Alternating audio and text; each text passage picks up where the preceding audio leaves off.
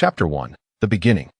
Town, a quaint little city located 10 kilometers south of the bustling MC city, covers a mere 7.3 square kilometers and boasts a population of fewer than 10,000, perhaps even less, making it more accurately described as a small town. Nestled by the sea, Town thrives on its flourishing fishing industry, with dozens of large fishing vessels often docked at its port. At the heart of the town stands a reputable secondary school, well known in the vicinity, its name recognized even by the local children and their mothers. An Jie leaned against the rooftop of the school building, idly observing the bustling crowd below, lost in thought as the early rays of sunlight bathed him in warmth. He was a second-year student at this school, his academic performance dismal, often ranking at the bottom of his class. His parents frequently received calls from the homeroom teacher. Had it not been for his father's status as a local business magnate, he would have long been dismissed from school due to his poor grades. Last semester, his abysmal performance led the homeroom teacher to issue an ultimatum: either repeat the year or withdraw and study independently. Ultimately, it was his father's financial influence that compelled the school to reluctantly promote him to the second year. Fortunately, An Jie was a quiet student. Aside from his academic shortcomings, he remained unobtrusive during lessons, never causing a disturbance. This earned him a slight reprieve compared to some of his more boisterous peers. The teachers paid little attention to him, as he was not only silent, but also inattentive, often dozing through classes. Thus, it was only natural that he went unnoticed. His classmates were equally indifferent, aware only that there was a student ranked at the bottom of the entire grade, a fact they learned from the homeroom teacher after the final exams, leading to fleeting glances filled with derision. The unpredictability of life. An Jie sighed, reclining against the railing, gazing at the drifting white clouds and the vast expanse of blue above. He listened to the monotonous school announcements before estimating that it was nearly time for class, prompting him to head back to the classroom. Of course, returning to class was one thing, but paying attention was another entirely. If he could muster the focus to learn, his grades might improve, even slightly. Upon entering the classroom, he typically either daydreamed or slept through the lessons. His behavior, little more than a fad of a tendency, epitomized the archetype of the idle youth. Ding ding ding. The school bell rang, and An Jie stretched lazily, preparing to descend the stairs. What's that? As he reached the stairwell, he noticed an unusual scene at the school gate, prompting him to pause and observe with curiosity. Outside the tightly shut iron gate stood a group of individuals, seemingly huddled together, exchanging blows while others frantically waved their arms and pounded on the gate. The shadows cast by the gate swayed in the sunlight. Really? Fighting so early in the morning? Are they going to skip class? Grumbling, he leaned over the railing to scrutinize the unfolding spectacle. Fighting outside the school was not uncommon. The principal had once declared, "During my tenure, I will not tolerate any violent incidents on school grounds. If such events occur, you will wish you had never been born." An Jie understood the underlying implication. Feel free to brawl, as long as it's not on school property. I shall remain indifferent. The ruckus outside comprised a group of scruffy men, some clad in ragged trousers, while others sported vibrant green underwear. To his astonishment, An Jie also spotted numerous older women, their arms laden with vegetables such as onions and carrots, charging forth to strike indiscriminately. He watched as one of the men received a direct hit from a carrot, his colorful underwear barely offering any protection. An Jie speculated that the carrot had likely found its mark in a rather sensitive area. Frustrated, he lamented, "I thought it was just students brawling, but this is quite the spectacle. These individuals are surely headed for incarceration," he muttered, scratching his head in disbelief. Some of the men began to panic, fleeing in all directions while the women pursued them, their laughter ringing through the air. Suddenly, An Jie's attention was captured by a woman who leaped onto one of the men, entangling him like an octopus, her head resting against his neck, giving the appearance of a rather intimate embrace. Alas, the decline of society. Influenced by Japanese adult films, even the vegetable vendors have become so brazen. An Jie sighed again, the notion of brawling now transformed in his mind to public displays of affection. The bell continued to toll as An Jie observed the men desperately attempting to break free from the women's grip, rushing towards the iron gate, pounding on it with fervor. The women seemed to have abandoned their previous entanglements, joining the men in their assault on the gate.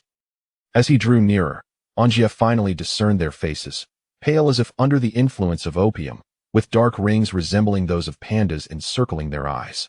He noted the blood seeping through their clothes, staining their garments. With a resigned sigh, he remarked, "Ah, the hazards of nonconformity." Such scenarios had proliferated on Linsel Farm and bloodletting in the name of nonconformity, with some even resorting to knives to mar their own faces in pursuit of being edgy. Goodness, has the nonconformist movement infiltrated even the vegetable vendors? As the bell ceased, the men and women outside the gate seemed to lose a sense of purpose, momentarily pausing before resuming their fervent assault on the gate. The school security guards, initially reluctant to intervene, were now acutely aware that if the school administration caught wind of this chaos, their jobs would be in jeopardy. With a steely resolve, a robust security guard steadied himself, spat into his hands, rubbed them together, and strode purposefully towards the gate. "What's all this ruckus?" he bellowed, hands on his hips, and to his satisfaction, the commotion outside fell silent. With a smirk of self-satisfaction, he proclaimed, "This is a school, not a place for you lot. Can you read those characters? Let me tell you what they mean." Before he could finish, a woman seized his leg through the gap in the gate, causing him to tilt perilously, teetering on the brink of falling.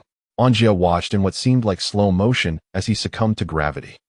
"Study hard, and strive for improvement," were the last words of the security guard before he landed heavily on the ground.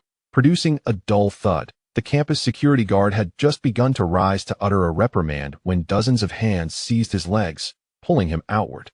Terror dawned on the guard's face as he beheld a multitude of gaping mouths, each revealing rows of sharp teeth with crimson fragments of flesh lodged between them. He watched in horror, noticing that many of the figures were missing limbs, some even with their intestines spilling from their abdomens.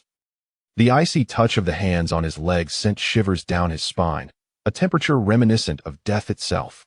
Suddenly, a swarm of mouths descended upon his legs, tearing into his flesh with unrestrained ferocity. "Aya!" The searing pain of the bites flooded the guard's mind, instantly jolting his nerve cells. A chilling moan escaped his throat as he desperately tried to pull his legs away, thrashing wildly on the ground, even using his hands to brace himself against the iron gate. In a surge of strength, the guard managed to break free from the grasp of the crowd, rolling several times on the ground before coming to a halt. A significant portion of muscle, perhaps 5 or 6 pounds, had been torn from his thighs, exposing the stark white bone beneath. Crimson blood stained the ground where he had rolled, continuing to gush forth. "Ah, it hurts, it hurts." The guard was in agony, his brow furrowed in excruciating pain, writhing and moaning. The sensation of muscle being torn away was far more intense than a mere insect bite. It was a truly agonizing experience. After a few moments, the guard ceased all movement, his moans silenced, his body still. He lay as if dead. Outside the iron gate, the crowd ravenously devoured the flesh torn from the guard's body, dozens of people fighting over the few pounds of human meat as if it were pork, a scene both repulsive and macabre. The other security guards were only now beginning to react, seemingly in disbelief at the events that had transpired just seconds before. Whether fortunate or unfortunate, the scene perfectly echoed An Jie's earlier remark. Life is unpredictable. Who could have imagined that a man full of life just moments ago would now be lying dead before their eyes? Brother Xiong. One of the fair-skinned guards, who shared a close bond with the fallen guard, stared wide-eyed, his legs trembling uncontrollably. He took tentative steps toward his fallen comrade, his gaze fixed on the motionless form, beads of cold sweat forming on his forehead. The other guards, not sharing the same connection, remained rooted to the spot, their bodies shaking, their eyes glued to the seemingly lifeless figure. An Jie was not privy to the details of what had occurred at the school gate. From his perspective, the guard had initially shouted something, likely insults directed at the crowd outside. In response, the crowd had become enraged, tripping him and biting him. The guard had then fallen to the ground, writhing in pain, before eventually ceasing all struggle. In An Jie's mind, the guard was likely dead. To be honest, An Jie harbored no fondness for the guard, as he often refused him entry to the school without a student ID, forcing An Jie to climb the walls. Overall, An Jie couldn't be certain, but he indulged in the fantasy that the guard was dead. At that moment, he focused all his attention on the fallen guard, believing that the answers lay within his body. He then noticed the effeminate guard approaching his comrade. Effeminate was a term An Jie used privately, as the guard's demeanor was strikingly feminine. He had reportedly returned from Thailand and had been known to engage in intimate relationships with strong men. He had even hinted at wanting to befriend An Jie. Befriend? An Jie could only imagine what that would entail, holding hands while strolling through the streets. The thought made An Jie cringe, and he mentally slapped himself. He had repeatedly rejected the effeminate guard's advances, as he was only interested in women. An Jie suspected that the dark-skinned guard's hostility toward him was likely instigated by the effeminate guard. He refocused his gaze on the fallen guard. If someone had died, the situation would become dire, he was certain. In the next instant, the guard's fingers twitched, and his brow furrowed. The fair-skinned guard, with his keen eyes, immediately noticed the subtle movements. His tense expression relaxed, and he breathed a sigh of relief.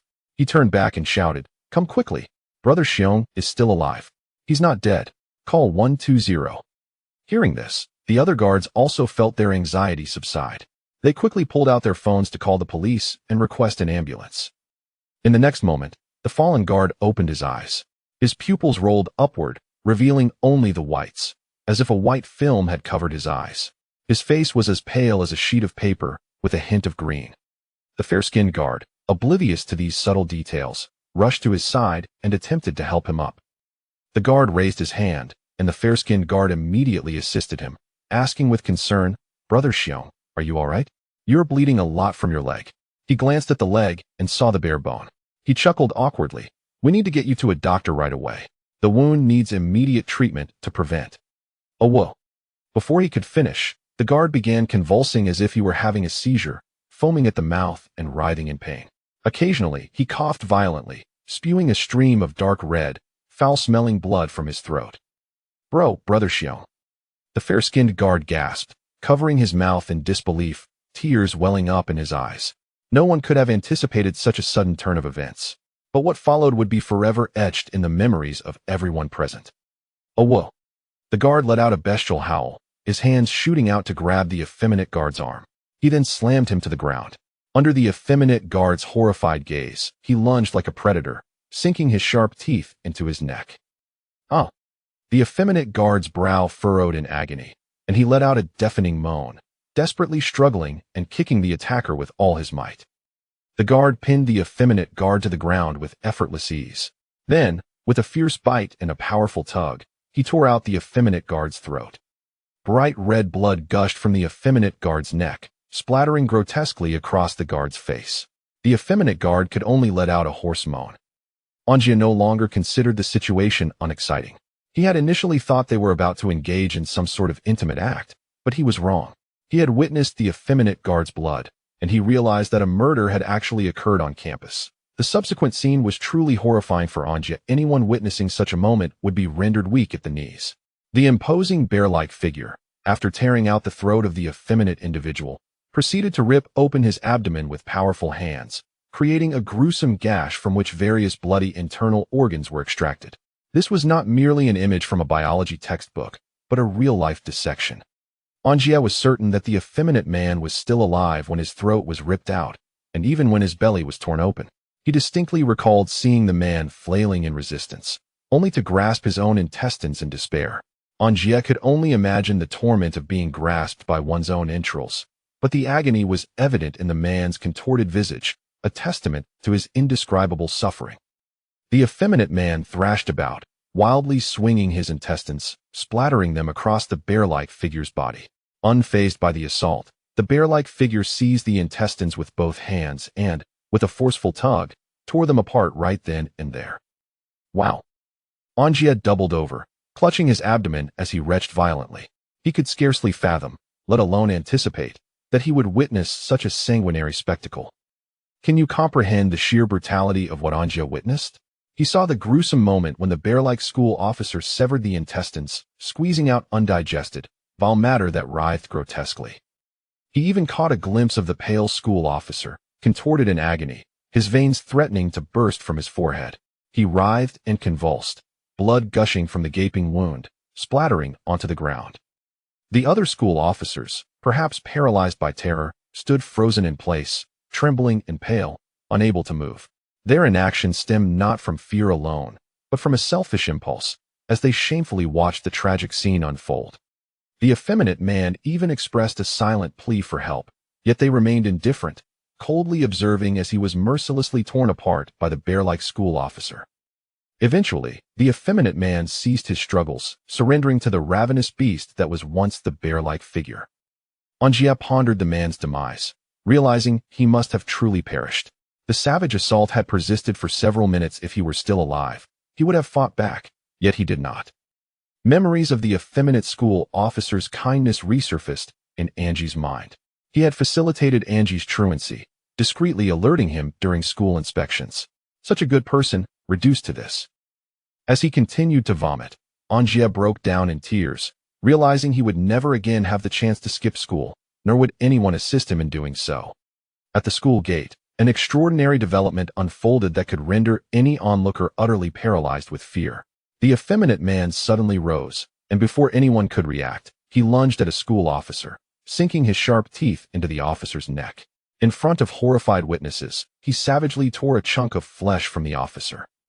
Bright red blood spurted across the effeminate man's face, and without pause, he continued to gnaw, this time biting off the officer's jaw, distorting his face into a grotesque shape, provoking frantic thrashing.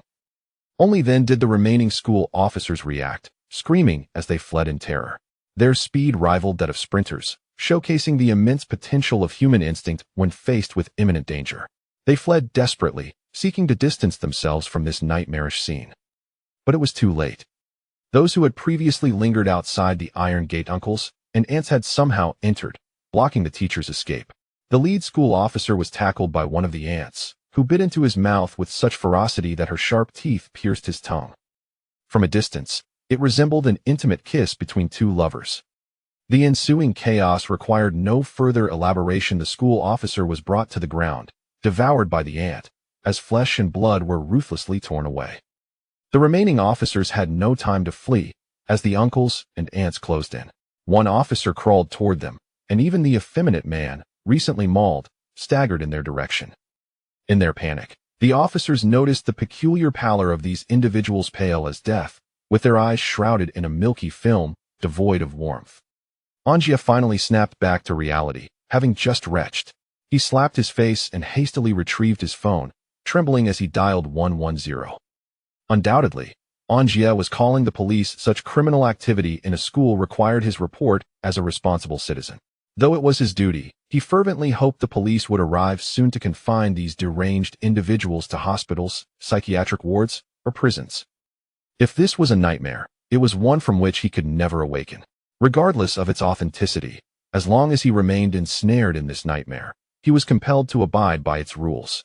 He was neither divine nor endowed with extraordinary abilities, merely an ordinary mortal struggling for survival. In this nightmarish realm, the police were his best hope for survival. Sorry, due to signal issues, the emergency line is currently unavailable. Please try again later. The cold, synthetic voice sent a chill from An Jie's head to his toes. In disbelief, he dialed the fire department at 119. Sorry, due to signal issues, the fire department line is currently unavailable. Please try again later. An Jie's mental state was on the verge of collapse. A perennial slacker, he had spent his days in idleness, and today's events were a torturous strain on his psyche.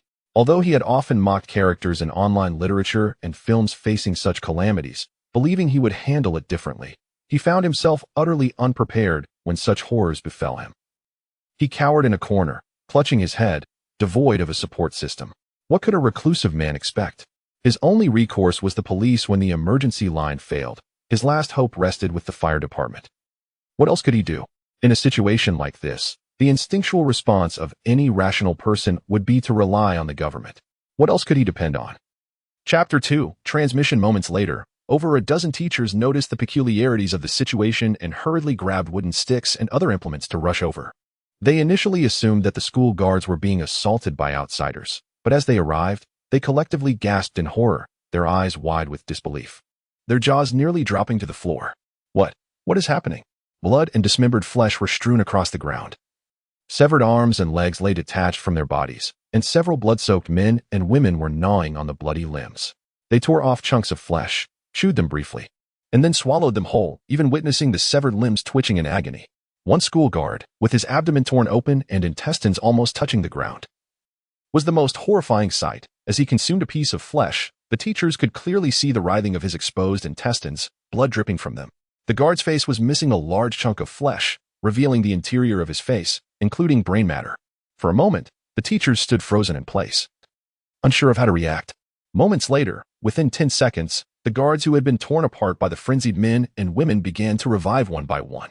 Although the fact that their colleagues were alive should have been good news, the teachers could not muster any joy.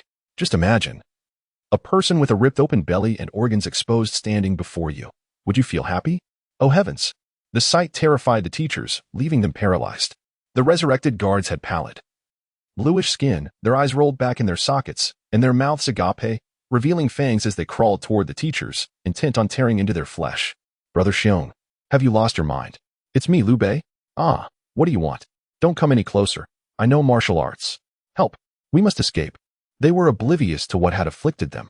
They had gone mad. The teachers realized that they were almost entirely wiped out, with only a few managing to flee from the onslaught of the madmen and guards. Meanwhile, An Jie trembled as he stood up, shouting as he dashed down the stairs. During his descent, he worried about encountering any crazed teachers or frenzied individuals who might suddenly leap out to startle him, then pounce upon him to tear at his body. Those bitten by the insane teachers gradually transformed into crazed students. Teachers? Could they still be called teachers? They were zombies. After a madman bit a person, that bitten individual, whether dead or alive, would become a person, a zombie, just like in American films. Yet here, in a remote town in southern China, there truly existed what could only be found in films or novels: zombies. Although he did not understand the nature of the phenomenon, he temporarily labeled them as zombies. No, it was more appropriate to refer to them as it. Yes, they were exactly like the zombies portrayed in American cinema, based on cinematic depictions. The infection rate of a zombie plague was astonishing. Typically, those bitten would gradually turn into zombies within half an hour. However, now, the speed of infection was even more alarming. Within merely 2 to 3 minutes, the bitten would immediately transform into zombies. In other words, within an hour, the entire campus would be overrun by zombies. This thought sent a chill down An Jie's spine. He did not even question the veracity of this notion. There was no need to, for he had witnessed firsthand the astonishing speed of the zombie plague. If it continued, within an hour, the entire campus would undoubtedly be crawling with zombies. Shaking off that thought, An Jie's gaze shifted beyond the school walls towards the small town outside. His family resided there, and since the zombies had originated from the town, he could not bear to imagine what calamity had befallen it. Only by confirming it with his own eyes could he ascertain the truth. On the surface, the town appeared to be as usual, with people going about their daily routines, cars moving to and fro, and residents engaged in their typical activities. Yes, witnessing this was enough for An Jie. It was not as exaggerated as in the movies where zombies overran the town, or where thousands wandered the streets, or where violent crimes occurred incessantly. What terrified people was not death itself, but the despair of seeing no hope, the struggle against inevitable doom. Knowing full well that there was no hope yet fighting desperately, that sense of hopelessness was what truly instilled fear. In summary, as long as An Jie knew that the town remained safe, that was sufficient, for it meant there was still hope for survival. If he could successfully escape the school and reach the town, wouldn't that signify safety? With this thought, An Jie swiftly changed direction and ran towards his classroom. His intentions were straightforward: to inform his classmates about the presence of zombies in the school and to escape this cursed place together. After sprinting for a few minutes, An Jie finally reached the classroom door, feeling a sharp pain in his lower abdomen, a sensation more unbearable than death itself. His breath came out in gasps. Akin to an exhausted beast, he was utterly exhausted. Although An Jie usually engaged in physical activity, few could endure such a strenuous run for several minutes without panting. In fact, a sliver of hope lingered within him. How could such a bizarre zombie crisis occur? While he did not dismiss the possibility, he still believed it was akin to a rabies-like infection that could certainly be treated and could not possibly be as fantastical as depicted in films and novels. Perhaps it was merely an ordinary, violent incident. An Jie was wavering in his resolve. However, at that moment, the classroom was right in front of him, leaving him no time to ponder the reasons behind this occurrence. He pushed open the classroom door and rushed inside. The class was currently engaged in the first English lesson of the day, taught by a middle-aged woman in her 50s, wearing silver-rimmed glasses. She was animatedly lecturing in English, words that An Jie could not comprehend. Upon seeing An Jie burst into the classroom without knocking, the English teacher halted her speech, adjusted her glasses, and fixed a cold, piercing gaze upon him, as though scrutinizing a decaying student. An Jie did not slow down, immediately dashing up to the podium, fully alert, ready to address his classmates. Just then, the English teacher's voice rose an octave, laced with anger, ringing in his ears. "Young man, Do you not wish to attend class? Do you want to disrupt your fellow students as well? Why are you interrupting my lesson?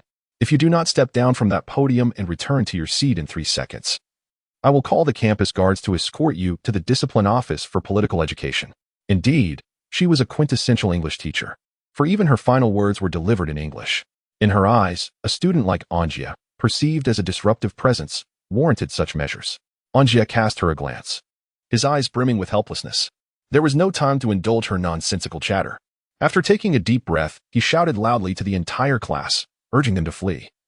For there were over 10 individuals downstairs going mad, unaware of the disease that had afflicted them, clawing at each other.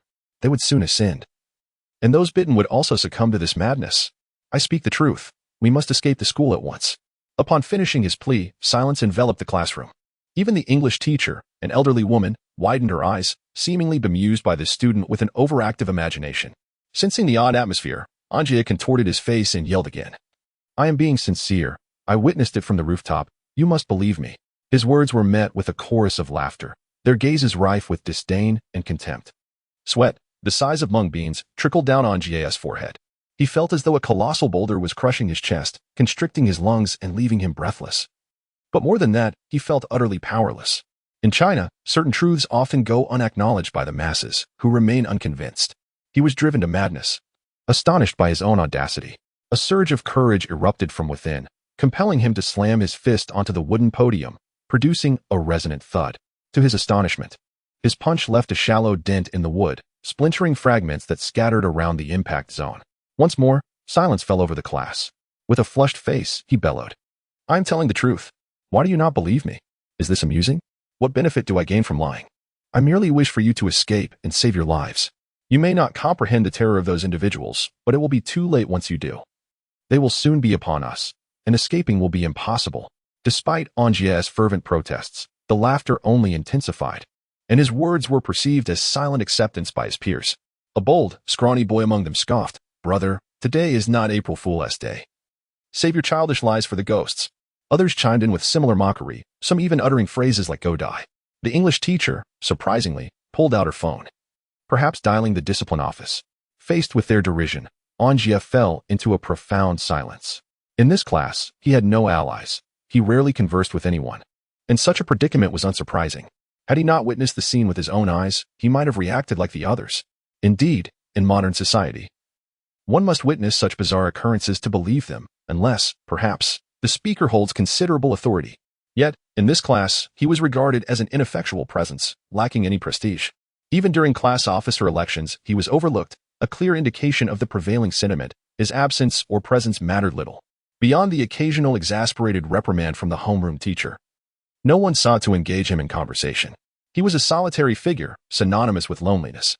As he surveyed the myriad mocking expressions, his face grew increasingly ashen, veins bulging on his forehead. Unable to endure the distrustful gazes any longer, he erupted in a crimson-faced roar towards his classmates. You fools, stay here and await your demise. In response, the English teacher shouted back, her face pale with anger, You disruptive student, I shall give you a proper reprimand. Yes, I am certain. Spittle flew from her mouth, and he grimaced, shoulders shrugging in disgust as he regarded the middle-aged teacher with exasperation. A question lingered in his mind. Why did she so rigidly categorize students into good and bad? Were they not all students? Is it not China's ethos to promote equitable education, ensuring every student has a fair opportunity to learn? Although he had no desire to be a model student, he had paid his tuition and was not particularly disruptive in class. Why then was he subjected to such treatment? Shaking his head, he ultimately descended from the podium. Let them perish here, he thought. Just as he stepped down, the school's loudspeaker blared to life, the familiar voice of the corpulent principal resonating throughout. Attention. All faculty and students. A severe violent incident has occurred on campus. Please evacuate safely under your teacher's direction. Repeating, he halted, gravely listening to the announcement. The principal's voice trembled, betraying his fear. An Jie's expression turned icy as he surveyed his classmates, whose faces were now etched with terror and skepticism. How severe could this violent episode be? Was it a terrorist attack? Why target this remote, impoverished town when larger cities abound? What advantage lay in attacking here? Indeed, aside from the war of resistance against Japan, this place had always been tranquil. Even during the internal conflict post-liberation, it had remained untouched by warfare. The townsfolk had scarcely encountered violence. their notion of it limited to brawls between disgruntled vendors during card games. Thus, upon hearing of a violent incident and the call for evacuation, their expressions oscillated between disbelief and fear. Seconds later, the principal's voice returned, declaring, "A severe violent incident has occurred on campus. Please evacuate safely under your teacher's direction."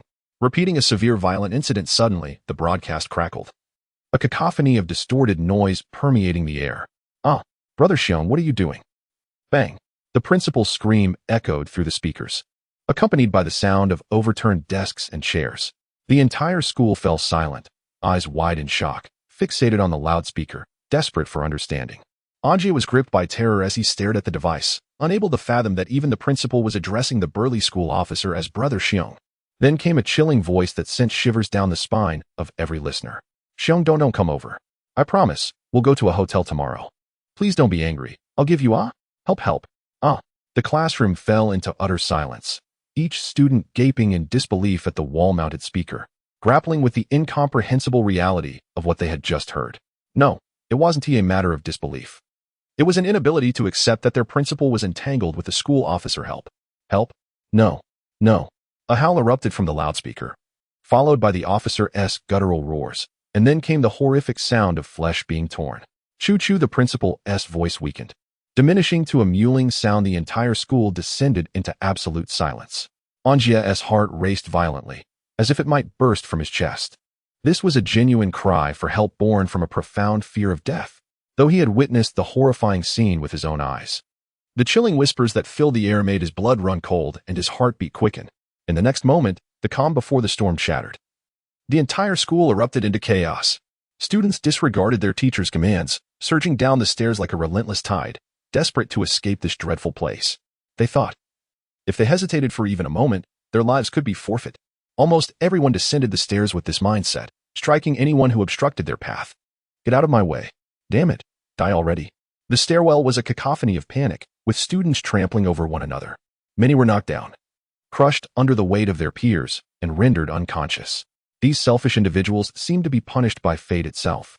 Just as they reached the first floor and let out a sigh of relief, a few bloodied figures staggered into view, their faces pale and twisted, eyes wide and devoid of sanity. An Jie recognized them. They were the familiar vendors he saw on his way to school every day.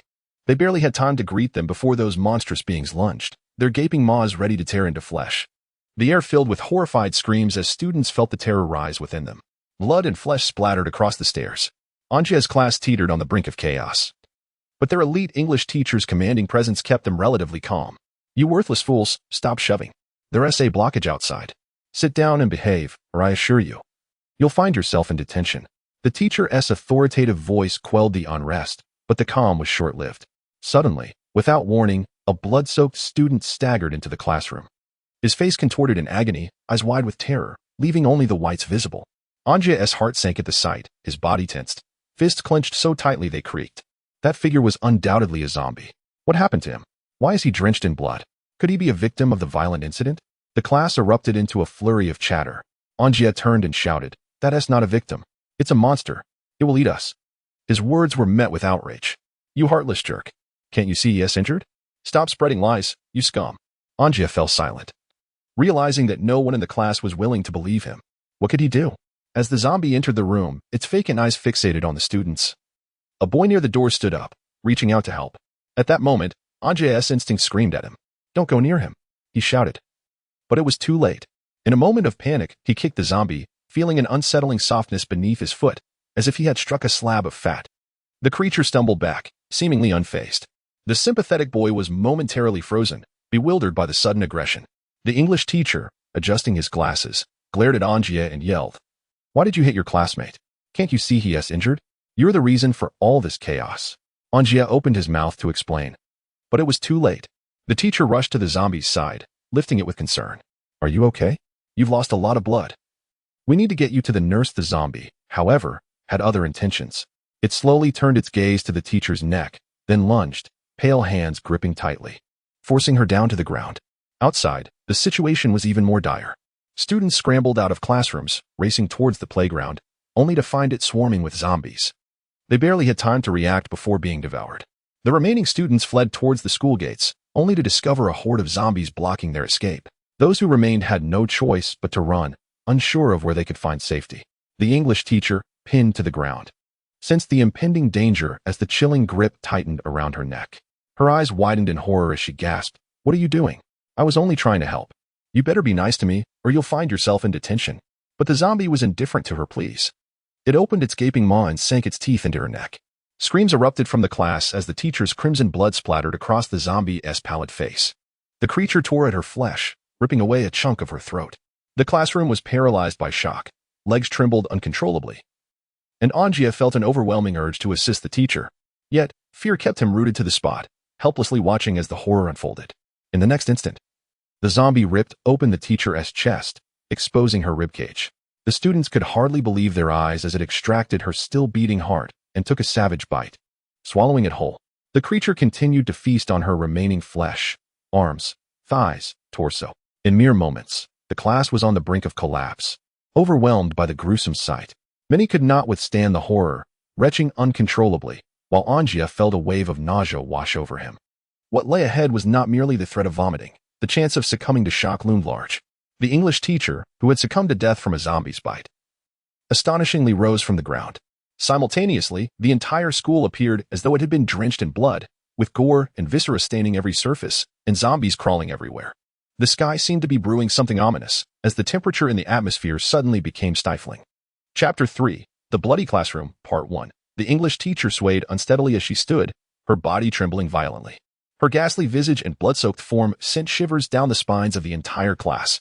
In a peculiar way, it was the first time An Jie witnessed a person, once torn to death, revived before his very eyes. The vivid red of exposed ribs and the flesh within lay bare before him. Previously, such a sight had only existed in his imagination, and even then, he found it repulsively grotesque. Oh my heavens! The flicker of hope that lingered in his heart dissipated into nothingness the moment the English teacher revived, vanishing like vapor in the air, leaving behind no trace of hope. This phenomenon defied all scientific explanation. The notion of treatable infectious diseases was mere nonsense, for a person bitten by another would transform into a ravenous monster, a zombie. At that moment, silence enveloped the classroom, save for the heavy, labored breaths of the English teacher and the creature before her. The students held their breath, fearful that even the slightest sound might lead to their doom. Their faces turned pale with terror, eyes wide as they observed the grotesque display before them. The raw reality of living flesh being devoured and the revival of the dead collided violently with the moral fabric of their minds. The English teacher did not keep them in suspense for long. In the blink of an eye, she twisted her body and approached a male classmate seated near the door. It is worth noting that his desk partner had already fled, leaving him alone to face the horror. As he beheld the teacher's contorted visage, reminiscent of a grotesque, soft mass, he realized the imminent danger. He attempted to retreat, but her pale, withered hands seized his shoulder with a vice-like grip. Startled, he struggled to break free, but her grasp was akin to a tiger's claw, her sharp nails penetrating deep into his flesh, instantly staining his blue and white uniform with crimson. The male student stared in terror at the English teacher, the pain of his torn muscle flooding his senses. His mouth opened in a silent scream, his head twisting as he sought the help of his beloved classmates, yet no sound escaped his lips. He gazed into the teacher's bulging eyes, feeling an overwhelming pressure akin to atmospheric weight, rendering him speechless. In her eyes, he perceived the stark terror of death.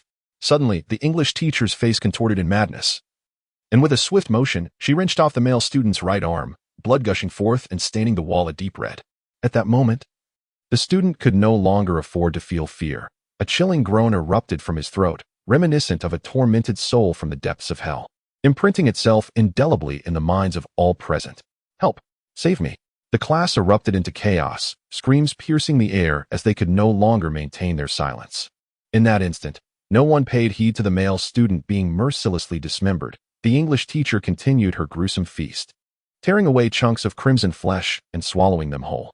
An Jie, witnessing this horrifying spectacle, likened it to a person gnawing on a chicken, with the arm serving as the fowl's wing. In sheer terror, An Jie shrank into a corner of the classroom, oblivious to the beads of sweat that had already drenched his body. Some students could no longer remain seated, bolting for the back door of the classroom. In an instant, the majority of the class surged like a tidal wave toward the exit, some screaming as they ran. Outside the classroom, the hallways and stairwells were teeming with those who preyed upon the living. Upon encountering such a scene, the students shrieked in panic, racing back into the classroom, realizing they were now trapped. Outside were flesh-eating beings, and within were the same. Yet, comparatively, The number of these beings inside the classroom was fewer than those lurking in the corridors, creating a deceptive sense of safety. Was there truly a safe haven? No. There was no place of absolute security. It was a gamble. If they gambled wisely, they might survive. In their frantic rush in and out of the classroom, they unwittingly attracted over a dozen zombies, who abandoned their previous meals and staggered after them back into the classroom. The students seemed oblivious to the grave mistake they had made, for although early death and late death both led to the same end, the distinction lay in the fact that those who died later had lived just a bit longer. Their actions had hastened their demise by 10 minutes. The horde of zombies, with an unstoppable force, burst through the back door of the classroom. The students who had just returned found themselves paralyzed with fear, their legs trembling at the sight of the grotesque forms, blood dripping and entrails hanging. The class huddled together in the corner, their eyes wide with terror, fixated on the advancing zombies. Meanwhile, the English teacher and the male student had consumed nearly the entirety of their former classmate's body. An Jie could scarcely fathom how their stomachs could accommodate such a volume of flesh. The very thought of it made him retch. As he cowered in the corner, he attempted to evade their gaze, but it was futile. They were no longer merely them. They had become something else entirely. He witnessed the students fleeing the classroom only to return, confused by the chaos. The two who had abandoned their meal were not sated. Rather, the male student had risen from the pool of blood. An Jie's eyes reflected the horror of the scene. His upper body was ravaged, with ribs exposed and bloodied flesh laid bare to the air. A nearly 2-meter-long intestine trailed behind him, creating a long streak of crimson.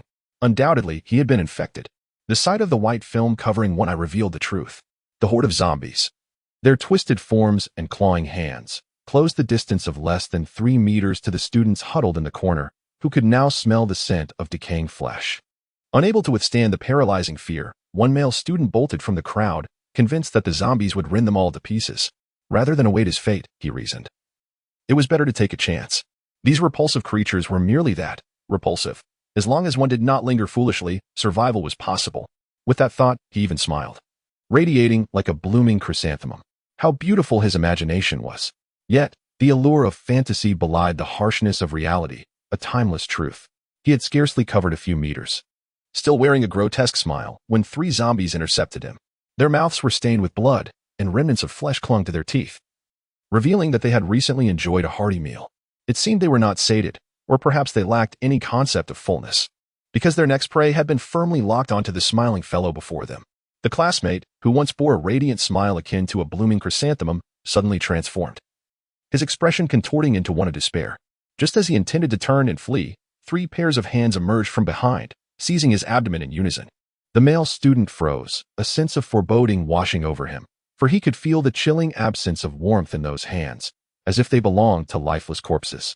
Before he could react, these 6 hands exerted a fierce grip, their fingers morphing into claws, ruthlessly tearing at his abdomen. With a horrifying sound, flesh from his waist was violently ripped away, and his intestines, along with blood, gushed forth. Vivid crimson splattered across the classroom floor, a relentless stream cascading outward. Help! Help me! It hurts! He screamed in a frenzy, collapsing onto the ground, writhing and struggling for survival. In response to his agony, the students huddled in the corner erupted into screams, trembling uncontrollably. With a pleading gaze, he looked towards his former classmates, his eyes brimming with pain and desperation. Yet his silent entreaty garnered no assistance. They merely watched in terror, paralyzed by fear, none willing to extend a hand. Their gazes were a mix of pity, fear, and mockery, deriding him as a fool who had courted his own demise. Then, the horde of over a dozen zombies encircled the writhing male student. He stared at them in horror, so terrified that he could no longer feel pain. The zombies exhibited no mercy, fear, or mockery. Their grayish-white eyes revealed no emotion, save for a primal hunger. Chapter 4. The Blood-Soaked Classroom. Part 2. One zombie pressed down on the struggling student, and in a coordinated frenzy, more than a dozen pairs of hands began to tear him apart, their claws sharp enough to rend wood. The male student was dismembered, his severed limbs fiercely contested over by the ravenous zombies. The creatures descended into complete madness, voraciously tearing into the bisected corpse, akin to lions feasting, ripping apart the severed limbs with powerful claws, shoving them greedily into their mouths, devouring hungrily. The students huddled in the corner tightened their embrace, many female students covering their eyes with trembling hands, unable to bear the horrific sight, their screams echoing in terror. Several students, overwhelmed by the gruesome spectacle, succumbed to nausea, retching violently. Strangely, not a single soul dared to leave their circle. the fate of the devoured classmate served as a grim lesson. Yet, this was merely a fade of fear, a transparent excuse for their cowardice. As the male student's body neared completion of its consumption, a bloody heart was inexplicably tossed into the crowd. It was unclear who the unfortunate soul was that received this heart, for none dared to pick it up and toy with it. Suddenly, a manic scream erupted from the throng. This cry instantly captured the attention of the blood-smeared zombies, who lurched forward, swaying towards the source of the sound. Their milky eyes had already registered the image of their next meal. Help! Help! The screams escalated. And amid the cacophony, the crowd hastily fled, bolting towards the exit of the classroom. The zombies, driven by insatiable hunger, would not allow this fleeing feast to escape, even having just gorged themselves. For the undead, the relentless pursuit of prey was their sole affirmation of existence. They extended their not-quite hands, frantically clawing at the unfortunate souls who had strayed too far from the pack. The fates of these unfortunate individuals were grim, as they were swiftly torn apart by the sharp teeth of the zombies. The stench of blood drew even more zombies from outside the classroom. Most of the students who escaped found themselves ensnared by the undead lurking outside. Those claws, as merciless as a cheetah's, tore through their flesh, while skeletal arms pinned them to the ground. Cold teeth gnawed at their bodies. The few who managed to break free bore numerous bite and scratch marks, marks that would soon seal the fate of those around them. An Jie huddled in another corner of the classroom, inching along the wall as the other students began their frantic escape. He too attempted to join the exodus, but inadvertently caused a slight commotion. This minor disturbance, unbeknownst to him, attracted the attention of the zombies. Realizing the danger, An Jie quickly retreated, striving to follow the main group out of the classroom. However, 3 zombies had other intentions, converging on him from different directions. An Jie stared in terror, cold sweat dripping from his palms due to the overwhelming anxiety. He did not halt his steps. He understood that stopping would lead to a fate worse than death, an agonizing demise, suffering, and ultimately becoming one of them. The zombies roared in a frenzy, their grotesque mouths gaping as they lunged at him. Their speed, fueled by frantic arm movements, exceeded that of a normal human. Fear consumed him as he beheld their menacing fangs, the rhythm of his heart pounding audibly in his ears. He stumbled backward, grasping a chair with trembling hands, positioning its legs as a weapon against the approaching threat. Should they advance one more step, he would strike them down. This was his determination. Yet the creatures continued their relentless charge, undeterred by his stance. An Jie retreated multiple steps, longing to swing the chair with all his might, relishing the thought of crushing their skulls, but he found himself paralyzed. The moral constraints of modern civilization prevented him from raising furniture against living beings. An Jie teetered on the brink of insanity, his chest heaving as if deprived of air. He shouted desperately at the 3 zombies, "Stay back. I mean it. I will fight." Whether these words served to reassure himself or intimidate the creatures was uncertain. If it was intimidation, it had the opposite effect. The zombies, incited by his voice, became even more frenzied, howling and snarling, their grotesque faces enough to terrify any sane person. With no room left to retreat, An Jie longed for a swift end, contemplating the possibility of dashing his head against the wall, especially as 3 more zombies closed in behind him, their ghastly mouths open wide, ready to pounce. In mere moments, the English zombie was but a step away, its breath enveloping his face, its hand poised to reach him. In that instant, An Jie's senses heightened, his pupils narrowing as he focused on that advancing hand.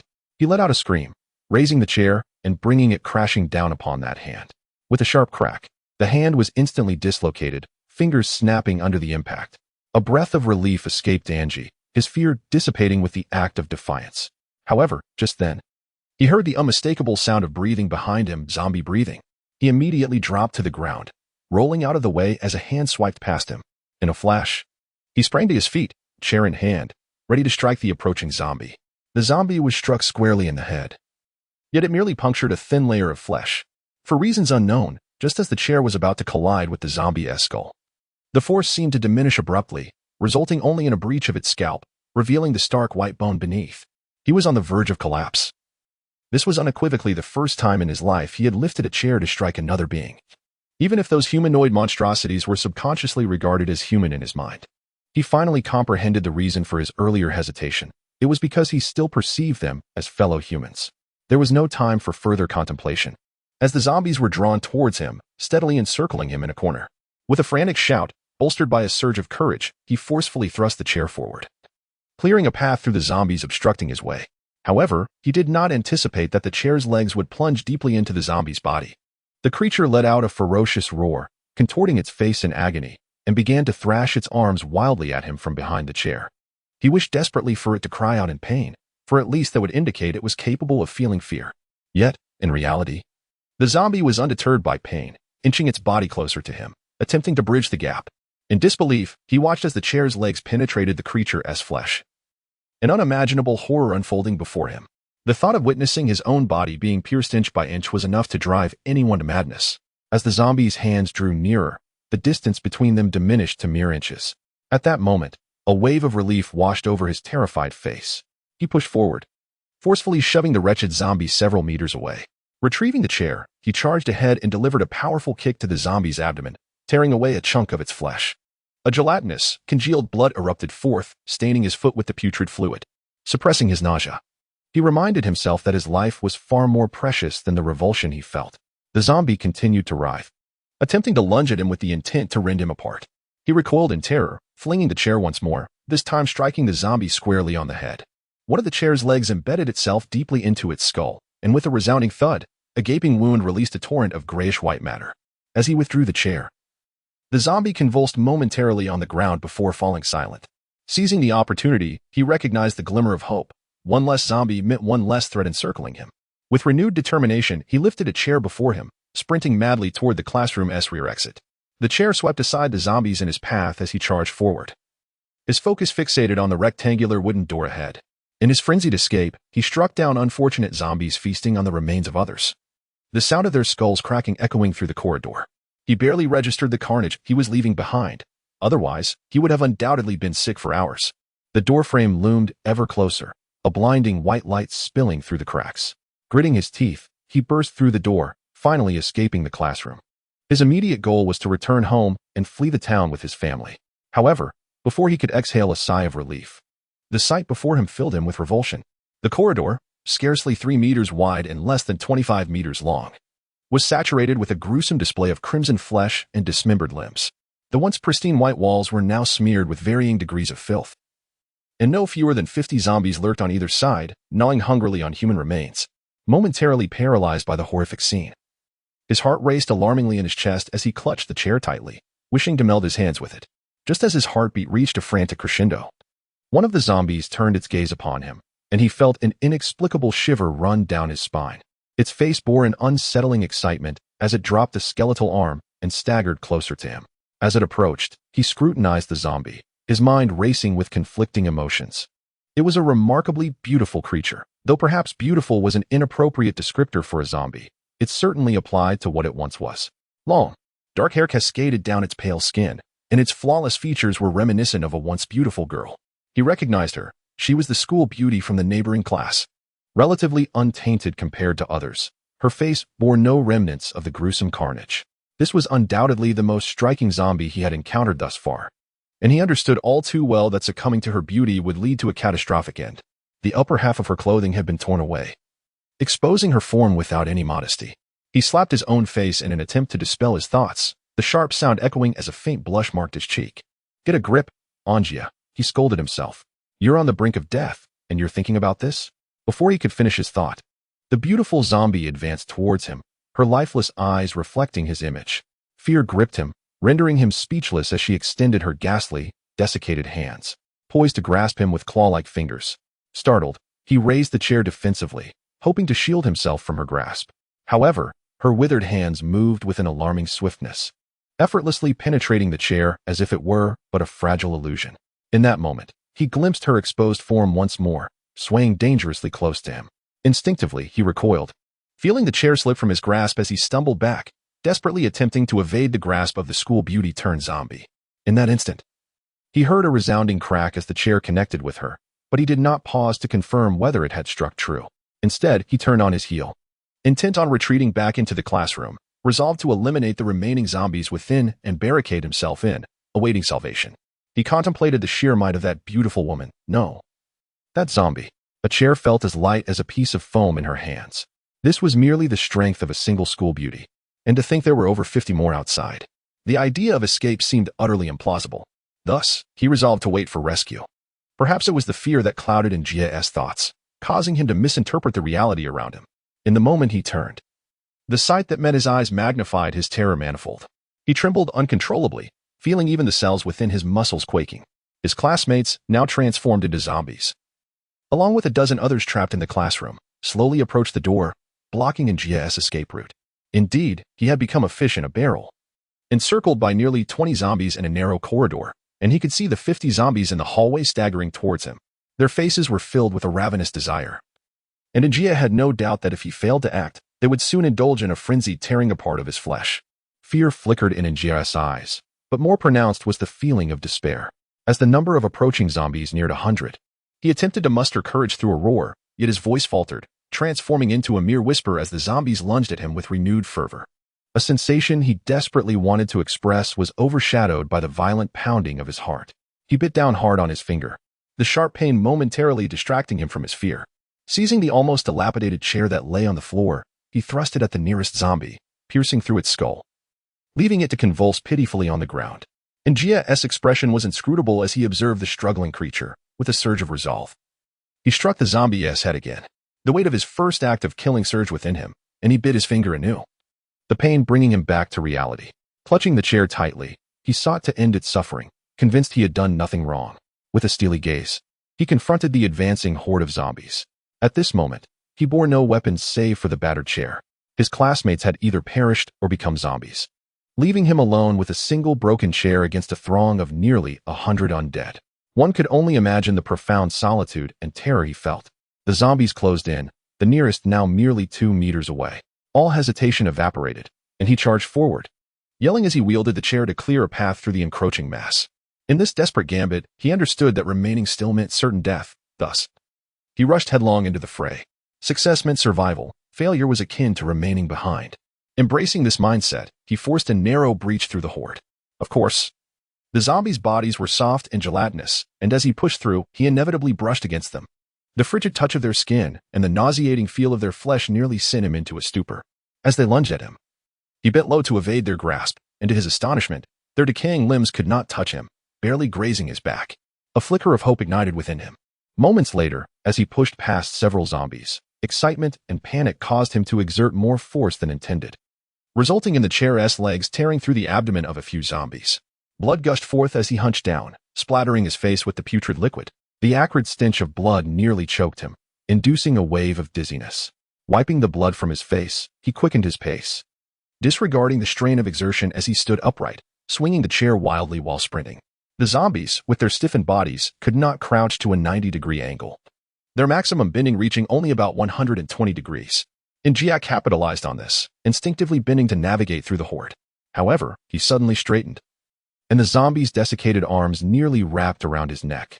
In an instant, the ravenous creatures lunged, and he sprinted faster, wildly swinging the chair to fend them off.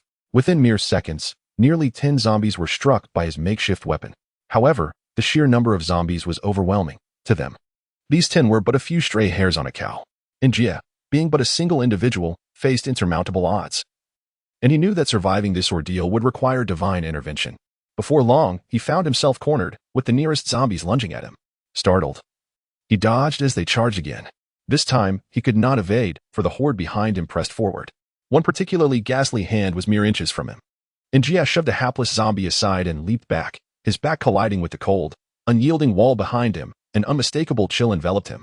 As that skeletal hand drew closer, beads of sweat, the size of soybeans, trickled down his forehead. Was this the end? No, not yet.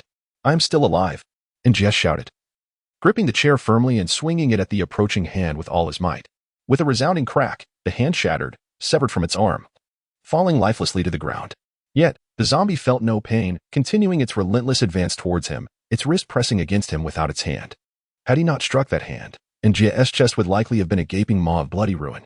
He did not relent, for behind the one-armed zombie loomed 30 more.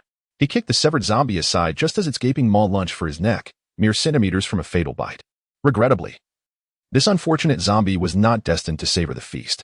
After kicking it aside, An Jie swiftly followed up with the chair he held aloft, bringing it down fiercely upon the wretched creature's skull. The resounding crack echoed like the shattering of a watermelon, and from the shattered cranium oozed a thick, grayish liquid, brain matter. The owner of that head struggled momentarily on the ground before succumbing to the void. An Jie stifled his nausea and swallowed hard, letting out a primal scream as he raised the chair once more, stepping over the fallen zombie-esque corpse to strike another one looming behind it. This head, too, produced a sickening crunch, and as it was upright, the viscous gray fluid splattered across An Jie's face. He continued to suppress the urge to vomit. The stench of brain matter reminiscent of filthy socks left unwashed for years. With the chair hoisted above him, An Jie charged toward the weakest point in the horde of zombies. Faced with an unexpected offering of sustenance, the zombies emitted excited growls, their throats vibrating with anticipation as they surged toward him. "Ah!" An Jie screamed, raising the chair to shove aside the zombies that obstructed his path. "Damn it, this is revolting," he cursed, overwhelmed by the grotesque scene before him. The chair's legs had torn through the bellies of several zombies, transforming their once intact bodies into a grotesque display of human anatomy, intestines and organs spilling forth, a nightmarish sight. "You bastards, perish!" An Jie bellowed, feeling as if he had consumed several doses of adrenaline. He had gone completely mad. With renewed strength, he pushed through the zombies, who possessed a might far surpassing that of an average human. Remarkably, An Jie managed to shove them back a few steps, an astonishing feat that even he could scarcely comprehend. Now, a singular desire overwhelmed him, to survive. Suddenly, with a jolt, the chair slipped from his grasp, crashing onto the blood-soaked floor, his last weapon. The zombies surged forward once more. And in a moment of sheer terror, An Jie rolled onto the ground, the gruesome, sticky remnants of flesh making contact with his body. He was now akin to a grotesque zombie himself, covered in the filth of decaying flesh. The zombies, undeterred by the loss of their meal, pressed forward, creating a perilous scene where their hands nearly brushed against An Jie's back, yet they could not extend their limbs any further. Their rigid forms were as stiff as if molded from stone. An Jie felt a surge of exhilaration. Indeed, they were unable to bend down at such an angle, giving him a chance to escape. As this realization struck him, he flattened himself against the ground, crawling forward like a desperate creature, like a pitiful dog. He struggled beneath the feet of others, inching forward with all his might. An Jie wriggled like a caterpillar, driven to hasten his pace lest he be crushed beneath the weight of the zombies. His once handsome visage was now smeared with gore, the putrid remnants even seeping into his partially parted lips. Was this the taste of flesh, human flesh? An anguished scream erupted from him as he crawled faster, reduced to a dog-esque crawl, evading the deadly feat that could end his life in an instant. This was the price of survival. The zombies moved with a robotic stiffness, their bodies rigid, yet this did not preclude their joints from bending. As An Jie crawled like a worm, the zombies instinctively crouched, continuing their pursuit. They lacked intellect. This was merely a reflex, a primal instinct to hunt their prey. Though An Jie could not see behind him, instinct compelled him to press on, never daring to look back. In truth, he had no desire to turn around. He had already committed to this fight for survival. And to glance back would signify fear and concern about what lurked behind him, a waste of precious seconds that could cost him dearly. The corridor, though merely 25 meters long, felt interminable as he crawled forward, each moment stretching into eternity. In this uncertain passage of life and death, every second was fraught with peril. And An Jie was engulfed by fear. All he could do was crawl like a dog, writhing like a caterpillar, as time seemed to stretch into a century. Chapter 7. The Belief in Survival. Part 2. As the claws of the zombies in front of him drew perilously close to An Jie's back, a miraculous turn of events unfolded. The zombies at the front were suddenly trampled underfoot by those behind them, toppling like dominoes. In mere moments, the entire horde collapsed onto the floor, a mass of bodies pressing down upon one another.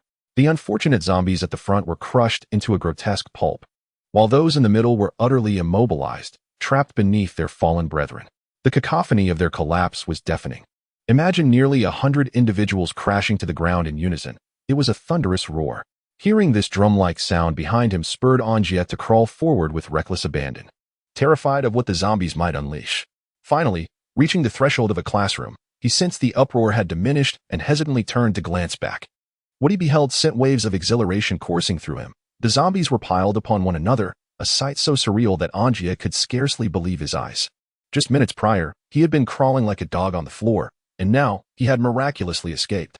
Inhaling deeply, he gazed at the absurd scene, his thoughts inexplicably conjuring the term stampede. Indeed, it was an event of sheer chaos, akin to the tragedies reported in the news, now unfolding before his very eyes. Only this time, it was a zombie stampede. Yet, An Jie felt no pride in this bizarre twist of fate. The only sentiment in his heart was the joy of having narrowly escaped. As he pondered the circumstances that led to this chaotic scene, he deduced that the zombies in the front crouched low, slowing their pursuit. Meanwhile, the zombies behind, unaware of the situation ahead, continued at full speed, resulting in a catastrophic collision. With this realization, a sly grin crept across An Jie's face as he regarded the incapacitated horde, his gaze shifting toward the empty classroom beyond. An Jie no longer hesitated. He hastily stepped into the classroom, issuing a loud shout as he seized one of the desks, then dashed outside to hurl it at the swarm of zombies. Immediately thereafter, he rushed back in to retrieve another desk, repeating this monotonous action. However, An Jie's intention was not to crush the zombies with the desks. He could not guarantee that after dispatching the zombies in front, those behind would not rise to take advantage of the situation, which would surely result in tragedy. His primary aim was to barricade the narrow passage, less than 3 meters wide, with the chairs, hoping to hinder the advance of the zombies. Although he remained uncertain how long this makeshift blockade would last, it would at least buy him some time to escape. After making nearly dozens of trips, An Jie finally secured the passage tightly. Unfortunately, a few of the fallen zombies in front met a gruesome fate, their heads crushed, leaving them utterly incapacitated. Once this task was completed, An Jie felt utterly exhausted. Indifferent to the remnants of flesh strewn across the floor, he leaned against the wall, panting heavily. This exertion drained him far more than battling the zombies would have. One could only imagine how fatigued he was, breathing as if he were an old bull. Now, even his fingers trembled, and the mere act of moving felt like a luxury. After such an exhausting ordeal, he lacked the strength to flee. Resigned to sit and await the restoration of his energy, An Jie struggled with his thoughts. This chaos seemed like something out of a novel or a film. Yet here he was, witnessing a bloody spectacle unfold before him. He felt akin to a desperate insect, fighting for survival, struggling time and time again. This struggle had claimed many lives. Those humanoid beings were also vibrant lives. And yet, in his desperate bid for survival, he had become their executioner. What then? Did that make him? Was he still human? As he relaxed, guilt surged within him, the sensation of nearly being killed fading somewhat, replaced by a profound nausea at having taken lives, as if discomfort had seeped into his very being. After a moment, An Jie resolved not to dwell on those thoughts any longer. He was still immensely fatigued, unable to move even an inch, and could only await the return of his strength. He glanced around, meticulously surveying his surroundings, finally resting his gaze upon a sign 10 meters to his right, inscribed with the words "Teacher's Office." Indeed, in his panic, he had fled to this place, which was not a dead end, but rather a potential sanctuary. The building he found himself in comprised 2 instructional wings intersecting at a right angle, with an emergency staircase located at their junction. This staircase, known throughout the campus, was typically used by teachers due to its narrowness. However, for An Jie, this emergency exit was akin to a life-saving oasis in a desert. With this realization, An Jie gasped for breath, yearning for a quicker recovery of his strength. Regret washed over him. Had he taken the opportunity to escape via the staircase when the zombies were momentarily distracted, he might have been outside the campus by now. Yet in this world, there were no remedies for regret. One had to face the consequences of their actions. All An Jie could do now was recover his strength as swiftly as possible and flee downstairs through that emergency staircase. He shook his head, his gaze fixated on the corridor to his right, a crucial route for his impending escape. He dreaded the appearance of any ghastly entity in that space. Should a zombie materialize, he would be akin to a trapped fish in a barrel. Suddenly, a rustling sound froze the expression on An Jie's face as he fixated on the teacher's office ahead, where a grotesque figure emerged before his eyes. It was a zombie. Its skin dark and desiccated, its eyes resembling those bleached by harsh chemicals, devoid of life. An Jie did not perceive that pallid gaze as aimless. Its target was clear, him. The hunger reflected in its eyes was unmistakable, its mind consumed solely by the desire to devour. An Jie recognized this zombie well. It had once been the stern headmaster, known for appearing promptly whenever An Jie dozed off in class, dragging him off to political education. What a strict teacher he had been, with skin as dark as night. Even as a zombie, that trait remained strikingly distinct. An Jie recoiled in fear, attempting to distance himself from the black-faced headmaster. But the zombie had no intention of letting him escape, pursuing him with relentless determination. It lunged at him with a sudden swiftness and in a state of sheer terror. An Jie instinctively dodged, rolling clumsily on the ground. Cornered, he felt the gruesome remnants of flesh and blood clinging to him, and something long and hard brushed against him from behind. With the zombie now barely 3 steps away, An Jie could smell the rancid stench of decay and rotting flesh emanating from it. The black-faced zombie let out a guttural roar and lunged towards him, arms outstretched. As the grotesque creature drew nearer, An Jie's pupils constricted in terror. With a primal scream, he seized the long, hard object behind him. Eyes shut tight as he thrust it towards the zombie. An Jie was terrified, still reeling from a previous close call. His spirit was low and unable to sustain a fight. Nonetheless, The appearance of this zombie left him no choice but to retreat continuously. As he struck at the zombie, he had no illusions of defeating it. This act was purely instinctive, a desperate bid for survival. Moments later, a chilling, viscous liquid splattered across An Jie's face, jolting him into alertness. He opened his eyes to find himself mere centimeters from a grotesque visage, a skeletal arm protruding from the zombie's throat, having pierced its skull. The viscous liquid was a gruesome mixture of blood and brain matter. An Jie fought against the urge to vomit, his eyes wide and fixated on the black-faced zombie, which, despite its grievous injury, was still very much alive. The creature, though its head had been impaled, remained defiant, flailing its stiff arms in an effort to tear flesh from An Jie. In a fit of desperation, An Jie screamed, gripping the skeletal arm tightly, twisting it within the zombie's skull, producing a sickening sound as a foul, sticky substance splattered across his face. Yet the zombie continued its relentless assault, compelling An Jie to exert greater force, twisting and thrusting with all his might. In that moment, An Jie was consumed by madness, his cries echoing as he flailed wildly. Ultimately, the black-faced zombie's hand halted a mere centimeter from An Jie's head, its brain matter almost reduced to a viscous pulp by An Jie's actions, splattering the remnants across An Jie's face. With a resounding thud, the black-faced zombie collapsed onto the ground, littered with shredded flesh. An Jie withdrew the bone of his arm, now smeared with the grotesque mixture, only to discard it immediately, leaning against the wall, gasping for breath. Yet, beneath the surface, An Jie's mind was tumultuous, akin to boiling water. What manner of world had he found himself in, filled with such abhorrent creatures? Bang, bang, bang. Just as An Jie exhaled, a cacophony erupted from the furniture barricading the corridor, compelling him to rise abruptly.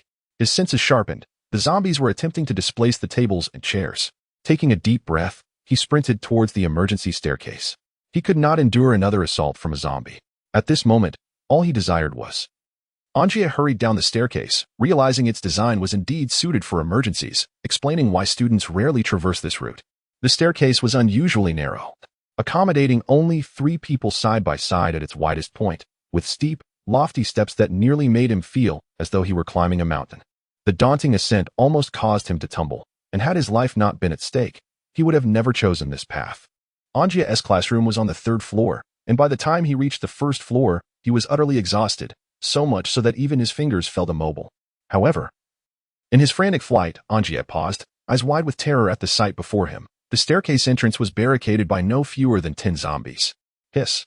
He inhaled sharply, pressing himself against the wall, terrified that the zombies might detect him and lunge for a bite. He lacked the strength to confront them. Encountering one would surely mean death. After a moment, noticing the zombies remained still, An Jie cautiously peeked out, fixating on the staircase entrance, eager to ascertain their actions. To his horror, the zombies were feasting on the flesh of their victims, students, to be precise. Limbs, torsos, organs, vital parts of the human body were being devoured as if they were delicacies. Although An Jie had witnessed similar atrocities, none had shocked him to this extent. There were at least 30 students, still alive moments ago, now brutally slaughtered. This was not mere predation, it was a gruesome massacre. An Jie withdrew his head, feeling utterly powerless, a mere insect amid this chaos. He could not bear to watch any longer. The terrified faces of those students, their struggles, were etched in his memory, a haunting reminder of his own helplessness and despair. Chapter 9. Profound Despair. An Jie was at a loss, uncertain whether to feel relief or dread. The zombies were preoccupied with their gruesome feast, oblivious to his presence, offering him a fleeting opportunity to escape. But where could he flee? The staircase was blocked. Descending meant certain demise, while ascending to the upper floors would lead him straight into the waiting arms of hundreds of zombies. Where could he possibly go? He resolved, at the very least. He was still alive. Didn't he want to die? With renewed determination, An Jie inhaled deeply, preparing to ascend the stairs.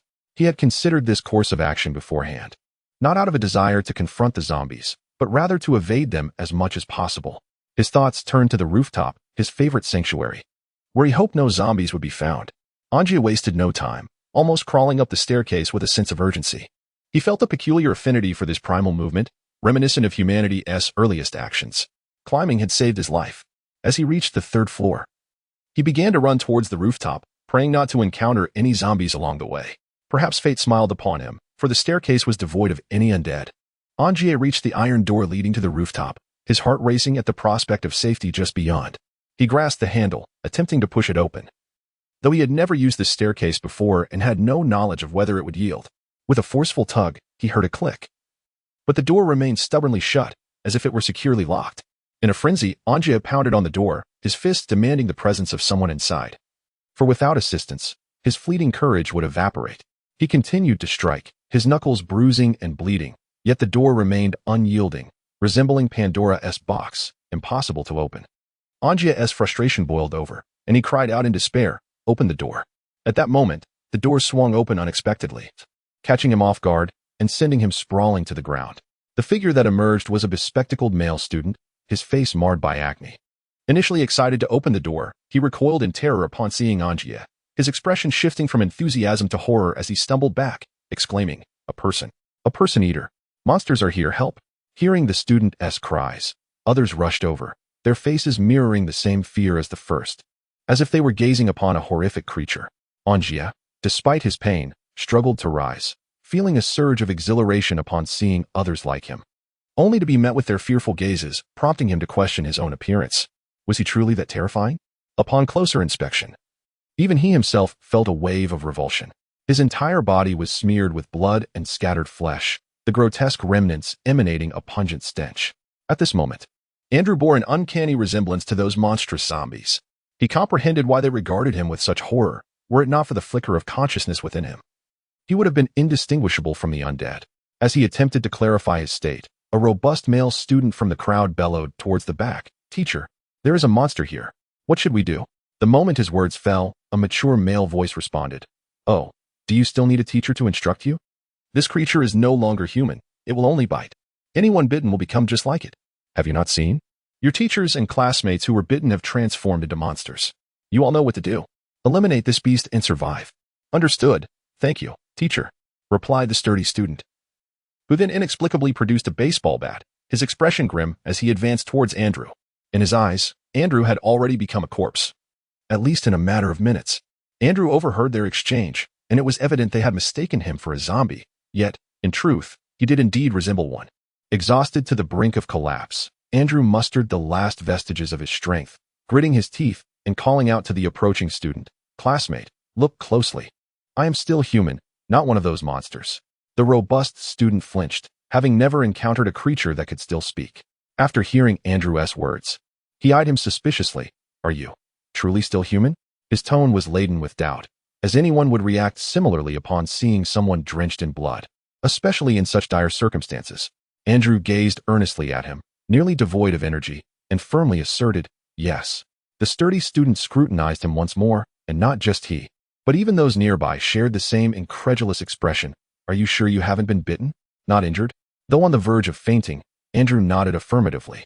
Witnessing this, the sturdy student shook his head. "No, you are covered in too much blood. We cannot ascertain whether you are injured or infected. We must confirm this ourselves." With that, he turned and entered the building, emerging moments later with a fire hose. Andrew recognized it as the hose connected to the fire hydrant, which was installed on rooftops for safety, capable of shooting water with tremendous pressure over 10 meters. Without further ado, the student activated the hydrant, unleashing a powerful jet of water that struck Andrew, who had no strength left to resist. The force of the water washed away the blood and remnants, nearly knocking him off the rooftop. After approximately 3 minutes of cleansing, Andrew lay sprawled on the ground, gasping for breath. Finally, the torrent ceased, and the student's voice followed. "All right, I understand now. You are indeed uninjured and uninfected. You may enter." Andrew yearned to step inside, for at least there he would find others of his kind, providing a semblance of support. However, he was utterly spent. As soon as the student's words fell, Andrew attempted to rise, but suddenly all strength evaporated. He barely managed to stand before collapsing once more, completely devoid of sensation. Yet, in a haze, he sensed several hands lifting his limp body. Shortly thereafter, a chill enveloped Andrew, jolting him awake as he gasped for air, feeling as though his body had been torn apart by zombies, every joint aching with discomfort. As he surveyed his surroundings, he discovered a rooftop spanning hundreds of square meters, cluttered with numerous desks and chairs, temporarily stored there due to renovations in the classroom building. The wall he leaned against was part of the rooftop barrier, which also bore a heap of desks and chairs. Not far in front of him, around 20 male and female students gathered, their expressions brimming with excitement, as if they had glimpsed a celebrity. Following their gaze, Andrew spotted a man wearing golden-rimmed glasses, seemingly in his 30s, clad in a sleek black suit, exuding an air of refinement. This man was none other than Andrew's political science teacher, whose distinctive glasses and attire were his trademarks. In that moment, Andrew felt a surge of gratitude. This man had managed to lead his students to safety on the rooftop. Unlike many other teachers who had succumbed to fear at the sight of zombies. Continuing to observe, Andrew attentively listened to his teacher's impassioned speech.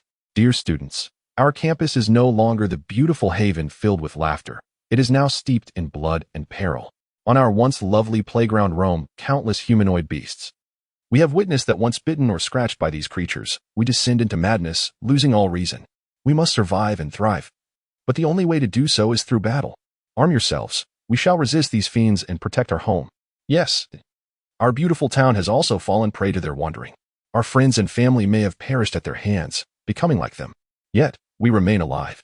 And as long as we do, we will fight against them to protect our home. As you all know, I'm a party member.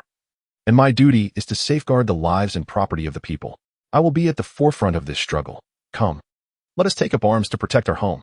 We must not allow these repugnant beings to seize our sanctuary. A resounding cheer erupted from the crowd. As if he were a reincarnation of Hitler, his words igniting fervor akin to a stimulant, even stirring Andrew's own excitement. The teacher continued, however. We must not confront them head-on. Their strength is akin to that of a wild bull. We must remain here, guarding this place. For our protectors will surely come to our aid. We must trust them, trust our country, and our party. They will not abandon us in our time of need. Another wave of cheers and applause erupted from the crowd, reverberating as though this teacher were their deity. An Jie was momentarily taken aback. Our beautiful little town has now become a haunting ground for them. Our loved ones and friends may have met a gruesome fate at their hands. Transformed into beings akin to them. Upon hearing the words of the bespectacled man, An Jie felt as if a crucial piece of himself had vanished, leaving his heart engulfed in an abyss of emptiness. He mustered the frailty of his body to rise and wandered to the edge of the rooftop. Gazing out at the town beyond the campus, the place he called home. On the main streets of the town, the lifeless forms of zombies roamed, moving with an unsettling rigidity. They lunged at anyone in sight, tearing and gnawing, devouring flesh and blood. If one were to discount An Jie as the sole survivor in the school, it seemed that not a single living soul remained in the entire town, at least not on the streets. The only beings left were those slow, stiff people, the zombies. An Jie felt as though all strength had fled him. His family resided in that town, and he could not bear to ponder their fate. The worst scenarios invaded his mind. Unbeknownst to him, his trembling hand produced a mobile phone from his pocket, and he pressed the dial button, calling his father. An Jie's father had always been stern, hoping for his only son to achieve greatness. Yet, An Jie had never been particularly concerned, for he knew of his father's wealth, even in mediocrity. He would be free from want for at least 50 years. Thus, he often dismissed his father's words, indulging instead in his anime and Western horror games. Reassured by the presence of his gentle and beautiful mother, who would shield him from his father's strict demeanor.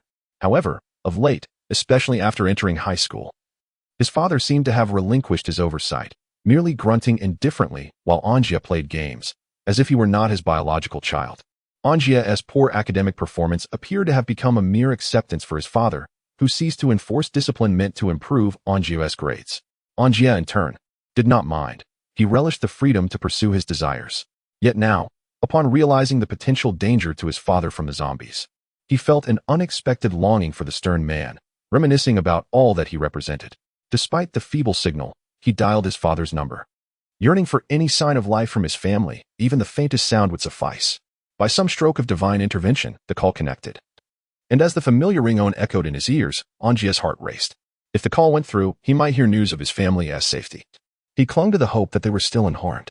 In that moment of desperation, An Jie, despite knowing the improbability, could not help but envision a positive outcome. If only his mind had been more rational, he would have comprehended the grim reality upon witnessing the scene on the town streets. Survival was not feasible for just one or two individuals. Then, the call connected. Before he could revel in his fleeting joy, he was jolted by the sounds emanating from the phone, the grotesque crunching and gnawing of flesh. In that instant, An Jie's spirits plummeted, as if he stood alone in a frigid storm amidst the Antarctic, utterly desolate. Moments later, the call disconnected due to signal loss, leaving An Jie feeling as though he had lost something vital. What was he struggling for? What was the purpose of his fight? Was it not for the sake of his family? Only An Jie understood that the pillars of his resolve had crumbled, scattering like fragile bubbles. At that moment, as the students around him were animated and An Jie felt despondent, a series of thuds echoed from the iron door at the stairwell, silencing the crowd in an instant. All gazes converged upon the locked door, each person speculating the nature of the source behind the knocking. Was it a zombie? Or perhaps a survivor? Indeed, aside from the emergency stairway, there were two other stairways leading to the rooftop. The surviving faculty and students had previously barricaded these entrances to protect themselves from the zombies. The sound of knocking was not from the narrow emergency stairway, but from a robust iron door to An Jie's right. Wide enough for 6 people to traverse side by side, and its thickness far surpassed that of the emergency door. However, the clarity of the knocking raised questions about the strength of the assailants. The knocking intensified, transforming from a solitary sound to a cacophony of multiple hands striking the door. Anxiety gripped the crowd as the noise escalated. Their hearts raced, eyes wide with fear, silently beseeching divine protection. Yet, in the next moment, as the thumping grew louder, the iron door bore several shallow, grotesque indentations, distinct impressions of human hands. It was undeniable. The force behind the door was none other than the zombies, whose strength exceeded their wildest imaginations, powerful enough to leave marks on iron. Yet, the inhabitants had little time to ponder the quality of the door. Their singular concern was whether they would survive. Amidst the chaos, panic erupted among the students. Screams, cries, and the sounds of terror filled the air as they lost all composure. Yet, the bespectacled man, despite the turmoil, shouted, "Fellow students, fear not. This iron door is forged from steel. Although those monsters possess incredible strength, they cannot possibly breach it." Whether his intent was to comfort the frightened students is uncertain. If so, his words had the opposite effect. They had witnessed the zombies' might firsthand. Leaving marks on the door, how could he assert it would remain secure? The door might still appear intact, but it was merely a matter of time before it would yield. Before the man could finish his sentence, with a resounding crash, the iron door was thrust open, revealing the ghastly visages of numerous pale, distorted faces beyond it. This was merely the tip of the iceberg, as a multitude of swaying figures lurked in the shadows below the stairway. The creatures unceremoniously invaded the scene, their grotesque visages seemingly intoxicated by the scent of delectable morsels, revealing expressions of ravenous desire. In stark contrast, the students witnessing the onslaught of these zombies became increasingly frantic, clutching their heads in terror as they desperately fled, punctuated by sporadic screams of horror. In the face of this hellish nightmare, having lost his sole belief in survival, An Jie erupted into a frenzied scream. Chapter 12. The Life-Saving Rooftop. In the presence of such grotesque entities, devoid of hesitation, the zombies swiftly encircled the hapless students, staggering closer. As they approached, their sharp appendages mercilessly lunged at an unfortunate male student, who had no time to react before several arms brutally pierced through his chest. Blood gushed forth, and after a brief struggle, he collapsed to the ground. The zombies descended upon him, tearing his body into shreds, leaving him no chance to cry out. Witnessing the fate of that unfortunate soul, the remaining students scattered in a panicked frenzy. A few unfortunate ones, in their desperation, ran directly into the clutches of the zombies. With predictable results, some brave souls attempted to wield wooden clubs against the undead, but alas, the zombies possessed overwhelming strength, often claiming their lives before they could land a decisive blow. On the rooftop, a comical scene unfolded involving a bespectacled man who boasted of being a party member, claiming he would lead the charge against the adversaries. Upon encountering the zombies breaching the iron gate, he immediately cowered behind the students. When some students rushed to his side, he insidiously shoved one into the horde of zombies, eliciting a despairing whimper from the unfortunate soul. Perhaps fate intervened, as that very student was soon transformed into a zombie, and the first victim of his attack was none other than the bespectacled man himself. His demise was grotesque, his body twisted in a contorted manner, likely reduced to a mass of shattered bones. Ironically, in his final moments, he kneeled in terror, pleading for mercy from the very zombie he had condemned another to. He shed tears, feigning remorse, seemingly oblivious to the fact that he had shown no mercy when he pushed the student into the fray.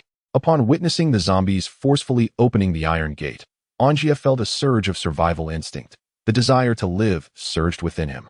Despite his exhaustion, he found an unexpected reserve of strength, propelling himself into a swift run. His intention was not to confront the zombies head-on, for the rooftop was nearly overrun with them, at least 60 in number, effectively sealing off any chance of escape. His destination was the rooftop itself. In truth, An Jie acted purely on instinct. Upon seeing the zombies, his mind blanked, guided only by a voice within urging him to survive and reach the rooftop. Believing in this instinct, he sprinted towards the rooftop, which was merely 7 or 8 meters away. Perhaps it was the proximity that motivated him, as the staircase could accommodate 3 people side by side. It was primarily used as a meteorological observation station, equipped with antennas for weather monitoring. Finally, without encountering a single zombie, An Jie safely reached the rooftop. He hurriedly gathered tables and chairs, attempting to barricade the staircase, but in that moment, another male student ascended. An Jie recognized him. His face was marked by acne, and he was the one who had opened the door for An Jie. Upon seeing An Jie, the student screamed in fright. An Jie paused his efforts, hoping the student would make it up before he completed the barricade. However, as soon as the student stepped onto the rooftop, a pair of hands seized his legs, dragging him downward.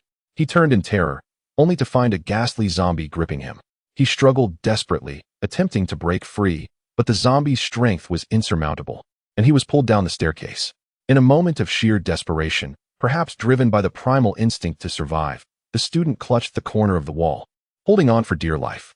Yet, the zombie's strength was too great for a single hand to endure. It intensified its grip, causing the student's nails to dig into the wall, leaving a gruesome trail of blood. "Help me," he cried out, casting a desperate glance at An Jie, pleading for assistance. Yet, An Jie, paralyzed by fear, could only watch in horror as the student's eyes widened in terror. "Please, save me," he begged. The zombie exerted more force, and the student's grip began to slip, his nails slowly releasing their hold, revealing a burgeoning crimson streak. He called out to An Jie, as if in a final plea for mercy. An Jie, trembling in fear, found himself unable to move. The zombie once again increased its strength, and the student's hand relinquished its grip on the wall, his gaze filled with unfathomable dread.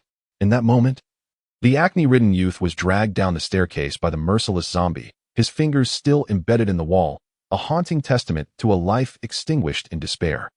At that moment, An Jie finally emerged from his stupor, and when he attempted to reach out to the boy, it was too late. He could only watch helplessly as a vibrant life was brutally extinguished before his eyes. Yes, it was too late. The young man was bitten and transformed into one of those creatures, reduced to an insatiable entity, a zombie. Now, the once living boy staggered toward An Jie, his grotesque visage seemingly accusing him of inaction, his vacant stare mocking the darkness and coldness of humanity, the inherent selfishness of mankind. Overwhelmed by fear, An Jie hastily barricaded the staircase with the table, followed by another, until he had secured the entryway as best as he could. Yet, his efforts were not yet complete. Fearing the tables might be pushed aside, An Jie added more furniture and even pressed his back against the makeshift barrier. Seconds later, the tables trembled violently behind him, unmistakably indicating the zombies were attempting to force their way through. Although the furniture shook, the undead outside seemed unable to breach the barricade. An Jie remained on high alert, allowing several minutes to pass before finally relaxing, though the tension drained from his body, leaving him weary and sore. Gradually, fatigue enveloped him, and he closed his eyes, only to snap them open again, terrified to fall asleep, as it would mean inviting death. After fighting against slumber for half an hour, exhaustion ultimately triumphed over fear, and An Jie slowly succumbed to sleep, clutching a broken chair leg, his sole source of comfort. Chapter 13, A Fateful Encounter. The blood-red sunset cast its glow upon the earth, enveloping the campus, saturated with the stench of carnage. On the playground, grotesque figures wandered aimlessly, their eyes vacant, driven solely by the primal urge to consume. In the corridor of a teaching building, a young boy fled in panic, clutching a baseball bat tightly in his hand. Behind him trailed a horde of ghastly figures, zombies, their expressions twisted in fury. The boy dashed down the staircase, the relentless undead pursuing him into the stairwell. Suddenly, he halted, his gaze fixated on the steps ahead, where another group of zombies surged forward. He contemplated retreat, yet the zombies behind him had already blocked the staircase, encircling him completely. With a cry of despair, the boy swung his baseball bat at the nearest zombie, striking it fiercely. Blood splattered as the bat connected, and he continued to wield it with ferocity, delivering blows to at least 10 heads in a matter of seconds. The iron bat became smeared with the grotesque, sticky mixture of blood. In an instant, a dozen withered hands seized him, dragging him down as if they were an insatiable parasite. They forcefully pinned him to the ground, their gory mouths biting into his flesh, crimson blood erupting from his wounds, staining their grotesque faces. The boy writhed in agony, struggling like a desperate insect. His body, ravaged, had been reduced to mere strips of skin and muscle, his liver devoured as though it were an apple. He lost consciousness. Experiencing a peculiar sensation, he felt awareness yet was unable to control his body, akin to a dreamer unaware of their dreaming state. His legs were reduced to skeletal remains, yet this frail form somehow sustained him upright. In that moment, he realized he had become one of them, a being driven by primal instincts. Struggling, trembling, he gasped awake, horrified, exclaiming in fear. Sweeping the sweat from his brow, he found himself still on the rooftop, with tables and chairs blocking the passage behind him. A tremor echoed from behind, unmistakably the grotesque creatures pushing the furniture. Damn it, are they still not done? He thought, peering through the gaps in the furniture. Zombies continued to roam the rooftop, and a new wave staggered toward him. Fortunately, the narrow corridor of the rooftop could accommodate only 2 or 3 zombies at most, allowing him to survive thus far without being devoured. The approaching horde was likely drawn by his earlier scream. The thought made his stomach churn. Damn it. How could I dream of such a horrid fate, being devoured by these repulsive creatures? He pondered the meaning of the dream, perhaps a portent of his demise, or merely a figment of his imagination. Yet, he dismissed such thoughts, running his fingers through his hair, standing up to dust himself off. To his surprise, his clothes were dry. Gazing into the distance, he saw the sun dipping into the horizon, casting an orange hue over the sea, while heavy dark clouds gathered in the sky. The wind whipped at his face, heralding an impending storm. He looked toward the town, where zombies roamed the streets aimlessly, perhaps starved of food. The memory of his loved ones, fallen to these monsters and transformed into them, stirred a deep sorrow within him. He was utterly alone in this world. Observing the campus, he felt even more desolate. He might be the sole survivor. Just hours ago, dozens had been with him, now torn apart by the undead. One life he could have saved, yet fear had paralyzed him. Now, he was left to struggle in solitude. Who could fathom the profound loneliness of being the last person on Earth? The world had receded, leaving him to grapple with darkness, accompanied only by a solitary shadow. Could he endure? No one could answer. He felt suffocated, longing for companionship, even if it meant enduring mockery or disdain. Just one companion would suffice. But were there any left? No, there were none. In a daze, he perceived hurried footsteps, prompting him to listen intently. Indeed, there were footsteps approaching from the staircase. He quickly leaned against the furniture, peering through the gaps. Were more zombies ascending? As the footsteps drew nearer, the undead staggered away from his rooftop, meandering toward the staircase. Then, a figure materialized at the staircase. His heart raced. It was a girl with short hair, clad in a school uniform, her face pale. She seemed oblivious to the zombies on the rooftop, striding boldly into their midst. Upon spotting the grotesque creatures, she screamed and bolted toward the opposite side of the rooftop, inciting the zombies, who, hearing her cry, surged toward her like moths to a flame. The girl, cornered with no escape, faced the abyss. She was powerless, having narrowly evaded death, only to find herself ensnared once more. An's breath quickened. He had witnessed a life he could have saved snuffed out before his eyes, and he could not bear to let another perish. Driven by desperation, he discarded the furniture that had obstructed the zombies, kicking it aside. With a fierce shout, he grasped a broken chair leg and charged down the rooftop. The zombies were taken aback by this sudden act of defiance, a morsel daring to confront them. They instinctively turned towards him, some lunging forward in a frenzy. An Jie let out a cold snort, striking fiercely at the head of a nearby zombie. With a resounding thud, the creature's skull erupted, releasing a viscous mixture of brain matter. The zombie collapsed to the ground, convulsing briefly before falling still. Retracting the wooden stick, he found himself confronted by another zombie rushing towards him. Instead of retreating, An Jie advanced, gripping the stick firmly, its sharp end aimed directly at the approaching foe. In the next instant, he plunged it into the eye of the zombie, which promptly burst forth, leaving the creature lifeless on the ground. A thick fluid oozing from the gaping hole. Spitting in disgust, An Jie withdrew the stick now tainted with repulsive matter and moved on to the next unfortunate zombie. In truth, An Jie noticed something peculiar about himself. He no longer felt revulsion when dispatching these creatures. Instead, a surge of exhilaration coursed through him. Damn, this is the resilience of humanity. It is no coincidence that humans reign at the pinnacle of the food chain. This adaptability alone is enough to render all other species envious. One must ponder, how many organisms can acclimate to a new environment in mere hours? None at all possess such remarkable adaptability. Only humans. The girl, who had thought her journey had reached its end, spotted a figure in the distance just as despair threatened to consume her. This apparition rekindled a flicker of survival instinct within her. Upon closer inspection, the silhouette appeared oddly familiar, yet she could not place it. Moments later, the sound of footsteps echoed from the staircase she had emerged from, and 2 figures appeared at the top. They were a boy and a girl. The girl was being carried on the boy's back. Both bore expressions of acute anxiety, as if something terrifying was in pursuit. Upon witnessing the scene before them, they paused momentarily, glancing back as if making a decisive choice to rush into the fray. In this brief moment of distraction, An Jie and the girl caught sight of each other. An Jie's heart surged with emotion, having felt the weight of isolation, believing himself the sole survivor.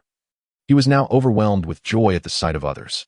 The girl, however, merely blinked in surprise before shifting her focus to the zombies before her. Recognizing that these grotesque creatures were the true threat, the boy set the girl down and swiftly propped up a fallen iron gate, barricading the staircase. He then piled tables and chairs against the door for additional support. Meanwhile, a throng of zombies staggered toward them, and the boy seized a baseball bat from the ground, swinging it fiercely at the nearest zombie. Crack! The creature's arm twisted grotesquely, likely shattering bones in the process. The short-haired girl was now in peril, with several zombies closing in within mere steps. Although she yearned to evade them, she found herself cornered, with zombies flanking her on 3 sides, leaving her no escape. As the zombies approached, one raised its arm menacingly, ready to strike, when, whoosh! In a split second, a wooden stick crashed down upon the zombie's head, piercing through its skull. Blood and brain matter splattering everywhere as it collapsed lifelessly to the ground. The girl, witnessing this act, saw An Jie's exhausted face, and as clarity dawned upon her, she dashed towards him. An Jie was resolute. He could not bear to witness another life extinguished before him. Having endured the solitude, he was determined to save this newfound companion, even at the cost of his own life. Thus, when he saw the girl in dire straits, he unleashed an unprecedented surge of strength, flinging the wooden stick towards the hapless zombie. As the girl sprinted toward him, An Jie swiftly grabbed a steel pipe from the ground and charged in her direction, dispatching several zombies along the way. Clutching the pipe tightly, he swung it with ferocity at a zombie directly in front of the girl, the impact resonating with a sickening crack as the creature's skull shattered, viscous matter oozing forth as it fell, convulsing. Chapter 15, A Fateful Encounter. An Jie, still grasping the steel pipe, swung viciously at another zombie before him, the weapon striking true, resulting in a loud pop as the creature's head shattered, its insides spilling forth. With the zombie collapsing, An Jie finally caught a close glimpse of the girl's face, and he felt a rush of clarity. She resembled a lily in the rain. Yet, in that critical moment, he could not linger on such thoughts. Quickly, he pulled her behind him, gripping the steel pipe tightly as he struck another approaching zombie. As one fell, more lunged forward. "Hey, stay close to me if you want to live," An Jie cautioned, taking a step back and bending his knees slightly. Speaking softly to the girl, he turned to look at her. She hesitated, but, upon meeting his confident gaze, nodded firmly. With determination, An Jie tightened his grip on the pipe and charged toward the encroaching zombies, delivering a devastating blow to the head of the nearest one, which fell lifelessly to the ground. Without pause, he swung the pipe again at a zombie on his left, caving in its skull, thick, white fluid oozing from its eye sockets. The girl gasped, seemingly unaccustomed to such a horrific scene, yet she dared not falter, trailing closely behind An Jie. He continued to strike at the advancing zombies, gradually carving a path as they fled the encirclement. Meanwhile, the boy had found himself surrounded by zombies, pressed tightly against the wall alongside the older girl, who appeared to have a leg injury, hindering her ability to stand. She clung to the wall for support. The boy struck another zombie, which fell to the ground convulsing, only for another to pounce upon him. He responded with a swing of his bat, sending that zombie crashing down as well. Realizing that the zombies' weakness lay in their heads, he aimed his strikes meticulously. Yet, their predicament remained dire, waiting for a miracle to emerge. An Jie discovered that the two individuals were already besieged by zombies. With just a few steps forward, the creatures could rend them to shreds.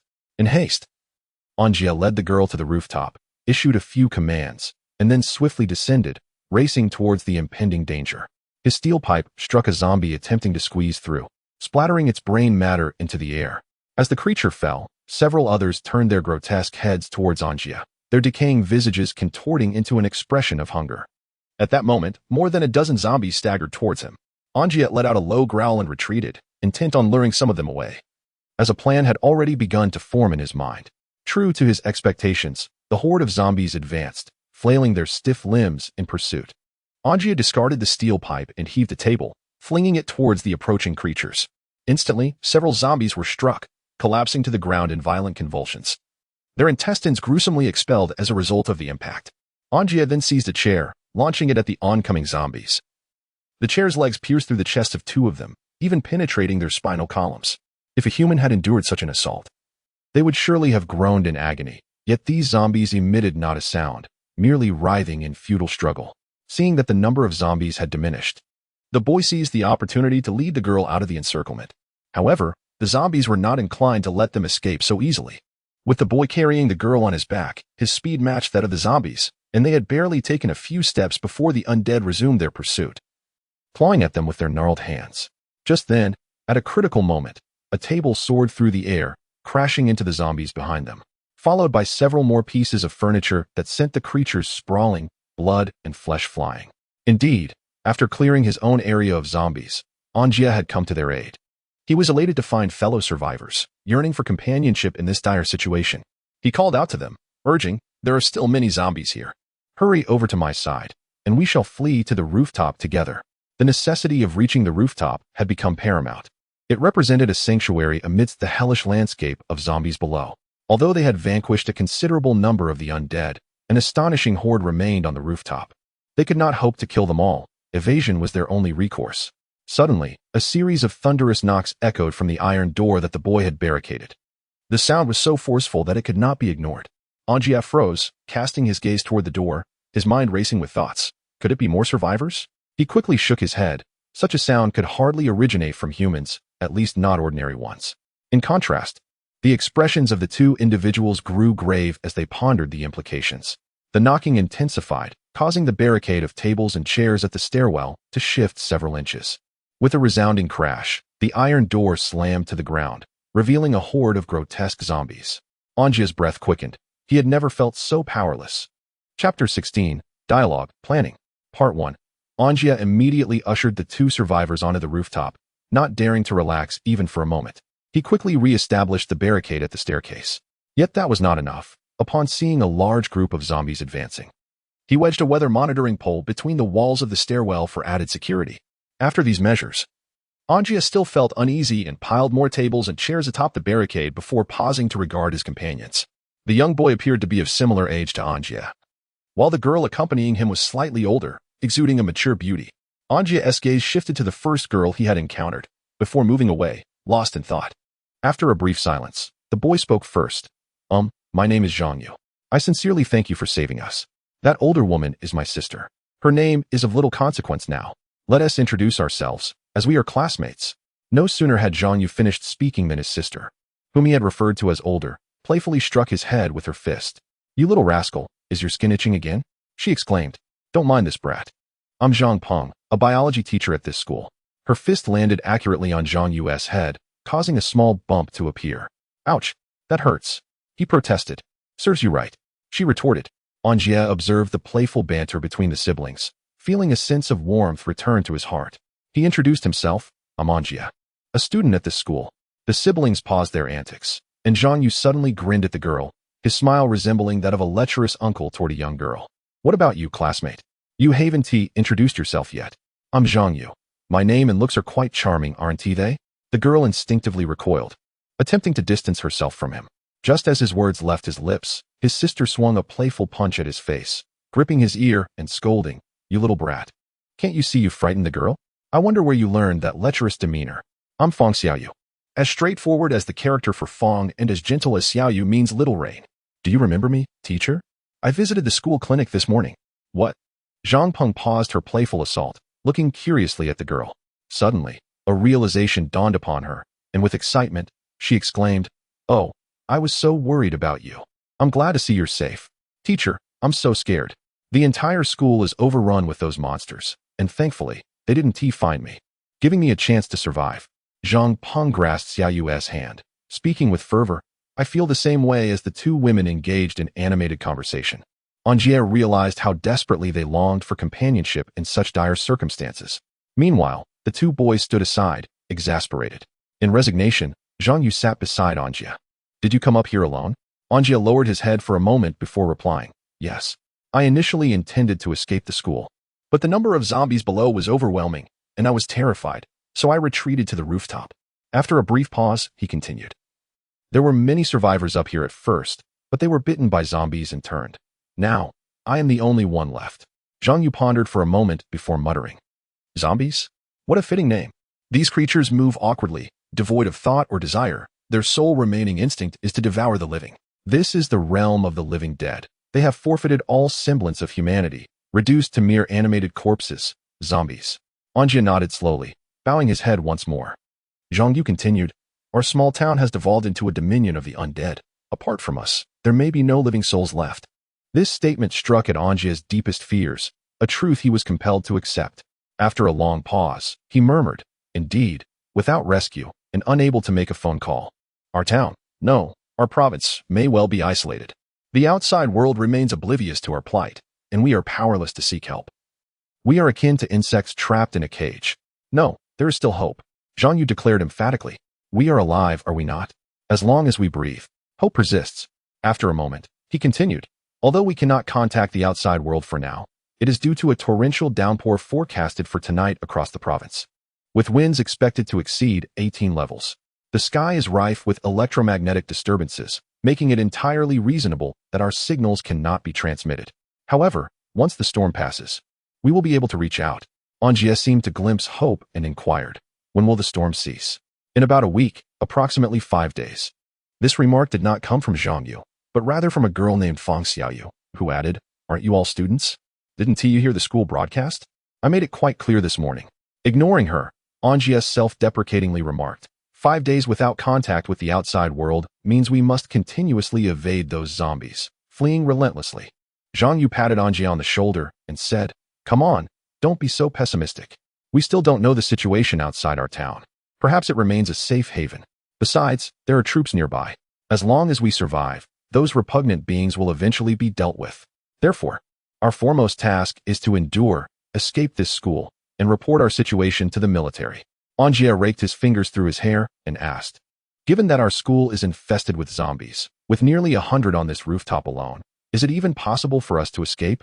Well, if that's the case, do you have any good ideas? Zhang Yu mimicked An Jie's gesture of raking his hair, then gathered everyone around before slowly stating, while fleeing. I noticed some subtle details about the zombies. In fact, it wouldn't be an exaggeration to call them their characteristics or weaknesses. Pausing, he suddenly asked, An Jie, you must already know that the zombies' weakness lies in their heads, right?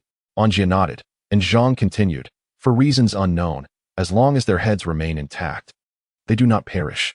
Then there is their visual impairment. I believe they possess no true sight, meaning they cannot perceive objects. I once was pursued by a sightless zombie along with that wretched woman, and I was horrified to see it lunge at us without eyes. Afterwards, I carefully observed their movements. Although time was short, I gathered what I could. Their sense of smell is at least 100 times more acute than that of an ordinary person. This is a conservative estimate. If we had detailed data on them, I would conjecture that their olfactory ability rivals that of a bloodhound. Moreover, their strength needs no elaboration. Those present have likely experienced it firsthand. Their power far exceeds that of an average human, at least 3 times stronger. They can easily tear apart a 3-centimeter thick wooden plank, as if it were mere foam. Chapter 17, Dialogue Plans. Part 2, isn't that obvious? Zhang Yu shot An Jie a glance of exasperation. Of course. However, you've overlooked one crucial point. They are also extremely sensitive to sound. It is well known that according to international standards, sounds under 25 decibels are considered normal hearing, meaning that my current speaking volume is approximately 25 decibels. Do you find it loud? Everyone shook their heads, and Zhang Yu continued. Though there is no way to test how much more acute a zombie's hearing is compared to that of a human, I believe it is at least 5 times more sensitive. In other words, the sound I am making now would be perceived by a zombie as a deafening roar. A slightly louder noise could easily attract them, which is preferable to luring them with scent. Why? Zhang Peng interjected with an incongruous comment. Zhang Yu slowly raised his head, casting a meaningful glance at Zhang Peng, as if regarding a fool, and said, do you think zombies possess intelligence? Do you believe they can discern scent in the air? No, they cannot. The only way to attract them is through sound. For reasons unknown, they exhibit a reflexive sensitivity to noise. While your reasoning is sound, your expression seems rather off-putting. You are overthinking it. Hearing this, An Jie recalled something. He had seen the initial group of zombies on the rooftop this morning, a collection of middle-aged men and women. They had arrived only after the school bell rang, suggesting that the bell had drawn them here. An Jie realized that had the bell not rung, everything within this school might have been spared. Damn it, An Jie cursed under his breath, while Zhang Yu seemed oblivious to An Jie's unease and continued. They lack tactile sensation and pain. If deployed on the battlefield, they would undoubtedly become national heroes. After a moment, Zhang Yu continued. I've shared these characteristics to emphasize that to survive, we must devise strategies based on them. An Jie snapped back to focus and asked, have you not thought of any solid plans? I'm about to share my plan. Firstly, we can't confront them head-on, so we must divert their attention. Whether on the rooftop or below, as long as they remain, our chances of successfully escaping are slim. Therefore, I propose this. What followed was merely a small segment of my overall plan, Should it succeed, our odds of survival would significantly increase, Zhang Yu stated with gravity. What is it? Observing Zhang Yu's serious demeanor, the group instinctively grew solemn. Zhang Yu slowly turned to Zhang Peng, his eyes reflecting a melancholic depth. Yet Zhang Peng felt a shiver run down her spine. Whenever Zhang Yu regarded someone with such an expression, it was often a sign of derision. Could it be? Zhang Yu narrowed his eyes. Let this obnoxious woman remove her high heels when she makes her escape. It was those cursed shoes that nearly cost me my life. Indeed, if this wretched woman were to ditch her high heels while fleeing, our chances of survival would exceed 50%. Zhang Yu exclaimed, dramatically extending 5 fingers for emphasis. The group fell silent. You little brat, you scoundrel. If it weren't for me taking care of that guy, you would have been done for. Zhang Ping seized Zhang Yu's ear, unleashing a torrent of curses. Ouch, that hurts. Heh, you deserve it. Zhang Yu sighed and then asked, after we escape the school, where will you go? Home. His words were directed towards An Jie and the girl named Fang Xiaoyu. An Jie lowered his head, remaining silent. While Fang Xiaoyu responded after Zhang Yu finished speaking, I want to go home. My family is in H City, and I hope there are no zombies there yet. I want to go there. After saying this, she too lowered her head, prompting Zhang Ping to comfort her swiftly. Zhang Yu then turned to An Jie and asked, so, do you wish to return home as well? An Jie lifted his head and after a long pause, murmured, no, I no longer have a home. Zhang Yu seemed to sense something, patting An Jie's shoulder. He said, buddy, don't worry, try to keep a positive mindset. For now, we have no idea about our family situations, whether they are alive or dead. We don't know, but we must survive. Only by living can we find them. An Jie nodded non-committally and inquired, what about you all? Where do you intend to go? Zhang Yu, with a self-deprecating touch to his hair, replied, we are somewhat better off. Our families do not reside within the province, and our home isn't in town. If you wish, you can stay where I sleep. It's quite spacious. After a pause, Zhang Yu continued, after escaping the school, we have a mission, to report the situation of MH to the military. The police cannot contend with these humanoid monsters. Only armed troops stand a chance against them. Is there a People's Liberation Army nearby? Zhang Ping interjected suddenly. Zhang Yu shifted his gaze to his sister, whom he referred to as old woman, and slowly replied, no. Upon hearing this, Zhang Ping immediately swung her fist towards Zhang Yu's head. In exasperation, An Jie had to separate the two, finally stating, there are no PLA troops nearby. But there is a militia in MN. It's essentially a prison. Zhang Yu smirked at Zhang Ping, saying, idiot woman, got it? Even if they are militia, they are still armed. With those genuine fellows around, what do these humanoid monsters count for? One shot to the head. Zhang Peng could only glare at Zhang Yu. Her teeth clenched, resembling an injured leopard. In truth, the PLA had been stationed near MN, but in recent years, due to certain political reasons, they had been withdrawn. Thus, for the stability of the region, the government constructed a prison, stationing a militia there. An Jie felt uncertain. In China, the status of militia is well known. Although they bear the title of soldier, they differ greatly from actual soldiers in terms of equipment and treatment. In other words, whether they can effectively use firearms remains a mystery. Zhang Peng retracted her piercing gaze from Zhang Yu and asked, you little rascal, what confidence do you have in your plan? We have nearly 100 zombies just below our rooftop. Whether we can even escape downstairs is still uncertain. I'm not very confident, but we have to take a gamble. Zhang Yu waved his hand in resignation. Zhang Peng took a deep breath and suggested, you're too reckless. How about we just stay on this rooftop? I feel it's quite safe here. Zhang Yu was about to mock her, but Fang Xiaoyu interjected, no way, teacher Zhang. Don't you remember? A torrential downpour is expected, with winds reaching level 18. If we stay up here, the danger increases. We might even be blown off the rooftop. Blown off? The rooftop?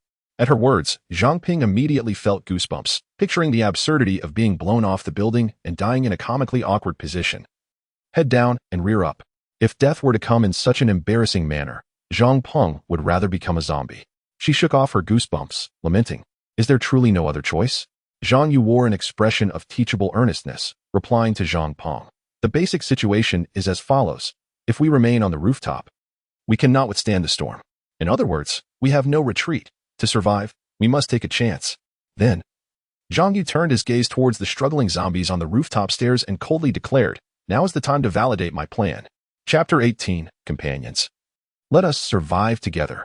At last, the group cleared the furniture blocking the rooftop, and the zombies immediately surged in. An Jie lifted a table with all his might and swung it down at the grotesque figures with rotting flesh, resulting in a loud crash. Several zombies were struck down, their brains splattering, and those behind them were also affected, collapsing like dominoes down the stairs. An Jie was familiar with this scene, having experienced it firsthand. As the zombies fell on the stairs, those in front pressed down on the ones behind, creating a chaotic cascade. Before long, the zombies were cleared from the staircase. However, the scene was gruesome. Some zombies had their backs ground to mere skeletons, their bloody flesh torn away by the steps. Despite the bloodshed, the zombies did not perish. They staggered to their feet, still snarling as they approached the stairs. This was to be expected. As long as their heads remained attached, they would not die. Ah! An Jie shouted, seizing a 3-meter iron rod used for weather observation and forcefully thrusting it into the head of an oncoming zombie. The zombie reacted with no extra movement, collapsing on the steps. Indeed, the iron rod was embedded deeply in its skull, blood and brain matter spilling everywhere. In the next moment, several more zombies lunged forward. An Jie snorted coldly, raising the iron rod high and swinging it down on one zombie's head. With a loud crack, the zombie's head split in half, and An Jie withdrew the rod, striking the chests of several other zombies with force. Under An Jie's adept control, the zombies tumbled down the stairs with a series of thuds. Good job. Now, we must first clear the zombies from this rooftop. Upon finishing, An Jie was the first to act, lifting a table and hurling it at the zombies trying to crowd the staircase. With a resounding thud, several zombie heads burst open, rendering them unconscious. At this moment, a large area near the staircase was cleared. The zombies were either dead or unable to rise, writhing on the ground. In other words, this was the best opportunity for An Jie and the others. Otherwise, once the zombies regained their footing, it would be a disaster. Zhang Yu's initial plan. We must first secure this rooftop, but we cannot confront them head-on. Even if we could, their sheer numbers would exhaust our strength. Thus, we need to seek some external assistance. Look, there is a fire hydrant below this rooftop. I noticed it before coming up, and it is connected to a water pipe. If we can access that hydrant, we can use the high-pressure water cannon against them. Just imagine, when the high-pressure water cannon is fully activated, its power will be immense. Upon discovering a large vacant space near the staircase, Zhang Yu was immediately filled with exhilaration, shouting, "You two ladies, hurry down and activate the fire hydrant. An Jie and I will provide cover for you. This simplest of tasks is entrusted to you." The two girls dared not hesitate, for the current state of Zhang Yu was indeed terrifying. Remaining any longer would be far more dreadful than facing a horde of zombies. Instantly, the girls hurried down the stairs. However, the scene up close was utterly grotesque, with zombies glaring at them with menacing faces, their stiff, decaying arms reaching out from the ground in a desperate attempt to grasp them. Such a sight was reminiscent of a horror film, now transformed into a living nightmare. An Jie abruptly hurled a table at an approaching zombie, the impact echoing with a resounding crash as the unfortunate creature was reduced to a gruesome mess. The two girls pressed onward towards the fire hydrant, though some zombies seemed determined not to let them escape, crawling towards them like insatiable pests. One particular zombie had its legs severed, its lower half entirely detached, dragging its grotesque upper body along the ground, its intestines trailing behind as it advanced menacingly. In truth, it was not the only one. A throng of zombies surged towards the girls. Did these creatures perceive them as easy prey? They were now less than 5 meters from the hydrant, yet the ravenous horde was barely 5 steps behind, making it impossible for them to outrun the zombies. Before they could reach safety, they would undoubtedly be torn apart. "Ah!" An Jie cried out, as she and Zhang Yu lifted a table and began hurling it at the zombies with wild abandon. Neither of them knew how many times they had repeated this action. But once the zombies lay defeated, they finally dropped their makeshift weapons, panting heavily. Yes, they had succeeded. Suddenly, a powerful jet of water erupted, sending the zombies tumbling in disarray. The absurdity of the spectacle was undeniable. Zombies lunged fiercely at the girls, only to be repelled by the force of the water, which measured around 7 to 8 centimeters in diameter. Some unfortunate zombies were propelled against the rooftop wall by the high-pressure stream, while others, who aimed to seize the girls, were knocked off the roof by the deluge, crashing to the ground below with a resounding thud, reduced to a splattered mass. In truth, the girls were not without their struggles. The force of the high-pressure water jet, reaching speeds of 7 to 8 meters per second, combined with friction from the pipe, subjected them to a weight of approximately 20 kilograms, if not more. Fortunately, they managed to cooperate effectively, supporting the torrent together. In no time, the rooftop zombies were thoroughly disoriented by the formidable stream. They either crashed into the wall, their heads splattering, or were sent tumbling off the roof, becoming mere pulp, while others were left staggering in confusion, disoriented by the cascading water. Seeing this, Zhang Yu was once again invigorated. hastily lifting another table and flinging it at the hapless zombies, transforming the rooftop into a veritable hell for the undead. With the fate of the zombies now resting in the hands of their former human prey. Indeed, all the zombies on the rooftop had been vanquished. The first phase of the plan was complete. Now, the second phase commenced. Zhang Yu bellowed with fervor before retrieving a lighter from his pocket, muttering to himself. This little gadget was borrowed from an unruly zombie. Who would have thought it would come in handy now? He then produced a small bottle of alcohol, adding, "This treasure was borrowed from a rather troublesome class. It too has found its purpose." An Jie looked on incredulously at the self-absorbed Zhang Yu.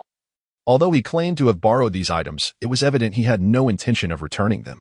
Zhang Yu's sister, Zhang Ping, was equally astonished. Having accompanied him throughout their escape, she had never seen these items before, let alone witnessed him borrowing them. This detail is best left unexplained for now.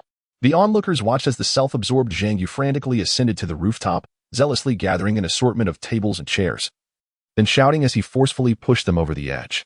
A tremendous crash echoed from below. Everyone rushed to investigate, and it was evident what had transpired. Indeed, several unfortunate zombies had been directly struck by the falling debris, instantly reduced to a gory pulp without so much as a chance to react. However, Zhang Yu's true intention was not merely to eliminate the zombies, but to lure them. Zhang Yu's second phase of the plan. Yes, we have secured the rooftop. But a multitude of zombies still lurks below. To safely escape the campus, we must confront them. Therefore, we must reduce their numbers. Yet engaging them head-on would be tantamount to suicide. Thus, I previously suggested attracting them with sound. It is as simple as that. As there are numerous objects capable of producing noise.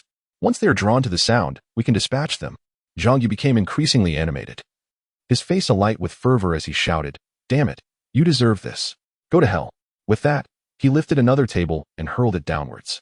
An Jie and the others watched in disbelief at Zhang Yu, now in a frenzied state.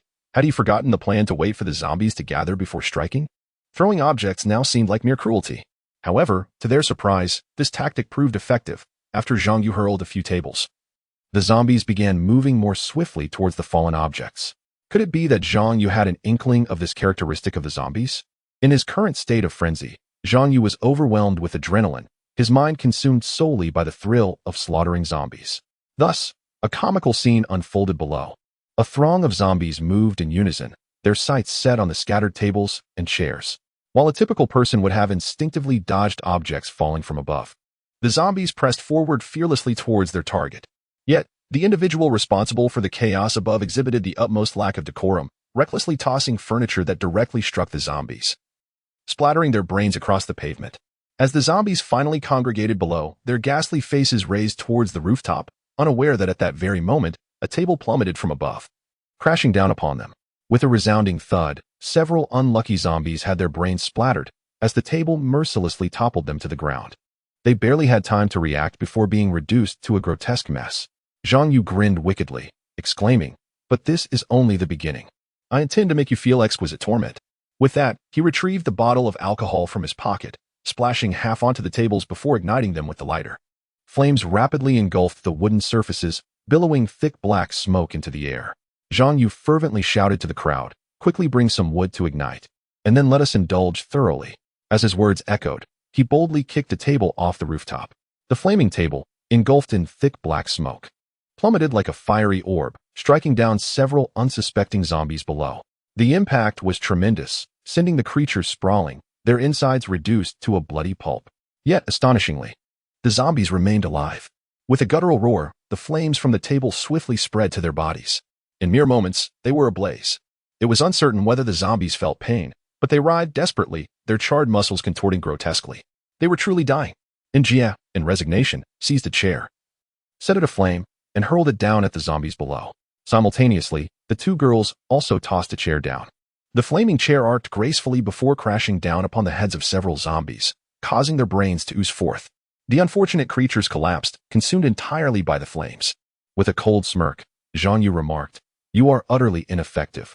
I shall show you what a grand spectacle entails, and make you falter." As he spoke, he piled more tables and chairs atop the already burning ones, intensifying the inferno. In the next moment, he kicked the heap off the rooftop. The flames traced a graceful arc through the air before crashing down upon a throng of zombies gathered below. This scene evoked a memory in An Jie of a certain magical film, as the fiery tables descended. Boom! The high-temperature table struck the mass of zombies, and within seconds, they were transformed into flaming figures.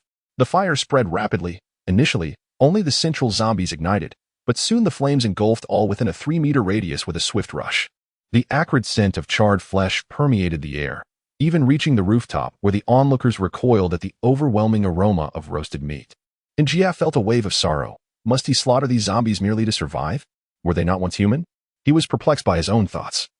And when this notion surfaced, he pinched his palm sharply. Unbeknownst to the others, An Jie's turmoil went unnoticed. In stark contrast, Zhang Yu appeared invigorated by the raging flames, his eyes wide with anticipation for them to grow fiercer. With a sly grin, he frantically piled more furniture on the rooftop and doused them with the remainder of a bottle of alcohol. He then ignited the pile with a lighter. Whoosh! The rooftop was soon engulfed in an even more ferocious blaze, the thick black smoke visible for miles. Should the entire stack tumble down, any unfortunate zombie struck would be reduced to ash. Observing more zombies congregating below, Zhang Yu chuckled wickedly, envisioning the gruesome spectacle of them being turned into mush. Yes, just a little longer, and once they amassed sufficiently, they would all be reduced to cinders.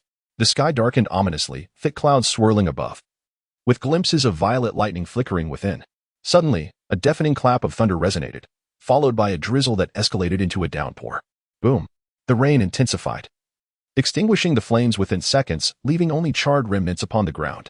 The group's clothes were soaked through, chilled to the bone. Damn it! Zhang Yu cursed, glaring at the now blackened furniture before kicking it all off the rooftop. A resounding crash echoed below as the debris struck the unfortunate zombies, their brains splattering as they collapsed, rendered unconscious. At this moment, Zhang Peng suddenly inquired, "What should we do now?" Zhang Yu scratched his head and shouted, "What else can we do? We must descend. Otherwise, shall we remain here as fodder for the zombies?" Just then, a series of ominous footsteps echoed from the stairwell, causing everyone to tense up. To their horror, a horde of grotesque zombies surged onto the rooftop like a relentless tide. What is happening? Why are the zombies coming up here? Zhang Yu exclaimed in panic. No one had an answer, for the sight was too horrifying, rendering them momentarily paralyzed. As the zombies continued to flood onto the rooftop, the group realized the staggering number. Over 200 zombies had breached their sanctuary, making the spacious rooftop feel exceedingly cramped. The zombies charged forward with relentless vigor, leaving the group in a state of shock, their earlier bravado evaporating. Zhang Yu's expression morphed into one of utter dismay. Far beyond his expectations, the zombies advanced without obstruction, as if traversing an unbarred path. An Jie, however, regained his composure first, having encountered such scenarios numerous times before, displaying far more calmness than Zhang Yu and the others. Therefore, as the first wave of zombies ascended the stairs to the rooftop, he shouted fervently and seized a nearby table, hurling it down at the approaching horde. Bang! The table struck a zombie squarely, sending it reeling backward. Seizing the momentum, An Jie quickly grabbed a chair and swung it at another unfortunate zombie. Crack! The chair's leg pierced the creature's skull, causing its brain to ooze out as it fell, convulsing on the ground. More zombies surged forth, and An Jie picked up another table to defend against them. However, despite dispatching one, a relentless stream of zombies continued to pour in, as if they were endless. At this juncture, An Jie glanced at the dazed Zhang Yu and the others, shouting, "Do you wish to spectate? Come quickly and assist me. If they breach our defenses, we shall all perish." The urgency in his voice snapped the others back to reality. Zhang Yu quickly grabbed a table and hurled it at the encroaching zombies, while the two girls tossed smaller objects down at them. The rain fell even more heavily, as if determined to cleanse the earth anew, showing no signs of relenting. The group's clothes were soaked, weighed down by the water, and they were already panting heavily. Were it not for the imminent threat of the zombies below breaching their defenses, they would have collapsed in exhaustion. An Jie hurled another table down, feeling utterly drained as he leaned against the wall, gasping for breath. Indeed, he had exhausted all his strength. Since this morning, he had scarcely consumed a morsel of food, and what little he had for breakfast had been violently expelled. Just moments ago, he had managed to regain a sliver of energy, but it had swiftly dissipated once more. Now, even the mere act of moving his fingers felt Herculean. Zhang Yu promptly assisted An Jie, for An Jie found himself in a perilous position. Should the zombies approach, he would undoubtedly be their first victim. In truth, Zhang Yu and the others were also on the brink of collapse, and whether they could ensure their own survival remained uncertain.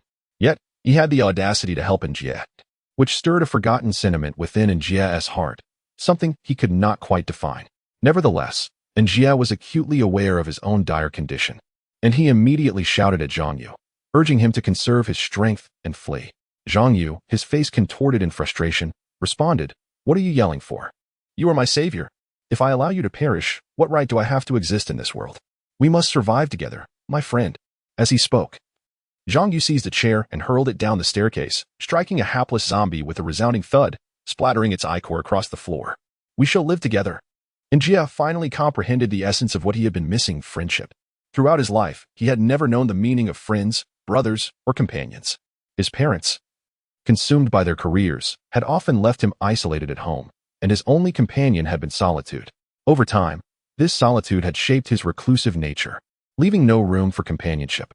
Deep down, An Jie yearned for the warmth of friendship. He recognized his divergence from others, while others walked in pairs. He was accompanied only by his solitary shadow. He became enamored with computers, discovering a realm online that offered the camaraderie he lacked in reality. Gradually, he grew increasingly withdrawn, often neglecting to speak to his parents. Yet, he longed for connection. Upon hearing Zhang Yu refer to him as a companion, An Jie felt a sharp pang in his heart, and tears streamed down his face, indistinguishable from the rain pouring down. Suddenly, a surge of strength coursed through him, and he broke free from Zhang Yu's grasp, seizing a table and hurling it at the zombies below. The impact was thunderous, sending several zombies sprawling. An Jie, invigorated by this newfound strength, grasped a 3-meter-long iron rod, wielding it with ferocity against the undead. With a single strike, he cleaved a zombie's skull in two, its viscous remains mingling with the rainwater.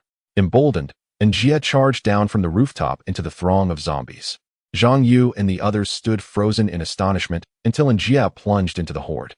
His movements were precise and lethal, targeting the zombies' necks with each swing of the iron rod, effortlessly severing their heads. The zombies, eager to retaliate, found themselves unable to land a blow on him, as he moved with uncanny agility, almost as if he possessed a sixth sense.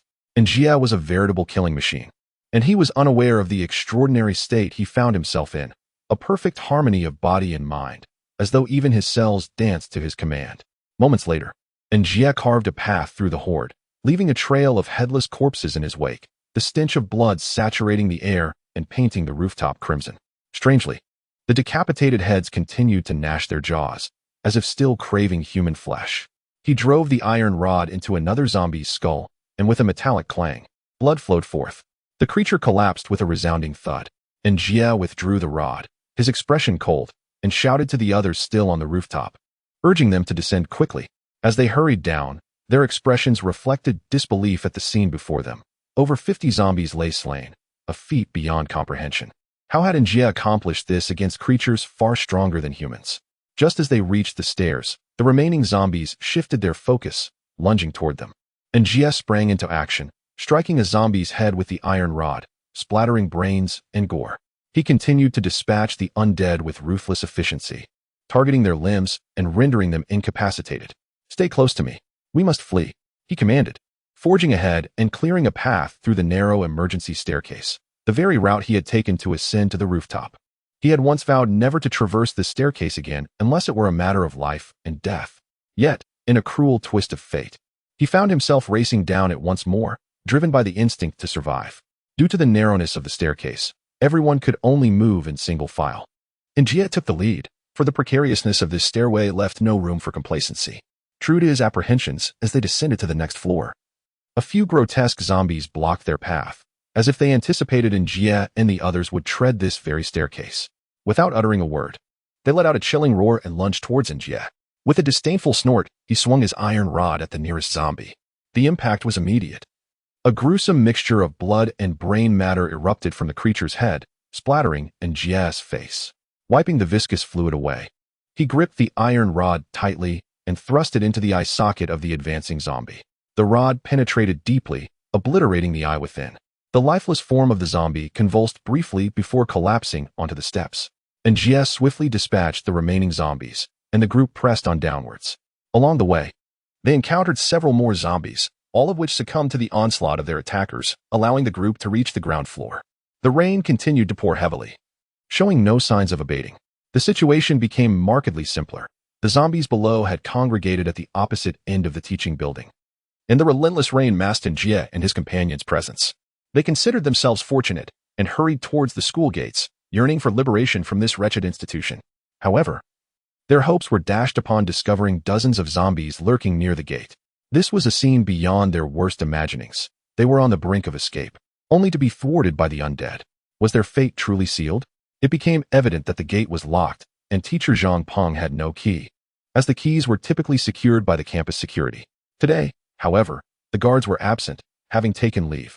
The towering iron gate, standing 5 meters high, was insurmountable in such weather, even with its crossbars. The zombies immediately began to surge towards An Jie and his group. They would reach them in mere moments. The zombies below seemed to have taken notice as well, ambling in their direction. Retreat was no longer an option, and a grim fate awaited them. In this moment of dire urgency, An Jie inexplicably recalled the morning's events, the muscular security guard, Brother Xiong, being torn apart by the zombies outside the gate, and the subsequent infection that had spread throughout the school. It dawned on him that a single zombie had brought about the downfall of the entire institution. An Jie sighed in resignation, his head lowered, but then a thought struck him. How had those zombies entered? Wasn't the gate locked? Suddenly, An Jie raised his head, excitement coursing through him as he shouted to the group, "Follow me. I know how we can escape the school." With that, he bolted forward. The others hesitated for a brief moment, but quickly followed in his wake. They reached the side of the campus gate, where a fence stood, nearly as tall as the gate itself. The school had gone to great lengths to prevent students from climbing over. Yet, An Jie had no intention of scaling the fence. A nascent idea had formed in his mind that required confirmation, though he was gambling with their lives. He pondered whether this would indeed be the end.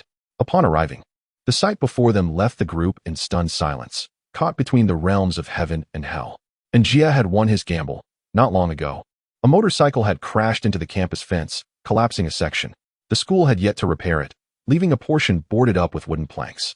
Now, those planks were damaged, revealing an opening wide enough for an adult to pass through. An Jie realized that the initial muscular zombie had torn through this board to gain entry into the school. He found himself torn between gratitude and resentment. This creature had caused the infection of most within the school, yet it had inadvertently facilitated his escape. Life often held such peculiarities. Seeing the zombies closing in from behind, the group quickly traversed the gap. The few feet separating them from salvation felt like the chasm between heaven and hell.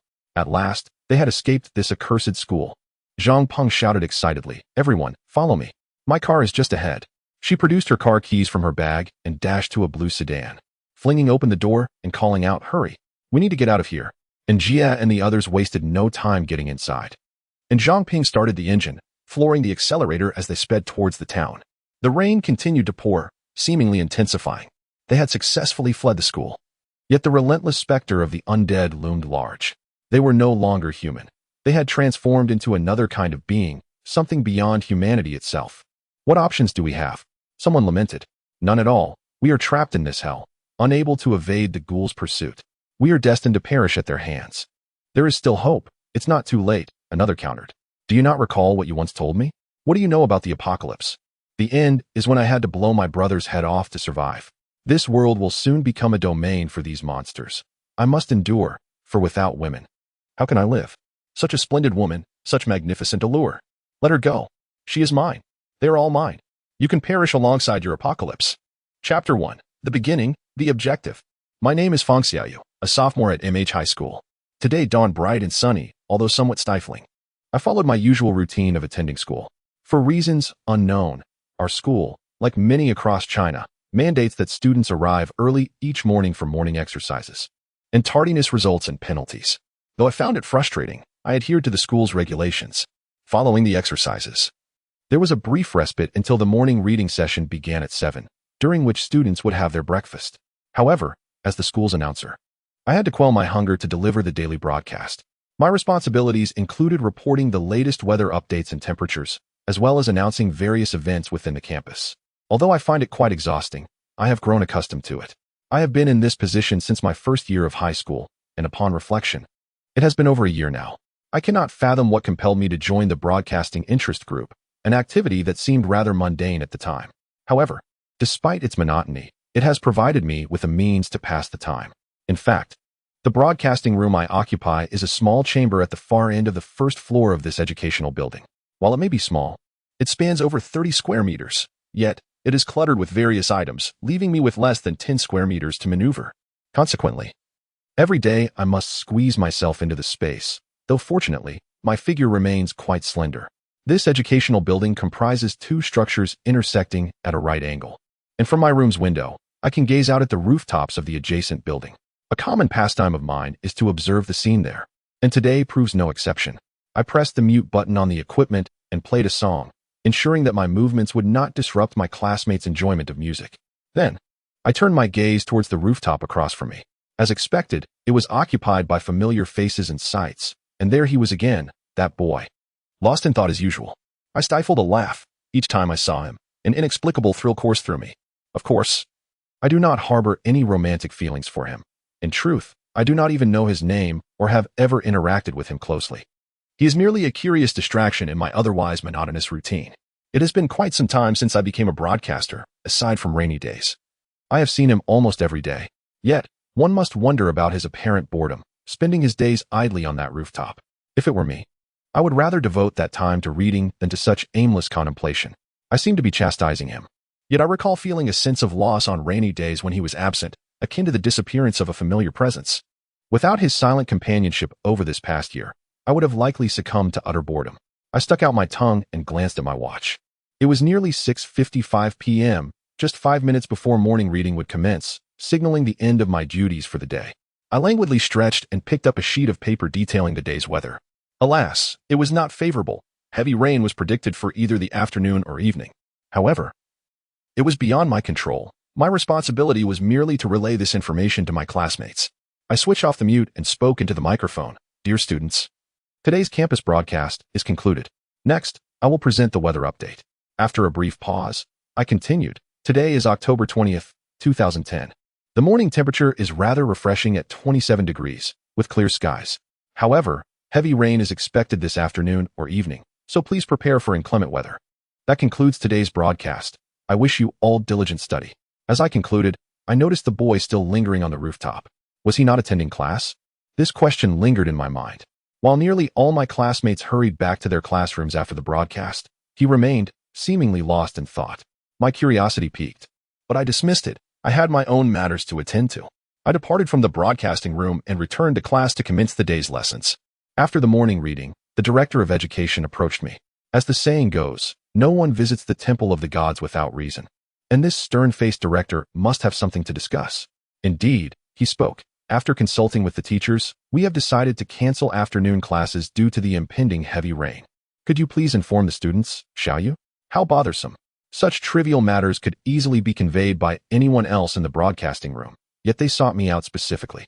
Nevertheless, as the director had approached me directly, I could not refuse. I relayed the message to my classmates, repeating it for clarity. As I finished, the school bell rang, signaling the start of class, and I returned to the classroom. However, as I stepped out of the broadcasting room, an overwhelming wave of nausea washed over me, leaving me cold and weak, with an urge to vomit. I touched my forehead, and it was indeed burning. It seemed I had fallen ill. Reluctantly, I made my way to the infirmary. Upon entering, I noticed my head felt as heavy as a lead ball. I had seen several teachers rushing toward the school gate, where a crowd appeared to be gathered, seemingly embroiled in a commotion. I shook my head, feeling the heaviness intensify. Such matters were beyond my concern. The teachers were already on their way to address the situation. With that thought, I pushed open the infirmary door. Oh dear, a fever of 38.5, exclaimed the nurse, her eyes widening in surprise. She promptly assisted me onto the pristine white bed and retrieved some pills from a drawer. Dear, lie down and rest. You cannot go home alone in your current state. Take these fever-reducing pills and rest until school is over. Your fever should subside a bit. I obediently took the pills and lay on the bed, observing the nurse closely. This was my first visit to the infirmary, and judging by her calling me dear, she seemed quite young, perhaps around 20. I wondered how someone so young could be a school nurse.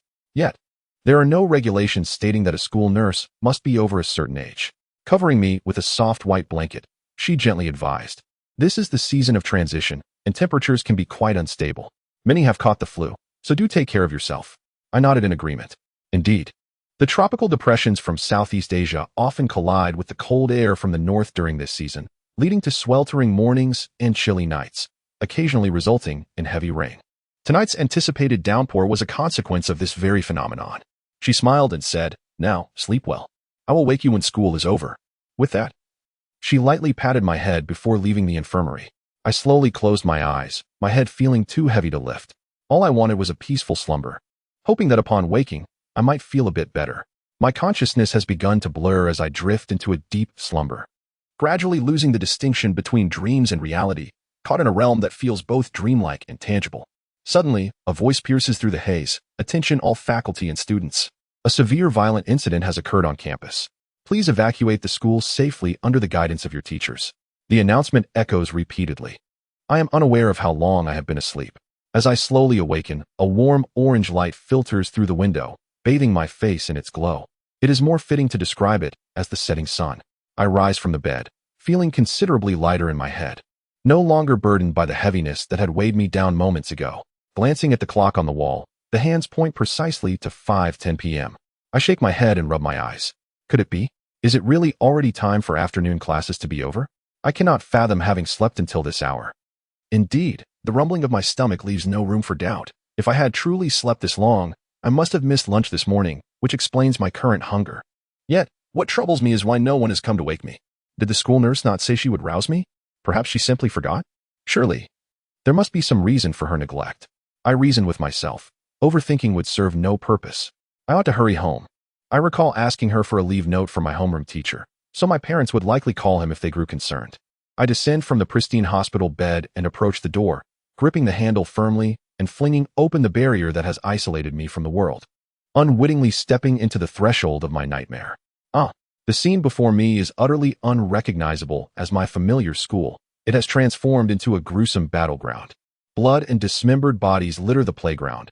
Headless corpses reduced to mere skeletons are strewn across the ground. Had it not been for the faint remnants of flesh clinging to the bones, I might have suspected these were specimens from the biology lab. The corridor is similarly drenched in blood and gore, with human intestines grotesquely flung against the windows. I am immediately overtaken by nausea. What on earth has transpired here? Where have my classmates gone? How could everything have descended into this horror? I cannot suppress a terrified scream. No one answers. As my stomach settles, a figure stumbles into view before me. I lift my gaze, hoping to find a familiar face, but instead, I am met with a grotesque visage. Its face marred by decaying flesh. To my horror, its abdomen is grotesquely split open, a nearly 2-meter-long bloody intestine hanging out, exposed to the air. Upon noticing me, the figure's decayed face contorts into an expression that is indiscernible as either joy or sorrow, and a withered arm lunges towards me. Startled. I bend down and push against its belly with all my might, but it feels as strong as a bull, and despite my efforts, I can only manage to shove it back a few paces. Panic surges within me as I retreat, the icy chill of its flesh confirming my fears. The texture of its exposed intestines reminds me of handling chicken guts when helping my mother. This being is no longer alive. Indeed, the sight of its innards laid bare to the elements has solidified my conclusion. This creature is beyond the realm of the living. Yet, here it stands, alive in some twisted sense. Can a corpse move? My thoughts are interrupted as the creature lunges at me once more, and I flee in terror, quickly turning to escape. Its strength is overwhelming, and it clearly intends to end my life. I falter, my heart racing as I behold several more figures like it ahead. Each bears a similarly grotesque face, their withered bodies reminiscent of something I should recognize. Is this some bizarre Hollywood science fiction film? Chapter 2. The Beginning of the Crisis. This is certainly no film. I can assert that with certainty. Yet, why do such abominations inhabit this space? They stagger towards me, skeletal hands reaching out as if to ensnare me. I glance towards the playground, where a throng of these creatures wanders aimlessly. I count roughly 100 of them. Realizing they have caught sight of me, I turn and sprint up the stairs, knowing I must escape the horde. My mind, once sharp, is now clouded as I forget the most basic strategies for survival. Our school houses nearly 2,000 students, making it a sizable establishment. With 6 teaching buildings on campus, if there are approximately 100 of these creatures outside, that would suggest an average of over 300 lurking within each building. Yet, my mind feels fogged. I cannot think straight. I dash from the first floor to the third. My stamina among the girls is commendable. My father often encourages physical exercise, and the rigors of preparing for the physical education examination have fortified my endurance. As I ascend, I am fortunate to avoid encountering any of those creatures, despite the gruesome surroundings. Upon reaching the 3rd floor, a dozen of the grotesque beings await me at the stairwell. I immediately halt and pivot to flee in the opposite direction. Engaging them directly is no longer an option. I navigate around the staircase towards another flight of stairs. Though I have no clear strategy for ascending, Perhaps I only seek refuge from these horrors. After a brief sprint, I reach a staircase that appears even more terrifying than the last, stained with blood and remnants of flesh. I catch sight of a liver among the carnage, threatening to induce another wave of nausea. Before long, I halt once more, for a figure lies sprawled on the stairs. I hesitate, uncertain if this person is alive or dead. Cautiously, I maneuver around them, unwilling to meet their gaze, for their entrails are exposed and a long gash mars their chest. It seems more likely that they have succumbed to death than that they still draw breath. Silently, I slip past them. Suddenly, as I prepare to continue my ascent, a hand seizes my ankle with a silent grip. My heart races, and I whirl around to confront the owner of the hand that has ensnared me. Indeed, it was the very individual who had just collapsed on the ground. At this moment, he had revived, his pair of pale, lifeless eyes gazing vacantly at me, in which I had become food. I desperately attempted to break free from those withered hands, yet they clutched my ankle with the tenacity of a vice, refusing to yield even slightly. Suddenly, with a fierce tug, those hands yanked me, and I toppled over like a toppling weeble, landing directly on the unforgiving staircase. The rigid marble steps nearly rendered me unconscious from the pain, but I endured, for I knew that if I could not withstand this agony, I was perilously close to death. But I wished to live. I kicked fiercely at this wretched creature with my other foot, attempting to free myself. But my feeble strength proved utterly insufficient to loosen his grip. It seemed he was no longer interested in my struggles. He opened his gaping maw and lunged toward my leg. After all, I was still a girl. How could I face the world if he were to bite me? Therefore, I retaliated by kicking his face with my other foot, and to my surprise, I knocked out several of his teeth with a resounding thud. Yet, he remained undeterred, intent on feasting upon my delectable thigh, and lunged at me once more. The foul, bloody liquid from his face dripped onto my school uniform, staining the lovely blue skirt with dark crimson splotches. I targeted his loathsome visage again with my foot, and this time, I did not merely bestow a single kick. I lost count of how many blows I delivered, only aware that I had thoroughly pulverized his teeth until his mouth flowed with a thick, rancid blood. In truth, this was my first experience of inflicting harm on another, and I felt a twinge of regret upon witnessing his bloodied state. However, any semblance of remorse dissipated as this insidious fiend, toothless and desperate, continued his pursuit of my thigh. With renewed vigor, he tightened his grip, sending waves of pain through my ankle. His intent was clear. He aimed to tear my leg from my body.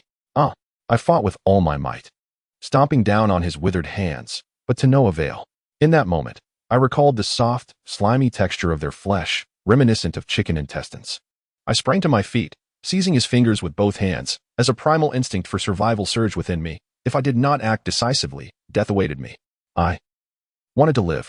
With a sharp crack, one of his fingers snapped under my grip, and I continued to exert force until I had broken two of his fingers. I fought back the nausea that threatened to overwhelm me, and after severing 9 of his fingers, I delivered a brutal kick to his face, bracing myself against the wall as I retched once more. Moments later, I did not linger. I sprinted toward the rooftop, knowing that remaining behind was a certain death. At that moment, he crawled after me once again. Thus, I dashed to the iron door at the rooftop, only to find it inexplicably lying on the ground, as if pushed down by another. Yet, I had no time for contemplation. I stepped boldly onto the rooftop. My name is Zhang Peng, a substitute biology teacher at MH High School, and occasionally, I also serve as the school nurse. In truth, I am 20 years old, a graduate student at Harvard University in the United States. This summer, I returned to my hometown, MH Town, and I am, in fact, the first individual from MH Town to study abroad in the United States. My return caused quite a stir. I am also an alumna of MH High School. Upon graduating, I was directly admitted to Harvard, and after 2 years of study, I successfully earned a graduate degree. As the holiday drew to a close, I must mention that graduate students do not typically have vacations. I had taken a 2-month leave to visit my hometown after being away for 2 years. As the end of my leave approached, a biology teacher at MH High School resigned for personal reasons.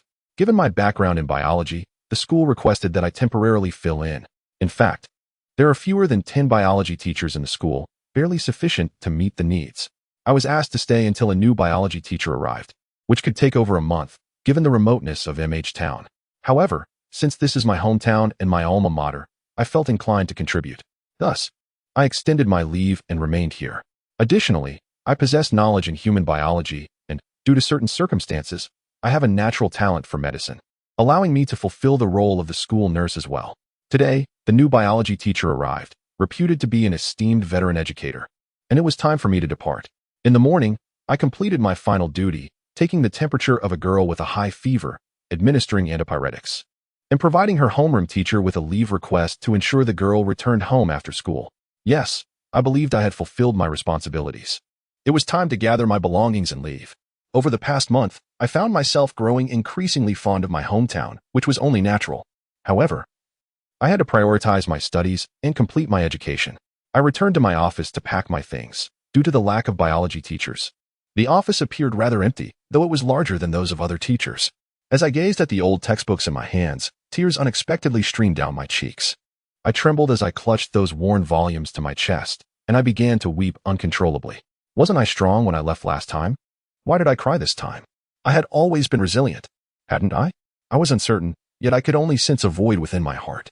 Just then, a voice unexpectedly broke the silence from behind me, startling me. I turned quickly, only to glance at the person before me and then turn away again. Wiping the tears from my face before facing them, I feigned a stern expression and coldly addressed the individual. Hey, aren't you supposed to be in class? Or do you want me to give you a good beating before you return? The boy paused for a moment, then broke into a smug grin. Huh, you don't even know who I am. I can recite nearly all of the high school curriculum backward. Sister, you underestimate me. I am a genius. More of a genius than you. He seemed quite pleased with himself. This boy is my younger brother, now in his second year of high school. Although I do not know the exact details of his circumstances, he claims to be the top student in his grade. Yes, I take immense pride in him. I am proud to have such a brother. To clarify, we are not blood siblings. I was adopted by his father when I was 10 years old from an orphanage. In truth, I do not know who my biological father is. I have never even seen a picture of him. I lived with my mother in City S until she passed away from a serious illness when I was 7. I remember my mother's despair before her death. Her resentment toward my father, yet she smiled and told me, Xiaopeng, be good. Your father will surely return. I ended up in an orphanage. My biological father never sought me out, not until the year I turned 10, when I was adopted by an uncle named Zhang. From him, I learned that he and my father were good friends, but my father had already departed from this world. Strangely, upon hearing this, I felt no sorrow, nor did I inquire how he had died. Perhaps I had come to harbor a deep-seated resentment towards him. Thus, I willingly accompanied my new father to MH Town, where I met the 7-year-old Zhang Yu, the very boy before me now, with his carefree grin. Indeed, a decade has elapsed, and that little rascal has grown taller than I am. I smirked at him. Hey, you little brat, can you measure up to your big sister? I'm already a graduate student at Harvard. You have a long way to go. He merely shrugged, seemingly lost for words. But I could distinctly read the words, old woman, on his lips. My expression darkened instantly. This was no mere pretense. I was genuinely infuriated. Clenching my small fist, I swung it towards him, anticipating the satisfying sensation of it connecting with his face. It had been ages since I last hit him. I recalled the night before my departure to America 2 years ago, when I had dragged him into my room and thoroughly punished him for over an hour. The thought made me chuckle. However, perhaps due to my high heels, my ankle twisted unexpectedly, causing me to lose my balance and fall into his embrace. Thud. We both tumbled to the floor, but thankfully, his sturdy frame cushioned my fall. As I scrambled to rise, I noticed his hand firmly gripping mine. When I turned to look at him, I found his gaze somewhat awkward, and my cheeks flushed with embarrassment. Chapter 3. The Beginning, an Ominous Foreboding. I quickly turned my head away, refusing to meet his gaze. After a brief silence, he broke the tension. Sister, are you leaving again? I was taken aback, unsure of the meaning behind his words. Did he not already know I was returning to America? Why then did he ask? No one could provide an answer. I returned my gaze to his eyes, hoping to uncover something I could not articulate. His eyes burned like flames, causing my face to redden further. I dared not linger in his embrace, struggling to free myself, fearful that if I stayed a moment longer, I might act in a way I could not foresee. I exhaled deeply, composed my expression, and said, Yes, didn't you already know? Why ask again? Do you wish for me to give you a good thrashing? Upon saying this, I cast a somewhat mischievous glance at him. He turned his head away, seemingly lost in thought, and we fell into silence once more. I was aware of the insurmountable chasm that had always existed between us, an eternal divide. As I contemplated what to say next, the intercom suddenly blared, Attention. All faculty and students. A severe act of violence has occurred on campus. Please evacuate safely under the guidance of your teachers. Repeating, a severe act of violence? What was happening? A terrorist attack? My mind felt muddled, struggling to comprehend the situation. Could this be another of the school's emergency drills? How could that be? A violent incident. I glanced at the boy, who looked back at me, and from his expression, I realized he, too, was bewildered. He suddenly suggested, "Sister, let us go outside and see if we can learn what is happening."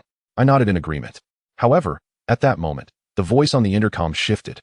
Chillingly ominous, a severe act of violence has occurred on campus. Please evacuate safely under the guidance of your teachers. Repeating, a severe act of violence. Ah, Mr. Lee, what are you doing? Boom. The broadcaster seemed to have encountered something terrifying, toppling the furniture in the broadcast room. The only sounds that followed were low murmurs and what seemed like chewing. As this broadcast concluded, the entire school erupted into chaos, akin to boiling water. Run. The terrorists are here. Help. A fight is breaking out. Since our office was on the first floor of the teaching building, I could distinctly feel the tremors shaking the structure. Students poured out of classrooms, desperately trying to escape the school. For the voice on the intercom was a reminder that even those speaking could not evade the violent incident. What chance did they have? Remaining behind meant certain doom. Thus, they fled in a frenzy, and the school descended into utter chaos. As I observed the students scurrying like ants from the teaching building, my heart filled with concern. Did they not understand that maintaining order was crucial to survival? Their panicked flight would only exacerbate the perilous situation. This scene reminded me of a joke I had come across online, about two people encountering a tiger in the forest. One fled, while the other mocked him, questioning the efficacy of running. The first replied, "I don't expect to outrun the tiger, just you." Indeed, those fleeing outside were merely striving to survive. But could they truly escape without understanding the cause of the panic? At that moment, the boy's hand grasped mine and yanked me out of the office. I shot him an annoyed glance, hastily breaking free from his grip, exclaiming, "Why are we rushing out when the place is packed with people? I want to understand what this violent incident entails, not flail about like a headless chicken." He seemed reluctant to elaborate, and I detected fear etched on his face. I quickly asked, "Brother, what are you afraid of? Do you know something?" He nodded and shook his head simultaneously, then pulled me towards the school gate, saying as we ran, "Sister, you must believe me." When I heard the principal's terrified murmurs on the intercom, I looked towards the broadcast room. Do you know what I saw? Someone was tearing into the principal's flesh and eating it. Then, he, as if unfazed, rose from the ground while other teachers went to check on him. That teacher was eaten by the principal, and then, that teacher stood up as if nothing had happened. But I distinctly saw the principal had even had his intestines pulled out. His insides were devoured. After saying this, the boy began to tremble, a stark contrast to his usual fearless demeanor. Yet, I found it hard to believe, or rather, I could not comprehend such a bizarre tale. After all, humans rely on their hearts for circulation and metabolism. One cannot survive without it. I understood my brother's character. He would never lie. But I still could not accept it. I trusted what I had learned at Harvard over the past 2 years. I hastily questioned, "Brother, could it be that you misperceived it? Or perhaps had a hallucination?" He shouted back at me, "Why would I lie to you? You are my sister. Aside from you, I would never deceive you." As his words faded, he grasped my hand and hurriedly pulled me toward the school gate. As we approached the entrance, he suddenly halted, his eyes wide with terror as he stared ahead. I was puzzled by his expression, so I followed his gaze, and my heart nearly ceased beating. What lay before us was not a scene from the human realm, but rather a vision of hell itself. At the school gate, several blood-soaked figures were devouring students who had fallen into their clutches. Some of these victims had gaping wounds in their abdomens, and to my horror, I could see that their insides were entirely devoid of organs, their intestines nearly dragging on the ground. With ferocity, these creatures bit into the students, tearing flesh from bone, swallowing it with guttural sounds, and then ripping away limbs or creating gaping holes in the bodies of those still alive. I let out a piercing scream and, overwhelmed, leaned against him, retching uncontrollably. Although I had performed numerous dissections back in America and was well acquainted with human anatomy, the sight before me was too much to bear. After a moment, my stomach settled slightly, and I dared to look again at the gruesome spectacle.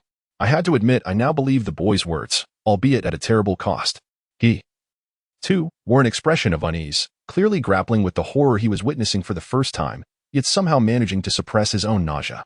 He glanced back at me, and seeing that I was somewhat composed, he took my hand and urged me to run back.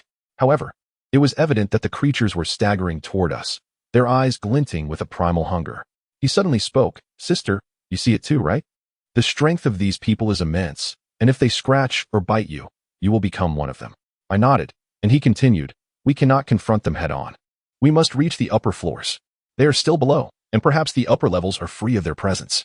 We need to call the police. If we can hold out until they arrive, we will be safe." As he finished speaking, he looked at me earnestly. I nodded in agreement and fumbled in my bag for my phone, trembling as I dialed the emergency number, desperately hoping for a swift response. I'm sorry. Due to signal issues, the emergency line is currently unavailable. Please try again later. The voice on the line shattered my hopes, and I felt something within me break, my face falling in despair. Noticing my distress, he asked anxiously, "What's wrong? When will the police come?" I put my phone away and shook my head helplessly. "The police won't come. The signal can't connect." He exclaimed in panic. "What? Why is this happening? Just half an hour ago, everything was fine." After a moment, a spark of realization crossed his face. So what if there is no signal? Our town is tiny, and the police station is less than a few hundred meters from the school. They will surely notice something amiss. With renewed determination, he pulled me toward one of the classroom buildings, and I noticed other students joining our frantic escape, perhaps hoping to flee to town, having witnessed the same horrific scene. My mind finally began to process the chaos around me. Why was this nightmare unfolding, akin to something out of a film? Humans biting humans, transforming into them and continuing the cycle. This was sheer madness. I pondered the origins of these creatures. Had they been infected with a virus like in the movies? Or had they been bitten by outsiders? I felt as though I had stumbled upon an unbelievable truth, one that suggested the police might never arrive. As we reached the staircase, my thoughts were interrupted by a sudden onslaught of bloodied students rushing down. A few were so frantic that they failed to notice the creatures on the stairs, charging up recklessly. In an instant, a scene of carnage unfolded before my eyes as the bloodied figures seized them, clamping their jaws onto their necks. Before they could even utter a sound or struggle, a fountain of blood erupted from their wounds, and the horror escalated as the bloodied figures savagely tore flesh from bone. The students were utterly powerless, reduced to helpless prey, their expressions filled with despair. Moments later, those who had succumbed beneath the claws of the attackers began to rise from the blood-soaked ground. I stood frozen, paralyzed by the gruesome sight, until a hand gripped my wrist, pulling me away in a desperate flight. I didn't need to look to know who it was. He turned to me, shouting, "Do you want to die? They're beyond saving. If you stay, you'll be next." I said nothing, lowering my head as he dragged me along. Sensing my compliance, he fell silent and hurried me toward another staircase. "This building has a smaller staircase. Let us use that. These disgusting creatures make me sick." I nodded, though I couldn't comprehend why I was so submissive to his lead. There was no time for contemplation. Suddenly, he halted, causing me to crash into him. I peered past his shoulder and saw several creatures blocking our path, at least 7 or 8 of them, their twisted forms lunging toward us. We turned to flee, only to find ourselves surrounded by another group of 7 or 8 creatures. Gradually, we were ensnared by their presence. Along with dozens of other terrified students, their faces a mix of fear, panic, and despair. We were trapped within the circle of these monstrous beings, escape now seeming impossible. "Die, you wretches." A few students, perhaps driven by sheer terror or adrenaline, charged at the grotesque figures, seemingly willing to fight to the death. However, their actions were folly, akin to moths drawn to a flame, as the creatures swiftly overpowered them. The outcome was inevitable. Those students became them. They staggered toward us, eyes gleaming with hunger, as cries for help filled the air. "Help! Where are you, Mom? Someone, please save me." The crowd was thrown into disarray. Many female students, upon witnessing the horrifying scene, began to retch, subsequently huddling together while shrieking and weeping. The male students were not faring much better. In short, they were deeply terrified of these humanoid beasts and had succumbed to despair. At that moment, a hand discreetly tugged at the hem of my garment, followed by a voice whispering in my ear, "Sister, listen closely to me." Their movements are sluggish and rigid, akin to that of robots. Aside from their extraordinary strength, they are inferior to us in all other aspects. After a brief pause, he continued, "I have observed them for some time and discovered a particular trait. When they approach, you must closely follow me. I cannot guarantee success, but it is a gamble worth taking. This is our hope." As his words hung in the air, I met his gaze, and the intensity of our exchange resonated in that moment. In his eyes, I found unwavering resolve. After a moment's hesitation, I nodded emphatically. Indeed, his plan was a sound one. I admired his keen observation in such dire circumstances, noticing even the minutiae of their behavior, a feat I found rather humbling. Before long, the sharp claws of them descended upon a few unfortunate students, accompanied by the gushing of blood and the chorus of anguished moans.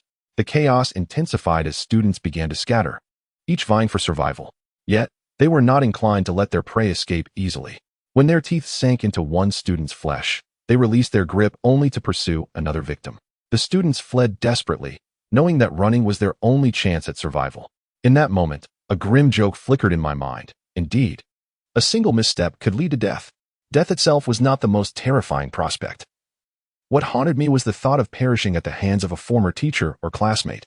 Even worse, after being devoured, one would become akin to them. In a fleeting instant, several blood-soaked beings staggered toward us, their intestines grotesquely protruding, yet they seemed oblivious to their own mutilation as they lunged at us. Their attack was not a ferocious assault, but rather a clumsy swipe of their arms.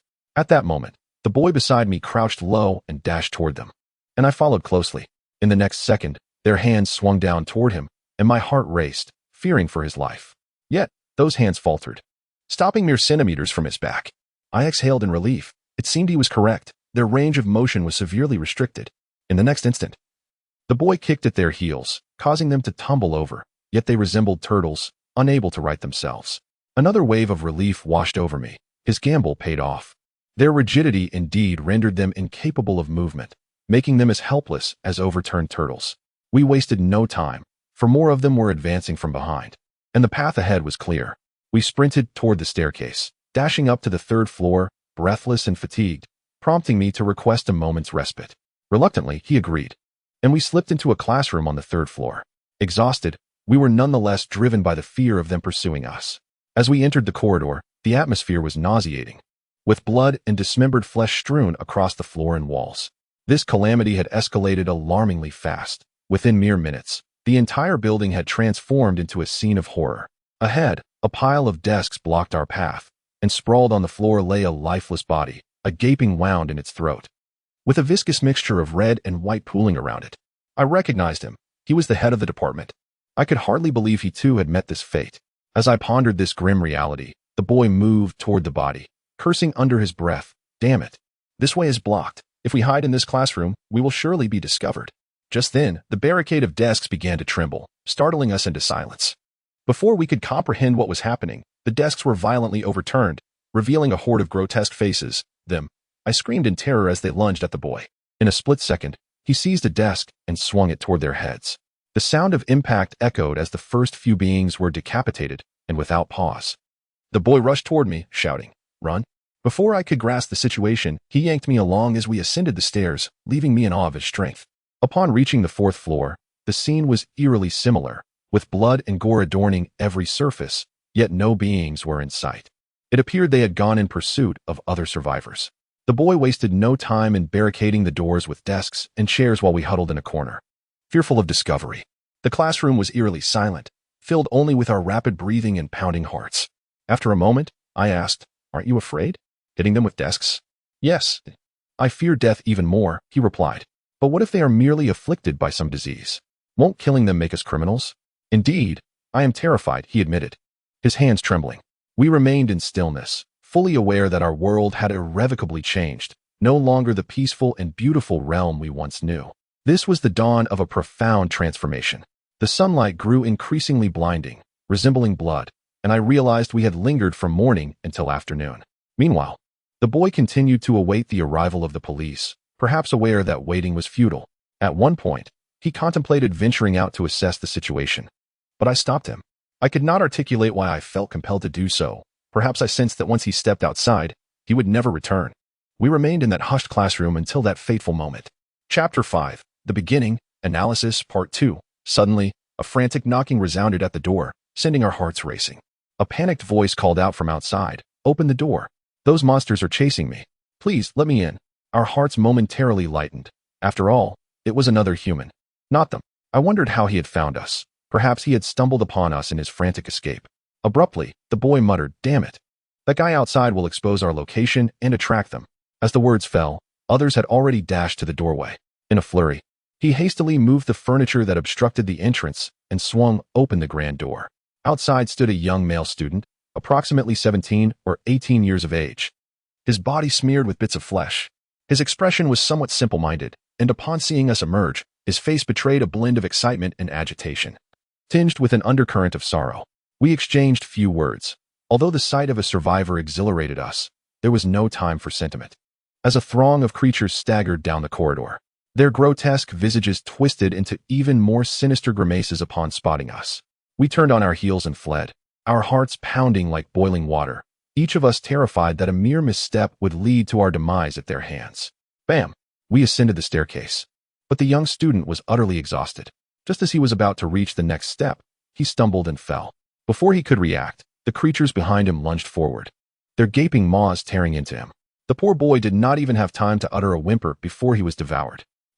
I gasped in shock, witnessing a life snuffed out right before my eyes. My legs turned to jelly, but thankfully he had pulled me along. Watching a life struggle was heart-wrenching. Was human life truly so worthless? We pressed onward, racing up the stairs, and upon reaching the next level, we abruptly changed direction, for a few blood-soaked creatures were descending the staircase. We could not afford to confront them. Our only option was to dash to the other end of the corridor.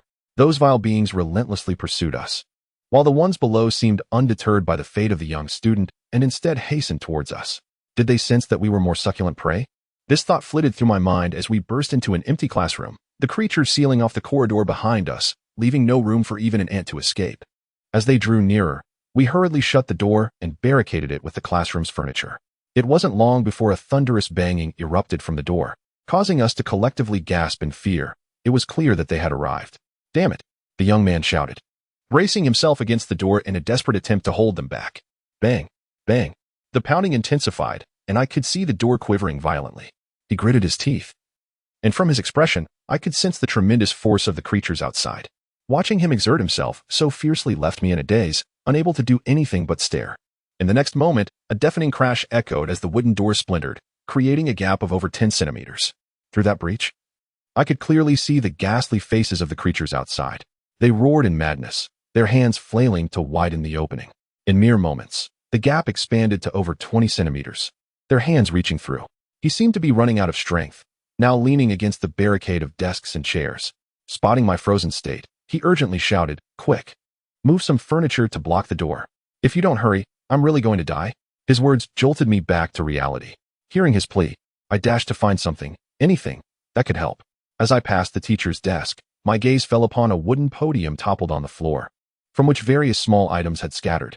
In high school chemistry classes, alcohol lamps were frequently utilized, and some teachers often kept them in the classroom for convenience. Beneath the overturned podium, I spotted a half-full bottle of alcohol and a box of matches. A surge of joy coursed through me as I rushed over, quickly scooping up the bottle and matches before sprinting back to the door.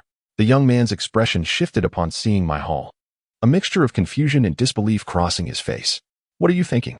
We need to block the door, not bring those two items. I refuse to believe those monsters will be deterred by mere trifles. Enough of your fuss. Watch this." I shot him a glare, not pausing to hear more.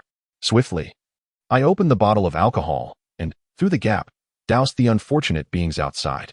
In an instant, the half bottle was emptied over them, and then I opened the matchbox, extracting a single match. With a swift strike, a small orange flame ignited in the air. I quickly flicked the match towards the hapless creature, the flame tracing a graceful arc before landing squarely upon it. Whoosh! The fire erupted, swiftly consuming the creature, and in the next heartbeat, it was ablaze. The flames spread rapidly, catching several nearby creatures in its wake, filling the air with the acrid stench of charred flesh. We exhaled deeply. Though we couldn't see the full extent of the chaos outside, the unmistakable odor of burnt flesh confirmed that at least 10 creatures had been engulfed. The banging at the door ceased, and the young man, tousling his hair, stood up, appearing rather disheveled. I approached him with a teasing smirk. "See? I told you I was capable." He nodded vigorously, staring at me in disbelief, as if gazing upon a celebrity. A flicker of vanity stirred within me, a feeling long forgotten. I covered my mouth with a chuckle, but just as I was about to speak, the door was suddenly met with another series of thunderous knocks. We both jumped, turning our attention to the sound. Bam! With no barrier to impede them, the creatures crashed through the door with alarming ease. In a matter of moments, they toppled the entire door, even tearing the steel reinforcements from the wall. We recoiled in terror, but as the door fell, we realized it was too late to intervene. Without the door to hinder them, the creatures surged forward like fish in water, and before long, the furniture we had used as a barricade was cast aside, revealing a terrifying sight. Over a dozen creatures, all engulfed in flames. They were utterly oblivious to the searing heat of the flames, even as their flesh was scorched to the point of emitting a charred odor. With a ghastly expression, they lunged towards us like fiery demons, their bodies ablaze, creating a spectacle that was both visually and atmospherically overwhelming. It was inconceivable to think we could thwart such a perilous onslaught. Our only recourse was to evade them. A throng of over a dozen figures, engulfed in flames, charged at us, an unimaginable reality unfolding before our eyes. Perhaps you cannot fathom the tension we felt, to exaggerate slightly. It felt as if our hearts were about to leap from our throats. We hastily retreated, pivoting towards the back door, where we had left relatively few desks and chairs obstructing the exit, allowing us to swing it open with ease. We then bolted forward, hardly pausing. Acutely aware that they were hot on our heels, we ascended the narrow emergency staircase, hoping it would lead us to a higher refuge. However, as we reached the first level, several bloodied figures staggered down the stairs. Upon spotting us, they immediately roared and charged forward. Our hearts sank again. One of us swiftly grasped my wrist, urgently urging this way. Without hesitation, he pulled me into the corridor, striding towards the opposite end. Just as we noticed that the figures on the stairs were closing in behind us, and those from the lower level had ascended into the corridor, my heel twisted again, perhaps due to my high-heeled shoes. In an instant, I tumbled to the ground, my knee scraping against the floor, sending a jolt of pain coursing through me as I emitted a cry of distress. I struggled to rise, but could not regain my balance. He paused for a moment, then bent down and hoisted me onto his back, continuing to sprint forward without a word. My emotions were a tumultuous mix of warmth and worry. Perhaps fate was against us, for suddenly, a figure appeared in the corridor ahead. Indeed, this figure was drenched in blood, resembling a wounded soldier returning from the battlefield. Its grotesque visage locked onto us. With a chilling shout, he dashed towards the figure, kicking it hard in the abdomen. The sound of flesh colliding echoed, and the figure crumpled to the ground. Elated, he carried me over the fallen body, but before we could take another step, a pair of hands clutched his ankle tightly, pulling us down to the floor. This was the third time I had fallen today, yet once again, he served as my cushion. He forcefully shoved me aside, then unleashed a flurry of kicks onto the figure's grotesque face, delivering no fewer than 10 blows, transforming the visage into a pulpy mass. Yet, the figure remained relentless. Inching closer, its face nearly brushing against his waist. I understood the implications of that moment all too well. Panic-stricken, I rummaged through my small bag and retrieved a pair of scissors, about 10 centimeters long. Without a second thought, I gripped it tightly and lunged at the figure. Aiming for its head, I screamed, but in that instant, I heard nothing. I only witnessed a viscous white substance erupt from the figure's head before it collapsed to the floor with a thud. I gasped in terror, my hands trembling as I stared at the fallen figure, my heart a cacophony of emotions, as if I had breached some forbidden threshold. Was this the sensation of taking a life? Once more, he lifted me onto his back, and we continued our ascent as the relentless figures behind us pursued with fervor. We had no choice but to press on until we reached the top floor. Chapter 6. The Beginning, the Hellish Gate of Hope. An Jie and the others, panting heavily, flung open the car door and scrambled inside, drenched to the bone, resembling drowned rats. The water quickly soaked the seats. But Zhang Peng paid no heed to such trivialities. After urging everyone to secure themselves, she gripped the steering wheel tightly. With a sudden acceleration, she veered the car towards the entrance of the town. Just as she aligned the vehicle towards the town's exit, a horde of zombies unexpectedly encircled the street. The sheer number was terrifying. Under the dim sky, An Jie and the others could only discern masses of shadowy figures. Yet they knew that the oppressive throng certainly exceeded 500. These zombies, with their contorted faces, protruding intestines, and missing limbs, surged through the torrential rain, effectively sealing off the vehicle. They advanced slowly, as if perceiving An Jie and his companions as their inevitable prey. The scene was undoubtedly grotesque, yet merely to ordinary individuals. Who could fathom the experiences of An Jie and his group? In their subconscious, this gruesome tableau was something they had long been desensitized to. They were no longer human. They had transformed into a different breed of creature. Zhang Peng screamed, flooring the accelerator, her right foot pressing down hard as she barreled towards the encroaching horde. With a thunderous crash, amidst the downpour that fell like the size of a baby's fist, Zhang Peng's cry was swallowed by the roar of the engine and the sound of the car colliding with the undead. With her eyes shut tight, she dared not witness the bloody carnage she was inflicting. She was, after all, a kind-hearted woman. Had it not been for her survival instincts, she would hesitate to harm even an ant.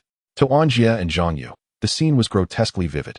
The car surged into the swarm at a speed of 80 kilometers per hour, sending the zombies scattering like unbalanced dolls, their bodies bursting apart in a gory display.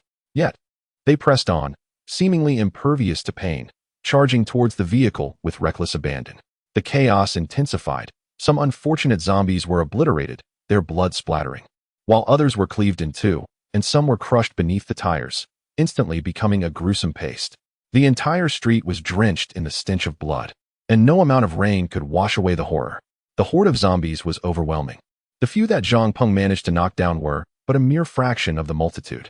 The car's front barely sent a handful of zombies flying before another wave of over a dozen lunged forth, their claws outstretched, undeterred by the pain, or perhaps entirely oblivious to it.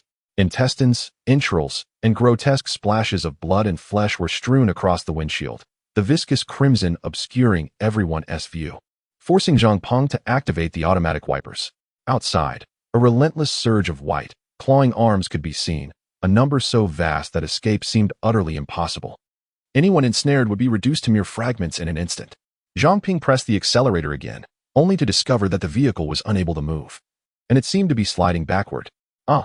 Zhang Peng screamed, her eyes wide with terror as she glanced out the window, frantically maneuvering the steering wheel.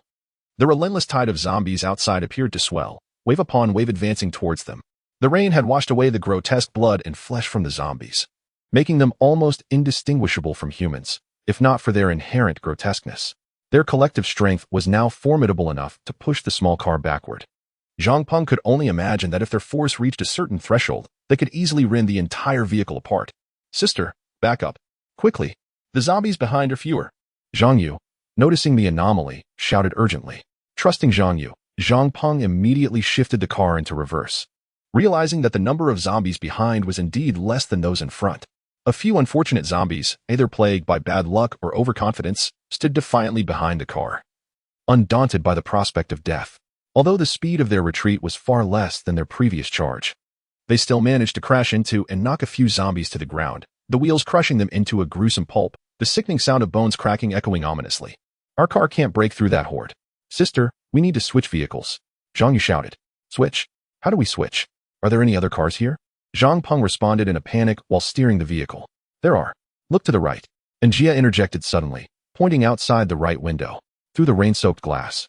A scattering of grotesque zombies wandered, and beside a small shop's curb stood a van, its exterior marked with a manufacturer's name or label. "But what good is another vehicle if we don't have the keys?" Zhang Peng exclaimed as she maneuvered the car to the side of the zombie horde and accelerated. "That's not an issue. Even without keys, I can start it. I've done it before. Just connect the wires." An Jie shouted back in a panic. Zhang Peng remained silent, choosing instead to accelerate and ram through a few zombies blocking their path. The impact sent them flying, blood and gore splattering as their insides burst forth, adding to the chaotic scene. Ahead, a mass of swaying zombies gathered at the intersection. A number so immense it was impossible to count, truly a horrifying sight, a dense black swarm extending into infinity, leaving the onlookers in dread. Taking a deep breath, Zhang Peng felt a shiver of trepidation rise within her.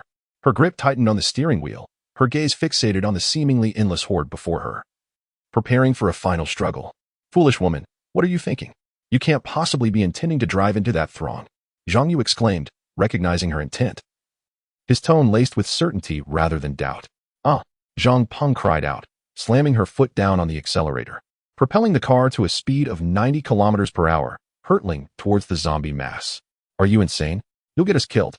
This vehicle can't break free from this circle," Zhang Yu shouted as he lunged at her, attempting to halt her reckless actions. "What else can we do?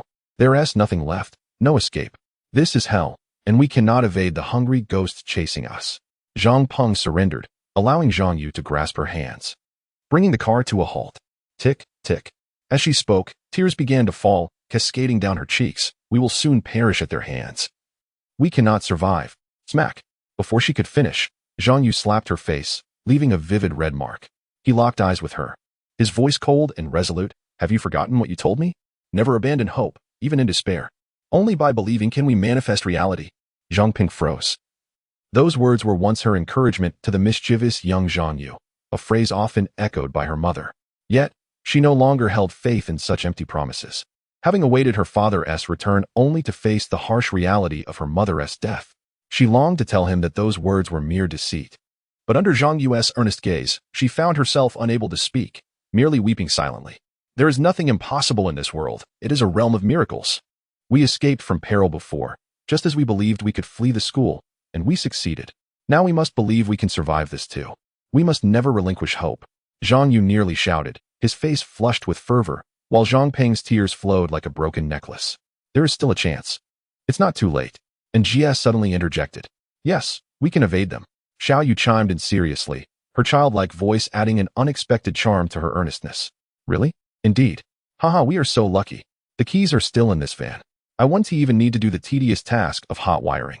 The group rushed to the van An Jie pointed out, and upon discovering the keys still in the ignition, he erupted with excitement. It seems fate is still on our side. Excellent. Let us drive out of this cursed place. In summary, under Zhang Ping's guidance, An Jie and the others managed to escape the town, albeit with some unexpected challenges, such as a few persistent zombies clinging to the vehicle. But these minor issues were swiftly resolved by An Jie and Zhang Yu's strength. The slender iron rod proved to be a lifesaver for An Jie and Zhang Yu, who had kept it close at hand. However, An Jie felt quite vexed by a girl named Fang Xiaoyu, who, after boarding the vehicle, clutched his shoulder tightly, hindering his movements. Nevertheless, the group successfully escaped the cursed little town and set off towards their destination.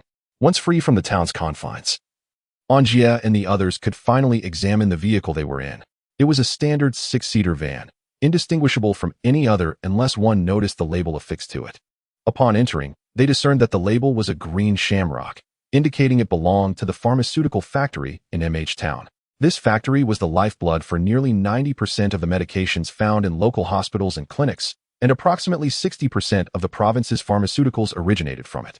The factory was unique to MH Town, the only one of its kind in the province, as other towns merely had chain stores under its name, which dominated over 97% of the region, leaving a mere 3% for undeveloped rural areas. This establishment was part of the renowned Clover Pharmaceutical Company from the United States. It was likely that the previous occupants of the van had fled due to a zombie encounter.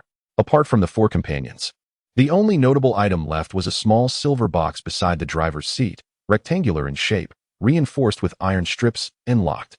Its mysterious contents remained unknown.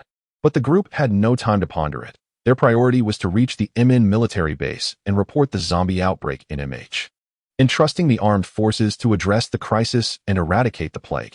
Restoring everything to its former state was their ultimate goal. Chapter 7. The Beginning.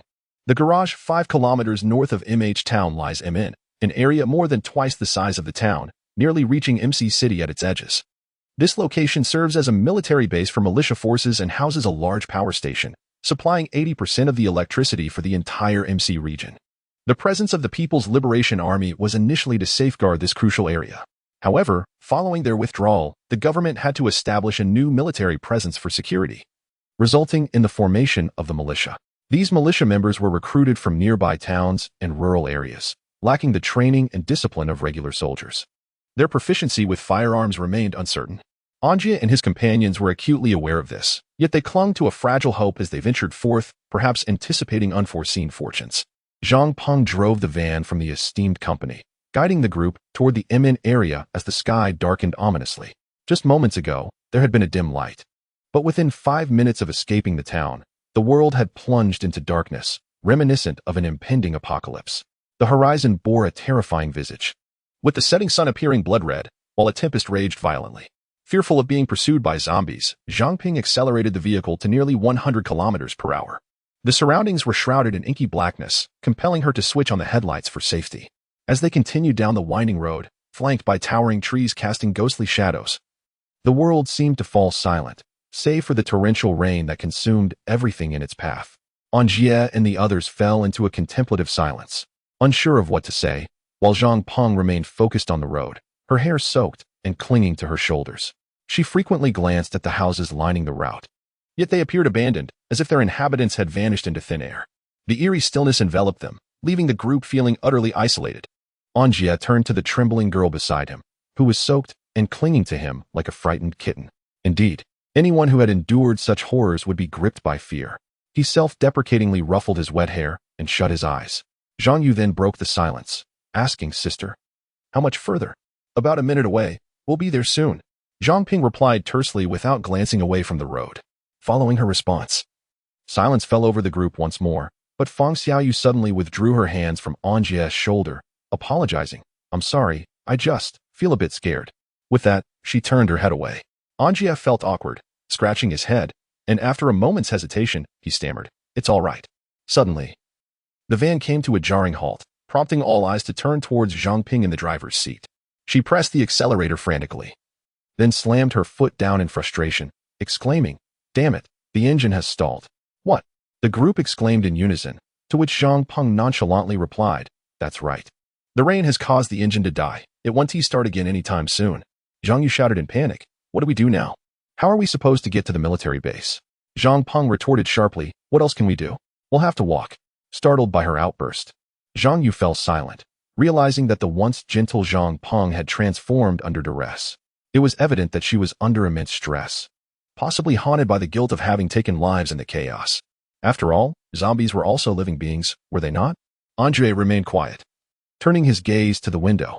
Outside, the rain-soaked roadside was lined with dark, looming trees, and he caught sight of ominous shadows approaching them. An Jie's mind suddenly tensed. His eyes widened as he attempted to discern the shadows more clearly. He yearned to understand what those shadows truly were, but the darkness enveloped everything, rendering visibility nearly impossible. All he could perceive were indistinct, humanoid shapes. Could they be human? An Jie was unable to ascertain, his gaze fixated on the approaching darkness. Meanwhile, Zhang Yu seemed to be embroiled in a heated argument with Zhang Peng, while Feng Xiaoyu appeared to be mediating between them. Yet, An Jie was oblivious to the commotion around him. All his attention was entirely consumed by the encroaching shadows. They drew nearer, swaying as they approached An Jie and the others. Startled, An Jie finally discerned the figures advancing from either side of the road. Their unsteady gait mirrored that of a mechanical automaton. There was no mistaking it. They were zombies. An Jie shouted in panic, run. Those creatures, the zombies, are coming. As his words fell, he turned his gaze towards the arguing Zhang Peng and Zhang Yu, both regarding him with peculiar expressions. Yet An Jie detected a flicker of fear in their eyes. No one wished to revisit the gruesome memories of past slaughter. They were right outside the vehicle, drawing closer. An Jie screamed frantically.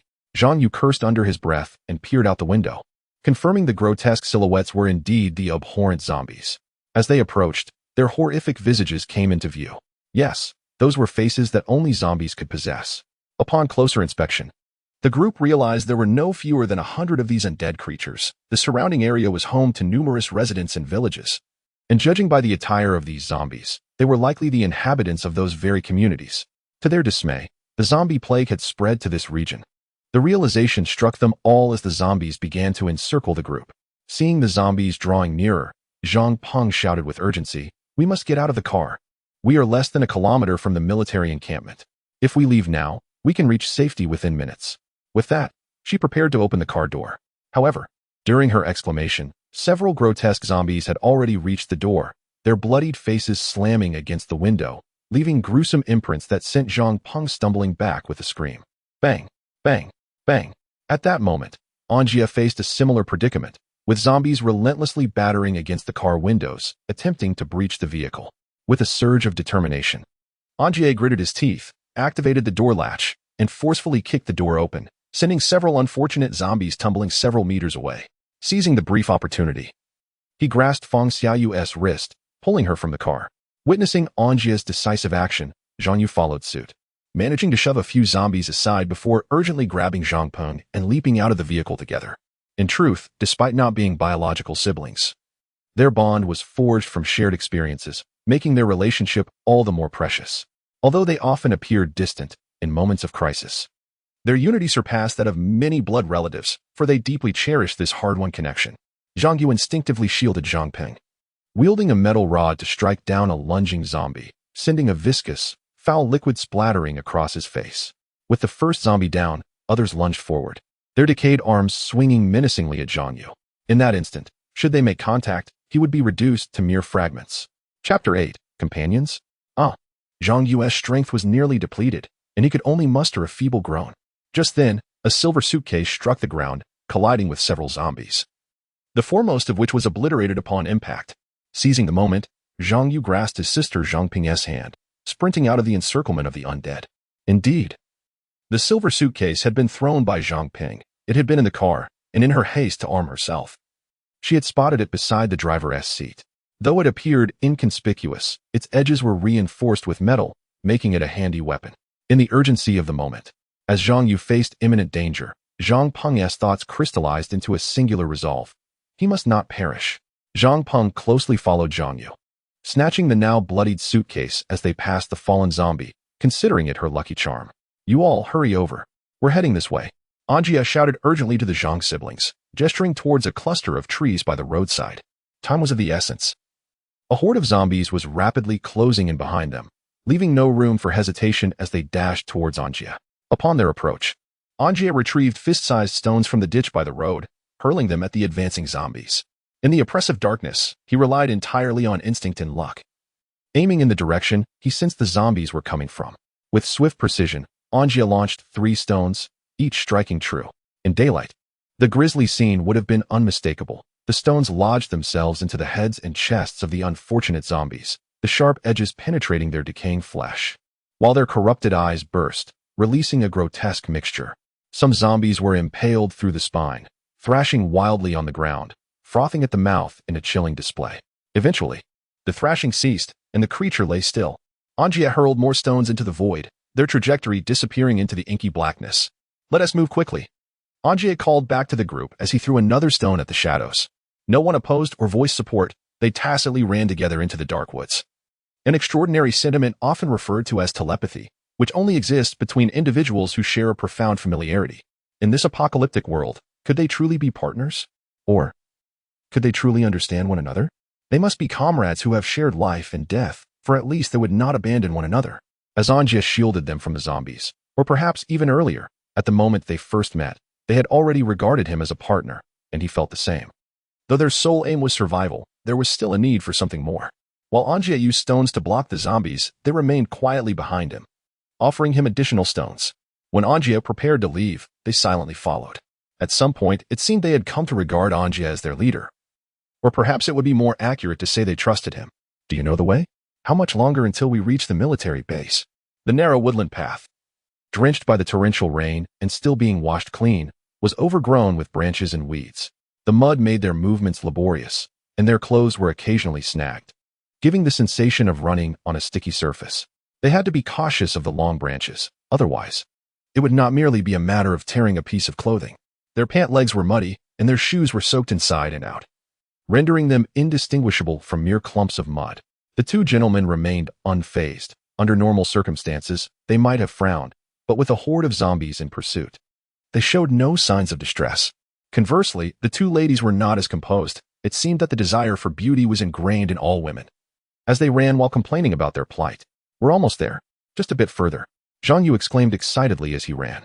An Jie strained his eyes forward and, through the haze, thought he glimpsed the towering prison. Soldiers were raising their machine guns, fiercely firing at the repulsive zombies, and soon everything would return to normalcy. Everything appeared so harmonious and tranquil. After a frantic run of over 10 minutes, An Jie and his companions finally saw the towering barbed wire fence surrounding the prison. At their original pace, they should have reached it in mere minutes, but the relentless rain and their waning strength delayed them considerably. Prisons have historically been places of confinement for criminals or terrorists, and the heavy security was self-evident. Not only was there a prison in Aman, but also a power station behind it, supplying the majority of electricity to the entire MC region. Its significance was paramount. They continued running for a few more minutes along the barbed wire fence, surrounded by darkness. Their only commitment was to report the situation of MH to the government soldiers and to survive. The rain continued to pour as they pressed on, and the zombies had long since vanished from sight. Whether they had slipped into the darkness or truly disappeared was uncertain, if given a choice. An Jie and the others would likely prefer the former, as their experiences had already provided them with enough trauma to last a lifetime. Following the barbed wire fence, they finally reached an opening, the entrance to the military encampment. The post at the entrance was desolate, devoid of sentinels. The building directly facing the gate was shrouded in darkness, not a glimmer of light to be seen. Normally, at this hour, even without the current ominous weather, this building would be brightly lit. Zhang Yu and his sister were acutely aware of this, as they often strolled along the road at this time. Whenever they saw the lights on, they would turn back home. The lights in this building were supposed to illuminate at precisely 6:30, coinciding with their dinner time. However, in this dark hour, slightly past 6:30, the absence of light instilled a sense of foreboding in the siblings.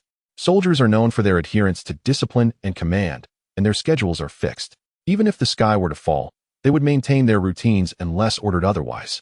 Even militia, as long as they bore the term soldier in their titles, were bound to uphold discipline until death. The lack of sentinels and the absence of light in the main building filled Zhang Yu and his sister with a sinister premonition. Was the lack of illumination due to a power outage? And was the absence of guards merely due to the rain? What a farce. This is a power station. If it were out of power, what would the situation be in MC City? Even if an atomic bomb fell, they would still dispatch troops to stand guard. Why are you dawdling? We must hurry inside to report the situation. An Jie waved his hand at the Zhang siblings, who appeared momentarily stunned. Zhang Yu and Zhang Ping exchanged glances, each sensing the thoughts in the other's mind. Zhang Ping nodded to Zhang Yu, prompting him to speak. An Jie, don't you find it strange? Not a single guard at this entire prison, and we were allowed in so easily. Something must have happened here. Rainwater cascaded down his face as Zhang Yu spoke earnestly. Upon hearing Zhang Yu's words, An Jie rubbed his forehead, seemingly reluctant to accept this reality. After all, they had exerted great effort to reach this point to report the emergence of zombies at MH, and nearly lost their lives in the process. How could he accept that something extraordinary had occurred with the military, even if it were true? You might be overthinking it. They are soldiers, after all. Even if they are militia, they are equipped with real weapons. What could possibly cause everyone in the military to vanish? The absence of guards might merely be due to a shift change. After all, it is dinner time. After a moment of contemplation, An Jie raised his head and spoke to Zhang Yu, his face inexplicably adorned with a sense of confidence. Perhaps, especially since we have no path of retreat now. Seeing that confident expression on An Jie's face, Zhang Yu could only shrug in resignation. Chapter 9. Conversations and Plans, Part 1. As they entered the building, Zhang Yu promptly switched on the lights along the wall, and in an instant, the entire interior illuminated brightly, casting a pristine white light that enveloped them. Strangely, as the lights flickered on, a warm sensation welled up within their hearts.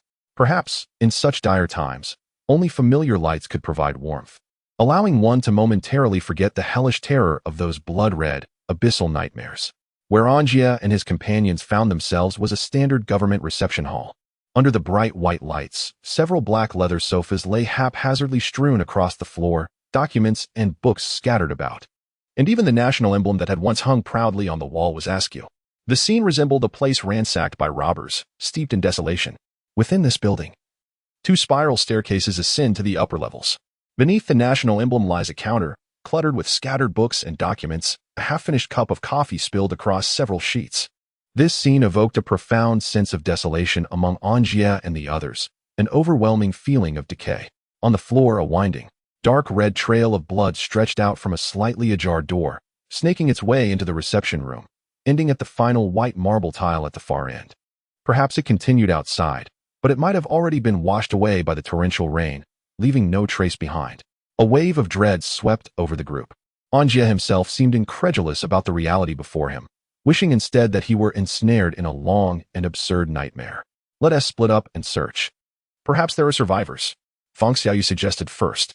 Though she too struggled to accept the grim reality, she reluctantly acknowledged it. Yes. The others nodded in agreement. Though the pillar of hope within them had crumbled, they had narrowly escaped the clutches of death.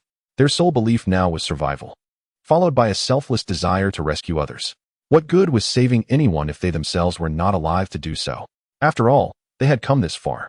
Could they simply leave because the reception room was a bit disheveled or stained with blood? Such an action was unfathomable to them. They held a profound respect for the military, who always charged into the fray during disasters. In the minds of these youths, the soldiers of China were embodiments of courage, never retreating, even in the face of a zombie apocalypse. An Jie and Zhang Yu were tasked with searching the rooms downstairs, while Xiaoyu and Zhang Peng took the upper levels. With a shared resolve, they proceeded towards their respective directions. The creaking of a door echoed as they opened the room from which the blood trail originated. The iron door emitted a sound reminiscent of a cat's claws scraping against glass, sending chills down An Jie and Zhang Yu's spines. Once inside, they swiftly closed the door, only for it to issue another unsettling noise, heightening their anxiety. The blood trail culminated on a tile before a large iron cabinet, where a significant splatter of blood painted a chaotic scene, as if expelled forcefully, with irregular patterns and signs of struggle evident. In one corner of the room, more bloodstains, resembling handprints, dripped onto the marble floor, extending from the large bloodstain. Compared to the reception room, this space was comparatively simpler, furnished only with a few scattered fitness equipment. 2 tables, a chair, and 2 large iron cabinets. The cabinets were filled with drawers, organized in a grid of 10 by 10, each labeled with names: Wu Wu Wu, Lu Lu Lu, Chi Chi Chi, Ba Ba Ba, Jiu Jiu. Zhang Yu, however, paid little attention to the cabinets or drawers. He turned towards the 2 tables near the doorway and sat in front of one, casually opening a drawer. Everything appeared so harmonious and natural, as if he were in his own home. On July 8th, Bai Qi borrowed a basketball but did not return it. The ball was damaged, he read aloud. On July 9th, Zhou Wendong borrowed a volleyball and has since returned it. On July 10th, finding a small booklet in the drawer, Zhang Yu began to read through it.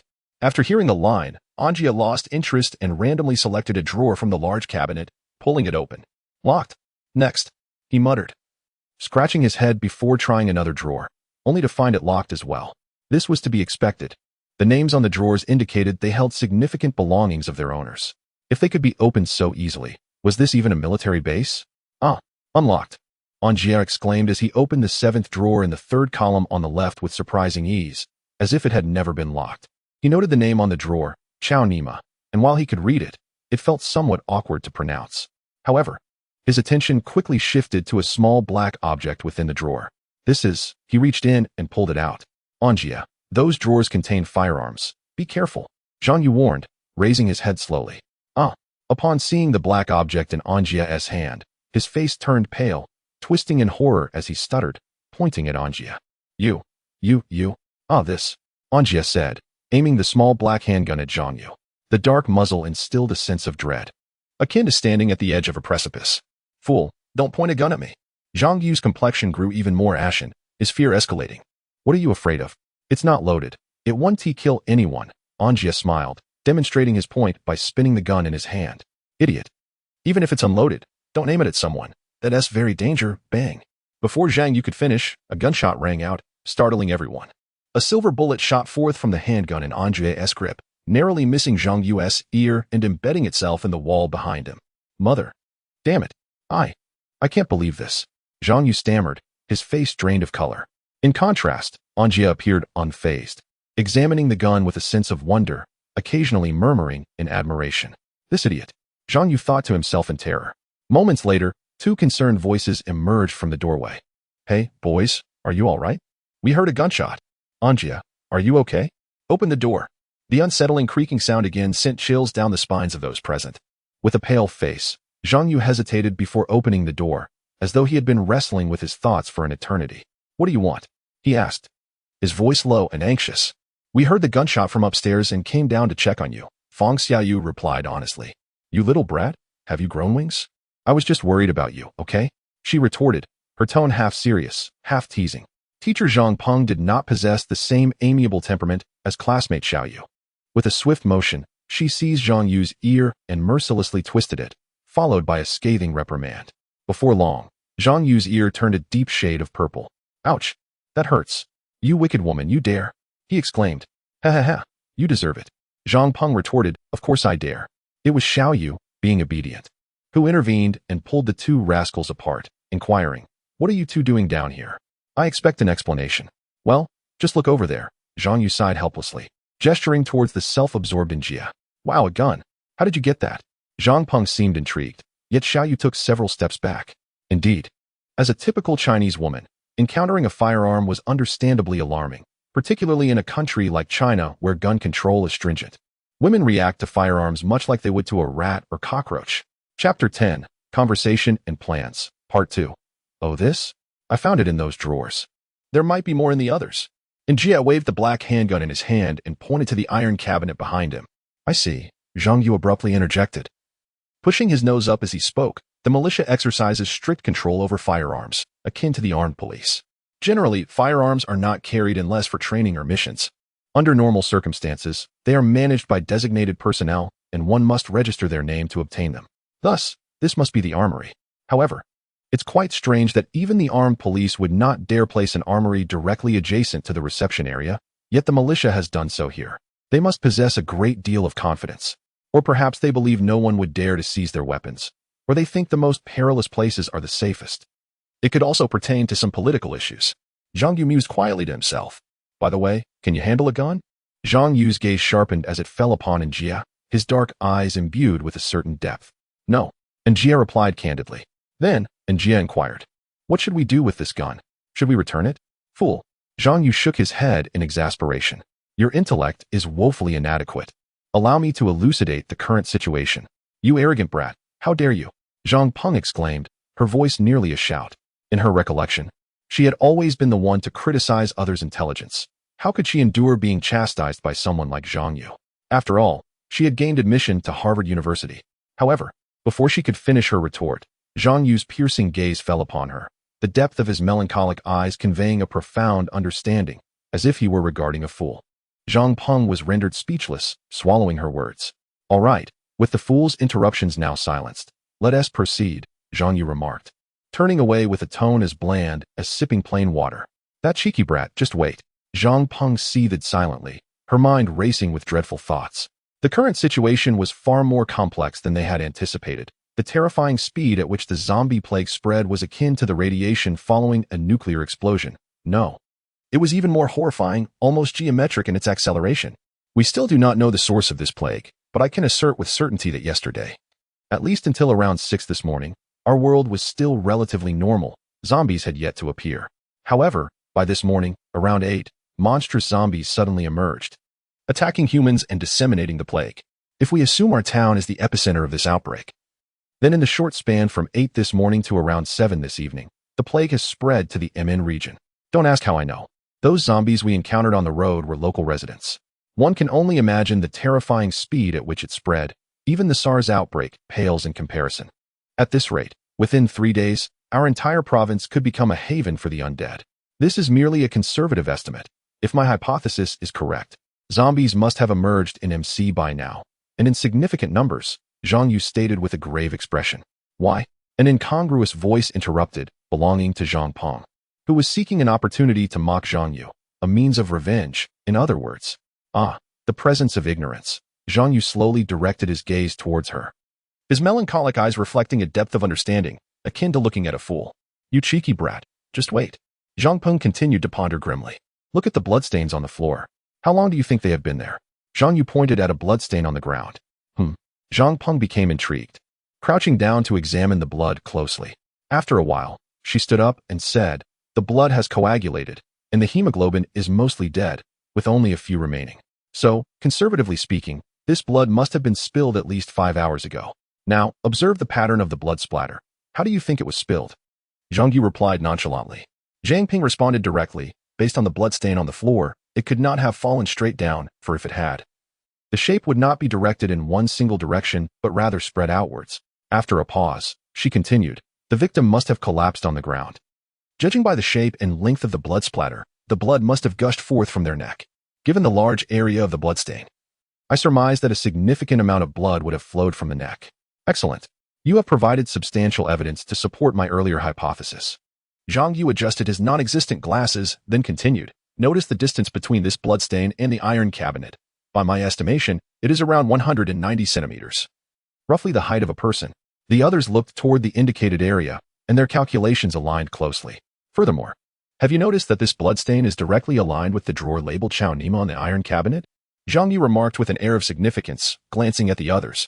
Silence enveloped the group as they contemplated this revelation. A sudden spark of realization struck. So, the owner of this bloodstain must be named Chao Nima. Chao Yu exclaimed, hesitating to utter the name, but Zhang Yu seamlessly took over, his tone as casual as discussing dinner plans. Yes. Chao Yu shyly nodded in agreement. Why? Zhang Ping interjected again, her tone tinged with discord. The presence of ignorance. Zhang Yu gazed slowly at her, his melancholic expression imbued with a profound understanding. As if regarding a fool. You cheeky brat, just wait. Zhang Peng continued her silent contemplation, her mind racing with dread. So that's it. I believe I grasp Zhang Yu's implication now. After a moment of contemplation, An Jie spoke. The owner of this bloodstain is named Chao Nima. It is not merely coincidental that the bloodstain aligns with this open drawer. Rather, it is the fact that the drawer is ajar. Zhang Yu, admiring An Jie, continued, the bloodstain directly faces the only open drawer within this iron cabinet. And the distance of the bloodstain from the cabinet is precisely the height of a human. All these factors compel me to suspect that a person was in the midst of retrieving a firearm when they were slain by a creature. As he concluded, Zhang Yu made a chilling gesture across his throat, causing the onlookers to shudder in unison. Why, do you assert it was a creature? Zhang Ping trembledly inquired. Be patient, allow me to finish, Zhang Yu replied, refraining from mocking his sister this time. Observe the direction of the bloodstained spatter, as that woman mentioned. It did not fall vertically, but rather sprayed in a singular direction. Zhang Yu crouched down, pointing at the gruesome bloodstain. This clarifies several aspects. Initially, the individual was unguarded while handling the firearm. Subsequently, they were forced to the ground by the creature. Judging by the chaotic bloodstains, there must have been at least 2 creatures involved. The creature must have swiftly bitten into the victim's neck, while the victim desperately struggled in resistance, resulting in the disordered bloodshed on the floor. As Zhang Yu spoke, he rose to his feet. Do you understand why I mentioned a bite? He suddenly inquired. Because a small portion of the blood has been intercepted. Look, this section is relatively clean marble, only slightly tainted with blood, indicating that the blood flowed here subsequently. Without waiting for a response, Zhang Yu provided the answer himself, dramatically pointing to a small patch of bloodstain. Currently, this patch is less than the size of a palm. But over time, blood has obscured much of its original area. Just 5 hours ago, this patch was likely the size of a head, as the creature must have used its head to intercept the gushing blood. Before anyone could respond, Zhang Yu continued. As for what transpired next, the individual resisted. Being a soldier, they momentarily managed to shake off the creature before rushing into that corner, as evidenced by the bloodstain beneath their feet. He gestured towards the bloodstains extending to the corner of the room. Ultimately, however, they could not escape their fate. Zhang Yu spoke in a detached manner, as if he had witnessed the entire ordeal. Why? The crowd collectively inquired, unable to contain their curiosity, for Zhang Yu's account felt eerily authentic, as if it were a fabricated tale. Fools! Zhang Yu retorted sharply, glancing at the bewildered faces. Isn't there another blood trail, dragged from here to the outside? The only conclusion is that he died and was subsequently dragged away by the creature. The crowd nodded thoughtfully. Zhang Yu took a deep breath and continued. This individual was a soldier, standing over 180 centimeters tall, yet he was killed in such a manner. You should be able to imagine the nature of the creature. Indeed, a zombie, Zhang Yu declared, his voice lowered, though this last statement went unheard by the others. Impressive. The crowd listened, as if deciphering an ancient script. An Jie admired Zhang Yu's analytical prowess. Although he grasped the conclusion, he could not articulate it as coherently. In contrast, Zhang Yu, with the slightest details, had deduced an array of events, something An Jie could scarcely fathom achieving. Perhaps only that boy Conan could rival Zhang Yu's intellect. Zhang Ping, does Zhang Yu have a fondness for Conan? An Jie inquired, unable to restrain his curiosity. Yes. Zhang Peng nodded vigorously. Now, the crux of the matter. Zhang Yu's tone grew grave, and the gravity of his voice caused everyone to instinctively adopt a more serious demeanor. Initially, I questioned why not a single shadow of a soldier was visible throughout the entire unit. However, upon witnessing this scene, I comprehend the situation. The bloodstain on the ground was shed 5 hours ago, meaning that Xiao Nima met his demise 5 hours prior. Yet, it begs the question, why did he resort to firearms? What manner of creature was responsible for his death? Where was his body dragged to afterwards? Do not question how I know he is deceased. Can you imagine surviving after losing so much blood from a severed neck? Even without a neck wound, I have never encountered anyone capable of moving after losing such a significant volume of blood. There is an extensive blood trail, suggesting he was dragged away. Yes, this is what I deduced to be a dead end. Where did he go after being dragged? Who could have done such a thing? Surely not medical personnel. Would they dare toy with a soldier's life? Without delving into why he was taken, I can assert with certainty that he was bitten by a zombie. At this revelation, the crowd collectively gasped, as if the very zombies were lurking beside them, their breaths quickening in fear. How is that possible? If he was bitten by a zombie, then why are there no remains on the floor? Zhang Peng stammered. That is indeed perplexing. I cannot wrap my head around it. There are a few darker stains on the ground, seemingly, but I cannot confirm their authenticity. As Zhang Yu spoke, he rubbed his temples. However, Zhang Yu suddenly raised his head. Consider this. The zombies we encountered earlier were likely local residents, and the distance from the military base is merely a kilometer. Do you believe the military could have overlooked the zombies? No. Perhaps those zombies proactively attacked the military.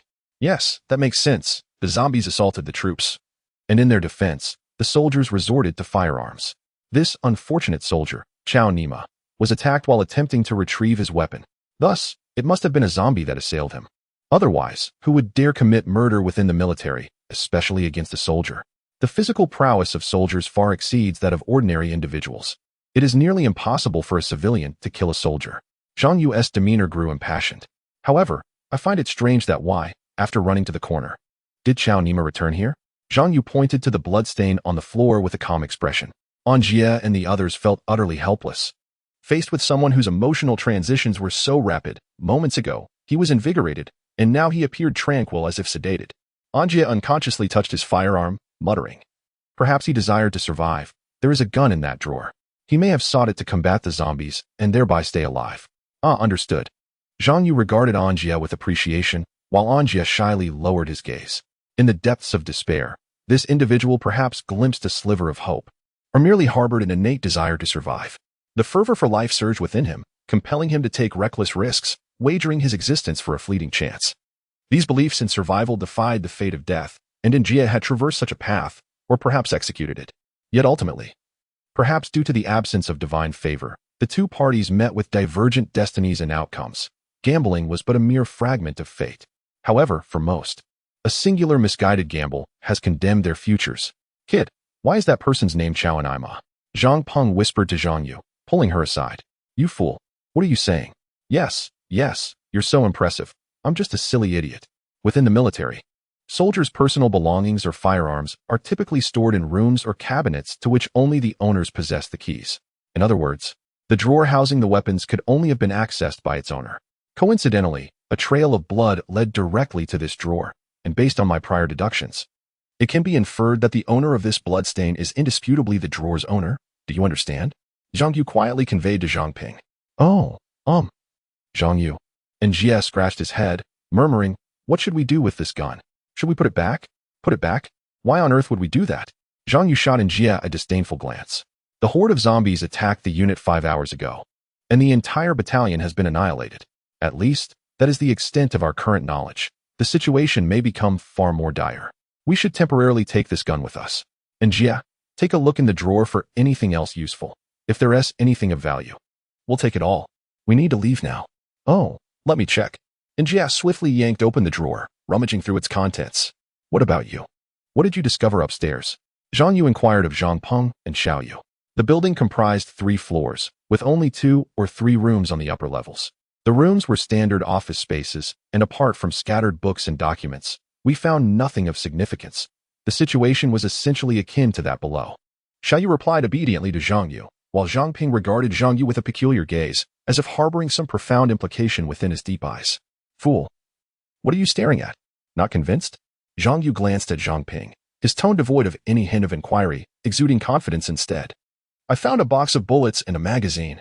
I haven't counted the bullets yet, but it seems there are plenty. Just as Zhang Ping was about to deliver a sarcastic remark to Zhang Yu, an incongruous sound escaped An Jie's lips, forcing Zhang Peng to swallow the words he intended to say. An Jie unceremoniously stuffed the handgun into his pocket and handed the bullets and magazine to Zhang Peng, instructing her to place them in her bag. While doing so, An Jie noticed the silver small case in Zhang Peng's hands, seemingly belonging to that van. After stowing the items in her bag, Zhang Peng caught sight of An Jie's unusual expression and chuckled nervously, saying, holding onto this little box makes me feel quite secure. An Jie paid little mind to her comment. In such dire times, wandering onto any street could result in a zombie attack. In a world like this, who doesn't he require a bit of psychological support? An Jie deeply understood the collapse of such support or the absence of it. Yet now, he had reclaimed his own source of strength, the will to survive. Chapter 12, Transformation. Desire and Nightmares. Part 2. With a rapidity that belied their circumstances, An Jie and his companions dashed through the narrow door. The torrential rain pummeled them relentlessly, transforming them into drenched, bedraggled figures in an instant. Beneath the deluge, a horde of grotesque zombies roared, their faces obscured in the shadows, the sheer number rendering them indistinguishable. All they could hear was the cacophony of growls, and all they could see were indistinct, dark shapes closing in. The torrential rain failed to muffle their ferocious roars, akin to wild beasts in a frenzy. Gradually, they staggered towards An Jie and his companions, inching closer and closer. Zombies approached from the front, left, right, and even from behind, a suffocating mass akin to a swarm of ants surging forth. Damn it, we need to run this way. Assessing the dire situation, Zhang Yu shouted, urging everyone to break through to the right. In this oppressive darkness, the sheer number of zombies was indeterminate. Zhang Yu relied solely on the direction of the buildings, for in the obscurity, he could only discern the towering silhouettes of structures. He beckoned the group to flee towards them. Consider this. When zombies come knocking at your door, what will you do? Will you cower inside, fighting a final stand? Or will you gather others to find a safe haven together? Just over 5 hours prior, the soldiers were likely enjoying their lunch break. Zhang Yu surmised that they had been ambushed by zombies during their rest. The undead had suddenly burst into the soldiers' dormitories, tearing into them with abandon. Anyone witnessing such horror would instinctively flee, much like students escaping the classroom during an initial zombie outbreak. Humans, at their core, are selfish beings, driven by a primal instinct to survive. Who doesn't cling to the notion of better me than you when faced with death? Even seasoned soldiers are not exempt, especially those in a dismal militia. Imagine being sound asleep when the sound of flesh being torn awakens you, followed by a deafening groan. You open your eyes to see your comrades, who were just moments ago sharing laughter, now engaged in a horrific feast upon one another. One comrade writhes in agony, his face contorted in a grotesque manner, struggling in his final moments against the inevitable. The sight churns your stomach, prompting a frantic escape from the dormitory. Zhang Yu theorized that an enemy attack alert would have sounded during the zombie incursion, summoning the soldiers to respond. Consequently, most would have fled outdoors, leaving the buildings devoid of life. In such abandoned structures, would the zombies even linger? Hence, Zhang Yu deduced that only a few zombies, if any, remained near the buildings. Nevertheless, this was merely speculation. After 5 hours, circumstances could drastically change. Zombies are not mere dolls. They are creatures of instinct, capable of movement. Thus, Zhang Yu is gambling, wagering the lives of many. Ahead lies a desolate expanse, which, under the cover of darkness, appears as such to Zhang Yu. This wasteland is presumably used for training soldiers, flanked by small buildings on both the left and right sides, forming a triangular enclosure around it.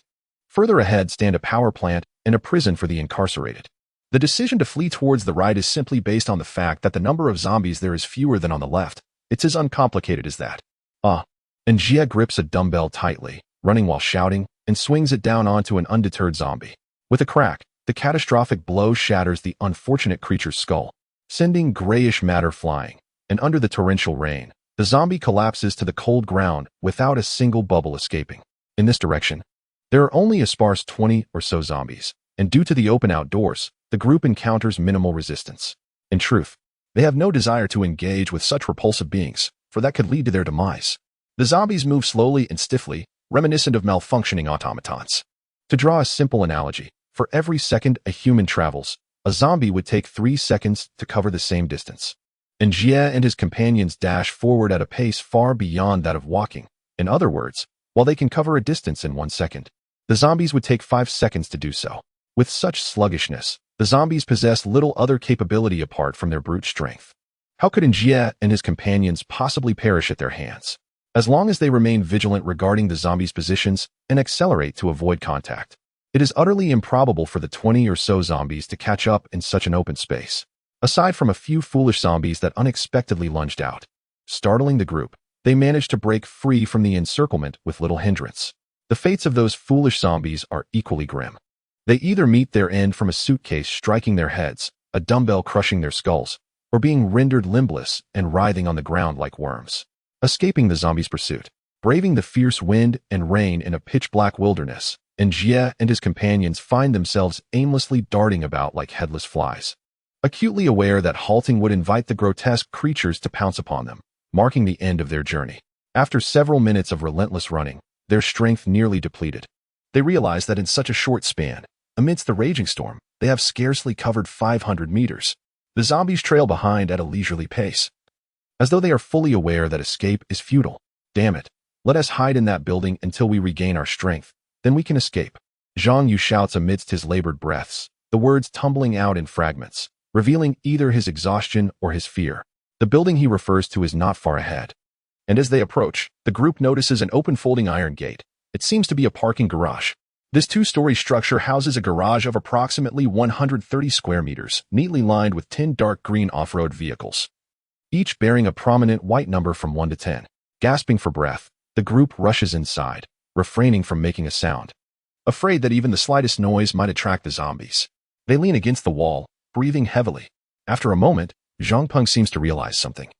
Swiftly running to the iron gate and gripping the handle tightly, attempting to close it. "Hey, you foolish woman, what are you doing?"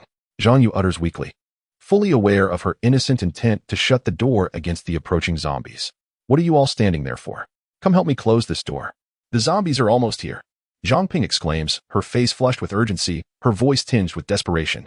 Another Na'vi soul, Xiao Yu, rushes to Zhang Ping's side, trying to assist in closing the iron gate. "You idiots, doing this will only attract the zombies faster. At that point, we won't be able to escape," Zhang Yu responds. exasperated by the two well-endowed but dim-witted women. I made it abundantly clear back at school. Do you even have ears? Zombies lack sight. They rely solely on smell and sound. Zhang Yu gestures dismissively. After a pause, he continues. In other words, they cannot see that we've hidden here. The only reason they found us earlier was due to that idiot An Jie firing a gun. They tracked us by the sound of the gunshot and a faint scent. Now, with this torrential rain, the noise will surely mask our movements, and our scent will be carried away by the wind. If you close that iron gate now, the noise will once again draw them to us. Do you wish to test that, Ms. Zhang? Zhang Yu fixes his gaze on Zhang Peng. Zhang Peng falls silent. Don't believe me? Just look outside and see for yourself. Zhang Peng and the innocent Xiao Yu glance outside, only to find utter darkness. Not even a shadow in sight. Zhang Yu attempts to turn on the lights, but they refuse to illuminate, the switch merely clicking uselessly. Resigned, he withdraws his hand. Suddenly, the headlights of one of the off-road vehicles flicker to life, casting an orange glow into the boundless darkness, infusing a hint of warmth into the bleak surroundings. The scene before them is laid bare. Indeed, the zombies remain oblivious to their presence, staggering forward in a mindless procession, one after another. Wow, how did you manage that? They exclaim, momentarily stunned, following the orange light's trail.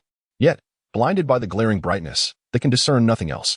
Unfortunately, these military-grade vehicles are far from ordinary civilian cars. Their intricate electrical systems render them nearly impossible to start.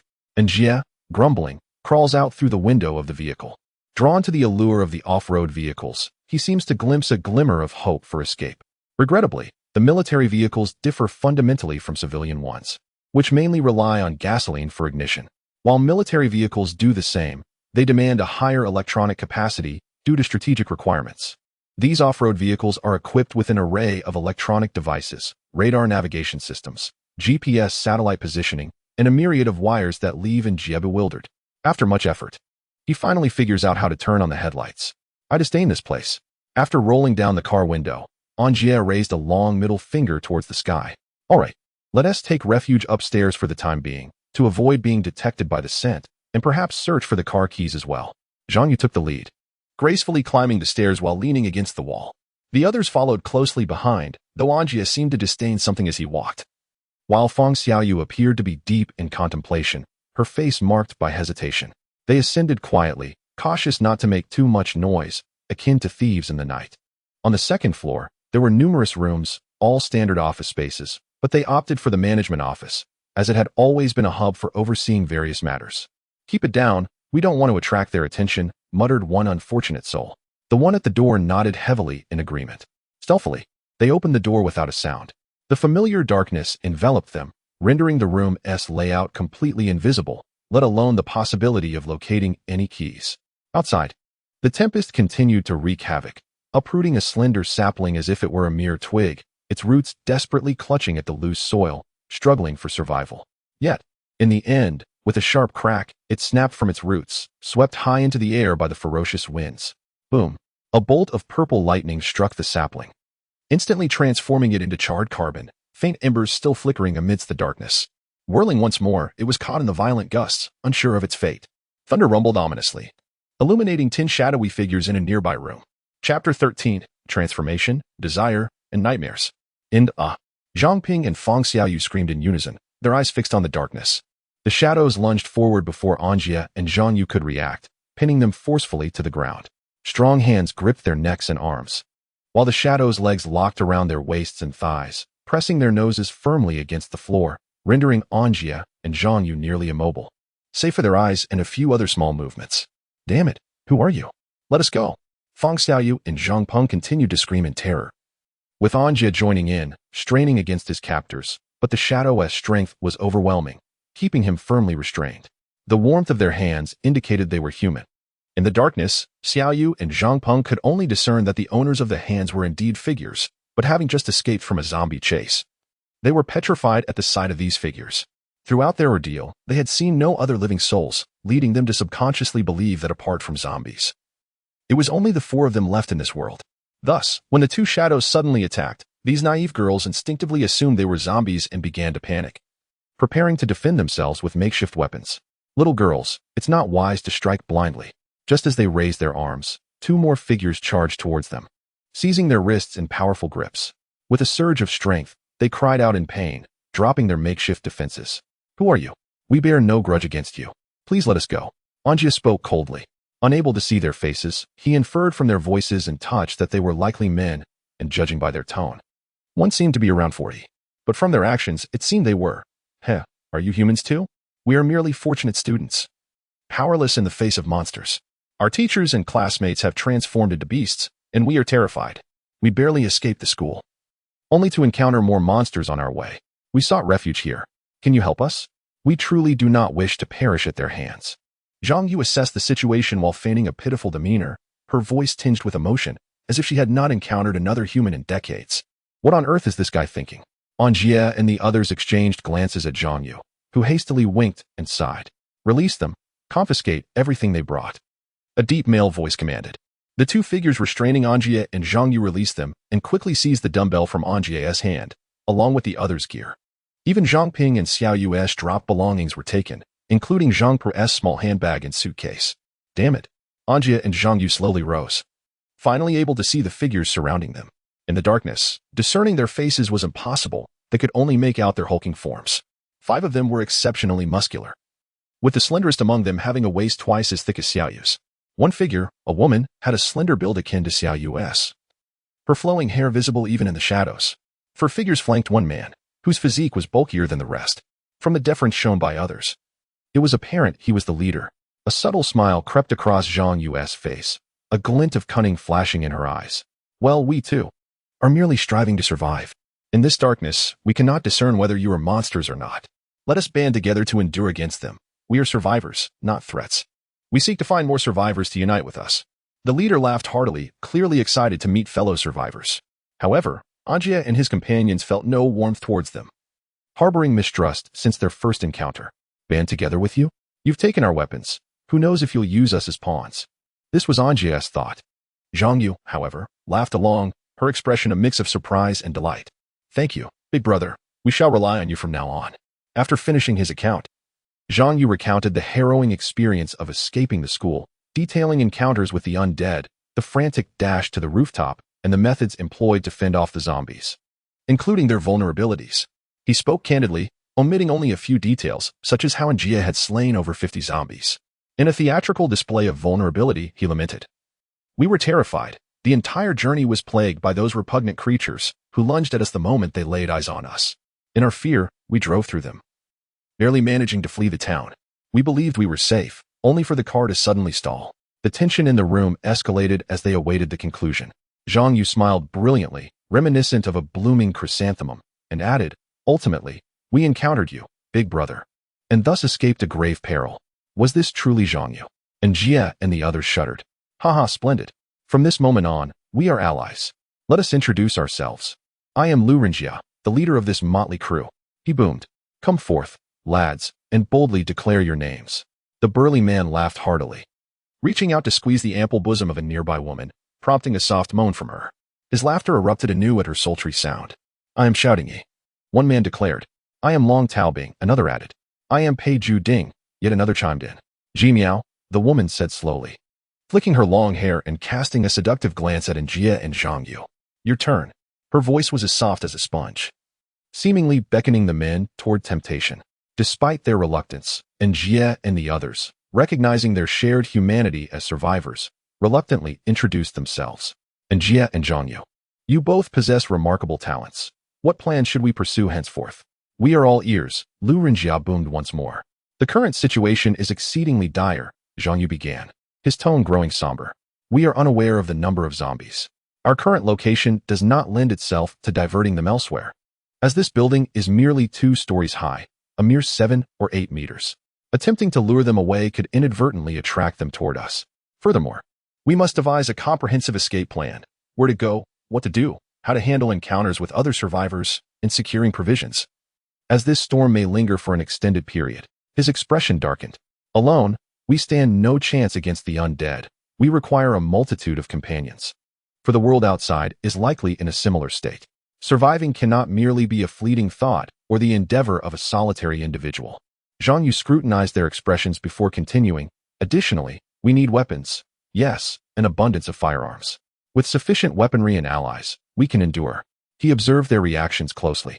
Thus, our most feasible route to procure firearms would be to raid the police station or military outpost, he remarked with a sardonic smile. It would be prudent to assess our surroundings tomorrow morning, enabling us to formulate a robust escape strategy, targeting the nearest police station or military base, Zhang Yu concluded. And though his words were straightforward, the towering figures before him appeared bewildered, their muscles taut as if grappling with the gravity of the plan. Are they reliant on muscle for their livelihoods? A thought flickered among the group. Bravo! Let us applaud the plan, Lu Rinjia proclaimed, leading the clapping. Soon joined by his subordinates, the room resonating with rhythmic applause. This plan is splendid. We shall follow Brother Zhang Yu's lead. Tomorrow, we can depart from here. Are we not exhilarated? Lu Rinjia bellowed. Exhilarated. His followers echoed, laughter filling the air. Suddenly, a flash of violet lightning illuminated the room, casting fleeting silhouettes against the walls. Yet, as swiftly as the light appeared, darkness reclaimed its dominion, leaving only the sound of their breaths. Ji Miao exclaimed playfully, striding toward An Jie and Zhang Yu. Startled, An Jie fixed his gaze on her, tension coiling within him as she approached, now mere inches away. In the dimness, he discerned her sultry lips glistening, a mischievous glint in her eyes. As she drew nearer, their noses nearly touching, the sweet scent emanating from her lips enveloped him, quickening his breath. Unfazed, she rose onto her toes, parting her red lips. What do you wish to do? An Jie began to inquire, but before he could finish, she enveloped him in her embrace, her warm, moist lips silencing him. Let go of me. You two, return. I want to allow this, Zhang Ping shouted. Her face flushed and voice hoarse, jealousy surging within her as she witnessed Zhang Yu with another woman. They had barely crossed the threshold when she couldn't contain her outburst. Teacher, fret not. We merely wish to converse with this sister, Zhang Yu replied nonchalantly, emphasizing converse in hopes that Zhang Ping would grasp his intent. Yet, Zhang Ping, gasping for breath, seemed on the verge of articulating something but remained voiceless, her gaze fixed on Zhang Yu, sorrow evident in her eyes. What right did she have to stop him? An Jie, Xiao Yu silently regarded An Jie, unable to form coherent words, tears brimming in her eyes. We shall return shortly, An Jie assured them. As his words faded, he and Zhang Yu led Ji Miao outside, the door slowly closing behind them. Zhang Peng seemed to perceive that woman signaling her victory, and a wave of bitterness surged within her. Meanwhile, Xiao Yu caught sight of An Jie's solitary silhouette, dark and perfect in its solitude. How infuriating! I will not relent, they are my students. By virtue of this role, I possess the authority to oversee their actions. This is my responsibility and obligation as a teacher. Just as the door was about to close, Zhang Peng resolutely declared, pulling Xiao Yu along as they strode towards the entrance. Hey, where are you two going? They are engaged in something quite enjoyable out there, a figure intercepted them. They are conversing outside, it's best not to disturb them. Step aside. Zhang Peng coldly responded, her gaze icy as she fixed it upon the figure before her. Akin to a leopard poised to pounce. They are conversing outside. Interrupting others is ill-mannered. They have their discussions, and we shall have ours. The shadow remained unfazed, as several others encircled them. Speak. What do you wish to convey to us? Zhang Yu said icily. You are unaware of their identities, are you? The woman replied, her previous charm now replaced by a chilling demeanor. Are they criminals? An Jie inquired cautiously. You are aware? The woman expressed surprise, her eyes widening as they roamed over the two. I deduced it, for this place still harbors a prison, and the military personnel have all perished. I surmise the workers at the power plant have also met a similar fate. Thus, the only ones likely to have survived are those confined within the prison's walls criminals. An Jie sighed. Have you known this all along? The woman stared, incredulous. I only just inferred it, Zhang Yu gestured, as An Jie had previously noted. Indeed, only those imprisoned could evade the zombies' pursuit. However, they did not wear prison garb, making it initially challenging to ascertain their true identities. Hence, I continually tested them. When I mentioned the police station and station troops, they grew fearful, their muscles tightening. Upon suggesting a visit to the police or military, they hesitated, unable to counter my reasoning, for relying on law enforcement is a rational response, particularly for a typical citizen of China. To maintain their faade, they had no choice but to acquiesce, gambling on the notion that my flawless plan, if not for their criminal status, would be entirely advantageous. They seemed to subconsciously believe that if the military had succumbed, so too had the forces elsewhere. Those fools were influenced by my earlier words. Do you recall what I said? Zhang Yu suddenly queried. Because now, the entire world may very well be in this state, he continued without awaiting their response. Oh, An Jie and the woman suddenly grasped the implication. Chapter 14, A Brief Respite, Part 1. Indeed, it was from that moment that I confirmed they were indeed criminals. The techniques they employed to restrain An Jie and me must have been practiced. They likely possess some level of training. Zhang Yu's pace of speech slowed, his gaze coldly scrutinizing the woman. Yes, these individuals once trained in martial arts. As Lu Renjia remarked, they are his most trusted companions. Those who survived the grip of monsters. The woman nodded solemnly. Well then, Zhang Yu continued, do you have anything to share with us? If this is merely information we already possess, we have little to discuss. Furthermore, how does your sharing this benefit us? Zhang Yu waved his hand in resignation. If there is nothing further, we shall take our leave. An Jie, beginning to comprehend Zhang Yu's intentions, turned to the woman, awaiting her next words. Are you not afraid of them? The woman suddenly posed, disregarding Zhang Yu's question. Afraid? Why should we be? Are they more terrifying than the zombies? Zhang Yu retorted directly, glancing towards An Jie's pocket, where a firearm lay concealed. Can they evade a bullet? You are still unaware. The woman shook her head, speaking slowly. They are all murderers. That man named Lu Renjia bears the weight of over a dozen lives, sentenced to death by the state long ago. The others, too, are criminals guilty of heinous acts such as murder, arson, and robbery, all condemned to death. You should steer clear of such dangerous individuals. The woman regarded them coldly. Huh. Zhang Yu scoffed. What era are we in, madam? You must recognize that zombies are emerging like mushrooms after rain, and their origins lie with us, humanity. No vaccine has yet been developed to combat this undead plague. Before long, the world will mirror the tales of fiction rife with bloodshed, looting, and murder becoming commonplace. For a morsel of food, men may kneel in servitude, while women shed their modesty. In the struggle for survival, what does it matter if one sells their body? As he spoke, Zhang Yu cast a mocking glance at her. Are you not aware of the world's impending fate, remaining so close to them? As if one of their camp followers? Slap. Before Zhang Yu's words could fully dissipate, the woman struck him across the face, tears welling in her eyes. I apologize, Zhang Yu muttered, lowering his gaze at her pitiful demeanor. It is fine. You spoke the truth. I am indeed one of their camp followers. The woman wiped her tears and stated matter-of-factly. Do you wish to survive? Her gaze regained its icy edge. Yes, An Jie nodded, pulling Zhang Yu along in agreement. Those individuals cannot escape from here. It is raining, and outside is shrouded in darkness, teeming with zombies like a swarm of ants. Let me provide you with a specific number. There are over 5,000 zombies outside, including militia, prisoners, and workers from the power plant, most of whom were unable to flee in time and have succumbed to the undead. They are aware of this, which is why I deceived them into believing I could drive out of here. They brought me here, yet they cannot find the ignition key, though I know where it is hidden. As she spoke, the woman winked at them. Listen, shortly you too should leave with your woman. It may be troublesome, but with your wits, you should find a way out. Head to the location of the key, retrieve it, and return. The key is located at. Do you wish to perish alongside them? Before she could reveal the key's location, Zhang Yu abruptly interrupted her. The woman froze, momentarily taken aback. And after a brief pause, she wiped her eyes. After a moment of hesitation, she murmured, You are truly clever, and I can see that. My expectations for you have only intensified. I am no longer a virtuous woman. These scoundrels have shattered the last vestige of my purity, which I have preserved for 25 years for my beloved. I harbor a deep resentment towards them. Therefore, I shall descend into hell alongside them, dragging them to meet my future lover. The woman spoke with a chilling demeanor, her teeth clenched. As she spoke, she bit her lip until crimson blood trickled down, only releasing her grip when the pain became unbearable.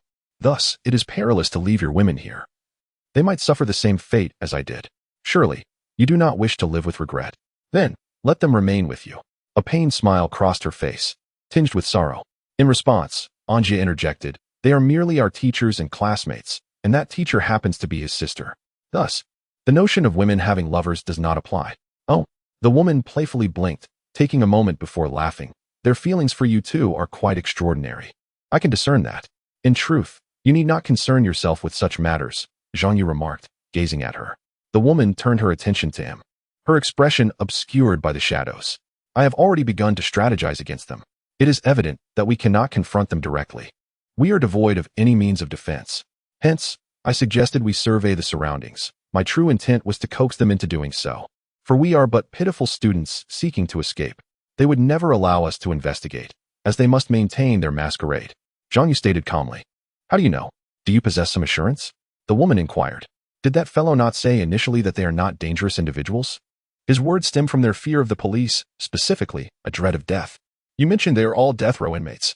Well aware of the grim fate that awaits them if caught, he fears we might expose their identities to the authorities, thus masquerading as friendly, Zhang Yu continued. Of course, to prevent any unforeseen circumstances, they could eliminate us to silence us. However, we are all in the same predicament. Rather than dispose of potentially valuable allies, it is wiser to utilize us. That is why they inquired how we escaped the school.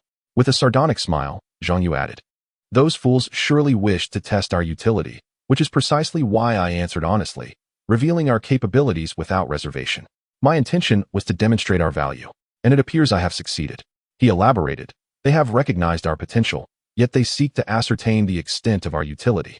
Hence their inquiry about our future course of action. I disclosed my thoughts completely. Those imbeciles must have been intrigued, at least that is my impression. After a pause, Zhang Yu continued, I made it clear from the outset that we are merely defenseless students. My proposed plan seems to have touched their hearts, in essence. I serve as a strategic asset to their group. Do you know what is most scarce in the 21st century? Talent, particularly rare individuals like myself who possess intellect. If they permit us to investigate, it would imply they consider us expendable. Yet, I still hold value for them. Rather than send a group of helpless individuals to their doom, it is more prudent to dispatch their trusted and capable allies for reconnaissance, benefiting the entire group. Zhang Yu pushed his glasses up the bridge of his nose. Thus, I am confident, at least until we escape this military encampment, they will not harm us. Zhang Yu fixed his gaze upon her. Therefore, we should position those who will scout near the horde of zombies and set traps for them, effectively leading the criminals into the fray.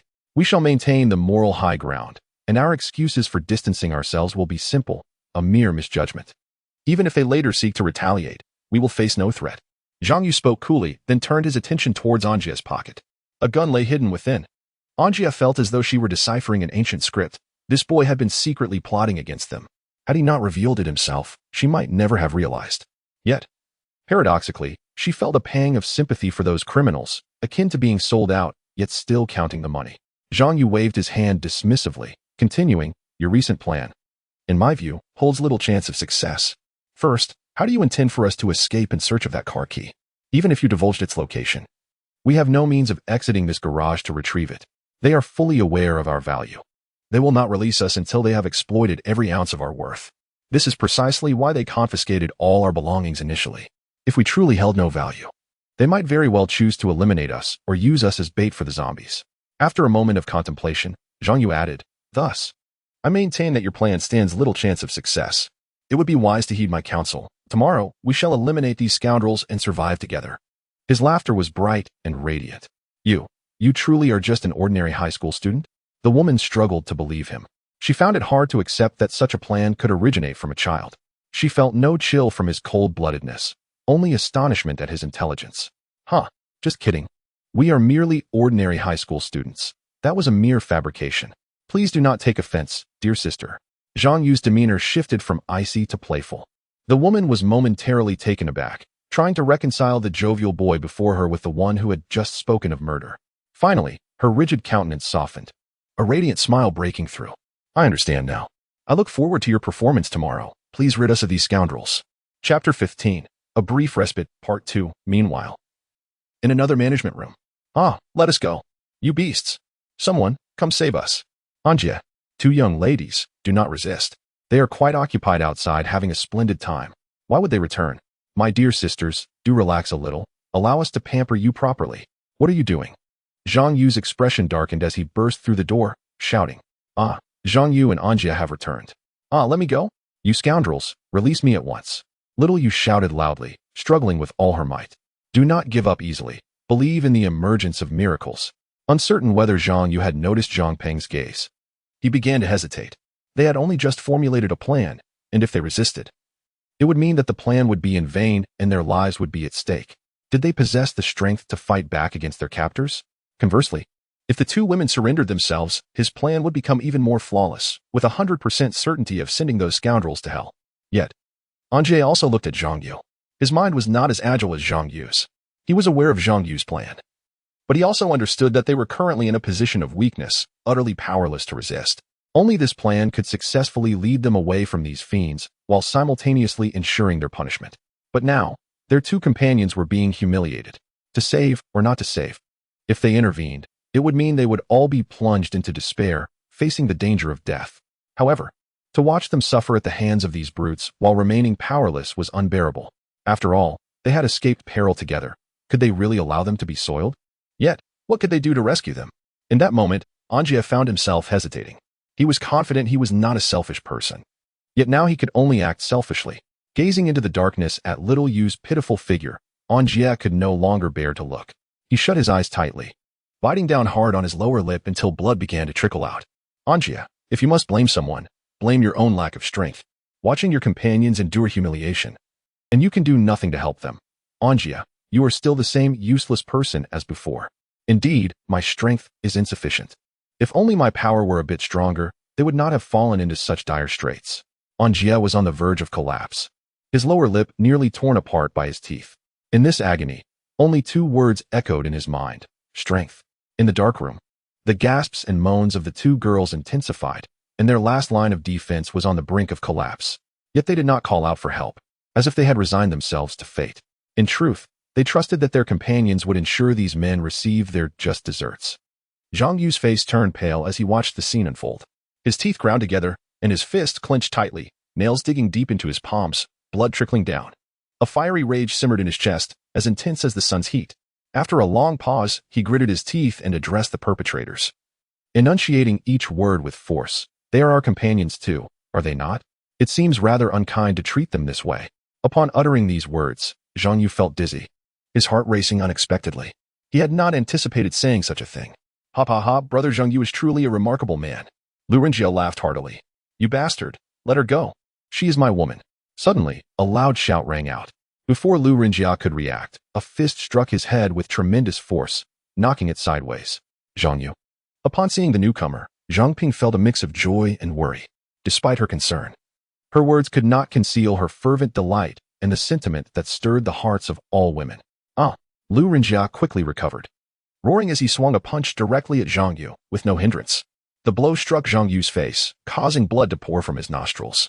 The force of that punch was enough to inflict excruciating pain, and before Zhang Yu could even cry out, Lu Renjie's next punch landed squarely in his abdomen, doubling him over in agony.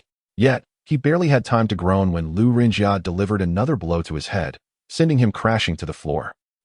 Lu Renjie spat, viciously stomping on Zhang Yu's head. He glared down at Zhang Yu, who lay on the ground like a dog, his face twisted in a cruel smile. Brother Zhang Yu, did I hear you correctly? You said she is your woman? Indeed, she is our woman. If you wish to experience her, just let me know. As he spoke, Lu Renjie's smile morphed into a twisted grimace. But why did you lay a hand on me? I despise traitors above all else. Lu Renjie shouted, his voice rising as he stomped down harder on Zhang Yu's head. Do you know how I ended up in prison? I was betrayed by a scoundrel, captured by those vile creatures.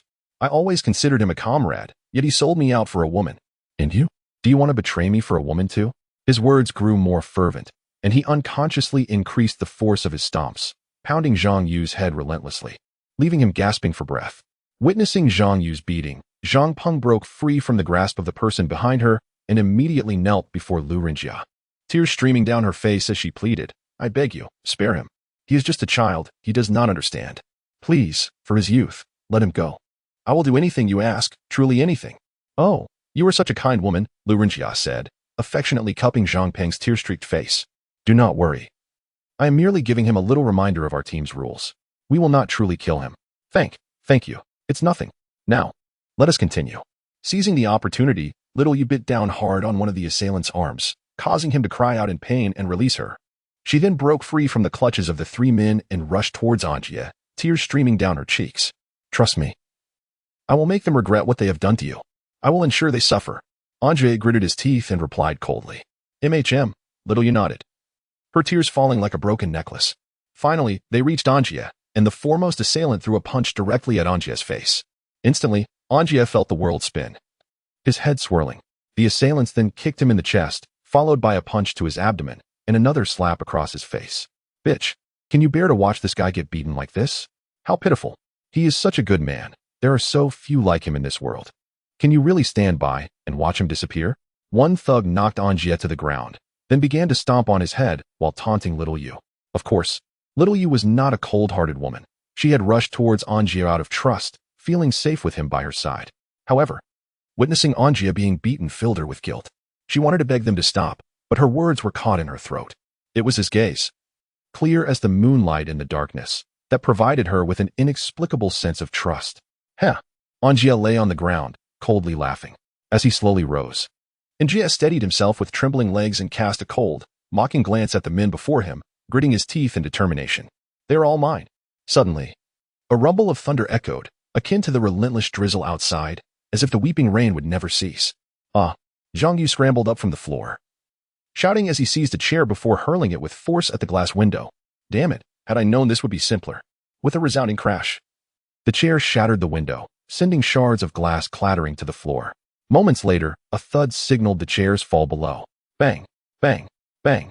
Before anyone could comprehend Zhang Yu's actions, 3 gunshots rang out like thunder, sending shivers down the spines of all present. Chapter 16, A Brief Respite, Part 3, Bang, bang, bang. The gunfire erupted amidst the chaos, causing everyone to tremble in fear. Help! It hurts. I'm bleeding. The pain cries filled the air, and soon, 3 figures who had attempted to assault Xiao Yu were writhing on the floor, their abdomens grotesquely torn, blood gushing forth. An Jie coldly observed the writhing men, then delivered a brutal kick to their groins. The sound of flesh tearing echoed as crimson blood flowed slowly from between their legs. It's broken, they screamed. Frantically rolling on the ground, their contorted faces resembling twisted pretzels, sweat beads the size of soybeans rolling down their foreheads, expressions of agony etched upon them. They shrieked and moaned, even kneeling before An Jie in a pitiful plea. An Jie sneered at the absurdity before him, finding humor in their suffering. This was what it meant to turn the tables. Looking at their pitiable faces, he ruthlessly kicked them down, relentlessly trampling upon their faces until they lay flattened on the ground. He turned them over and continued to stomp on their grotesque faces, crushing their noses, shattering their teeth, and popping their eyes until they ceased their moans. For such scum, there was no pity to be found. Suddenly, one man regained his senses, trembling at the sound of gunfire and An Jie's brutality. He screamed and lunged at An Jie. Bang! A gunshot rang out, the barrel aimed at the man's head. The bullet piercing the air with a thud, directly through his skull, exiting with a crack. His hand fell limply 3 meters from An Jie, devoid of any struggle or comprehension of his demise, collapsing onto the cold floor. Gradually, a mixture of red and white fluid oozed from the wound. Don't come any closer. Stay away from me. Lu Renjia cried in terror, clutching Zhang Peng's arm. In his panic, he inadvertently tugged at Zhang Peng's clothing, causing her revealing garment to slide down, exposing her ample bosom to the gaze of others. Humph. Zhang Yu laughed coldly. We are all about to die. What good is holding on to her? The so-called end of the world is upon us. We shall all perish together. He approached menacingly. At that moment, An Jie advanced as well, aiming his cold gun at Lu Renjia. In the darkness, An Jie had never truly used a firearm, having only played with toy guns at home. His previous shot was only possible due to their proximity. Had they been any farther, he would have surely missed. He continued to close in, determined to resolve this situation with his last bullet. The end of the world? Hey. Lu Renjia pulled a gleaming small military knife from his waist, pressing it against Zhang Peng's neck, causing her to tremble violently.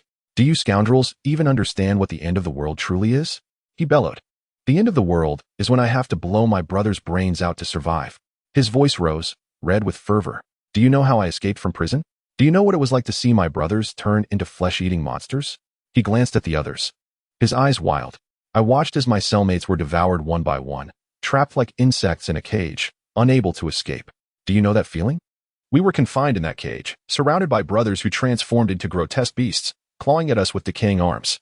We dared not lean against the walls, thinking we would be safe in the center of the cell. But fate is unpredictable. One of them turned into a monster, and he came for me.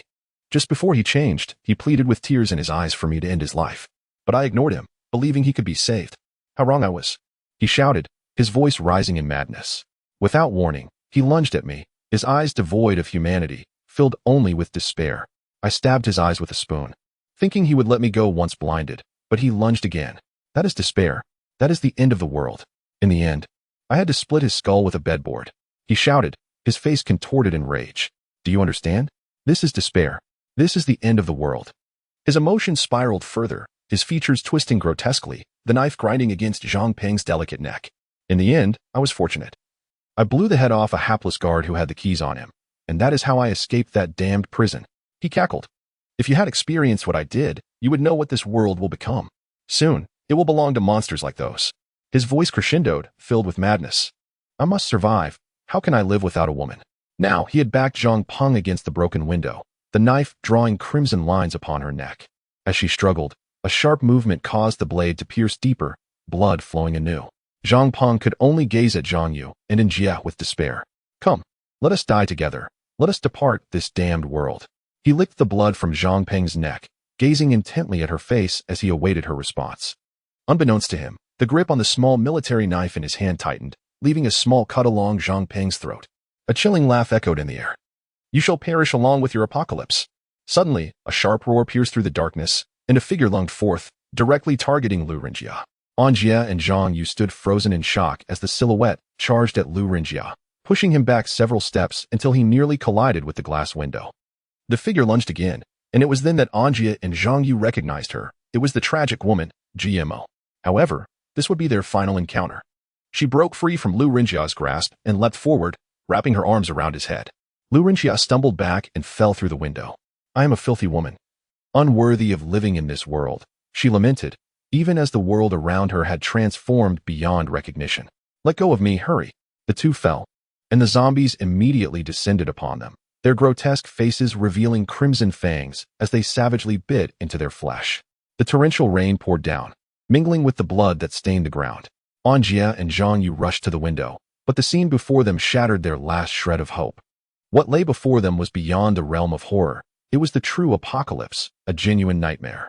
Under the oppressive dark sky, swarms of swaying shadows approached the building in droves, resembling an uncountable mass of ants, the terrifying number surely reaching 5 digits.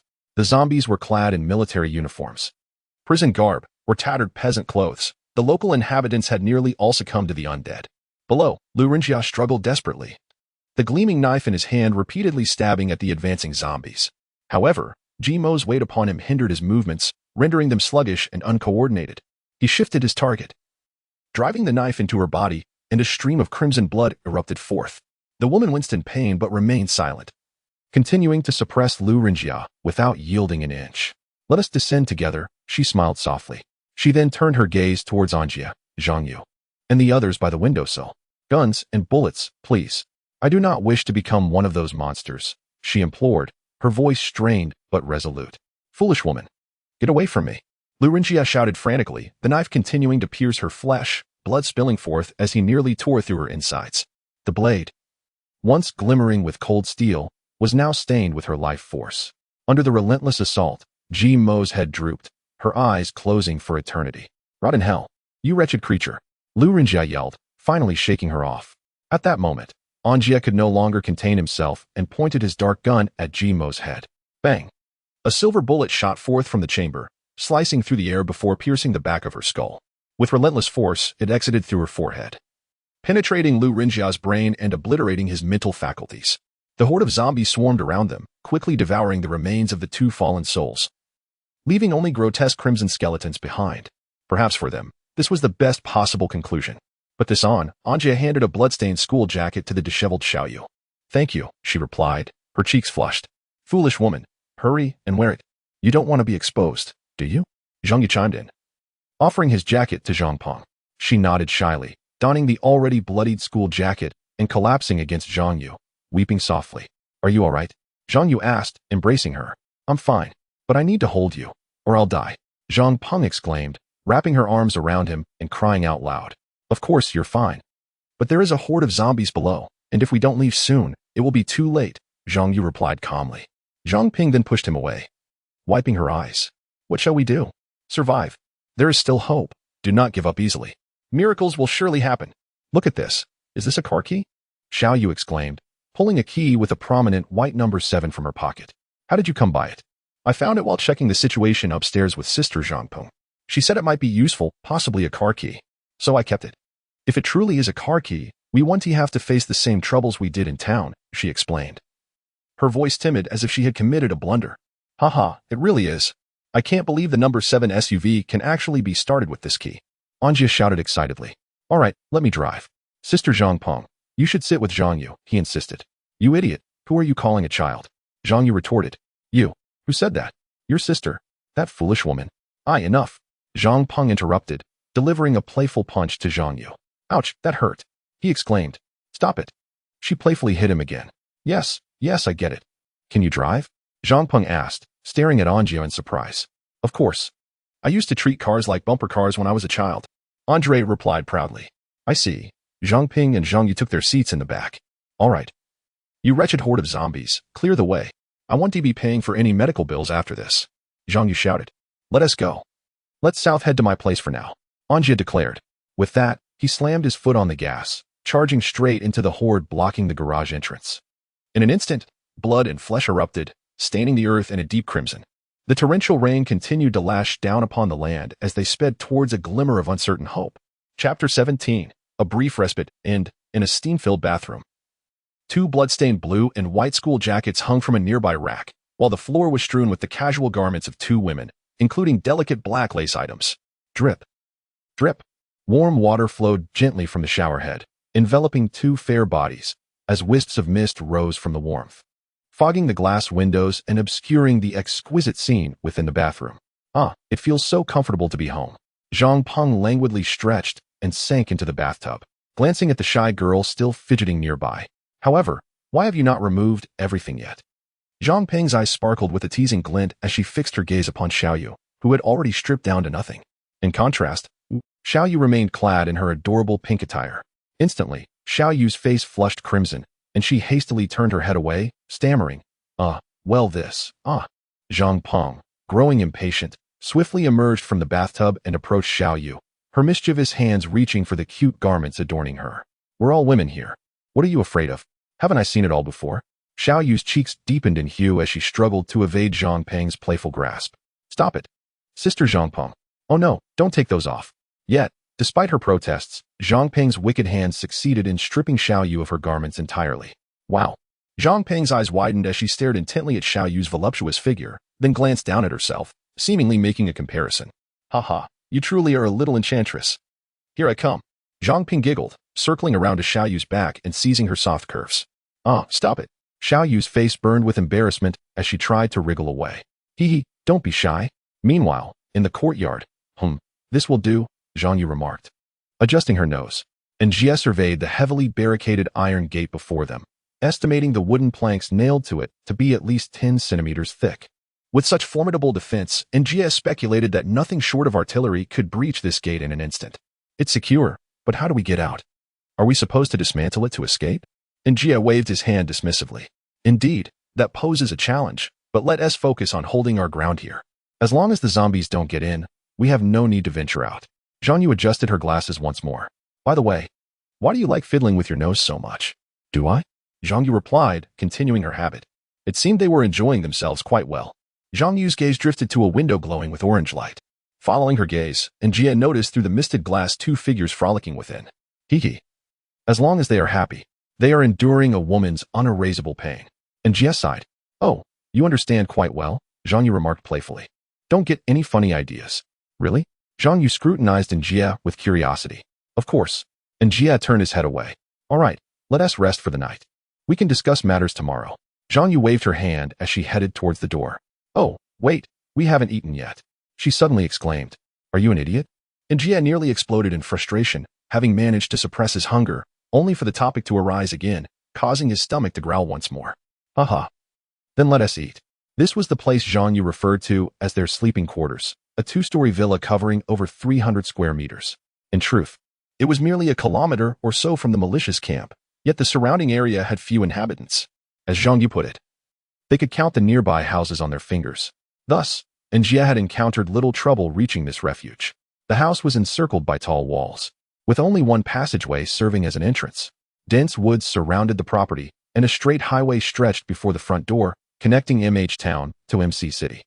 An Jie had driven along this road to arrive at Zhang Yu's resting place, and without hesitating, he and Zhang Yu had secured the iron gate with wooden planks. Having finally reached a temporary haven, they were determined to prevent it from falling into the hands of the undead. The thought of wandering aimlessly in search of a fleeting hope, devoid of any sense of security, was unbearable.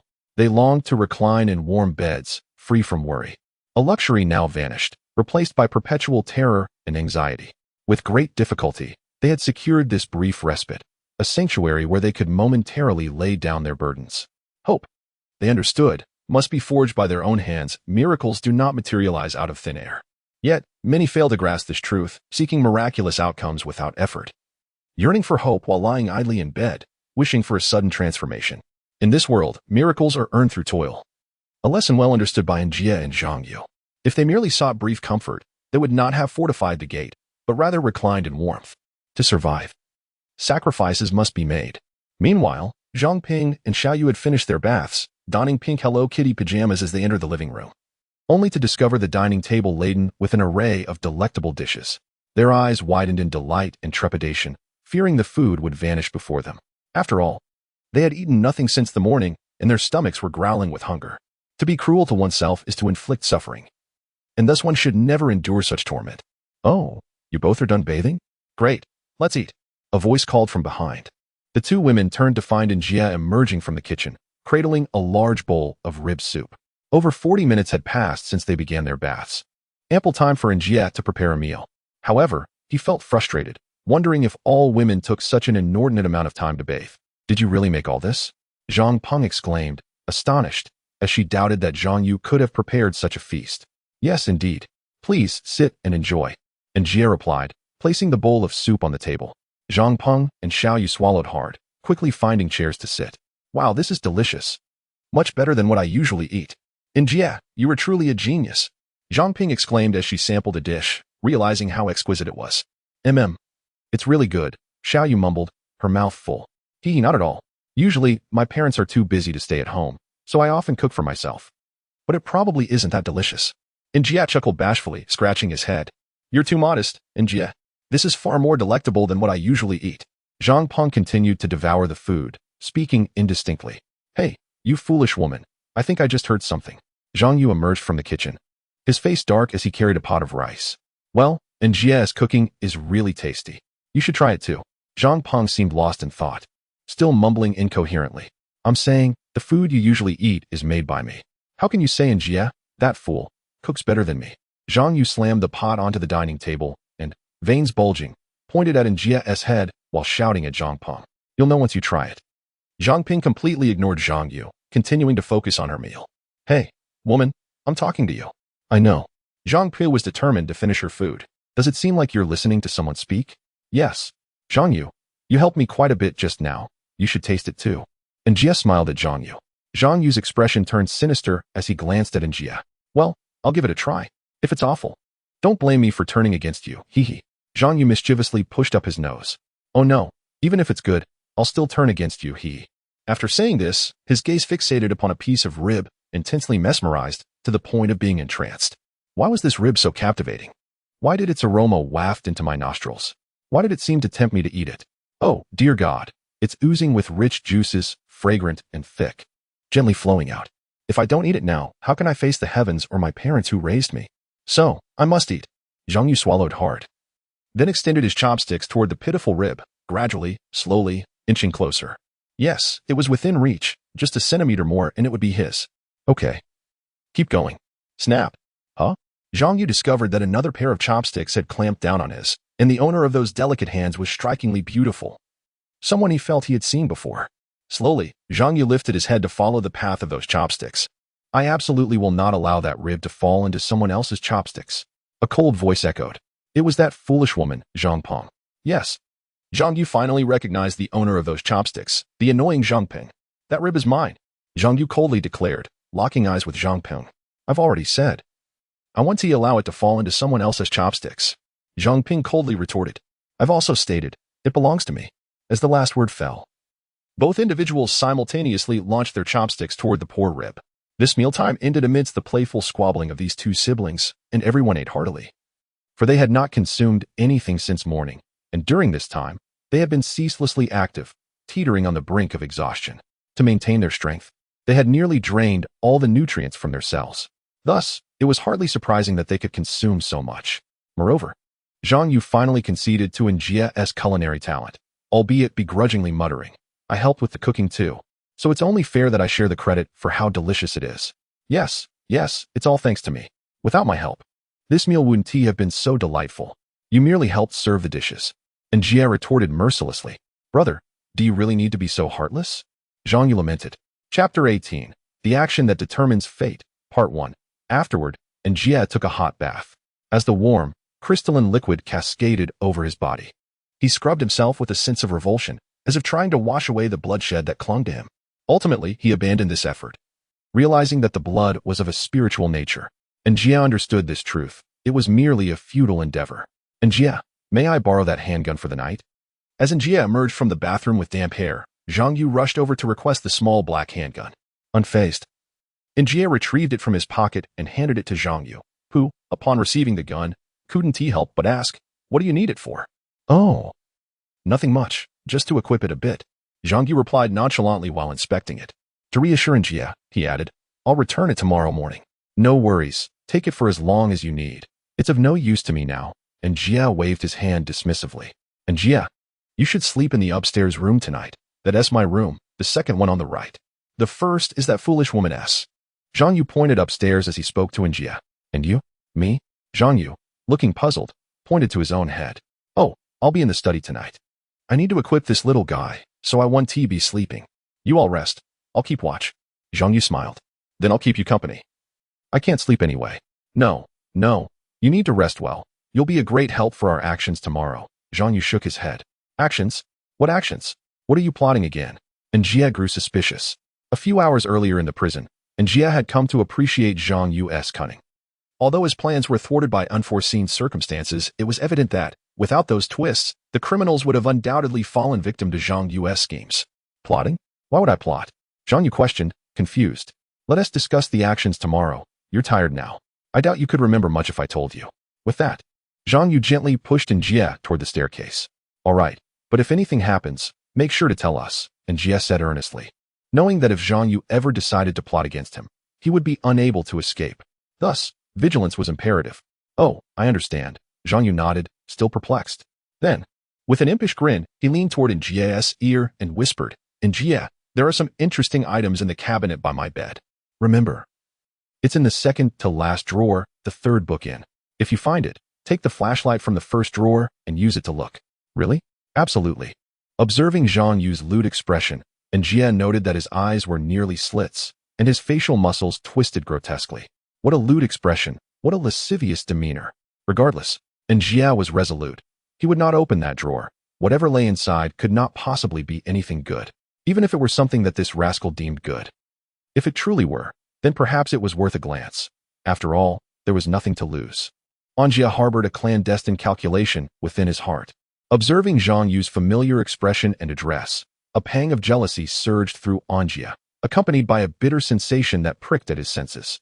Wasn't this the very essence of brotherhood, as depicted on television? Sharing delightful treasures, admiring beautiful women, or even shamelessly sneaking glances at girls bathing. Brothers indulged in such indiscretions together. Regardless of the circumstances, An Jie had resolutely accepted Zhang Yu, that lewd yet cunning fellow, as his brother. The term brother, both foreign and familiar, gradually eased An Jie's heart, and he yearned for an earlier meeting with Zhang Yu, believing that such companionship would alleviate his profound solitude. "All right, I understand. Let us meet again tomorrow." An Jie waved goodbye to Zhang Yu. Having spoken, he ascended the staircase and entered the room Zhang Yu had mentioned. As he observed An Jie's silhouette ascending, Zhang Yu chuckled wickedly to himself. "Ah, An Jie, what lies within that room is a treasured possession I have cherished for a decade. Tonight, you shall surely revel in it." After indulging in his lewd thoughts, Zhang Yu meandered towards the study. Passing by the living room's television, he could not resist turning it on, eager to ascertain the state of the outside world, wondering whether zombies had emerged beyond their borders, or if it was confined solely to China, or perhaps just this province or region. He was desperate to know if a pandemic of this magnitude had indeed engulfed all of China. Surely news outlets worldwide would be clamoring to report live, particularly those from neighboring Southeast Asian countries, who would revel in China's plight. Thus, if it were true that the entire nation was besieged by a zombie epidemic, the television would undoubtedly be abuzz with activity. However, upon switching on the television, Zhang Yu's hopes were dashed. The black screen merely displayed swirling white static. Changing to other channels yielded the same desolate result, only more static cluttered the screen. Zhang Yu, unwilling to surrender, relentlessly pressed the remote, flipping through channels in vain. Each one either boasted the ominous no signal or was engulfed in white noise, or simply succumbed to a black screen. In utter disappointment, Zhang Yu cursed under his breath and switched off the television, retreating to the study where he rummaged through a pile of black iron components. As he often stated, completing his current tasks took precedence over concerns about the outside world. Despite his inability to glean information from the outside, Zhang Yu preferred to believe in a peaceful realm beyond, where one might survive the relentless pursuit of zombies and ultimately escape to a tranquil existence. Gazing at the black iron pieces, he chuckled lewdly, retrieving a welding machine. With a resounding roar, accompanied by blinding flashes of violet light, the study was illuminated, revealing a shadowy figure delighting in his devious laughter. Chapter 19. The Action That Determines Fate, Part 2. In this world, the only sounds were the thunderous roars and the relentless patter of rain, devoid of any life's rhythm, enveloping it in a chilling silence that was both eerie and oppressive. Amidst this quiet terror, an unexpected sobbing pierced through the stillness, its clarity accentuating the profound desolation surrounding it, almost as if it echoed in one's ear. Zhang Peng, startled, opened her eyes to find herself staring at the pitch-black ceiling, the tightly shut window, and the tempest raging outside, with trees bending precariously against the wind. Yet, it was not these sights that roused her from slumber, but the sound of weeping. Nestled beneath the soft blankets lay a petite figure, trembling as she sobbed quietly. Undoubtedly, this delicate silhouette belonged to Feng Xiaoyu. Both women, close in age and now embroiled in unimaginable circumstances, found solace in one another. Without their mutual support, they might have succumbed to despair. Thus, they shared the bed that night. Zhang Peng felt a pang of sorrow. As a fellow woman, she understood Xiaoyu's turmoil. She gazed tenderly at the quivering figure and softly inquired, "Little Rain, are you all right? You can share anything with your sister." "Ah, Sister Zhangping. You're not asleep yet?" Xiaoyu gasped, her voice quivering, revealing her astonishment. Zhang Peng could discern the tremor in her tone as her body shook violently while speaking, the raspiness of her voice betraying her distress. What are you doing, Little Rain?" Zhang Peng continued gently. "And no, I'm fine. I'm just a bit cold." Xiaoyu stammered, panic lacing her words. "Cold?" Zhang Peng pondered, confused. Although autumn had arrived and a torrential downpour raged outside, the temperature remained relatively mild. Could it be that Xiaoyu had caught a chill after being soaked in the rain? After all, she had suffered a high fever earlier that morning. "Let me check on you, shall I? You had a fever this morning. It's possible you're falling ill again. Let me see so I can fetch you some medicine," Zhang Peng urged softly. No, I'm not sick. Really, I'm not sick." Xiaoyu nearly burst into tears, her voice growing hoarse as she wrapped the blanket tightly around herself. Zhang Ping furrowed her brow, contemplating the accuracy of Xiaoyu's claims. Yet the raspy tone made it difficult to dismiss the possibility of illness. Zhang Peng, having studied medicine, understood the dire consequences of untreated high fevers, even the potential for fatal outcomes, especially in these perilous times. Resolutely, she bit her lip, grasped the blanket firmly, and with a swift motion, yanked it away. "Oh, no!" Xiaoyu shrieked in alarm. Zhang Ping jumped at the sound, but the scene that unfolded before her left her utterly astonished. She could scarcely believe that this was the same obedient and sweet Xiaoyu she knew. Beneath the covers, Xiaoyu lay bare, trembling and curled up, her eyes glistening with a sorrowful innocence as she gazed at Zhang Peng, resembling a child caught in wrongdoing. What shocked Zhang Peng further were the crimson marks that marred Xiaoyu's delicate skin, lines of redness tracing across her chest and thighs, appearing as though a layer of skin had been stripped away, glistening with a hint of blood. And was Xiaoyu weeping? Why were her eyes so red and swollen? In a daze, Zhang Ping found herself frozen, unable to tear her gaze from Xiaoyu. Little Rain, what has happened to you?" Xiaoyu's startled expression at Zhang Peng's abrupt revelation caused tears to spill from her eyes. "Sister Zhang Peng, I," she sobbed. Seeing her in such a pitiable state, Zhang Peng could no longer bear to listen. Without hesitation, she enveloped the trembling, naked Xiaoyu in her arms. In the moment Zhang Peng embraced her, she could distinctly feel the intense trembling of the person in her arms. Gently stroking her back, she whispered softly in her ear, "Don't be afraid, Xiaoyu. I'm here, always by your side. So please, do not fear. I will always be here for you." Zhang Peng Jie. "I'm scared. Just thinking about that scene keeps me awake. Whenever I close my eyes, all I see are those grotesque faces pursuing us. They are mutilated, with their entrails exposed. I am terrified." As she spoke, Xiaoyu began to weep. After finishing her lament, she buried herself deeper into Zhang Peng's embrace, soaking her sleepwear with tears. Zhang Peng said nothing but held her even tighter, attempting to comfort her frightened heart with warmth. After a moment, Xiaoyu finally ceased her crying and lay quietly in Zhang Peng's arms, resembling a frightened kitten, trembling and softly sobbing. Zhang Peng cupped her tear-streaked face, tenderly wiping away the traces of her sorrow until her face returned to its usual adorableness.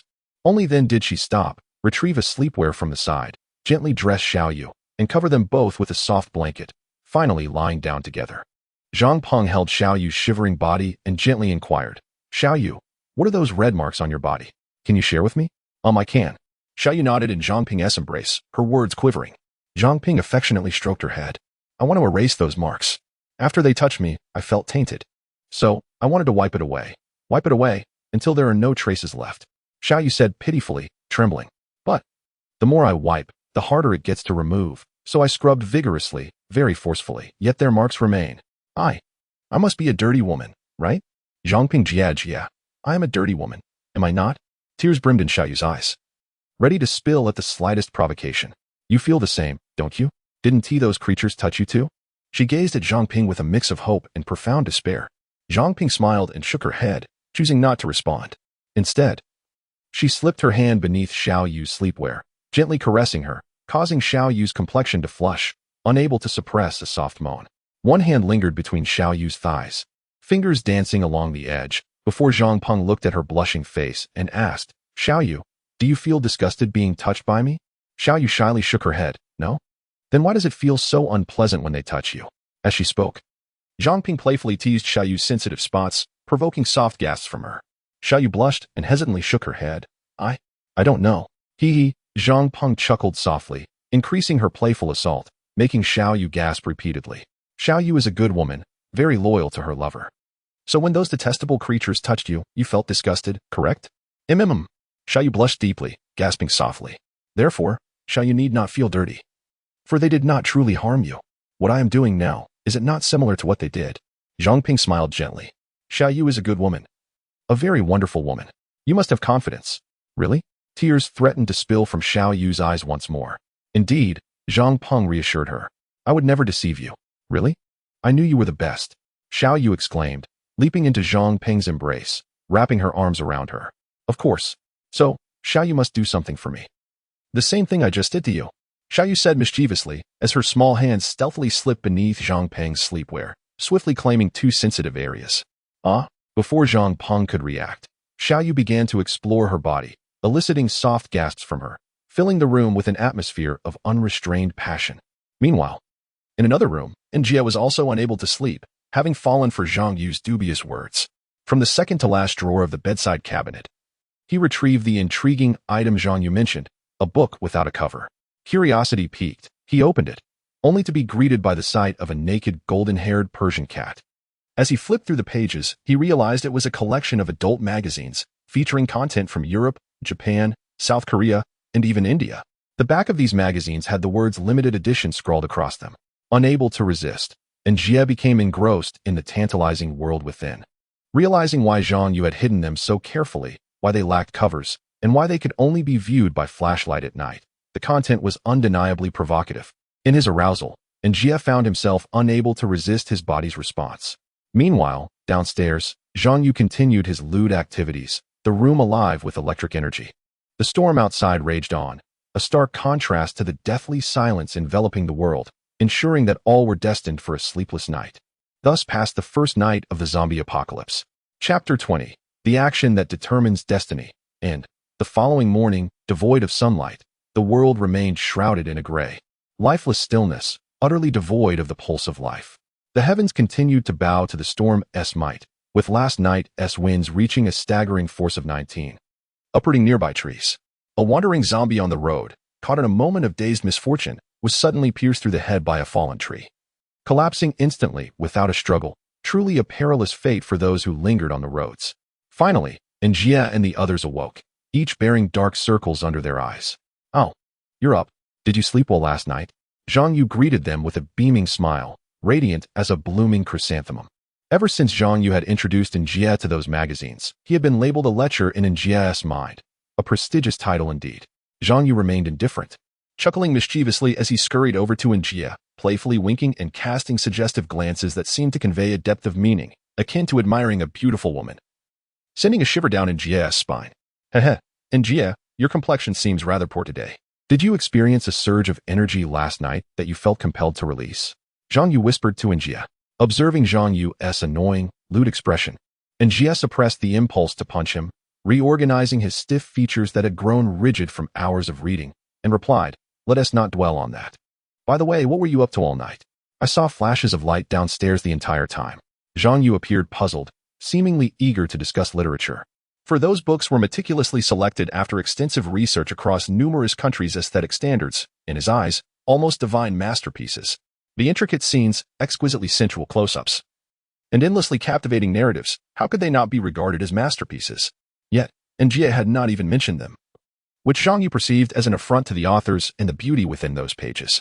Nonetheless, upon hearing An Jie inquire about his nocturnal activities, a flicker of pride ignited within him. It was definitely something good. Just look. With that thought, An Jie glanced sympathetically at Zhang Ping and Xiao Yu, who were chatting merrily, contemplating that the two would soon fall victim to Zhang Yu's predatory nature. "Let us not discuss that anymore. Let us talk about our plans for today," An Jie suggested, feigning nonchalance. "All right, let us fill our stomachs first, and then we'll discuss today's actions." Zhang Yu concurred. However, when An Jie heard the word actions, he felt a shudder in his heart. Could it be that Zhang Yu intended to target the two innocent girls? Indeed, that must be the case. No wonder he hadn't been forthright about it last night, fearing An Jie might forget. Fortunately, An Jie's keen intellect had uncovered the truth early, or those poor girls would have fallen prey to his schemes. The entire breakfast passed amidst An Jie's fanciful musings, lost in his self-satisfied deductions, entirely unaware that the reality was far from his imaginings. Zhang Yu surveyed the table, sighed, and slowly posed a crucial question. What are our goals moving forward? Merely to survive, or to inform the government about the zombies in MH Town? The group fell silent at his words. Without waiting for a response, Zhang Yu continued, "In truth, we no longer need to explicitly inform the government. The horror of the zombie plague has already spread from MH Town to the MN region. I refuse to believe that nothing has transpired in MC City during the night. After all, the distance from MH Town to MC City is a mere 10 kilometers. Even if the zombies move slowly, 24 hours is ample time for them to traverse that distance at this point." Zhang Yu sighed again, and the group remained silent, awaiting his next words. Meanwhile, An Jie furrowed his brow, pondering each word Zhang Yu had uttered, sensing a divergence from his own thoughts. Zhang Yu continued, in other words, the government is already aware of the zombie plague's existence. They may currently be investigating its source, developing a vaccine, or formulating policies to counter the zombies. Essentially, my point is that we no longer need to exert ourselves in search of any military or government assistance. Our priority is to survive these coming days and avoid falling victim to the zombies. And then, An Jie couldn't help but ask. Then, Zhang Yu looked at An Jie, nodded, and proceeded, "That is an excellent question. First, we face two major survival challenges. The first is that we lack any means to protect ourselves. Our survival yesterday was merely a stroke of luck, and we cannot rely on divine favor indefinitely. I know that without strength, we will surely be abandoned. Since the government is already aware of the zombies, they will undoubtedly implement measures to counteract them, such as deploying the military to eliminate the zombies or sending rescue teams to search for survivors. In any case, as long as we await discovery by the government, we will be safe." Thus, Zhang Yu retrieved a black cylindrical object from his pocket and placed it on the table. "What is this?" Zhang Peng inquired, staring at the hollow, thumb-sized steel cylinder. "You'll find out shortly," Zhang Yu replied nonchalantly. "Do you all know what the most powerful weapon in this world is?" Zhang Yu said earnestly, looking around at the group. "Guns," Xiao Yu chimed in confidently. "Correct," Zhang Yu praised her, continuing, "the power of firearms is evident. My plan is to equip us all with guns, significantly enhancing our strength so we can survive together while awaiting rescue. But do you know where to find guns?" Zhang Ping posed the question everyone was eager to have answered, her gaze fixed on Zhang Yu. Taking a deep breath, Zhang Yu replied, "Yes. It's at the MN military district where we were last night." The group collectively gasped, a chill running down their spines at the thought of facing a horde of overwhelming zombies, causing them to break into a cold sweat. However, "Do you know where the keys are?" "We know the guns are secured in those large metal cabinets, but without keys, we can't access them." Zhang Peng attempted to dissuade Zhang Yu's idea. "You fool," Zhang Yu shot back, "didn't you just acknowledge the power of firearms? Surely you don't believe those metal cabinets can withstand bullets traveling at 300 meters per second, at a speed of over 1,000 kilometers per hour? The materials of both should be similar, and the density of bullets is likely greater than that of the cabinets. Even if the density is less than that of the metal, the pressure a bullet generates upon impact is sufficient to breach them. Just think about it. Bullets traveling at 300 meters per second possess immense force. Zhang Yu's enthusiasm was palpable, but there are still many zombies there. Can we push through the horde? Zhang Ping pressed on, still fearful of that dreaded place, reluctant to take even a single step closer. That's why I prepared this suppressor, essentially a silencer, which I crafted last night. Zhang Yu pointed to the black cylindrical object on the table. Though it's somewhat crude, it will effectively reduce sound by about 90%. Then why bring it out at all? Zhang Peng glared at Zhang Yu, feeling a strong urge to punch him. Heh. Oh, the ignorance of some. Zhang Yu leered at her before continuing. My plan is to first draw the zombies away from the military base, then enter and use the handgun to unlock the metal cabinets. Of course, to prevent any unforeseen circumstances, the handgun must be equipped with a suppressor. Oh, I see. The crowd nodded thoughtfully. Do you have a way to divert those zombies? An Jie suddenly spoke up. Yes, there is, Zhang Yu replied, pausing briefly before continuing. Last night at the prison, it was the gunfire that attracted the zombies. We can turn the tables and use the gunfire to lure them away. I have an old hunting rifle at home. The sound it makes is quite loud and should be able to draw the zombies in. At that time, I will attract the zombies while An Jie can handle the firearms in that iron cabinet. Why only the two of you? What about us? What are we to do? Zhang Peng exclaimed, nearly in tears. This operation concerns our fate. We currently lack sufficient strength. You two women are almost a burden. If you follow us, we will all perish among the zombies, Zhang Yu said coldly. Zhang Peng was taken aback, momentarily at a loss for words, tears streaming down her face, while Xiao Yu hurried to comfort her. Chapter 21. Back to that place again. Part 1. An Jie gasped, waving his hand helplessly. Have you analyzed the population within a kilometer radius of the MN area? Suppose half of them have turned into zombies. Do you realize what that number would entail? After speaking, An Jie fixed his gaze on Zhang Yu, awaiting his response. 30,000. Zhang Yu sighed resignedly. Haha, 30,000.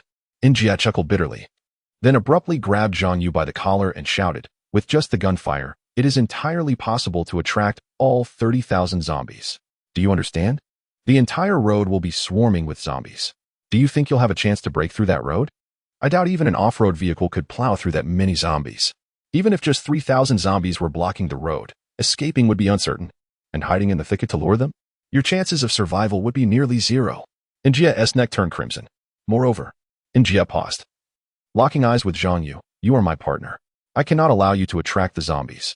Leave that task to me. You focus on collecting the firearms. Zhang Yu chuckled, his gaze gradually turning icy as he looked at An Jie. No, we are not partners. An Jie was stunned, staring intently at Zhang Yu's face, his grip on Zhang Yu's collar tightening. Then Zhang Yu smiled. We are brothers. So let me handle this. I will succeed. Never before had An Jie felt such a declaration, nor had anyone spoken to him with such earnestness. Something within him stirred, and he unconsciously released Zhang Yu. A bittersweet sensation welled up in his chest. We are brothers, regardless of whether rescuers would find them in the future. Acquiring firearms equated to gaining the strength to survive. If rescuers did come, it would be the best outcome. However, if no rescuers appeared, the severity of the zombie crisis would be evident. Only by obtaining firearms could they endure until help arrived. Only through firearms could they confront the increasingly dire circumstances. Regardless of the arrival of rescuers, their most fundamental task remained, simply to survive. After this storm, we must enter MC City. No matter the circumstances, we must make our way in. This storm has been exceptionally ill-timed. I suspect all communication devices across the province have been damaged. Restoring communication immediately post-storm is nearly impossible. I estimate it will take at least a week to repair the communication equipment sufficiently for minimal contact. Thus, regardless of the arrival of rescuers, we must enter MC City. For only there can we grasp the latest situation and respond accordingly. Do you know the population of MC City? Approximately 500,000. Entering MC City means facing not just the small groups of zombies nearby, but a true horde. Therefore, acquiring firearms is imperative. They are our capital for survival. An Jie, you need not refuse any longer. This task can only be accomplished by you. Conversely, I am the only one who can execute it effectively. So, do not feel indebted to me, for this is my choice, even if it leads to my demise at the hands of those vile creatures. Of course, I am not a fool. I will not allow myself to perish so easily. An Jie, take these 2 magazines, fill them with bullets. By the way, how many rounds are left in that box? 100? That will suffice. In any case, gather as many firearms and bullets as possible. Scour the iron cabinet for anything useful to us, leaving nothing behind. This is crucial for our future. When the time comes, just take me to about a kilometer away from the MC military district. drive straight in, and as I mentioned before, transfer everything from the iron cabinet to the vehicle. Then, return to fetch me. Let me reiterate, I truly do not wish to die. An Jie, the final hope rests with you.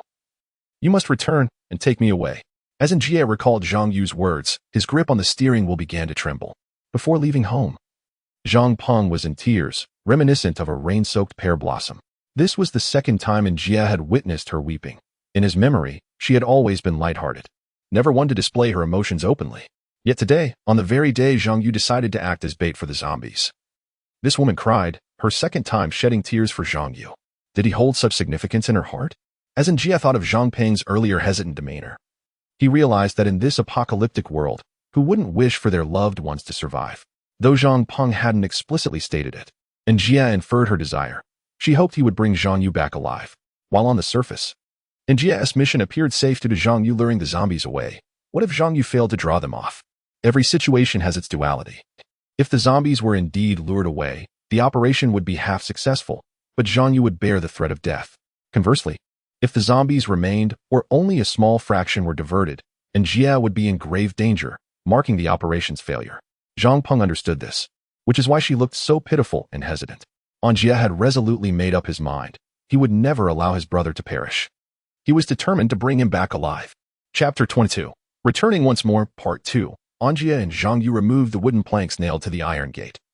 And without uttering another word, they abruptly started the vehicle, its engine roaring as they sped away. Following Zhang Yu's directions, they drove to a small village situated approximately 2 kilometers from the MC military district, halting on the road just outside the village. According to Zhang Yu, zombies typically moved in straight lines due to their lack of intelligence. They were drawn to sounds or scents and would subconsciously approach the source of these stimuli, maintaining a linear path unless obstructed. This was why Zhang Yu had chosen this sharp bend in the road, veering around it to continue northward towards the MN region, ultimately leading to MC City, while heading southward would take them to MH Town. Zhang Yu stated that when the gun fired, the zombies would surely be attracted to the sound, moving directly towards it, allowing them to safely drive along the road to the MN military district without detection, as they had encountered very few zombies on their way there. Remember, when I fire the gun, you must leave. At this distance, it won't take more than 30 minutes for the zombies from the military to arrive here. Did you notice how many zombies were present yesterday afternoon when we passed through? Yet today, not a single one can be found. I deduce that they must have been drawn to the military by the gunfire last night. Or perhaps they are wandering about, attracted by the sound of the downpour. Regardless, fewer zombies are advantageous for us. When I fire the second shot, you can drive into the military area. It should be about 10 minutes after the first shot. Your success hinges on your actions. Our primary objective is to retrieve the firearms from those 2 iron cabinets, so gather as many as you can. As he spoke, Zhang Yu clutched the old hunting rifle and exited the vehicle, the torrential rain drumming violently against his raincoat. The overcast sky obscured his expression, but An Jie was certain that Zhang Yu was gripped by fear.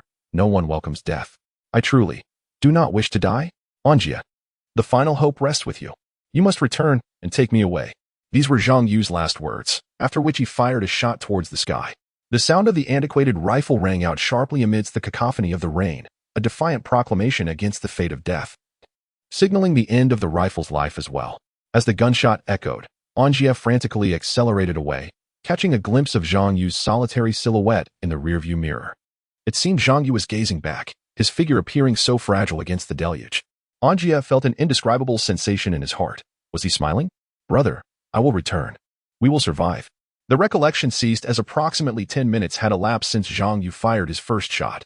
For safety, An Jie parked the vehicle about a kilometer from the military encampment, placing him roughly 3 kilometers away from Zhang Yu. Beneath the relentless rain, An Jie could no longer hear the sound of Zhang Yu's gunfire, relying solely on the vehicle's timer. In those 10 minutes, one by one, no, by the horde, zombies staggered out from the military base, drawn towards the location of Zhang Yu's gunfire, all captured in An Jie's binoculars. Observing the advancing zombies, they appeared akin to sheep being counted in slumber, appearing one after another, nearly lulling An Jie to sleep. However, when he noticed the numbers on the timer reading 609, he snapped back to reality. Looking through the binoculars again, he saw only a sparse handful of zombies wandering at the entrance. Taking a deep breath to fill his mind with oxygen and calm his emotions, An Jie wasted no time. He pressed down hard on the accelerator, steering directly towards the entrance.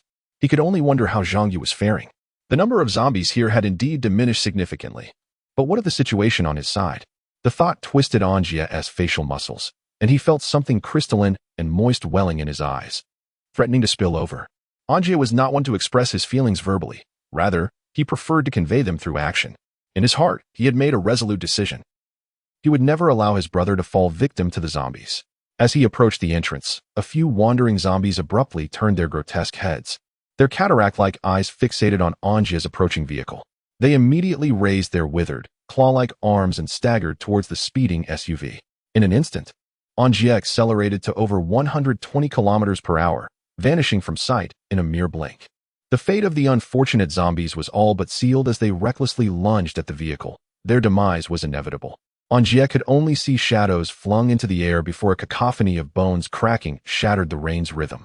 In the rearview mirror, he caught sight of the gruesome remnants scattered across the road. Upon entering the military encampment, the scene was as he had anticipated. Most of the zombies had been drawn away by Zhang Yu, leaving only around 100 scattered about the area. Upon seeing An Jie's vehicle, they quickly acquired a new target, stumbling towards it. Although the number of zombies was reduced, An Jie was not naive enough to consider it inconsequential. Without hesitation, he accelerated, plowing through the few zombies that blocked the road. Amidst the unrelenting downpour, An Jie felt the car jolt slightly, followed by the sickening sound of bone shattering. In the rearview mirror, he could even see the grotesque remnants left behind. Once he stopped the vehicle, the remaining zombies were still a considerable distance away. Weighing the risks and benefits, An Jie gritted his teeth and, clutching the black handgun, leapt from the vehicle, ensuring he didn't leave behind the fully loaded magazine. Without wasting a moment, he dashed towards the familiar main building, braving the rain, even neglecting to don his raincoat. The surroundings felt achingly familiar. The remains of several zombies, grotesque bloodstains, chaotic signs of struggle, scattered papers, and a few incapacitated zombies missing limbs. An Jie immediately entered the armory, where he saw the zombies he had pinned to the floor with a table the night before. They were still alive, desperately struggling. An Jie showed no mercy as he lifted a chair and brought it crashing down upon the heads of the undead, again and again. The sound of splintering skulls echoing throughout the room. After several blows, the once recognizable forms of the zombies were reduced to a grotesque mass of flesh and bone, rendering any semblance of humanity unidentifiable. The floor was now littered with mangled bodies and pools of gory remnants. Chapter 23, Crisis, Part 1. Gazing at the carnage before him, An Jie felt not a flicker of guilt, as if he had merely performed a trivial task. It was only natural, having taken lives without a hint of discomfort. Extinguishing these beings that did not belong to the realm of humanity warranted no remorse. Moreover, he was merely ridding this world of a few threats. Coldly wiping the splattered blood from his face, he retrieved a small black pistol from his pocket and approached a nearby steel cabinet. The quiet pop of gunfire resounded as he shot at the drawers, the suppressor proving its worth, as Zhang Yu had claimed. At the thought of Zhang Yu, An Jie's expression twisted with rage. Imagining his comrade potentially succumbing to the clutches of the undead fueled his fury, and he fired relentlessly at the drawers. With one magazine expended, 6 bullets lodged firmly in the locks. He swiftly reloaded and unleashed another volley. The locks, though battered, stubbornly remained intact. An Jie, exerting all his strength, attempted to pry them open, but they resisted, clinging tightly as if refusing to yield. In a fit of frustration, he discarded the pistol, not bothering to reload, and seized a dumbbell from the floor. He struck the battered locks with a fierce determination, the sound of metal clashing resonating in the room. Each impact sent vibrations through his arms, nearly numbing them. He could feel the pain coursing through him, as if he were sharing in Zhang Yu's suffering. The more it hurt, the harder he swung, his eyes betraying a fierce desire to break through these obstinate barriers. Abandoning the dumbbell, An Jie reached into the dented drawer, pulling it open with a powerful yank. One by one, he extracted the remaining 11 drawers with equal fervor. Without pausing to inspect the contents, he retrieved a small sack from his pocket, hastily stowing everything inside, heedless of whether it contained what he sought. This sack, prepared by Zhang Yu, was intended for easier transport of ammunition. Recalling Zhang Yu's words, he resumed his assault on the locks, averaging 1 drawer opened every 30 seconds. After a frenzied 10 minutes, he had opened 20 drawers, hastily collecting all the weapons and ammunition within. His eyes were bloodshot, but he pressed on, shouldering the heavy sack filled with his spoils and bolting from the armory. An Jie no longer intended to scour the drawers for more weapons. Despite Zhang Yu's persistent admonitions to gather as much as possible, he sensed an impending crisis, a dread that Zhang Yu might be in peril. To linger further would only waste precious seconds. Each moment lost could mean a life extinguished. Sufficient ammunition had been secured. What use was more if no one remained to wield it? He could not risk sacrificing his brother for a few extra bullets. An Jie was the only one who had truly stood by him. He would not allow him to fall prey to those vile creatures. As he stepped over the threshold, a sudden appearance of several zombies at the front door of the reception hall startled him. A normal person might have quaked in fear, but An Jie merely faltered for a moment before regaining his composure. The zombies growled and lunged toward him. Inhaling sharply, he retreated a step, fully aware that his arrival at this accursed place would inevitably lead to such an encounter. Crouching low, he sprang forward with explosive force, gripping the sack tightly. With a swift motion, he swung it at the approaching zombies, the sound of metal clanging resonating as they were knocked to the ground. They writhed and convulsed on the cold, damp floor. One zombie's head twisted grotesquely, its tongue lolling out. Without a shred of compassion, An Jie leapt forward, ruthlessly stomping on their heads again and again, until their foul, gray matter spilled forth. Only then did he pause, gazing at the now lifeless forms. His attention turned to the reception hall, where several immobile zombies stared hungrily, as if eager to overpower him and feast upon his flesh. Choosing not to engage them further, An Jie's expression hardened as he sprinted from the building. He quickly mounted his vehicle, tossing the heavy sack of weapons onto the seat beside him, and maneuvered the car toward the exit. As he glanced in the rearview mirror, a cold sweat broke over him. Mere moments after his departure, hundreds of snarling zombies surged from the building. An Jie was certain, there was no mistaking it, the horde was indeed pouring forth from the structure. The open area outside contained perhaps 100 zombies, yet the sheer number emerging from within was staggering. What if he had been a minute later? An Jie could scarcely fathom the situation. Wiping the cold sweat from his brow, he pressed down on the accelerator, forcefully crashing into a relentless zombie before swiftly driving out of the exit, heading directly south. At that moment, his peripheral vision inadvertently caught sight of the vehicle's GPS satellite positioning system and radar navigation system. An Jie felt a sense of disorientation creeping in. Chapter 24, Crisis, Part 2. The road stretched southward, lined with countless zombies staggering forward. If one were to conduct a precise measurement, they would be astonished to discover that this vast throng of zombies extended over 800 meters, with each row containing approximately 10 to 20 of the undead. Jostling and swaying as they moved onward, inexorably forward, zombies are drawn to three primary stimuli: food, sound, and scent. They utilize sound and smell to locate food, relying primarily on auditory cues, akin to how humans depend on vision, with olfactory senses playing a secondary role. In essence, zombies seek nourishment and assess their prey primarily through sound, with smell as a supplementary guide. They possess no thoughts, aspirations, or even desires. They are driven solely by the instinctual need to consume sustenance. Upon hearing the gunfire, the zombies instinctively moved toward the source of the sound. This behavior was purely instinctual. They reacted to the auditory cues, first gravitating toward the noise, then utilizing their keen sense of smell to ascertain if food was nearby, although their movement was sluggish. Half an hour was sufficient for them to travel 2 kilometers in pursuit of the gunfire. An Jie was no fool. Every 10 minutes, he fired a shot and then immediately relocated his hiding spot. His intent was to attract a greater number of zombies while ensuring his own safety. Just as he fired his 4th shot, he turned to flee south along the road. However, he could scarcely comprehend the scene that unfolded before him, a scene that was hauntingly familiar. From the direction of MH Town to the south, a staggering number of zombies were converging, and they were now less than a kilometer away. With a slight shift of the compass, those zombies would be upon him, posing a grave threat of tearing him to shreds. Though the road was not particularly wide, its straightness was its only virtue. This segment of the road, spanning approximately 50 kilometers, was nearly a straight line, connecting MH Town to MC City. Consequently, An Jie could clearly see the horde of zombies advancing from MH Town. Despair began to envelop him. Although the zombie masses at either end of the road were still a considerable distance away, it was only a matter of time before he found himself surrounded. Before him and behind him, grotesque faces of the undead loomed. Beneath the gloomy, rain-soaked sky, the zombies closed in around him, forming a tightening circle that threatened to engulf him. Moments later, their snarling jaws would descend upon him, tearing him into countless pieces. The mere thought of such a scene sent shivers down An Jie's spine. The number of zombies surrounding him had reached a terrifying count, far exceeding his initial expectations. This overwhelming horde was beyond what he had anticipated, so numerous that he could scarcely comprehend their magnitude. An Jie felt as if he were drowning in a sea of zombies, with countless arms clawing and gnawing at his flesh, leading to his inevitable dismemberment. It dawned on An Jie that he was merely 3 kilometers away from MH Town, and the zombies possessed an acute sense of hearing. The gunfire from 3 kilometers away could easily have alerted them, drawing them closer to his location. Realizing this detail, Zhang Yu felt an overwhelming urge to slap himself.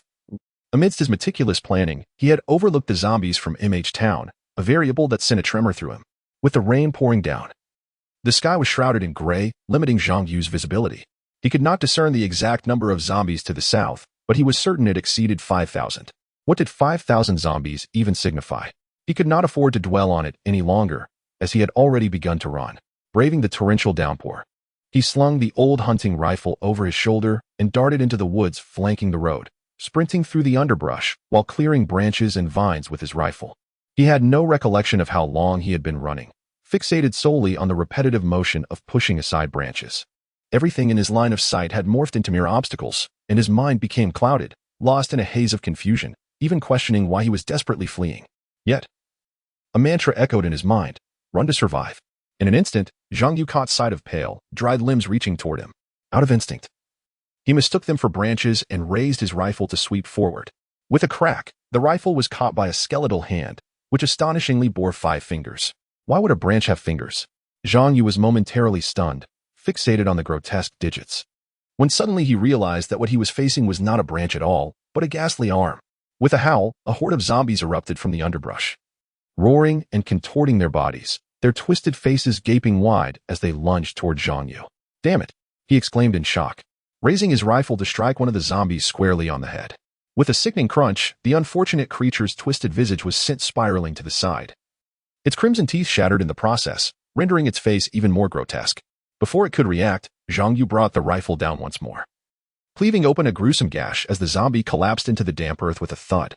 Chapter 25, Crisis Conclusion, Seizing the Moment. Zhang Yu glanced behind the fallen zombie and gasped in horror, his legs instinctively wanting to retreat. Concealed beneath the branches were approximately 50 to 60 more zombies. And that was only what he could see. Who knew how many more lurked in the shadows of the rain-soaked woods?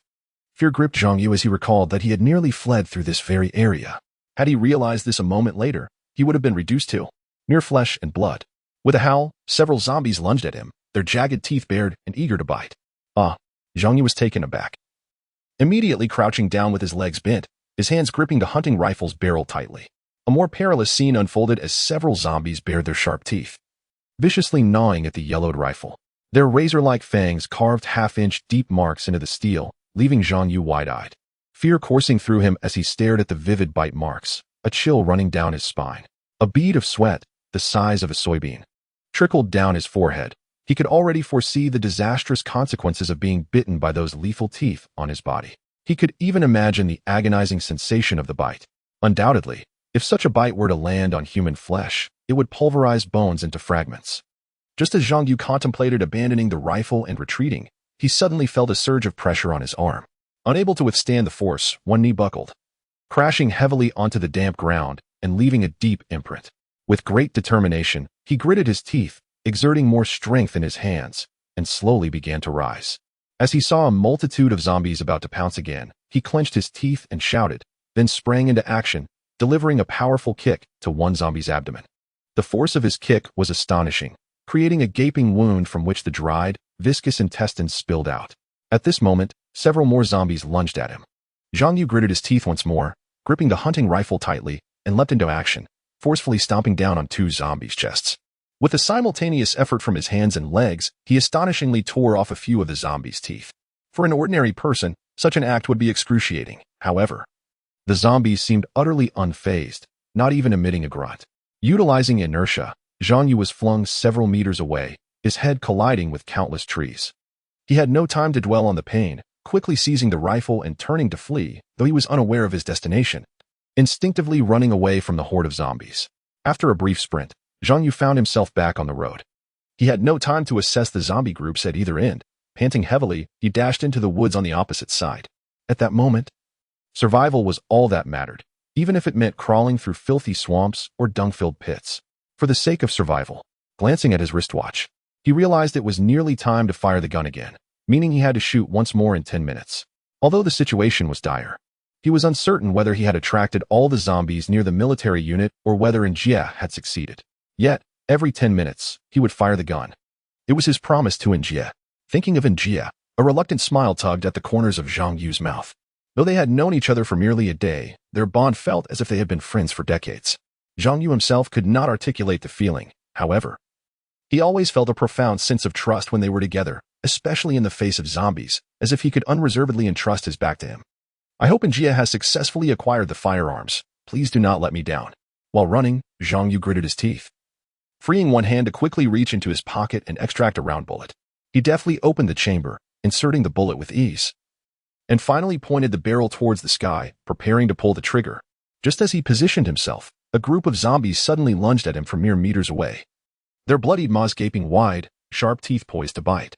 Shocked, Zhang Yu instinctively rolled onto the muddy ground, becoming a muddy figure.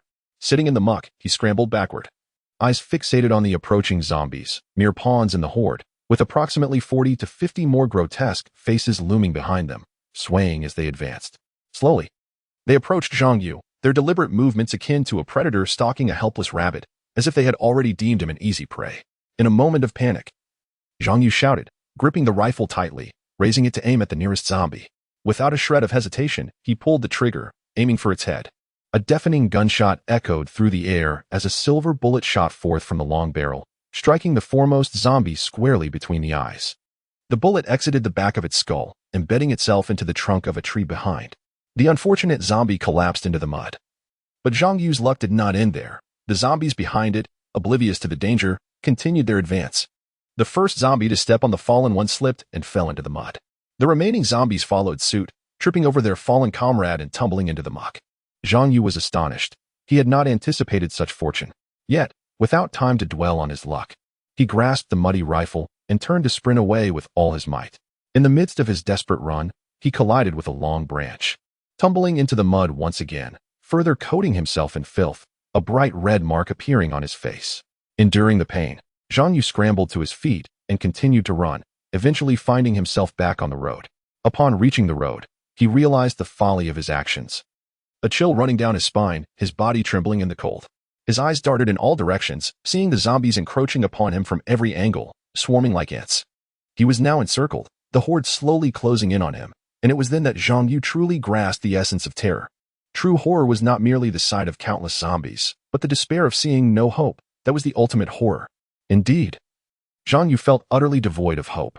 At this moment, the zombies at both ends of the road were less than 100 meters away from him. Zhang Yu could clearly see the astonishing length of the two horde of zombies. Under the dim, gray sky, the torrential rain perfectly concealed these two lines, making them appear like a swarm of ants from a distance. A long procession of ants, seemingly endless, and as he looked up, they gradually diminished, only to continue shrinking until they vanished from sight, blending into the grayness. In such a scene, what hope could one discern? What despair could one perceive? To perish at the hands of the undead is merely another form of death. The true despair lies in the fervent desire to survive. Zhang Yu was consumed by madness. He screamed wildly while fumbling in his pocket for a handful of round bullets, stuffing them frantically into the chamber of his shotgun. Without delay, he raised the gun, aiming at the zombies on his right, gritting his teeth as he forcefully pulled the trigger. The dark muzzle erupted with a thunderous bang, releasing a barrage of silvery bullets that rained down upon several zombies attempting to pounce on him, instantly creating numerous small punctures in their bodies. Some zombies were immediately struck down, their heads pierced by the bullets, while others had their grotesque forms torn open, their repulsive insides spilling forth. Zhang Yu fought against the urge to vomit, swallowing hard before retrieving another handful of gleaming bullets from his pocket. He opened the chamber and loaded them in, then raised the gun once more, directing its cold barrel at the approaching undead. Bang! The deafening gunfire resonated again. A multitude of bullets shot forth simultaneously, as if expressing their fury. The sound of shells cracking echoed as the bullets embedded themselves into the bodies of the zombies, obliterating those that came too close to Zhang Yu, causing them to collapse lifelessly onto the road. Some zombies had their heads completely blown apart, oozing a viscous fluid. Slowly, it began to seep out. Zhang Yu's shotgun was an old relic, modified from a crude cannon of the 1940s and 50s. The ammunition for such an antiquated weapon had long vanished from the market. The round bullets he had collected over the years during idle moments were merely ordinary steel balls. By loading these into the chamber and harnessing the force of the shot, he could propel them forward. Although the source of the steel balls was commonplace, amassing a substantial quantity was quite expensive. The bullets in his pocket had taken him years to gather, though he had collected many. They were no match for the rate at which he was depleting them. After several rounds of fire, he had managed to slay approximately 50 to 60 zombies. But now his supply had been completely exhausted. Not even a single round remained in his grasp. Zhang Yu was engulfed by despair. The zombies surrounding him were closing in from all directions, particularly those on either side, within mere 10 steps of him, poised to pounce and rend him apart with their sharp teeth. Damn it, I'm not dead yet. Zhang Yu shouted frantically, pulling out a gleaming dagger from his leg. Swiftly affixing it to the muzzle of his shotgun, he plunged it into the face of an audacious zombie charging at him, piercing its grotesque visage with fierce determination.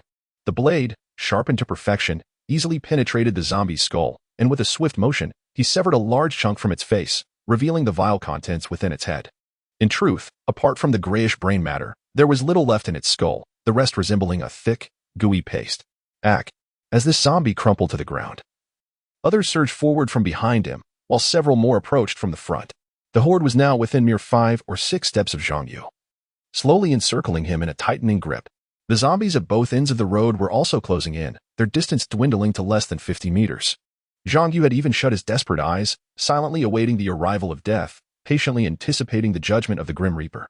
In his mind, an image of An Jie unexpectedly surfaced, recalling the words he had once uttered. We are brothers. An Jie had always been solitary. How similar was Zhang Yu in his loneliness? How he longed for a brotherly bond, yet familial circumstances had thwarted his hopes. It was only through An Jie that he had tasted the essence of camaraderie. Damn it, I must survive. An Jie, you better hold on. Zhang Yu's gaze hardened with newfound resolve, tears streaming down his face, mingling with the torrential rain as they dripped onto the ground, creating gentle ripples. Zhang Yu erupted into a frenzied outcry, as if a surge of strength coursed through his body. Gripping the bayonet tightly, he thrust it violently towards an oncoming zombie. The blade swiftly piercing through its eye socket, immediately obliterating the milky orb within. With a sickening crunch, it penetrated deep into the creature's skull. In an instant, a grayish-white viscous substance erupted from its eye socket, cascading along the gleaming blade, and mingling with the torrential rain as it dripped onto the ground below. A thunderous gunshot erupted from the direction of the MN military district, coinciding perfectly with the moment the viscous fluid made contact with the earth. The sound of a revving engine followed closely behind. Instantly, relief washed over Zhang Yu's face. His hands tightened around the bayonet as he swung it fiercely at a nearby zombie, cleaving its head in two. An Jie, you fool, have you finally arrived? All of you wretches shall perish. Zhang Yu yelled, his face contorted in a savage snarl as he brandished the bayonet, slicing through the ranks of zombies surrounding him. Driven by a primal instinct, he was astonished at his own ferocity. The encroaching horde was being systematically dismantled before his eyes. Limbs were severed, bodies cleaved in half, and skulls split open under the relentless assault of his blade. Dark red clotted blood and the grayish viscera were liberated from their confines, splattering onto the pavement. Some even landing upon Zhang Yu's face, the acrid stench nearly overwhelming him. He fought with desperate fervor, thrusting and hacking at the undead, a glimmer of hope igniting within him. Yes, it was the gunshot that had instilled in him the will to persist. As long as he held on to this flicker of hope, survival was within reach. The potential of humanity is boundless, especially in the face of life and death struggles. Even the slightest glimmer of hope could propel him forward. At this moment, light was wrestling against the encroaching darkness, striving to seize that sliver of hope and break free from the suffocating abyss. Yet, as light struggled, the darkness loomed ever closer, intent on extinguishing this faint glimmer. While Zhang Yu battled the zombies, he became acutely aware that the majority of the undead were now less than 10 meters away, some lunging at him with feral intent. He swiftly severed the head of one that came near, dispatching it with a decisive stroke, before pivoting to face the others. The zombie horde began to encircle him, drawing closer with each passing moment, their ghastly faces contorted in rage as they lunged forward, baring their teeth. Startled, Zhang Yu fell to the ground, thrusting the bayonet towards the relentless grasp of the undead arms reaching for him. The sheer number of skeletal hands was staggering, and he knew that if caught, he would be torn apart by countless ravenous jaws. The mere thought was unbearable. Stay back, he shouted in terror. Chapter 28. The final 10 seconds. Stay back, Zhang Yu cried, sitting on the ground as he desperately retreated, brandishing the bayonet to keep the grasping arms at bay. He even caught a glimpse of a skeletal hand, which horrified him as it continued to twitch as though eager to seize him and rend him apart. In a frenzy, he crawled along the roadway, intent on reaching the safety of the trees lining the path, hoping to use them as cover against the encroaching horde. He no longer calculated the likelihood of success. A singular thought dominated his mind. Once An Jie arrived, he would be saved. Zhang Yu could not fathom why he had placed such unwavering trust in An Jie. But he was convinced that his companion would find a way to navigate through the throngs of zombies. Who would have thought I would one day rely on another?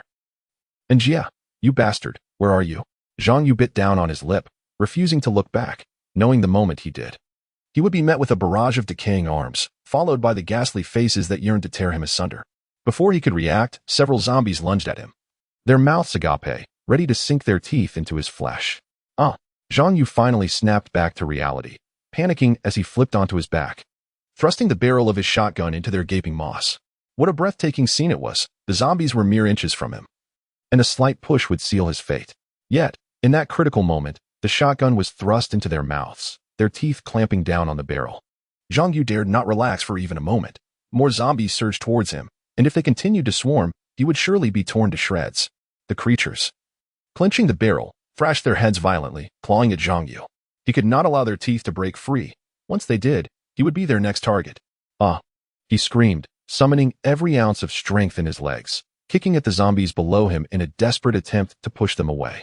However, these zombies were unexpectedly resilient, ignoring his attempts to repel them, continuing their relentless assault on the shotgun as they pressed closer, their lips peeling back, revealing grotesque teeth stained with dark red blood that dripped onto Zhang Yu's clothes.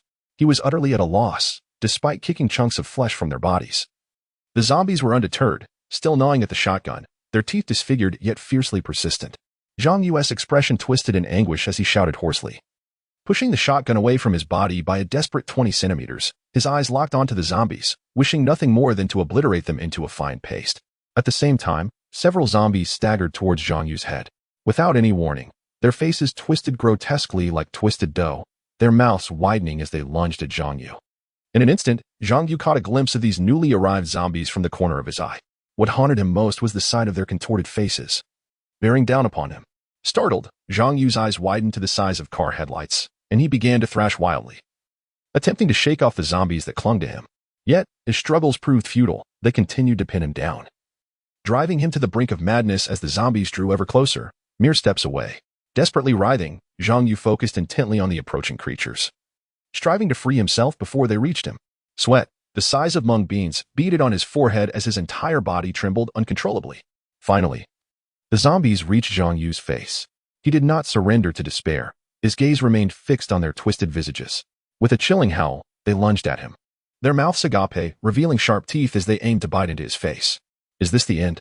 Zhang Yu's breathing quickened, and he ultimately closed his eyes in resignation, bracing for the inevitable pain. Bang, bang, bang.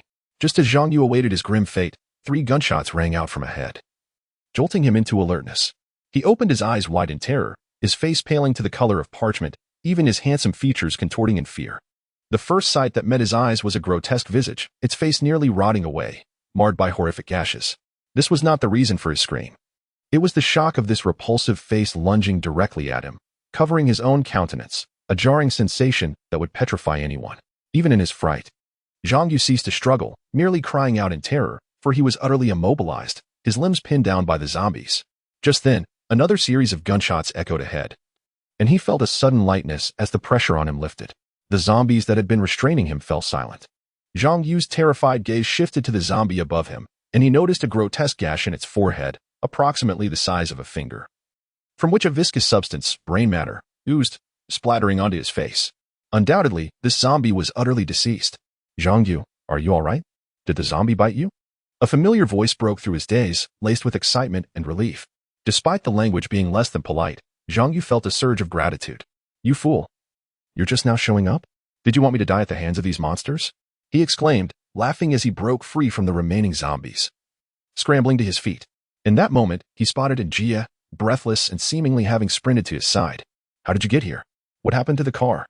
Zhang Yu asked in a panic, acutely aware of their perilous situation, surrounded by zombies. Doubts crept into his mind about their ability to escape this horde. Do you trust me? An Jie responded with a question instead of an answer, tossing Zhang Yu a small black handgun and 2 magazines filled with bullets.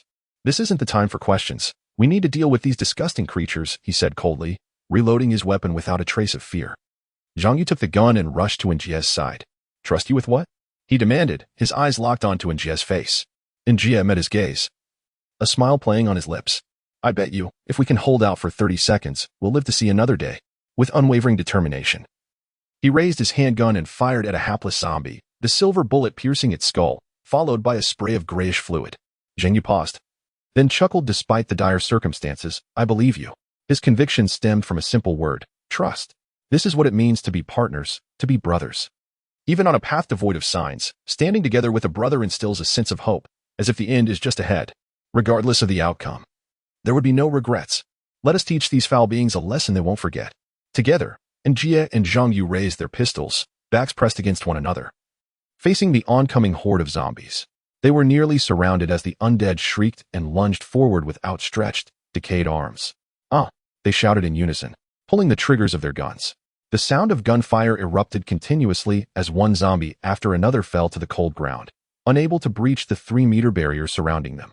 The sheer number of zombies forced Zhang Yu and An Jie to lean against each other, retreating while firing. Zhang Yu, unfamiliar with the feel of the handgun, found the recoil jarring, causing his arms to numb, yet he persevered. As more zombies charged at them, they continued to drop one after another, their bodies hitting the asphalt relentlessly. Zhang Yu's hands began to bleed from the force of the recoil, but he fought through the pain, shouting as he fired. After depleting one magazine, they swiftly reloaded, their backs still pressed together, unleashing a furious barrage of bullets. The relentless tide of zombies pushed them closer to the roadside ditch, and Zhang Yu's hands bled profusely, while An Jie seemed unbothered by the recoil.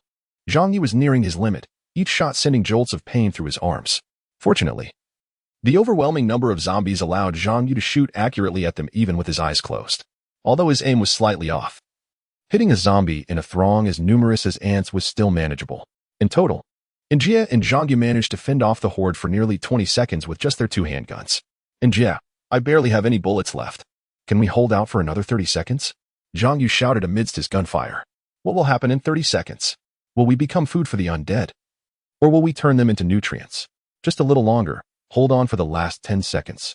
An Jie called back without looking, firing at the approaching zombies. A few silver bullets pierced through their skulls with precision. At that moment, An Jie pulled out 2 magazines from his pocket. There was no time to load the bullets leisurely. These were the last 2 magazines, and they had to endure for those final 10 seconds. Chapter 30. An Jie shouted as he handed one magazine to Zhang Yu, swiftly loading his own before continuing to shoot at the zombies before them. All right. Just 10 seconds left. Let me show you what I can do in that time. Come on, you wretched beasts, turn into meat paste. Zhang Yu bellowed, frantically loading his magazine and unleashing a barrage of bullets at the frenzied zombies. The silver bullets tore through several zombie heads, splattering foul, viscous matter in their wake. Die, all of you. An Jie shouted hoarsely as he emptied his last few bullets, then seized the hunting rifle Zhang Yu had left on the ground. With the rifle's bayonet, he struck fiercely at the encroaching zombies, the blade slicing through their skulls with ease. Damn it, even if I die, I'll take a few of you with me. At that moment, Zhang Yu also finished his last bullet.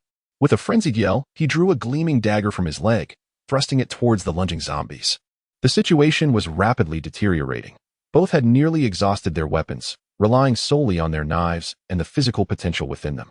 The sheer number and strength of the zombies overwhelmed them, with the only advantage being the zombies' sluggish movements, essentially their speed. However, the overwhelming numbers compensated for that disadvantage, and soon, the two were encircled within a tight circle of less than 3 meters, which was shrinking at an alarming rate, around An Jie and Zhang Yu. The ground was littered with the corpses of numerous zombies, all felled by headshots. They themselves were on the verge of collapse, the relentless downpour having drained much of their strength. If not for the hope that those 10 seconds would eventually arrive, they might have succumbed to exhaustion on the ground. Now, they leaned against each other, cautiously shifting their gazes around, terrified that a moment's distraction would invite a swarm of zombies upon them. They maintained a strange, silent accord with the undead, their surroundings eerily quiet aside from the sound of the rain, as both sides remained alert. The zombies gradually closed in, while An Jie and Zhang Yu curled into themselves, their eyes locked in a fierce exchange, one filled with a desire to survive, the other with a clear, chilling despair. It was as if they were suspended in the calm before a storm, like the fuse before a bomb detonated, both sides waiting for the ignition, waiting for the stillness to break. Suddenly, an icy, withered arm grasped Zhang Yu's ankle, startling An Jie, who immediately struggled against the grip on his thigh, stomping down hard with his other foot. It was only after he stepped down that Zhang Yu realized what manner of zombie had caught him. Its body was grotesquely severed, split from the navel down, yet still connected by a ghastly white vertebra. Its face was horrifying, with gaping cuts on either side of its mouth. rendering its visage terrifyingly large. Seeing such a revolting sight, Zhang Yu was momentarily paralyzed with fear, especially when the zombie opened its already monstrous mouth, which stretched to an exaggerated 20 centimeters, revealing a viscous gray substance within. Without warning, the zombie lunged for Zhang Yu's heel, and he was frozen in terror, only snapping back to reality when the ghastly maw drew closer. He struggled desperately, but it was futile. At the critical moment, a gleaming dagger plunged into the zombie's head with a swift thrust, bursting forth from its grotesque mouth and embedding itself in the ground, grayish liquid oozing from its lips. An Jie barely had time to call out to Zhang Yu before the surrounding zombies seemed to be invigorated, roaring with a frenzy as they lunged at the two. The death of that one zombie had acted as a catalyst, igniting a storm of the undead that was now upon them. In the blink of an eye, hundreds of zombies cornered them, their skeletal arms flailing, their ravenous mouths roaring, and their milky eyes glinting with a savage glee as if savoring the impending demise of the two. Damn it, I don't want to die. An Jie and Zhang Yu screamed in unison, their faces contorted in horror, their limbs trembling uncontrollably as if every cell in their bodies was quaking in fear of death itself. Just as they prepared for one last stand, a familiar off-road vehicle barreled into the horde, scattering zombies left and right, blood and guts flying everywhere. An Jie and Zhang Yu's spirits soared, especially Zhang Yu, who fantasized about leaping onto that beloved vehicle and showering it with affection. Strangely, however, there was no sign of a driver. The vehicle rolled directly up to them and came to a sudden halt, an orange indicator light flashing to life as if beckoning them to climb aboard. Yes, the plan succeeded. Zhang Yu, let us get in and leave this cursed place. An Jie exclaimed excitedly, rushing to open the door before turning back to shout at Zhang Yu, who still seemed bewildered, staring at An Jie in confusion. At this moment, the zombies that had been struck by the off-road vehicle regained their senses, roaring loudly before lunging fiercely towards Zhang Yu. It was only then that Zhang Yu cast aside his myriad of chaotic thoughts, flung open the rear door, and dove into the vehicle. Come on, you repugnant creatures. I shall send you all to meet the Buddha in the afterlife. An Jie shouted vehemently, flooring the accelerator and maneuvering the vehicle to plow through the zombies attempting to leap onto them. He then turned the vehicle around and sped northward along the road. The rear of the car was still besieged by a relentless tide of zombies, although there were a considerable number of zombies ahead. They were less densely packed compared to those behind. The road was littered with countless dismembered limbs, shredded flesh, and entrails, with grotesque heads appearing on the asphalt, their faces twisted in despair, rolling their eyes back in agony. Meanwhile, upon spotting the approaching off-road vehicle, the zombies on the road surged forward, frantically attempting to leap onto it, their numbers gradually intensifying. The more of you there are, the happier I become. An Jie bellowed maniacally, pressing the accelerator once more, instantly propelling the vehicle to over 150 kilometers per hour, colliding violently with the advancing zombies, sending them crashing onto the cold pavement. The massive wheels mercilessly crushed those unfortunate zombies beneath them, reducing them to a gruesome pulp. Some zombies were even hurled into the air by the impact, crashing down from several meters high, their bones shattering to dust, or their heads violently striking the ground, resulting in a spray of brain matter and viscous fluids. After a minute, An Jie and Zhang Yu finally escaped the most densely populated area of zombies, though the vehicle was in a pitiful state, smeared with thick blood and bits of flesh, with a long intestine dangling from the hood. However, overall, An Jie and Zhang Yu had narrowly evaded disaster and accomplished their mission to collect firearms. It was now time for them to return. Chapter 31. Training. Hey, An Jie, you should tell me now, how exactly did that vehicle drive itself just now? At this moment, An Jie and Zhang Yu were on their way back, with few zombies in sight along the highway, merely a handful scattered here and there. Given the current circumstances, they were encased in a metal fortress traveling at approximately 60 kilometers per hour, rendering the ordinary zombies practically powerless to stop them. In other words, they were safe now. Realizing the danger had diminished, Zhang Yu finally posed his question to An Jie about the secret of the off-road vehicle's autonomous driving. It's quite simple, An Jie said slowly, pressing a button near the steering wheel. I just discovered that this off-road vehicle has this feature. Zhang Yu rubbed his forehead and looked at An Jie. This vehicle is military grade, right? Let me think. Since it can drive itself, it must have some special equipment. I recall you mentioning before that it has a GPS satellite positioning system and radar navigation. Zhang Yu smiled at An Jie, saying honestly, I'm completely clueless about vehicles. I can't imagine how you made this big machine drive itself. An Jie turned his head, removing his hands from the steering wheel. First, I used the GPS satellite positioning system to lock onto your location, then set the autonomous driving function in the navigation system, keeping the vehicle's speed at 190 kilometers per hour. Since that stretch of road is relatively straight, I felt confident operating it. Pausing for a moment, An Jie continued, before the autonomous driving activated. I jumped out of the vehicle and fired a shot. The density of the zombies there was terrifying, so I followed your previous suggestion to attract them with gunfire, dispersing their concentration to ensure the vehicle wouldn't be obstructed. Since the zombies behind were a considerable distance away, their primitive instincts would prioritize proximity, making my position the nearest to them. Just as An Jie was speaking, a zombie suddenly burst onto the road ahead, lunging at the vehicle with its desiccated arms raised, attempting to block its path. Its unfortunate fate was all but certain. Thud thud. An Jie waved his hand, continuing, so. The gunfire from my side naturally drew the zombies from the rear, significantly loosening the density of their group. Even a slight dispersal would be sufficient for this metal beast to charge into the horde. Zhang Yu regarded An Jie with admiration, saying, not bad. However, I perceive several flaws in your plan. He paused before continuing, you must have dashed into the woods after firing, right? But how did you know my location? How could you be sure the woods were safe? How did you know I was still alive? Are you an idiot? An Jie shot Zhang Yu a glare and pointed to a dial near the steering wheel. I initially thought this was merely a radar, but I discovered it also has another function. It can scan for nearby life forms, essentially a thermal detector. Zhang Yu nodded, understanding. So you relied on this to detect my heat signature, correct? But you must have also noticed the zombies in the woods. Why then did you still choose to run through the woods? An Jie shook his head in exasperation. Zhang Yu, I always thought you were quite clever. The number of zombies there was the least, so where else could I enter? Charge in directly? Oh, I see. Zhang Yu nodded, continuing to question. How did you know that vehicle would indeed crash through the horde of zombies? Even if the density of their group had significantly loosened, their numbers were still overwhelming.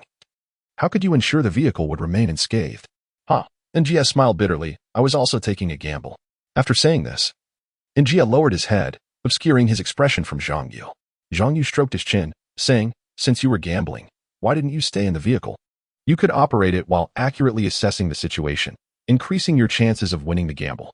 An Jie let out a faint laugh, replying, if the vehicle were to crash into the horde, its speed would undoubtedly be affected, possibly dropping from 190 kilometers to 160, or even 150 or 140.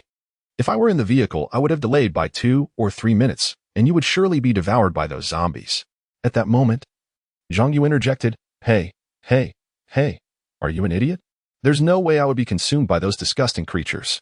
An Jie gazed disdainfully at Zhang Yu. Squinting as he spoke, I noticed a small yellow dot on the radar, surrounded by numerous blue dots. The yellow dot was even pinned down on the road by several blue dots. Had I arrived even a moment later, that yellow dot would have transformed into a blue one. So, who might this yellow dot be? An Jie fixed his contemptuous gaze on Zhang Yu. Ah, well, that is actually. Zhang Yu turned to look out of the car window, fiddling with his fingers. Haha. An Jie chuckled, but in the end, we still won the bet. That car finally drove right in front of us, ha ha ha. Zhang Yu laughed as well, then inquired, An Jie.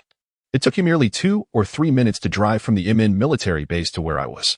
How were you able to adeptly operate the vehicle's equipment in such a short time? Have you encountered similar devices before? After asking, Zhang Yu's gaze remained fixed on An Jie, attempting to discern something from his expression. No. An Jie shook his head, pausing for a moment before continuing. Since childhood, I've had a profound fascination for vehicles and firearms. To put it simply, I am a mechanical enthusiast. I've always enjoyed disassembling things, mixing their components, and reassembling them. This has become my hobby. Therefore, I possess a visceral connection to mechanical creations, a familiarity akin to knowing my own body. Zhang Yu nodded, saying, I see. So, did you devise that plan early on? Hiki. An Jie shyly scratched his head. It was conceived in those 2 or 3 minutes. Akin to a writer receiving a sudden spark of inspiration, everything became clear and fluid in my mind. Well, I'm truly at a loss for words, Zhang Yu exclaimed. Ha. An Jie turned his body to face the road ahead. We are almost home. They must be overjoyed to see us return safely. Indeed, we are nearly there. We've chatted for quite a while. Oh? Zhang Yu suddenly realized that An Jie had turned to speak to him, meaning, An Jie, you reckless fool. You set the car to auto drive. Do you understand how dangerous that is? Zhang Yu immediately pointed at An Jie, scolding him vehemently. An Jie scratched the back of his head, grinning foolishly. Come on, it's just once. Don't overthink it. Just once? Are you out of your mind?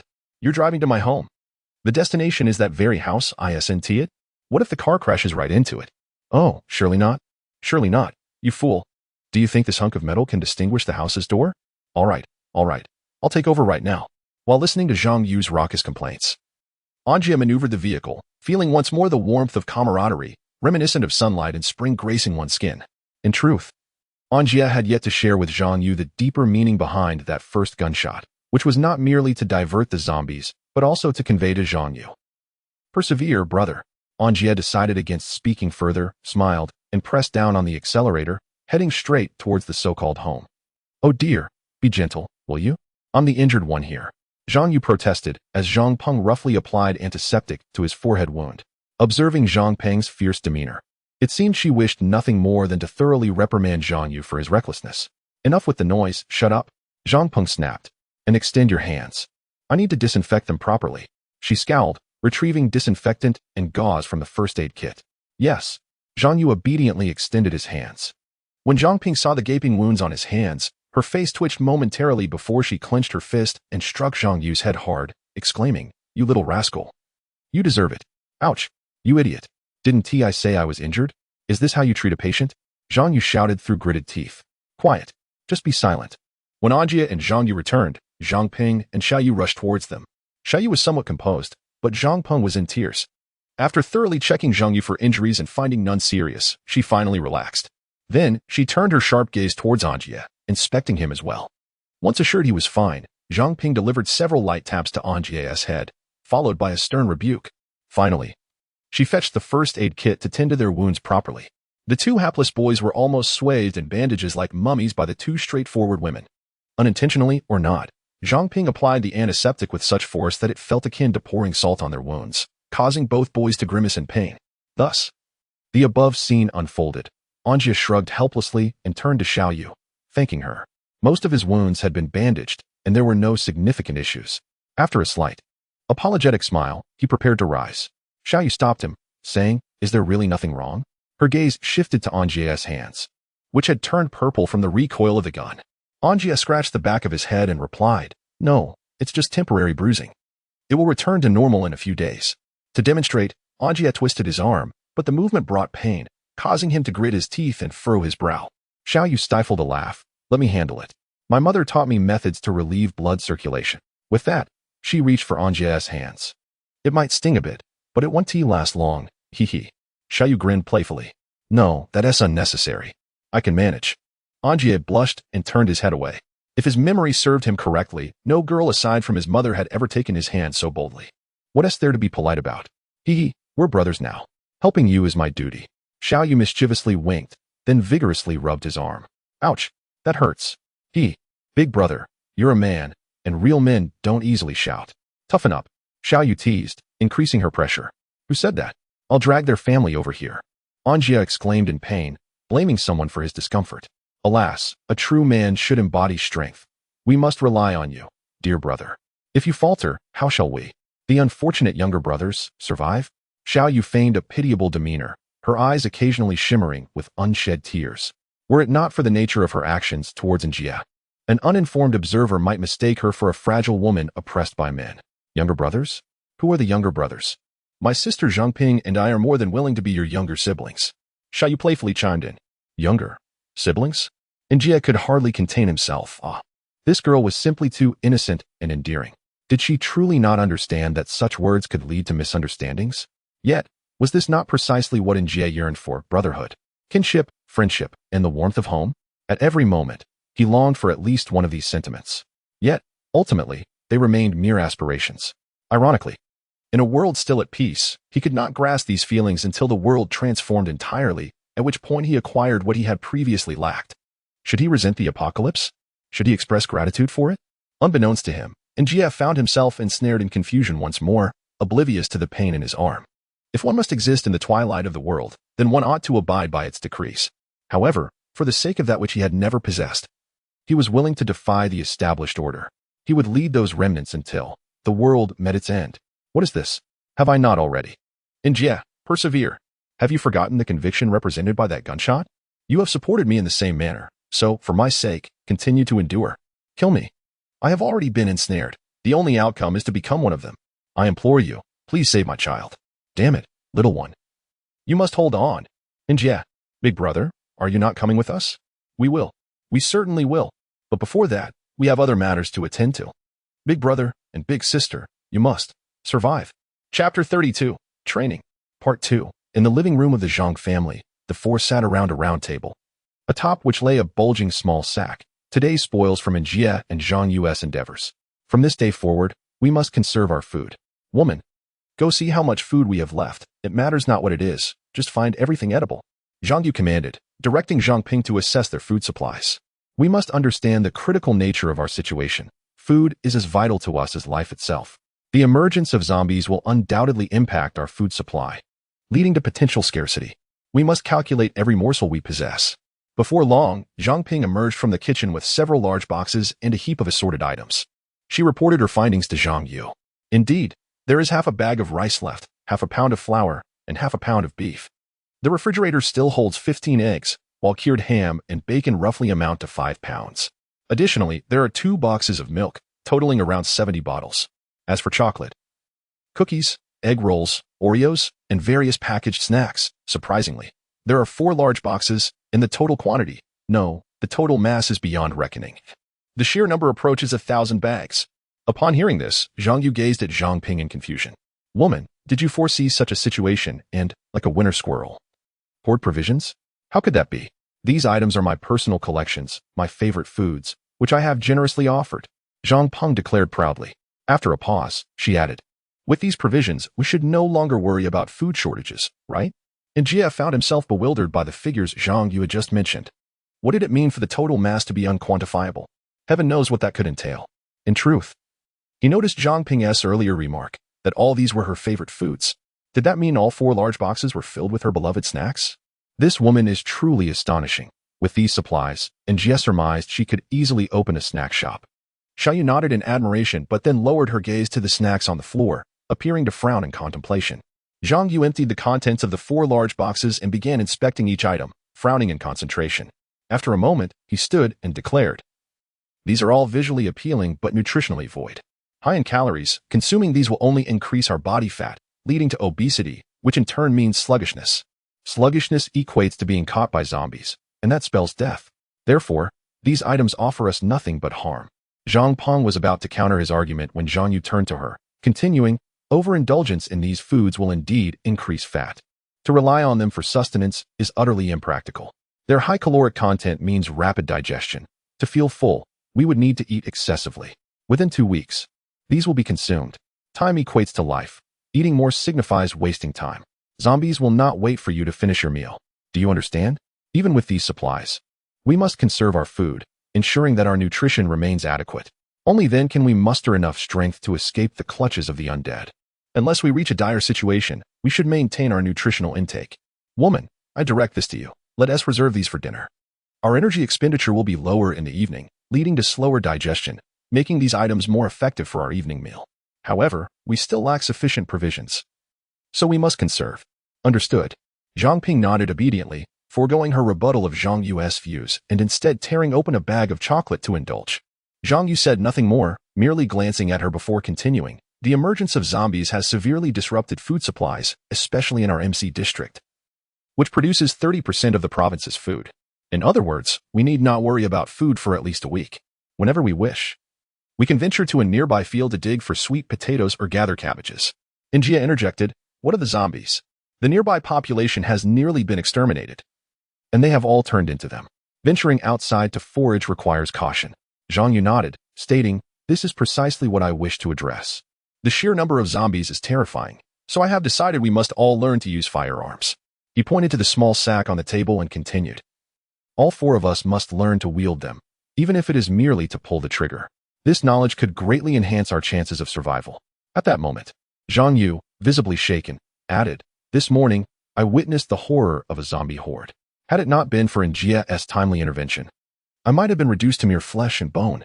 The statement caused Zhang Ping to draw a sharp breath. She set down her snack and stood up, though her head hung low, obscuring her facial expressions from the onlookers. Xiaoyu, sensing something amiss, immediately darted to Zhang Ping's side, gently patting her shoulder. Zhang Yu turned his gaze to An Jie and remarked, I do not wish for a repetition of this morning's scene. We cannot count on luck to be our ally every time. Thus, learning to wield firearms is advantageous for our future, merely an additional means of self-preservation. An Jie, recalling the morning's events, remembered the sheer terror they felt in that final moment. Their hands, gripping their weapons, trembled uncontrollably, not from fear of the zombies, but from the fear of death, a fate no one welcomes. An Jie found no fault in Zhang Yu's assertion. Truth be told, Zhang Yu's proposals were consistently sound, leaving her unable to dispute them. They were the only force capable of combating the zombies, and given their limited strength, it was insufficient to confront the overwhelming number of undead. Even with their combined might, An Jie could not guarantee their safety from the zombies, but at the very least, they would not become a liability. Zhang Yu had stated that this was merely a means of self-defense, and thus, An Jie wholeheartedly agreed. Then, An Jie posed a crucial question. How should we train with firearms? After she spoke, her gaze shifted to Zhang Yu. Chapter 33, Training Part 2. So, how should we train with firearms? This was indeed a vital question. It is widely known that firing a gun produces a distinct sound, a sound that could easily attract the sensitive hearing of zombies. It is imperative to understand that within a radius of 2 to 3 kilometers, the number of zombies was staggering. A single gunshot could summon them all. In such circumstances, the prospect of training with firearms was overshadowed by the question of survival. Zhang Yu responded to An Jie's inquiry the following morning, October 22nd, at 5 o'clock. At this point, it had been approximately 2 days since their escape from the town, coinciding with the onset of the zombie outbreak. The sky remained shrouded in a gloomy haze, as relentless rain lashed the earth, akin to a tempest of zombies attempting to engulf everything. Behold, this is what I stayed up late to create last night. Drawing on previous experiences, this time the suppressors I crafted are significantly more effective than before, Zhang Yu stated, retrieving 4 silencers from his pocket. An Jie observed Zhang Yu, noting the dark circles that encircled his eyes, giving him the appearance of a panda. Are you all right? If I'm not mistaken, you haven't slept for 2 days, she inquired, her concern evident. While An Jie herself had not enjoyed a lengthy rest, she felt her fatigue paled in comparison to Zhang Yu's diligent efforts. It's nothing, just a mere 2 days. How does that compare to the value of our lives? Besides, I did manage to catch an hour of sleep last night. So it's not quite accurate to say I haven't slept for 2 days, Zhang Yu replied with a grin. After a moment, he brandished the 4 silencers before An Jie, saying, Come on, brother, I toiled through the night to produce these life-saving devices. It would be remiss of you not to take a look. Upon hearing the term suppressor, An Jie quickly discerned Zhang Yu's method, which was likely the only feasible solution. She smiled, examining the 4 silencers, which appeared far more refined and aesthetically pleasing than the one he had made the previous day. The smooth, rounded exterior revealed the care the craftsman had invested in its creation. An Jie shifted her focus back to Zhang Yu's face and remarked, These 4 are far more visually appealing than yesterday's model. I'm curious about your background. How did you acquire the skill to create suppressors? Have you spent time in the military? Zhang Yu chuckled, scratching the back of his head. The principle of a suppressor is quite simple. It utilizes pressure dynamics to mitigate the noise produced during a bullet's discharge. The internal structure is not overly complex. One merely needs to understand the physics of pressure to craft one. As he spoke, Zhang Yu moved to the large glass window in the living room, pulling back the curtain to gaze vacantly at the dreary scene outside. An Jie ran her fingers through her hair and joined him by the window. Zhang Yu turned his attention to An Jie and continued, Like you, I often find myself seeking activities to engage in during my free time, collecting various parts and assembling them into new creations or welding them into something else, particularly with firearms. If it weren't for the laws of the land, I would love to create a few of my own. Honestly, as long as it's not a missile or nuclear weapon, I could easily assemble a rifle given the parts and schematics. Its power would be on par with that produced in a weapons factory. An Jie laughed lightly, saying, Are you no longer concerned about the laws of the land? We are currently in possession of handguns, acquired from a stationed military unit. If the police or anyone else were to discover these firearms, we could find ourselves facing serious consequences, perhaps even execution. Zhang Yu fiddled with the silencers in his hands as he spoke. I realized yesterday that when a zombie apocalypse descends upon the world, laws become utterly irrelevant. In the face of life and death, people only trust the weapons in their hands.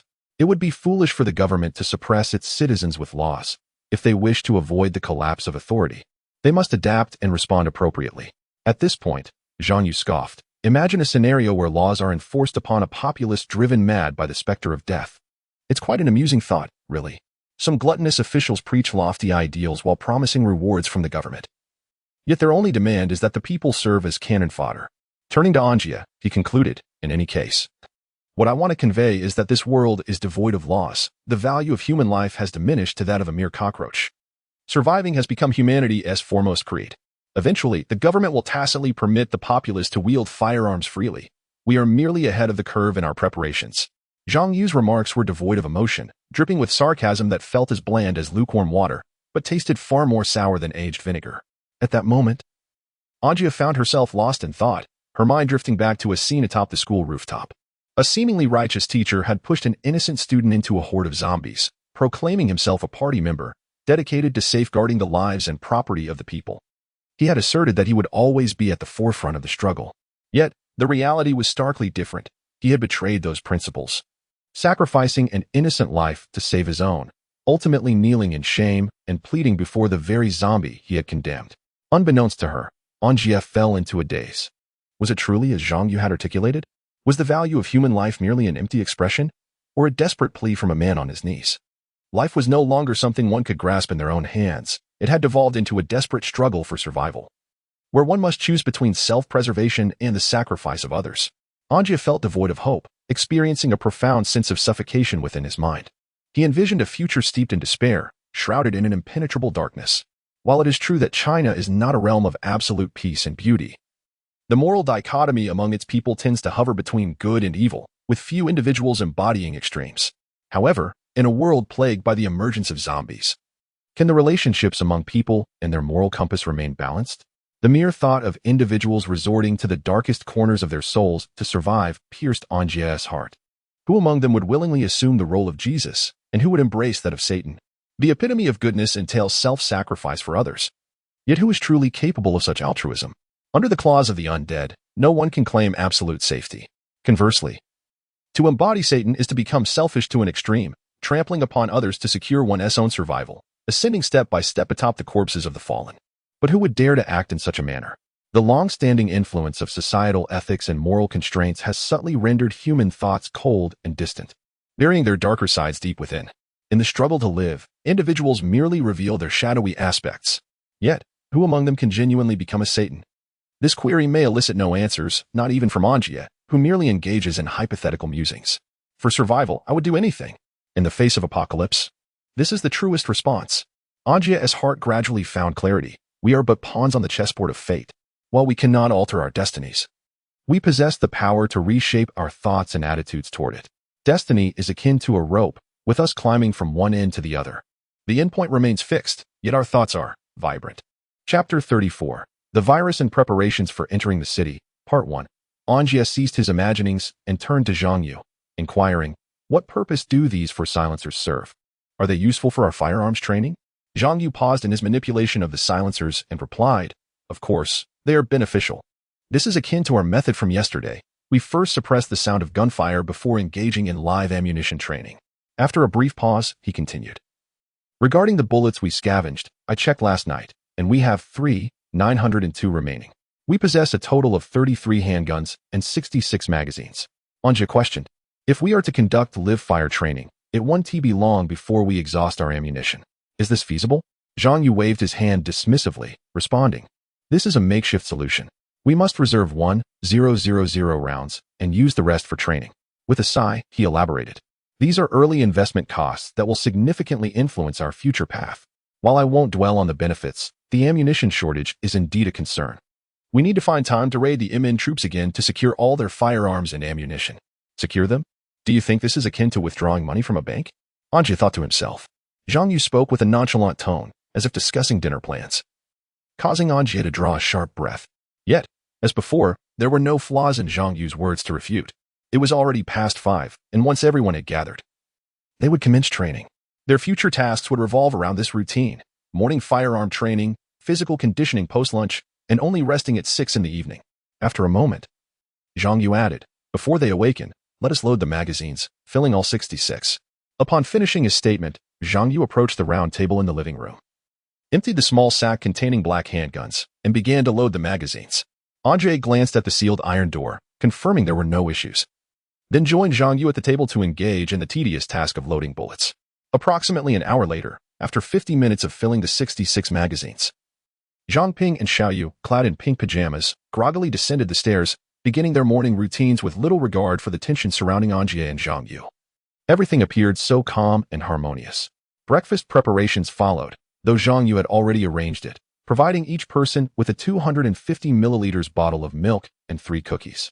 Neither of the women complained, and An Jie was indifferent. During this time, Zhang Yu explained his training plan to the two women, as previously, they offered no objections.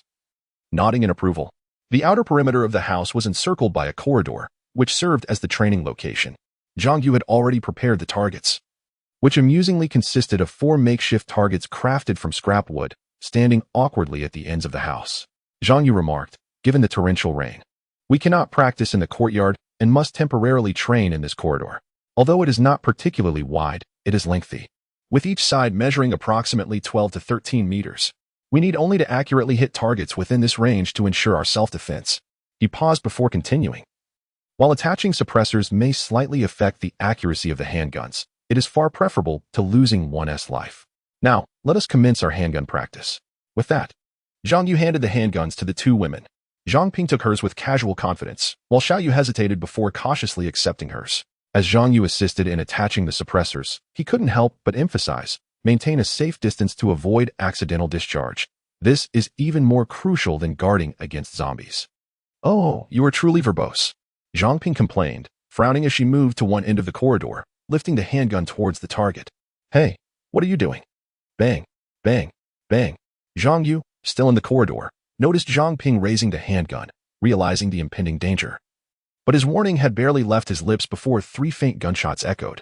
Alarmingly, 3 silver bullets shot forth from the gun, whizzing past Zhang Yu's head and striking the target behind him with precision.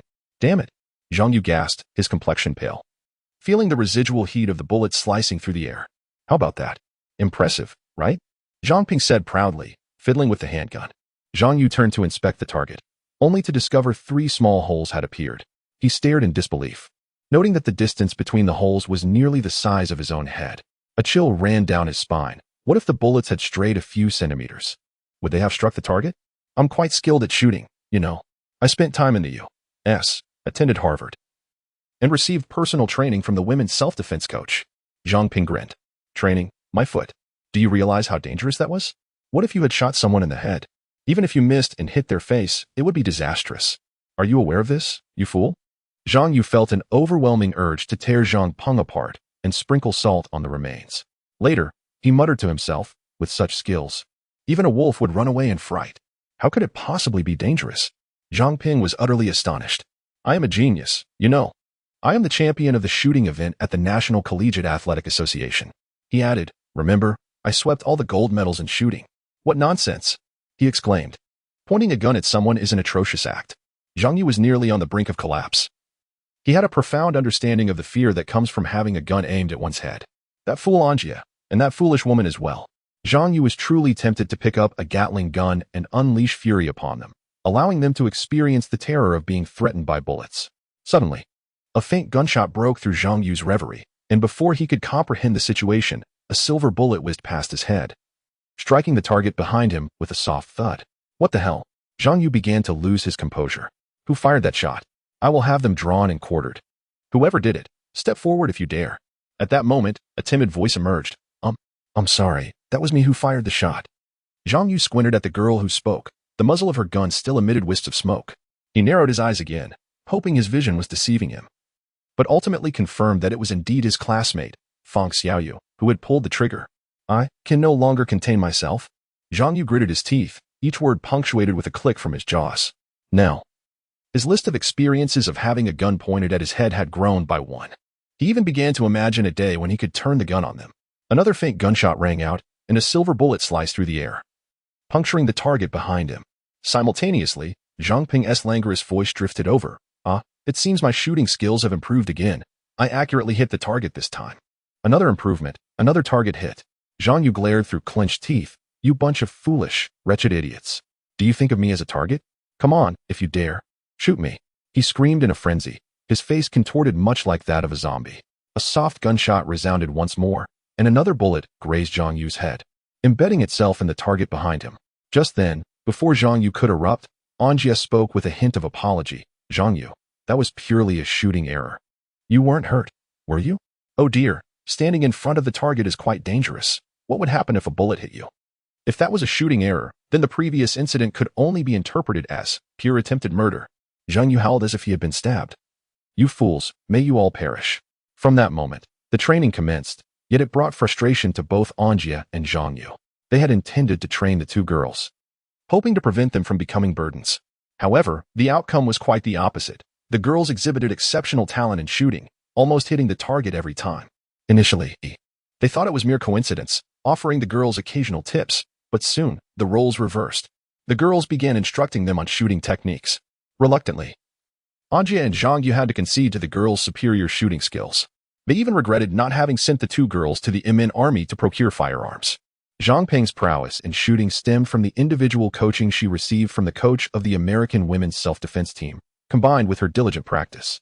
As for Xiaoyu, it was later revealed that her family had subjected her to formal military training since her childhood. Her grandfather, a military officer, frequently provided her with shooting guidance. Given her strong family background, one would expect her to thrive in a prestigious school, yet Xiaoyu attended the morally questionable MH High School, which piqued everyone's curiosity. When asked, she merely smiled and chose not to respond. Fortunately, the group was not overly inquisitive, and the matter faded after a meal. The training schedule from 6 in the morning until 9 consisted of pistol practice, encompassing shooting drills, drawing the weapon, and loading ammunition. According to Zhang Yu, a quick draw signified a swift response, which in turn saved time equated to life. Similarly, a rapid loading of bullets indicated an expedited readiness of the firearm. Following Zhang Yu's philosophy, everything must be executed swiftly. From 9 in the morning until 6 in the evening, they engaged in physical training. Zhang Yu believed that only a robust physique could withstand battles against zombies. This arrangement was due to unique circumstances. The two girls were generally free in the mornings, occasionally practicing shooting to enhance their skills, while they mostly observed the two men's training, offering the occasional suggestion. Both had prior experience handling firearms, so Zhang Yu insisted they focus on building their physical strength. They complied eagerly, yet their idea of physical fitness revolved around gymnastics or yoga, which left Zhang Yu somewhat speechless. He could not push them to endure the rigorous training typically reserved for soldiers, as the difficulty was too high for them to manage. Conversely, lowering the intensity afforded them too much leisure. Thus, Zhang Yu imposed an additional requirement: they must run for 3 hours after 9 in the morning. Ensuring completion before 6 in the evening, accumulation was allowed, but the pace had to be maintained at 2 meters per second. They nodded in agreement and diligently adhered to the task, astonishing Zhang Yu when they completed the 3-hour run in only 5 hours. Zhang Yu had anticipated they would be exhausted and would need to rest before resuming, but instead, they had spare time. Out of boredom, they resorted to household chores, cooking for the two men or doing laundry. It was worth noting that the two young men changed outfits twice a day due to their intense physical activity, resulting in excessive perspiration. An Jie and Zhang Yu were dedicated, spending half their time training, often pushing themselves until their bodies began to weaken. Before sleeping at night, An Jie had a habit of completing 50 sit-ups to ensure he could rest. However, now it was merely a matter of lying down and closing his eyes, and the night would pass. The following day, they would continue their regimen, revolving their lives around training, eating, and sleeping, repeating these activities day in and day out. Certainly, daily exercise will yield corresponding improvements, such as enhanced shooting accuracy, slightly increased stamina, and significantly quicker reflexes. However, Zhang Yu's mind is not solely occupied with these two actions. He often engages in crafting various gadgets, such as modifying a handgun to amplify its power or reduce its recoil. Even the unfortunate magazine has not escaped his scrutiny, as he has ingeniously altered its capacity from 6 rounds to 10. At times, Zhang Yu also concocts small explosives. For him, achieving such feats without any schematic guidance is the pinnacle of his capabilities. Meanwhile, the exceedingly bored teacher Zhang Peng has resumed her role as a biology instructor, with the obedient student Xiaoyu assisting her. Their current task is to analyze zombies. The origin of these zombies is quite straightforward.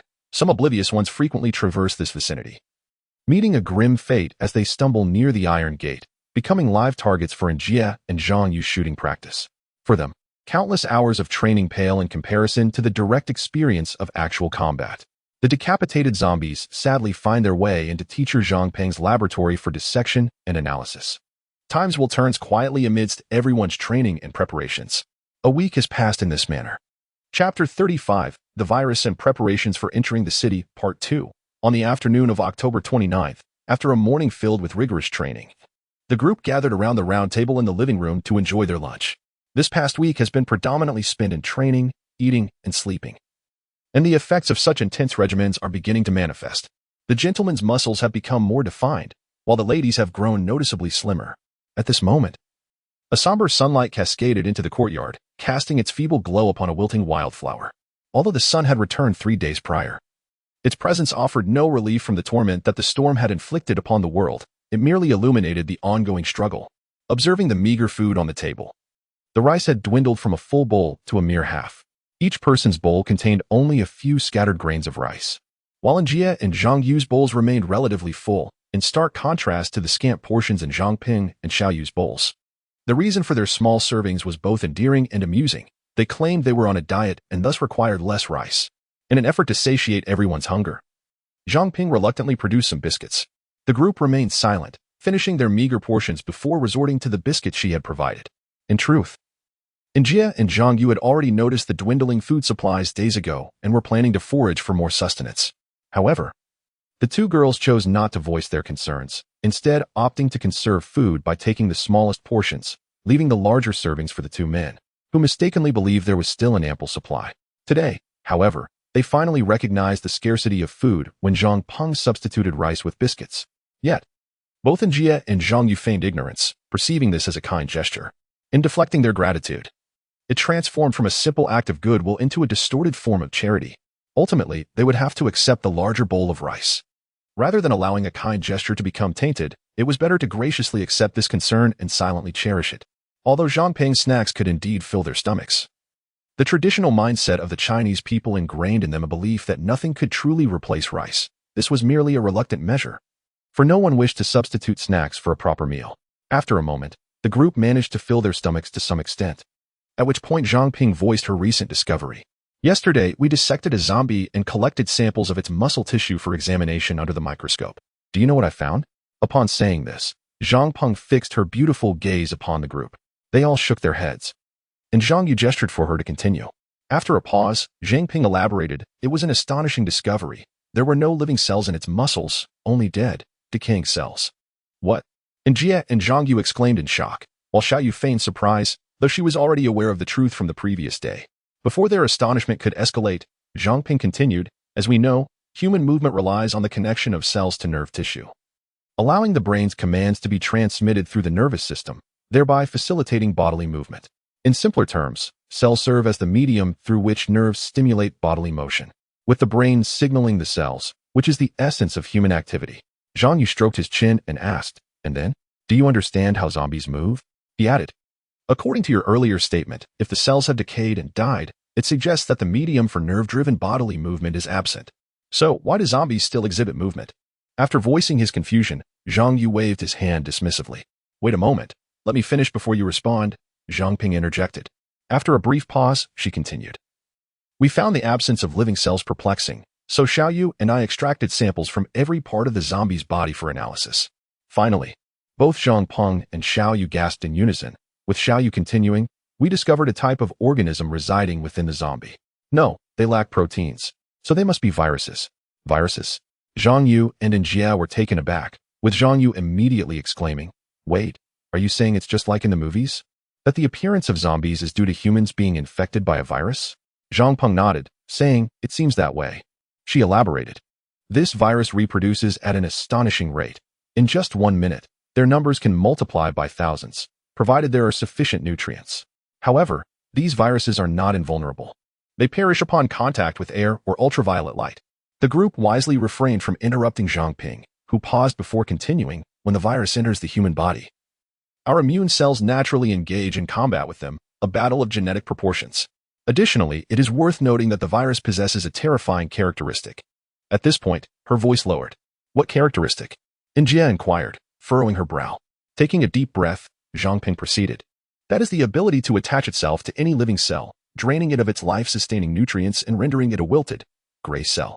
As previously mentioned, human cells will not surrender easily. They will retaliate against these invaders. At this juncture, both parties require ample nutrition to sustain their struggle. Thus, it follows that both sides must continually replenish their nutrients. A question arises, what constitutes the most effective means of supplementing nutrition?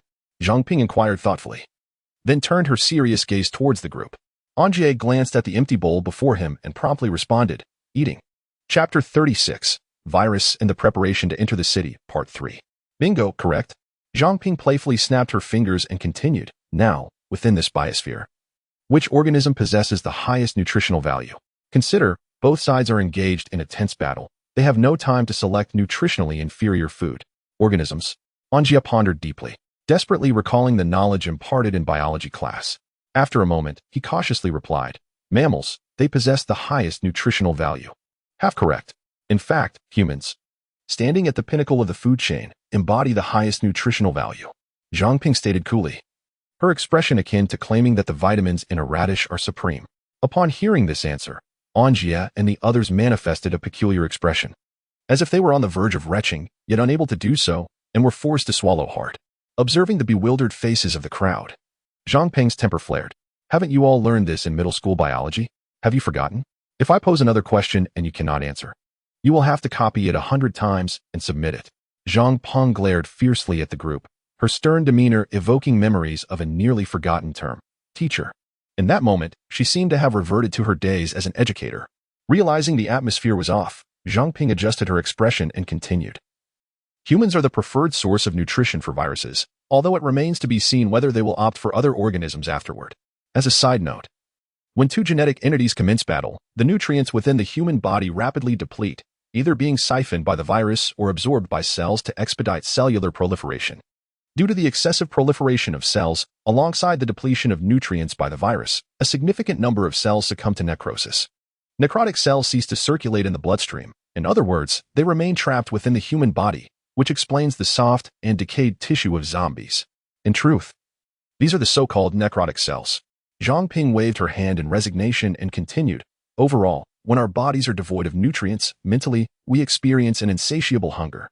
This is a signal from both genetic entities to the human brain, leading to scenarios of cannibalism. After a pause, Zhang Ping added, this is essentially the result of simultaneous signaling to the brain, as both entities desperately require nutrition to sustain their conflict. As previously mentioned, we humans are their primary source of nourishment, devoid of any intelligence, relying solely on the instincts deeply embedded within our genes.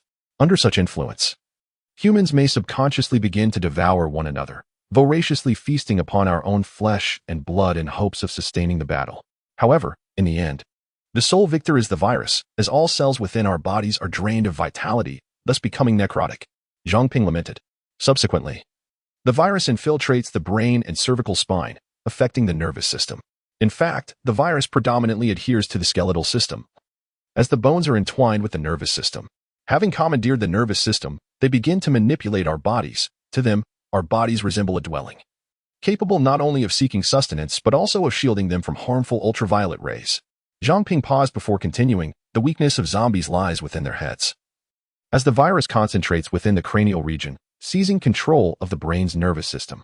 When we damage their heads or cervical vertebrae, it is tantamount to dismantling their neural command over the body, stripping them of their ability to manipulate our forms. As an aside, the sluggish movements of zombies, akin to those of automatons, stem from their control over the skeletal nervous system, while the muscular nervous system has been entirely drained of nutrients, leaving it as a mass of necrotic cells. Thus, devoid of muscular resilience, their movements appear stiff and robotic. Zhang Ping continued, this virus is a root and branch type, meaning it will not spare a single morsel of nutrition, consuming all in its path. Even the calcium and other nutrients within the bones are absorbed by this virus. In fact, I discovered a characteristic of zombies long ago. We can easily fracture their skulls, as if they were made of watermelon rind. Now, I finally comprehend the underlying principles. Zhang Ping sighed. Zhang Yu interjected, so you believe the virus has depleted the nutritional substances within the bones, resulting in their brittle condition, correct? Zhang Ping shot Zhang Yu a sidelong glance and replied, it is not a matter of belief. I am certain of it. Otherwise, do you think a normal person's skull could be so easily shattered by an iron rod? Could it be so easily pulverized? Oh, I see. Zhang Yu nodded, while An Jie, still confused, followed suit. In truth, An Jie could hardly grasp what Zhang Ping was articulating. The only part he understood was the Mandarin she spoke. Xiao Yu seemed to notice An Jie's predicament and promptly sat beside him, cheerfully saying, hee hee, big brother, doesn't he understand what Sister Zhang Ping is saying? An Jie nodded helplessly. Xiao Yu continued with a grin. Simply put, there is a group of people who wish to seize the home of another group. Naturally, the original inhabitants will not relinquish their dwelling without a fight, hence both sides engage in battle. Fighting is a great expenditure of energy. Naturally, they will tire and need to recuperate. In fact, this dwelling holds another secret. It has the ability to absorb the strength of other dwellings.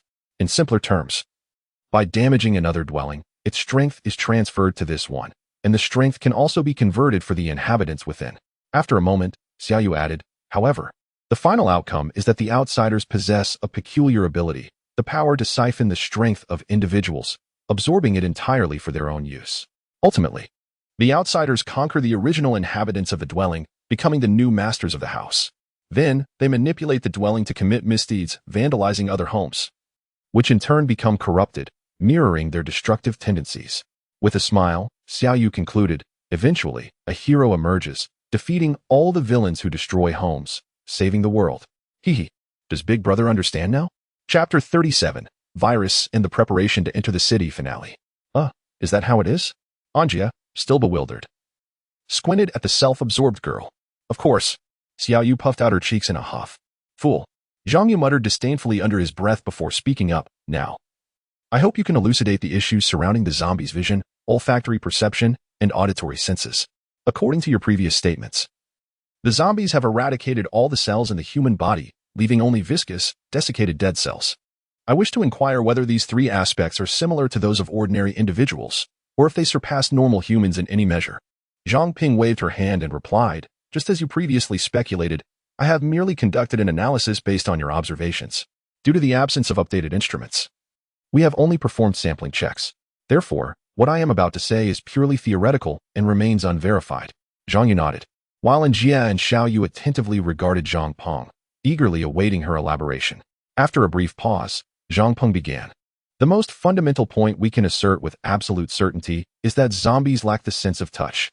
In other words, they are incapable of feeling pain. It is well known that the sense of touch in the human body is primarily transmitted to the brain via neural cells, which then analyze the information and relay it back to stimulate the cells. This is the origin of tactile sensation. As previously mentioned, the muscle cells in the human body have been completely drained and exploited by the virus, leaving even the neural cells without exception. Thus, without the neural cells to transmit information, the human body cannot possibly comprehend the concept of touch. What about the remaining three aspects? Zhang Yu inquired. Zhang Peng continued. The notion that zombies lack vision is still unproven, but I believe that those zombies possessing eyeballs can indeed receive external images. However, the virus is unable to analyze these received images. In other words, zombies are akin to the blind.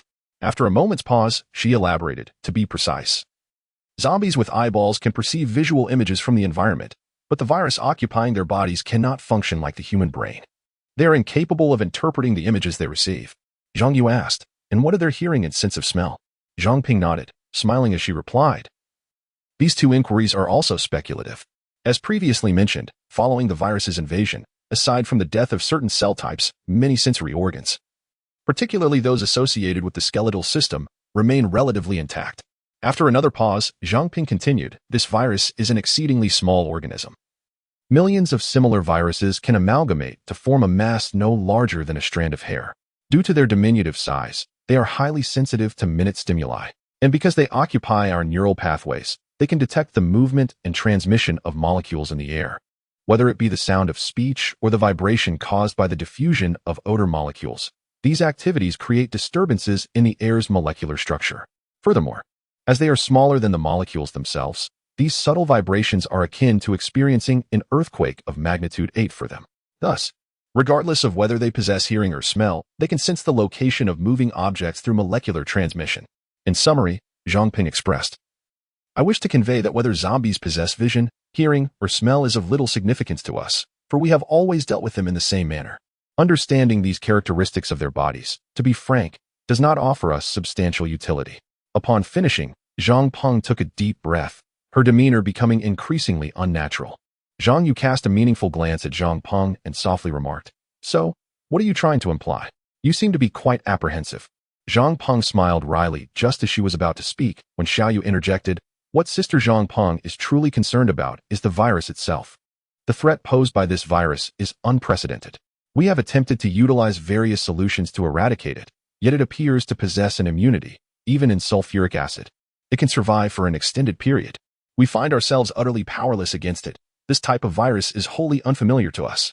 Sister Zhang Peng has speculated that it has evolved from a virus akin to rabies. Much like the rabies virus, This type of virus causes madness, convulsions, and foaming at the mouth in its initial stages. At that moment, an image resurfaced in An Jie's mind, recalling the scene witnessed from the rooftop, where the muscular zombie had first bitten the male teacher. His transformation mirrored what Xiaoyu described, convulsing and frothing at the mouth. An Jie shivered involuntarily, unable to fathom the sensation of being infected by the virus.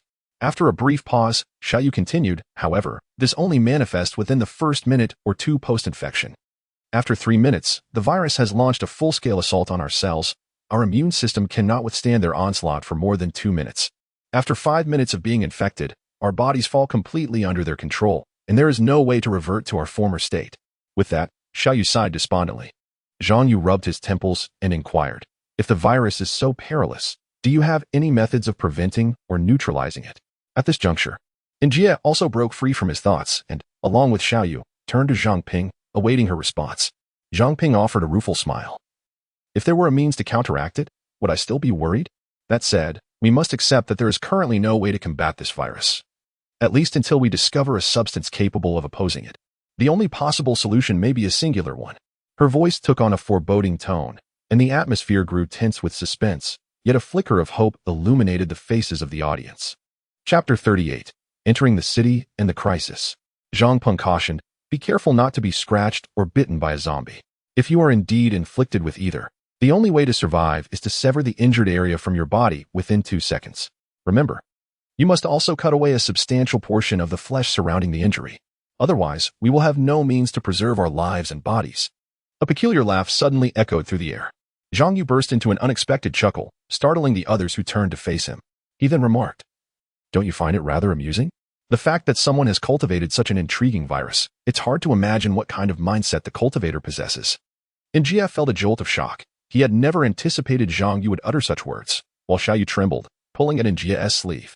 Zhang Ping widened her eyes, stuttering, why would you suggest that the virus is cultivated by someone? Nothing serious, merely a hypothesis. I wonder, if this virus were indeed cultivated by someone, then that individual must be extraordinarily terrifying. Zhang Yu waved his hand dismissively, smiling as he continued, all right. Let us cease our discussion on the virus. Prolonging it only serves to heighten our anxiety without yielding any benefit. Our primary concern now is what we should do moving forward. The public is left helpless in the face of Zhang Yu's tantalizing demeanor. However, the reasoning behind his words is undeniably sound. What can concern over the virus truly resolve? Presently, even the matter of sustenance poses significant challenges.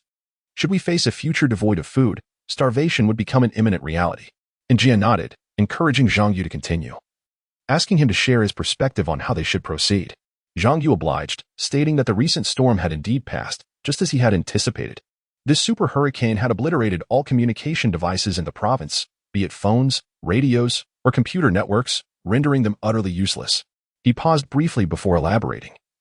Now compounded by the emergence of a rampant zombie virus, the populace hardly has the time to repair any communication devices.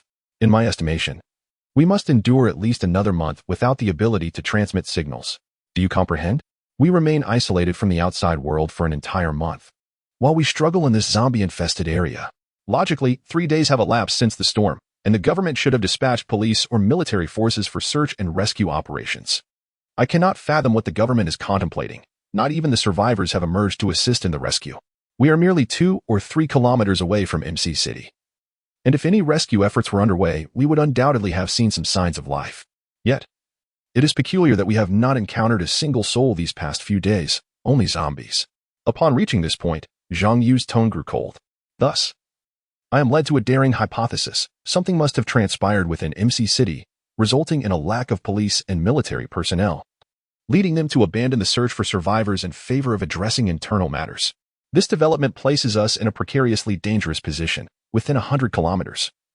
Aside from the Imin region and the outskirts of MC City, there exists no armed police or soldiers equipped with live ammunition. The militia in the MC area has been decimated. Even if they were not entirely wiped out, they possess no means to combat the zombies. Therefore, we have but one reliance, the police force within MC City, Zhang Yu stated coldly. The group immediately turned their gaze toward him, eager for further elaboration. Zhang Yu continued, however, no one has entered or exited MC City in recent days, leaving us unable to ascertain the situation within. Is it a sanctuary? Or is it overrun with zombies? If it is indeed safe, then the absence of any rescue personnel is exceedingly abnormal. Conversely, if it is teeming with zombies, why has not a single survivor managed to escape? This is all too strange. An Jie interjected, suggesting that perhaps they simply cannot see anyone because those individuals may have fled toward H City, where the law enforcement situation is significantly better than that of MC City. Therefore, it is understandable that we have not observed any figures. H City, situated to the north, boasts a population nearing 2 million and serves as the political and cultural center of the province. An Jie's hypothesis is not without merit. Fool. Zhang Yu shot An Jie a glance, waving his hand dismissively. May I inquire, what is the population of MC City? The widely recognized figure is 500,000, an exceedingly substantial number. People's thoughts differ. Not everyone would instinctively flee towards H City upon encountering zombies. Moreover, H City is several hundred kilometers away. Even on the highway, it would take several hours to reach. After a brief pause, Zhang Yu continued, do you see? How could they know that H City is guaranteed to be safe? Conversely, they have no knowledge of whether we are safe here. Therefore, in times of crisis, they would instinctively flee the city where the danger is occurring, much like our frenzied escape from the school. An Jie nodded thoughtfully, while Zhang Ping promptly asked, young man, based on your previous statements, there is a considerable likelihood that they fled in this direction. Why then have we not seen any refugees? Just as you mentioned. What has transpired within the city? Upon finishing, everyone's gaze fixed upon Zhang Yu, awaiting his response. Zhang Yu sighed, proposing two audacious hypotheses. Either MC City is still safe, devoid of zombies, and the populace remains unaware of any threat, an outcome with a mere 0.001 probability, or alternatively, MC City is the epicenter of the virus, with its inhabitants transformed into zombies, thus explaining the absence of survivors. The group collectively inhaled sharply, and Zhang Yu continued resignedly. Regardless of whether the city is rife with danger or free of any monstrous entities, we must enter to uncover the truth. The atmosphere grew increasingly tense, and Zhang Yu queried, do you have any objections? This endeavor may gamble our very lives. If anyone is unwilling to participate, they are free to abstain. This is a matter of life and death. I cannot dictate your choices. Whether to go or not must be determined by you. I shall go. Death holds no terror for me anymore. Remaining here is certain demise, while venturing forth may offer a chance for survival. An Jie declared resolutely, brother, if you go, then I shall follow. Little Yu chimed in playfully after An Jie's proclamation. And you? Zhang Yu inquired of Zhang Ping. The group turned their heads toward her, and after a brief smile, she responded, then I too shall join. MC City is likely to possess more advanced equipment, which would aid in my research on the virus's vulnerabilities, allowing for the development of a vaccine against it. Zhang Yu nodded, replying, since everyone is in agreement, let us now discuss the preparations needed for entering the city and how to handle any unforeseen circumstances. Once our discussion concludes, we must also scavenge for essential supplies for our very survival. Chapter 1. The Carnage Within the City. Zhang Yu analyzed, first, we must enter MC City to assess the situation before determining our next objective. If it proves too perilous, we shall fully retreat from the entire MC region and head towards H City. As he spoke, Zhang Yu seemed to recall something. Turning to Little Yu, by the way, Little Yu, your family is in H City, correct? We might be able to seek their assistance. Little Yu paused momentarily, then smiled and nodded. Yes, they would likely be more than willing to help us. At that point, Sister Zhang Peng can utilize the advanced equipment from the military to thoroughly investigate the virus's weaknesses and develop a vaccine, potentially restoring those transformed into zombies back to their original selves, thus returning our world to its former state. Ah, you are quite endearing. Zhang Ping laughed, playfully pinching her cheek. Though her expression was joyful, it also bore an air of unspoken thoughts. Zhang Yu appeared similarly hesitant, both seemingly aware of the impossibility of reverting zombies back to humans. If anything, returning them to mere corpses might be feasible.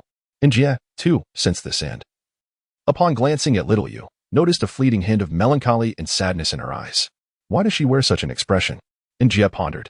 Zhang Yu continued to address the crowd, stating that this is a long journey, and we must prepare thoroughly. Along the way, we are likely to encounter various dangers and troubles, such as the fuel issues of that rusting vehicle outside, the inadequacy of our pistol ammunition, or the scarcity of provisions.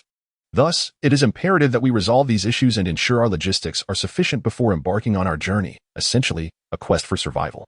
He glanced at the empty bowl on the table and remarked that the foremost concern is food. Aside from some snacks, our supplies are nearly depleted, with only about 30 bottles of milk remaining, while essentials like flour and rice have been entirely consumed. The steak. Zhang Yu pondered, massaging his temples. seemingly reduced to broth by our previous efforts. At this point, he turned his gaze toward the two young women who were frolicking nearby. However, he questioned why they hadn't informed us about the dwindling food supplies. The two women ceased their playful banter, a vibrant flush spreading from their necks to their cheeks, as they averted their eyes and began to fidget with their fingers, humming a tune that An Jie recognized as the themes from Doraemon and Ikyu-san. The two men were momentarily taken aback, one of them sweating profusely. Zhang Yu abandoned his inquiries and continued with a serious demeanor, emphasizing that the most critical issue is fuel. Its extensive utility is something even the Americans highly regard. Without this resource, I imagine the United States would find itself in a state of near paralysis. Don't ask why. What recent conflict has not revolved around oil? He sighed, waving his hand in resignation, acknowledging that his lengthy discourse aimed to convey a singular point. Our rusting vehicle requires fuel to continue its operation, and we remain unaware of the challenges that lie ahead. Thus, maintaining an ample supply of fuel is advantageous for us. Finally, Zhang Yu prolonged his tone, retrieving a few glimmering shell casings from his pocket, and continued, stating that the next concern is ammunition. Over the past few days of training, our shooting skills have seen a modest improvement, which is sufficient for self-defense. However, a significant dilemma has arisen before us. Placing the shell casings on the round table, he elaborated on the ammunition issue. We have expended over 3,000 rounds during practice, 1,000 more than I had anticipated, leaving us with fewer than 300 rounds in reserve. At this moment, Zhang Yu uttered a well-known adage: a clever woman cannot cook without rice. We possess several firearms, but without ammunition, they are less useful than a mere kitchen knife. As previously mentioned, we cannot predict what we will encounter on our journey, and like fuel, maintaining a robust stockpile of ammunition is beneficial for us. The two ladies were already in fits of laughter, and An Jie pinched his palm to stifle his own mirth, cautiously inquiring about their next destination. The place in question was indeed a terrifying one, a location where those wishing to end their lives may go. Zhang Yu regarded An Jie with appreciation and nodded emphatically. Indeed, we must return to the MN Army's garrison and leave no stone unturned in our pursuit. At this juncture, Zhang Yu produced a map adorned with illustrations from his pocket and laid it flat on the round table, pointing out several small dots. Behold, these are our 3 targets for this expedition: a nearby convenience store, a small gas station, and the local militia's encampment. The convenience store offers various daily necessities, such as soap, mops, brooms, and even undergarments, while rice is our primary target for scavenging. If we find anything of value, we can seize it as well. An Jie couldn't help but think that mentioning undergarments in the same breath as rice felt incongruous. The group scrutinized the map, realizing that the illustrations were simple hand-drawn depictions, marking every building within a 2 to 3 kilometer radius, from military outposts to the most mundane of residences, even down to the privies. An Jie couldn't shake the suspicion that Zhang Yu might have a penchant for voyeurism during his idle moments.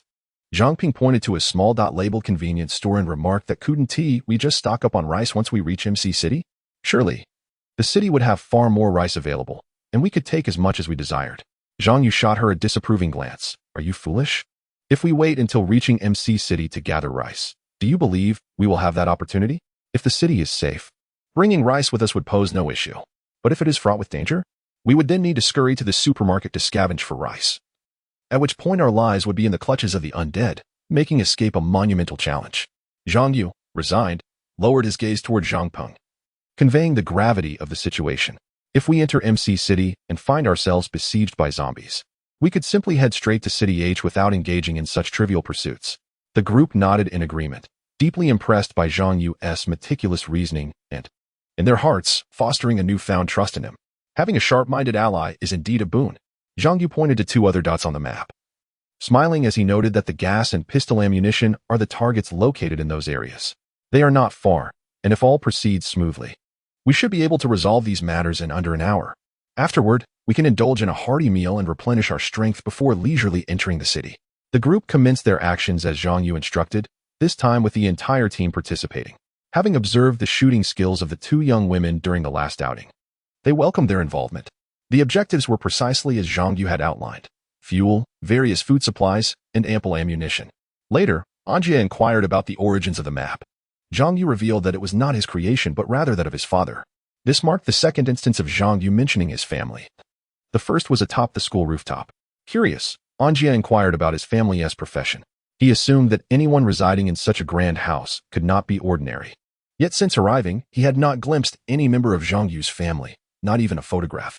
This piqued An Jie's curiosity about what Zhang Yu's family might do. Zhang Yu merely replied that his mother had passed away when he was very young. He offered no details about his father, only smiling enigmatically. An Jie, respecting Zhang Yu's apparent discomfort, refrained from probing further. Zhang Yu methodically marked the 3 locations on the map, revealing that they were all situated to the south, with the nearest being the small convenience store, a mere 500 meters away. According to Zhang Yu, this establishment is aptly positioned. The majority of the profits typically stem from the consumption of military personnel, who are inclined to purchase from this store due to its quality and affordability. Next, we arrive at the gas station, which, to be frank, has nearly fallen into disrepair. In recent years, the opening of railroads and new highways has led to a significant decrease in the number of vehicles traversing this road. Although it once enjoyed a period of glory, that is now but a distant memory. This is merely Zhang Yu's inconsequential introduction. For most, the paramount concern remains the availability of gasoline.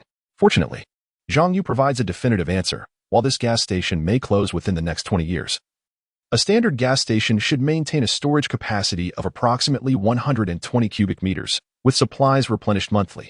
Moreover, it is situated near a military base, which relies on this station for its fuel supply.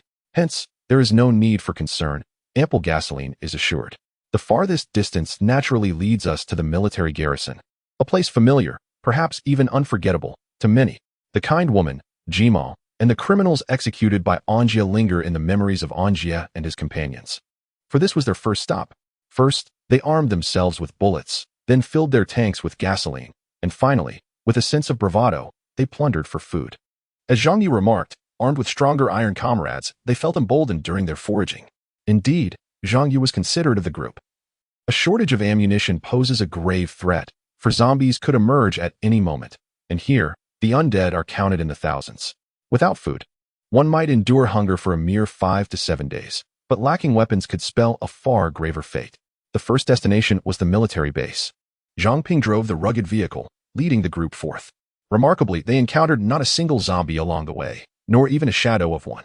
Aside from the grotesque remains scattered about, they encountered little else unusual. Zhang Yu suggested that their previous actions had drawn the zombies out, and without intelligence, the creatures would not return to their former haunts. They were likely wandering elsewhere now. As the off-road vehicle approached the military base, a sparse few zombies meandered about, only to rush towards the Group's vehicle upon its arrival, contorting their faces in grotesque anticipation, obstructing the path ahead. The unfortunate fate of these undead is not difficult to envision. With the assistance of 2 women, An Jie and Zhang Yu scavenged an even greater cache of ammunition and weaponry than before, albeit all were antiquated Type 54 handguns. Within this militia, such firearms were considered standard issue. However, a regular army unit would typically be equipped with the more advanced Type 88 or at least post-Type 80 pistols.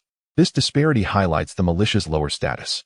The group did not collect the handguns, as Zhang Yu merely extracted the magazines, discarding the empty shells aside.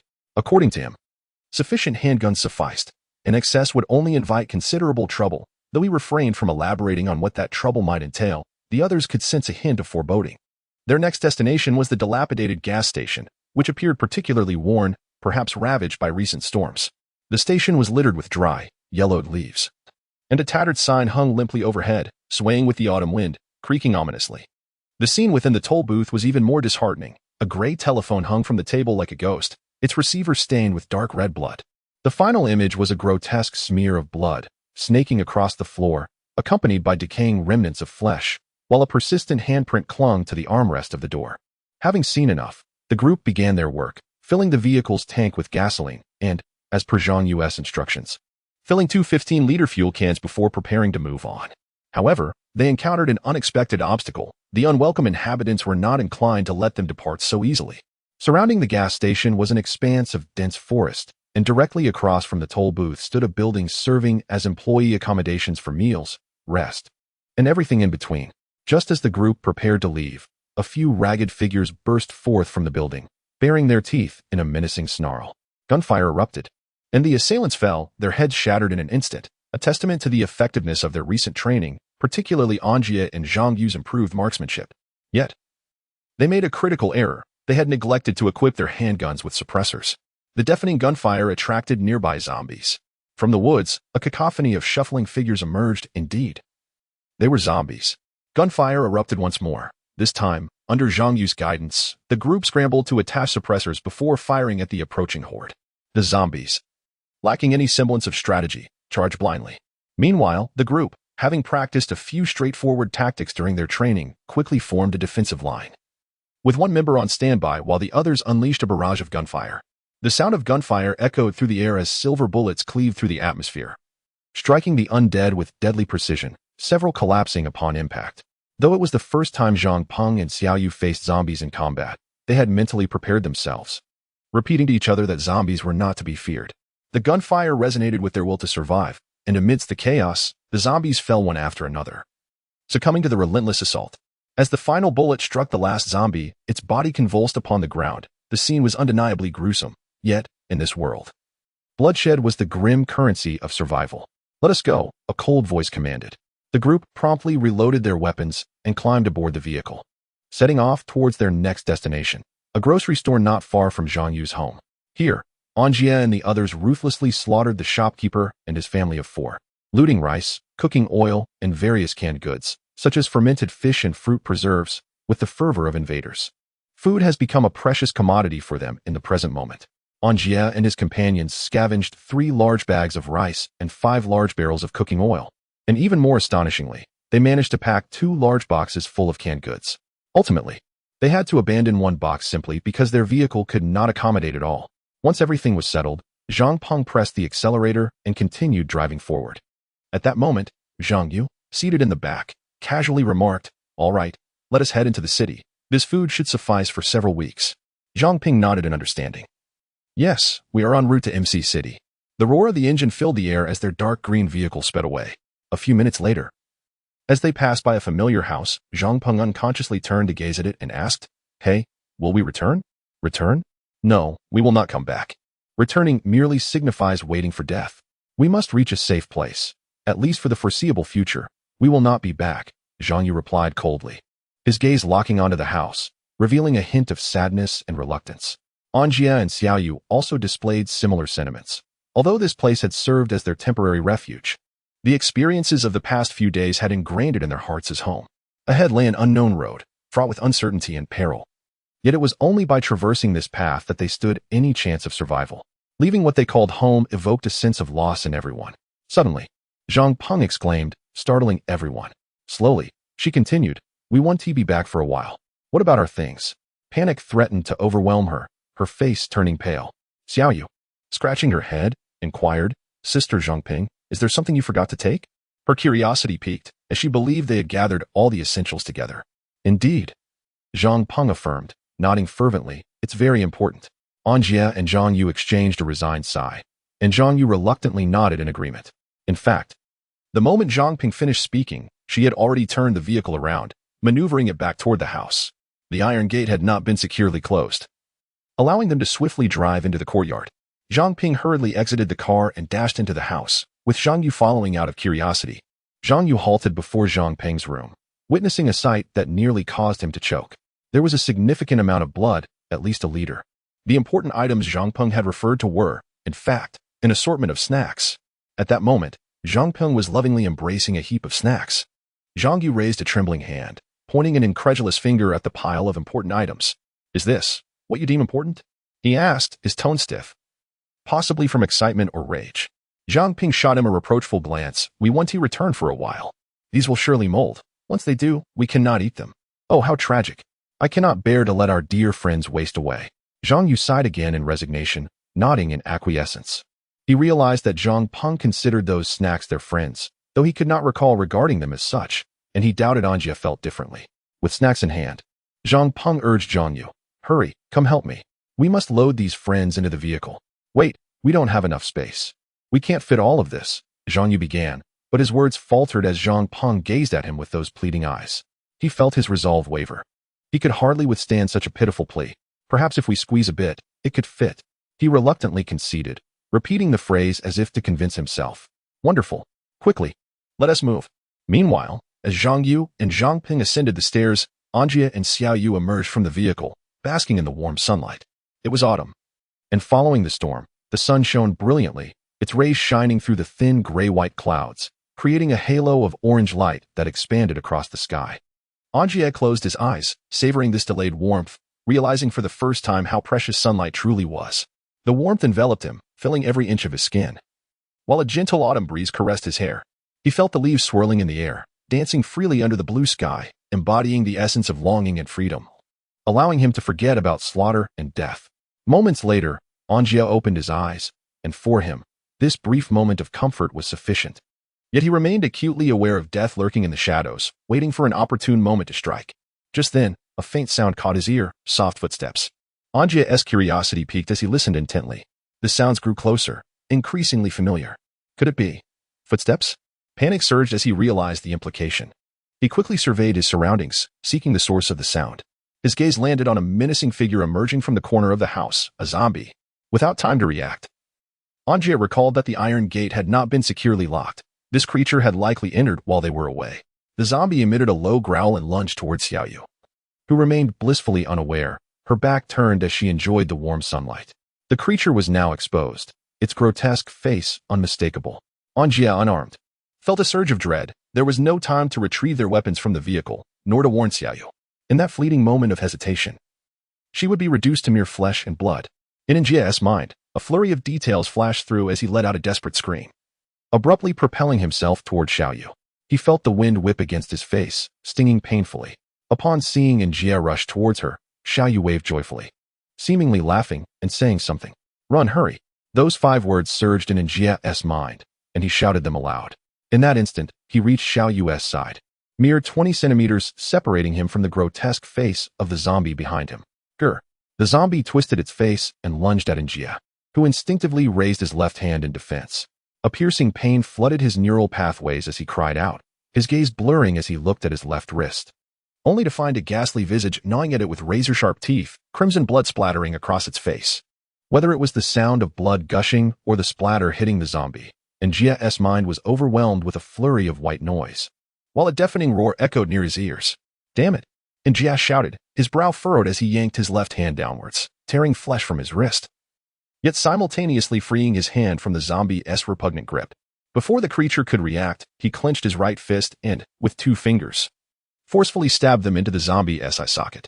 He ruptured its eyeball, frantically wreaking havoc upon its brain cells.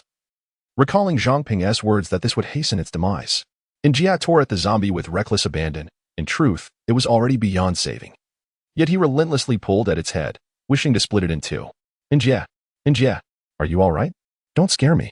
You're okay, right?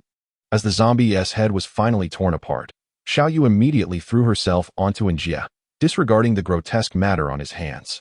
She ripped a strip from her clothing and tightly bound it around his left wrist, tears streaming down her face, her voice trembling with emotion. An Jie's head felt as if it were weighed down by a ton of lead, heavy and dazed, with static noise ringing in his ears. The scene before him veiled by a white curtain that blurred his vision. An Jie, hold on. I'm going to treat your wound now. Now. Where the hell is the knife? Damn it. Where is it? Xiaoyu cried, her distress palpable, even uttering a rare curse. At that moment, Zhang Yu and Zhang Ping appeared at the doorway, arms laden with snacks. Zhang Ping's expression was initially cheerful, but upon witnessing the frantic Xiaoyu and the fallen An Jie, her smile froze. When her gaze shifted to the dead, grotesque zombie nearby, her heart jolted, and the snacks slipped from her hands. An Jie, damn it, what happened to you? Zhang Yu dropped the snacks and rushed to An Jie's side. Upon reaching him, he was confronted with the horrifying sight of An Jie's left wrist, where a large chunk of flesh was missing, exposing the white bone beneath. Xiaoyu wept inconsolably, choking on her words. An Jie was bitten on the wrist by that damned monster while trying to save me. With that, her sobs intensified. Zhang Yu recognized the severity of the situation as An Jie's eyes began to glaze over with a thin layer of white film. According to Zhang Ping, the infection state was likely within a minute. There was still hope for An Jie. Yet before he could rejoice, An Jie suddenly convulsed violently, spewing forth copious amounts of white foam. Zhang Yu understood. This was due to massive cellular proliferation within him. In other words, the battle had already begun inside An Jie's body. Grr. Before Zhang Yu and Xiaoyu could react, An Jie abruptly stood upright, arms outstretched, lunging at the 2 of them. With a forceful sweep of his arms, he sent them sprawling aside, pain coursing through them. An Jie, his face contorted, lunged towards Xiaoyu, who lay on the ground, weeping. Run. Zhang Yu sensed the gravity of the situation and yelled desperately, but it was too late. Even in his half-transformed state, An Jie moved with uncanny agility. Xiaoyu slowly lifted her swollen eyes, her tear-streaked face fixed on An Jie. Acceptance washed over her as her gaze softened, as if death at his hands would be a form of liberation. She closed her eyes, awaiting the judgment of death. Tears flooding from her eyes. Brother, the anticipated pain never came. Instead, a familiar voice, slightly hoarse, reached her ears. Xiaoyu's entire body trembled. And she opened her eyes to see An Jie's familiar face, albeit with a strained, exaggerated smile. As if he were forcing his facial muscles to present a false grin. His eyes no longer held their former clarity, only a bleak emptiness. He smiled at her, whispering, "Stay strong, don't rely on others." His voice trembled, his body shaking as he uttered these fragmented phrases, the pronunciation faltering. Yet Xiaoyu understood. He urged her to be strong and not depend on anyone else. "No, I can't. I can't bear this." Tears streamed down Xiaoyu's face as she sobbed and threw herself at An Jie, clinging to him fiercely. "I don't want you to die. I don't want you to become a zombie. I can't. Please," she wailed, throwing a tantrum. He longed to embrace her. But rationality held him back, compelling him to gently push her away. "An Jie, you're okay, right? I knew you'd be fine." Xiaoyu collapsed to the ground, tears and snot flowing freely. Upon hearing An Jie's words, Zhang Yu rushed towards him. However, An Jie suddenly lashed out again, flinging both Zhang Yu and Xiaoyu away with great force. An Jie, his face twisted in rage, bellowed, "Stay away from me. I know my own condition best. Just kill me." Whether it was a fleeting moment of clarity, An Jie's words flowed smoothly this time. Zhang Yu shuddered, feeling a surge of energy coursing through him, and scrambled to his feet, shouting at An Jie, "Damn it, don't talk about dying. You can still be saved. You can still be saved." Though his voice was loud, it lacked conviction. Trembling, he turned to Zhang Ping, only to find her crouched on the ground, shaking and muttering to herself. He understood. She believed this was all her fault, berating herself for insisting on returning for the snacks, which led to An Jie's attack. Just then, An Jie screamed in despair. "Kill me. I've been bitten. The only outcome is to become one of them." Zhang Yu turned back, roaring at An Jie. "No. You want to become one of them. You want to become a zombie. You want to." Zhang Yu turned abruptly to Zhang Ping, his voice booming with anger, the veins on his neck and forehead bulging with his escalating emotions. Zhang Ping, engulfed in an overwhelming sense of guilt, returned to reality, gazing at Zhang Yu's expectant expression and the tear-streaked, sorrowful face of Xiaoyu. Tears cascaded down her cheeks as she exclaimed, "I do not wish to deceive myself. Nor do I want to mislead you. It is far too late. Time has eroded too much, and our strength to turn back has waned." After pausing, Zhang Po shouted at An Jie, You wretched boy, if my life is indebted to you, then in the next life, should there be one, I shall repay you in full." As she spoke, she bit her lip and sobbed, and Xiaoyu followed suit, trembling with grief. "Ah," An Jie wailed, his face contorted in despair. "Hurry and end my misery. They will soon invade my mind. I can feel it. I do not wish to become one of them. While I still possess my sanity, shatter my mind." Upon hearing An Jie's words, the expressions of the onlookers contorted in horror, the two women weeping loudly, their faces awash with tears and snot. Suddenly, An Jie, with a mouth full of sharp teeth, lunged at the group, his eyes devoid of emotion, reduced to lifeless, despairing orbs. Cursing softly, Zhang Yu slowly drew a black pistol from his waist, removing the silencer, and with a swift motion, aimed the dark muzzle at An Jie. His expression was inscrutable, a blend of sorrow and fury. He had once resented them for pointing guns at him, yearning for the day he could do the same to make them feel the pressure of the weapon. This had been merely a figment of his imagination. But now it had materialized. Zhang Yu truly aimed the gun at An Jie. Yet, the essence of their previous camaraderie had vanished, replaced by profound sorrow. He stared intently at the man who had once claimed to be his brother, who had promised to survive alongside him. Now, he was breaking that vow, seeking to liberate himself alone, leaving them to struggle. Could they endure without him? No, he would not permit such an act. An Jie was his brother, and he must continue to believe in him. Tears and bloodshot veins filled Zhang Yu's eyes as An Jie loomed less than 2 meters away, still contorted in a grotesque expression. He seemed almost relieved, liberated from burdens, ready to descend and reunite with loved ones, departing this world of carnage forever. Zhang Yu roared, "Forgive me, An Jie." "No." The two women cried out in unison. Bang! A soft gunshot resonated amid the women's frantic pleas as a silver bullet slowly exited the chamber, moving as if in slow motion, tracing an arc through the air. In that instant, time seemed to freeze, capturing their expressions in a single moment. The bullet ruthlessly sped toward An Jie, piercing the atmosphere. Zhang Yu, resolute in his decision, felt no regret. Zhang Ping revved the engine of the off-road vehicle, its roar echoing as she pressed down hard on the accelerator. Xiaoyu merely wiped her tears and stared ahead, lost in thought. Was he still waiting for them? The vehicle surged toward MC City, the final stage, the ultimate destination, the last glimmer of hope. Chapter 2. The fierce battle in the city and the survivors. Has he truly failed to escape? What is this? I am not already. The off-road vehicle sped towards MC City, a place that might be either hell or heaven. The occupants were burdened with heavy hearts, their expressions shadowed by sorrow. They mourned the loss of their most vital companion, who had ceased to be human mere minutes ago. The two girls wore faces of despair, their eyes swollen and bloodshot, tear stains marking their cheeks, the moisture in their eyes threatening to overflow once more. Due to the vacancy left behind, the space was filled with snacks. Yet they longed for the familiar presence of their fallen comrade. Sighing deeply, Zhang Yu remarked, "The departed are gone. Let the living find peace." His voice trailed off. Furrowing his brow, Zhang Yu shouted hoarsely at them, "An Jie will forever be our brother. Look at yourselves. Do you believe he would want this? Buck up. MC City is nearly upon us, and we know not what dangers await." His tone turned icy, his dark eyes gleaming with a cold light. "Do you wish to perish, or do you yearn to experience the agony of their bite? If you have not resolved to fight, then exit the vehicle. I will grant each of you a bullet to end your suffering swiftly." The two girls trembled at his words, Xiaoyu's tears flowing anew as she quickly turned away to wipe them. Zhang Ping remained slightly composed, though tears threatened to spill. She gritted her teeth and held them back. After a moment, Xiaoyu turned around, her sorrowful demeanor replaced by a fierce determination. "Humph." Zhang Yu scoffed lazily, shrugging his shoulders and glancing out the window. Outside, the sun shone brightly, its rays piercing through the treetops, scattering into countless delicate beams that gently illuminated the world below. A refreshing breeze rustled the leaves, lifting them into the sky. Under the drab sky, the light illuminated the swirling leaves, creating an ethereal and beautiful sight. This was a daily occurrence, so mundane it could become tiresome. Yet now, it felt like a cruel irony, a mockery of those who once found annoyance in such simplicity. Now longing for the return of a normal world. All was reviving, except for humanity. Was this not a form of retribution? Zhang Yu pondered, wrestling with this philosophical quandary. With millions of minds, there are millions of philosophies. Would there ever be a definitive answer to the question of retribution? The vehicle continued northward, kicking up clouds of dust and leaves. Minutes later, the outline of a city gradually emerged in their sights, expanding as they drew closer. The outer walls imprinting themselves upon their retinas. A sign by the roadside bore the city's name, MC City, a name steeped in history. The city's perimeter housed a train station, surrounded by numerous buildings, most of which were residential.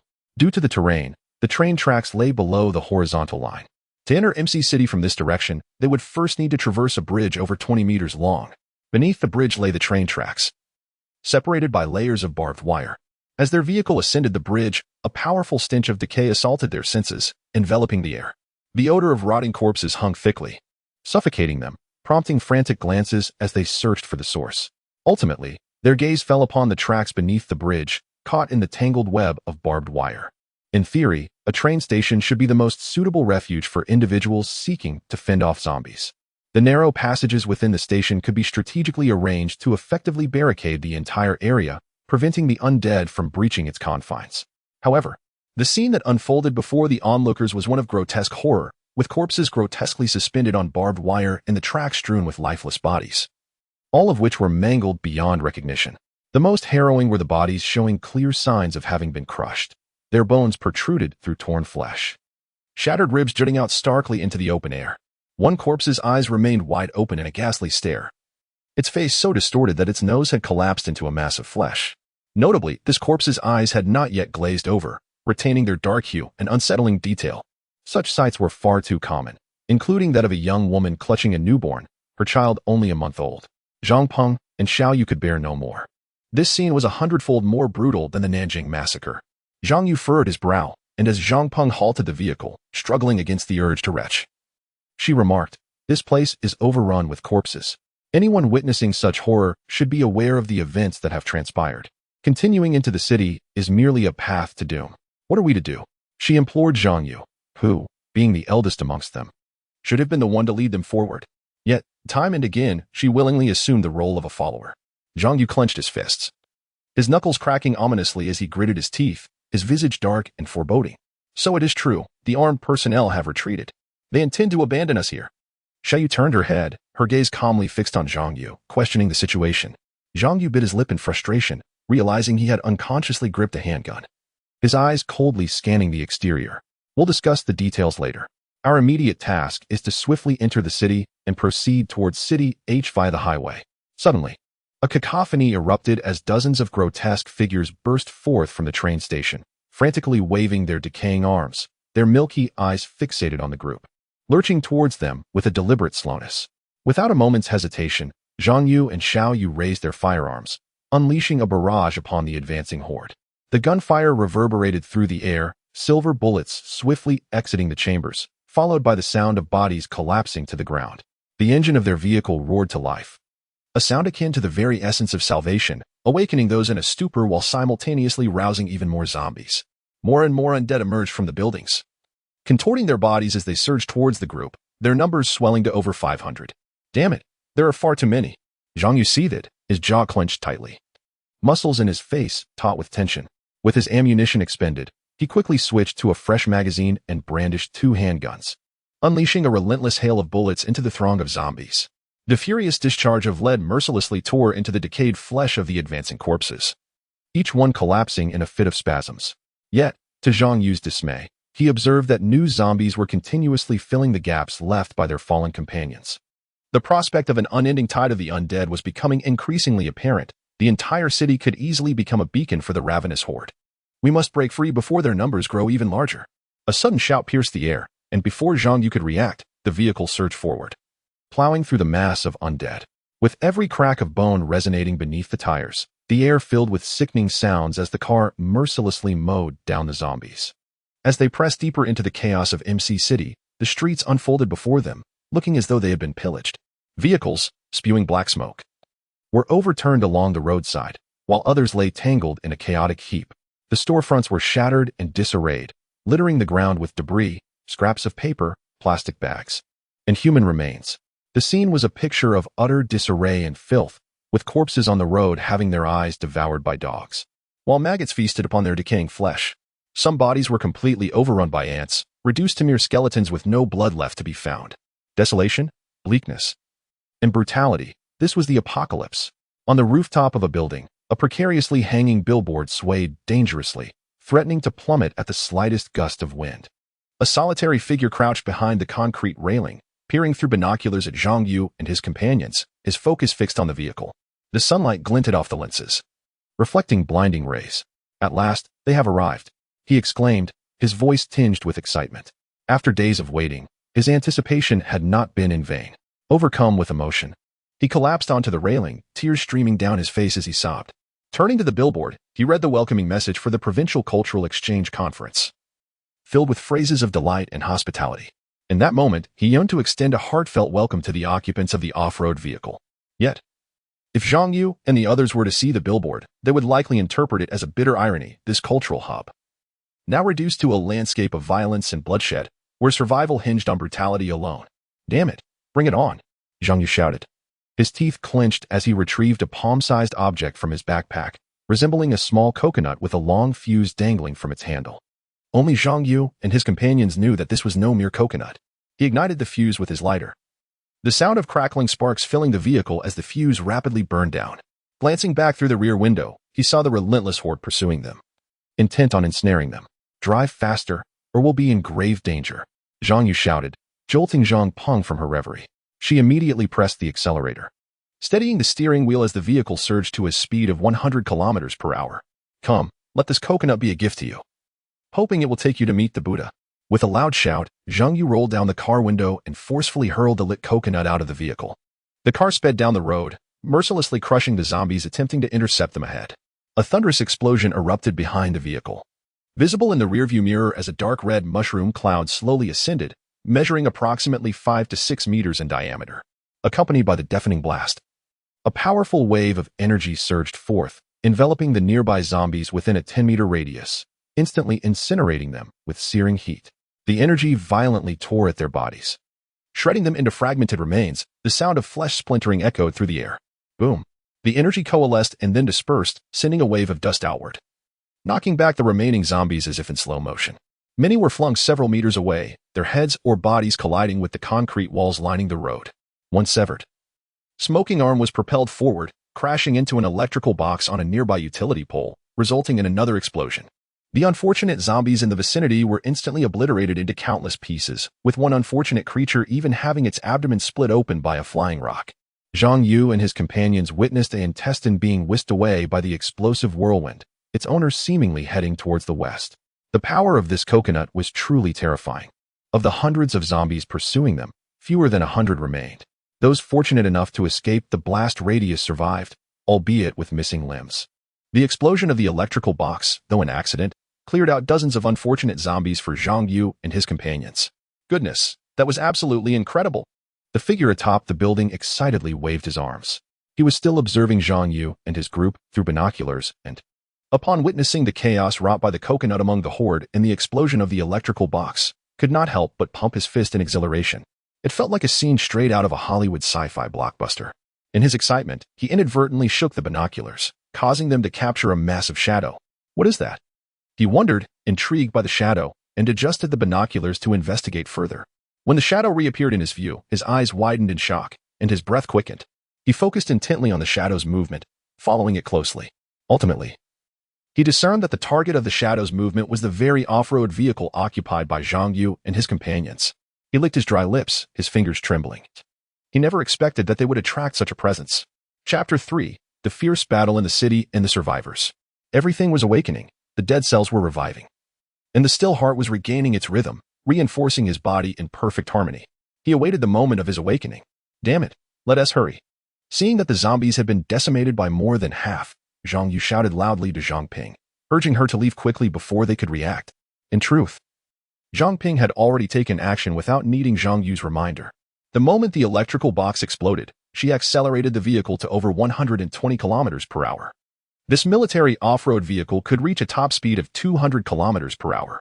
However, given the towering buildings of the urban jungle and the debris cluttering the streets, Zhang Ping was cautious, unwilling to push the speed to its limit for safety's sake. Nonetheless, maintaining a speed of 120 kilometers per hour made her heart race.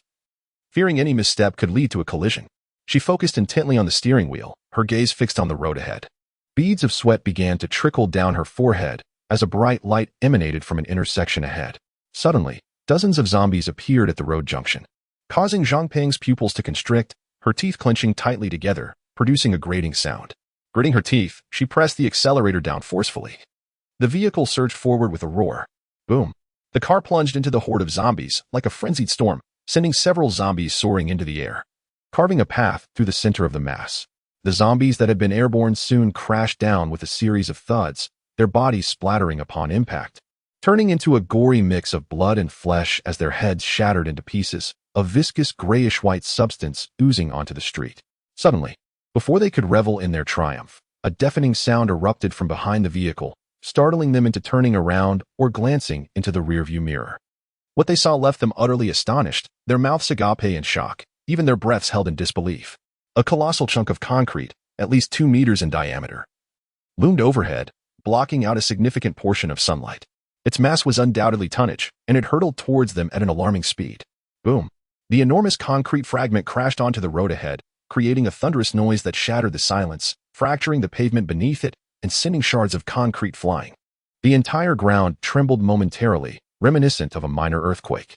Several chunks of debris were flung onto the road, forcing Zhang Ping to grit her teeth and sharply turn the steering wheel to evade the obstacles, executing a breathtaking drift as she narrowly escaped, continuing onward.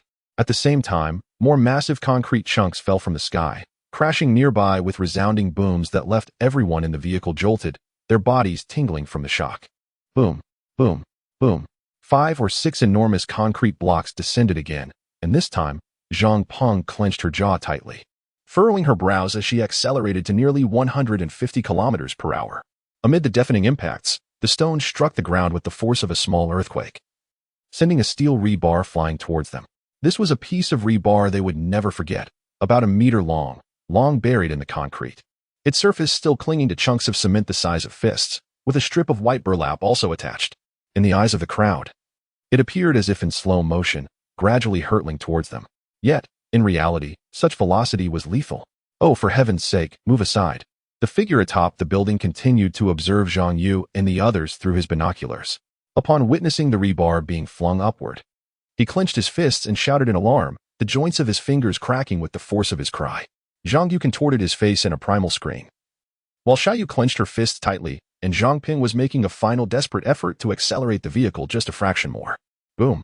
The steel bar grazed the rear of their vehicle with a swift whoosh, violently embedding itself into a nearby bus stop sign, piercing through it with a resounding clang and, with unyielding force, continuing into a small supermarket behind, the tightly shut roll-up door merely emitting a rustling sound, rather than feeling exhilarated by their narrow escape. The group was engulfed by a profound chill. It was not hard to imagine that had the steel bar struck them, they would surely have met a gruesome fate. Meanwhile, the figure on the rooftop exhaled in relief but soon furrowed his brow again, his gaze fixed intently on the rear of Zhang Yu and the others. A massive figure, cloaked in green, was sprinting towards them with reckless abandon. At last, they glimpsed the one who had been hurling stones. But they were unprepared for the sheer size of this creature.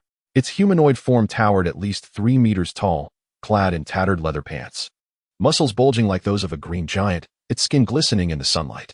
A scarred visage, sinister and terrifying, was illuminated by the sun's rays. Howling, the behemoth bared its teeth and roared thunderously, its muscular arms swelling as it effortlessly tore apart a slab of concrete, lifting a massive chunk from the fissures it had created. Veins as thick as fingers throbbed and pulsated ominously.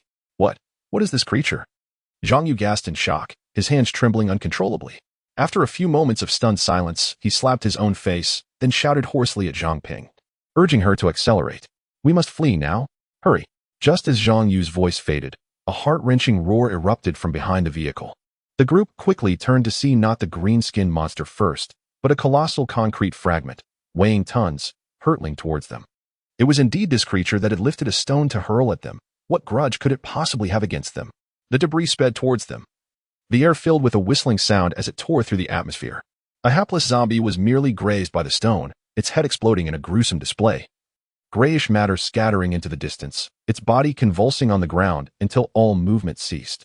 The speed was unimaginable for a stone of such magnitude, utterly defying the group's understanding. Who had ever witnessed a 2-meter diameter boulder moving at 10 meters per second? Who could lift a stone of that size even by a millimeter without any support? Indeed, it was impossible by human strength alone, yet the creature had done so, showcasing its terrifying power. A wave of dread swept through the crowd, cold sweat streaming down their brows. Heeding Zhang Yu's command, Zhang Ping slammed the accelerator down, gritting her teeth and furrowing her brow, propelling the vehicle to a staggering speed of over 180 kilometers per hour. This was a desperate gamble. She was ready to risk it all, either to perish or to survive against the odds. Boom. Before the vehicle had even moved a few seconds, an ear-splitting sound erupted from behind, accompanied by a tremor in the ground. Dust was violently swept into the air, shards of broken stone scattering in every direction. And the concrete road was marred by numerous jagged cracks, with rebar and concrete erupting from the ground in a terrifying display. Damn it. I can't hold back any longer. I will take the bastard down. Zhang Yu's expression twisted in fury as he spat, drawing 2 handguns and flinging open the car's roof. He unleashed a barrage of gunfire at the monstrous figure. Xiaoyu, wanting to assist Zhang Yu, was met with his forbidding glare, forcing her to aim out the window and shoot at the surrounding zombies instead. The sound of gunfire erupted, and Zhang Yu, with a cold expression, relentlessly squeezed the triggers, silver bullets flying with precision towards the green-skinned beast. At that moment, the creature abandoned its efforts to hurl stones and began to sprint down the road, its massive feet causing the ground to quake with every step. Zhang Yu continued to fire, relieved that the monster had not picked up another stone to obstruct his aim. The distance between them, which had once been over 100 meters, dwindled to less than 20, and now it was merely 10. Rat-a-tat-tat. Rat-a-tat-tat.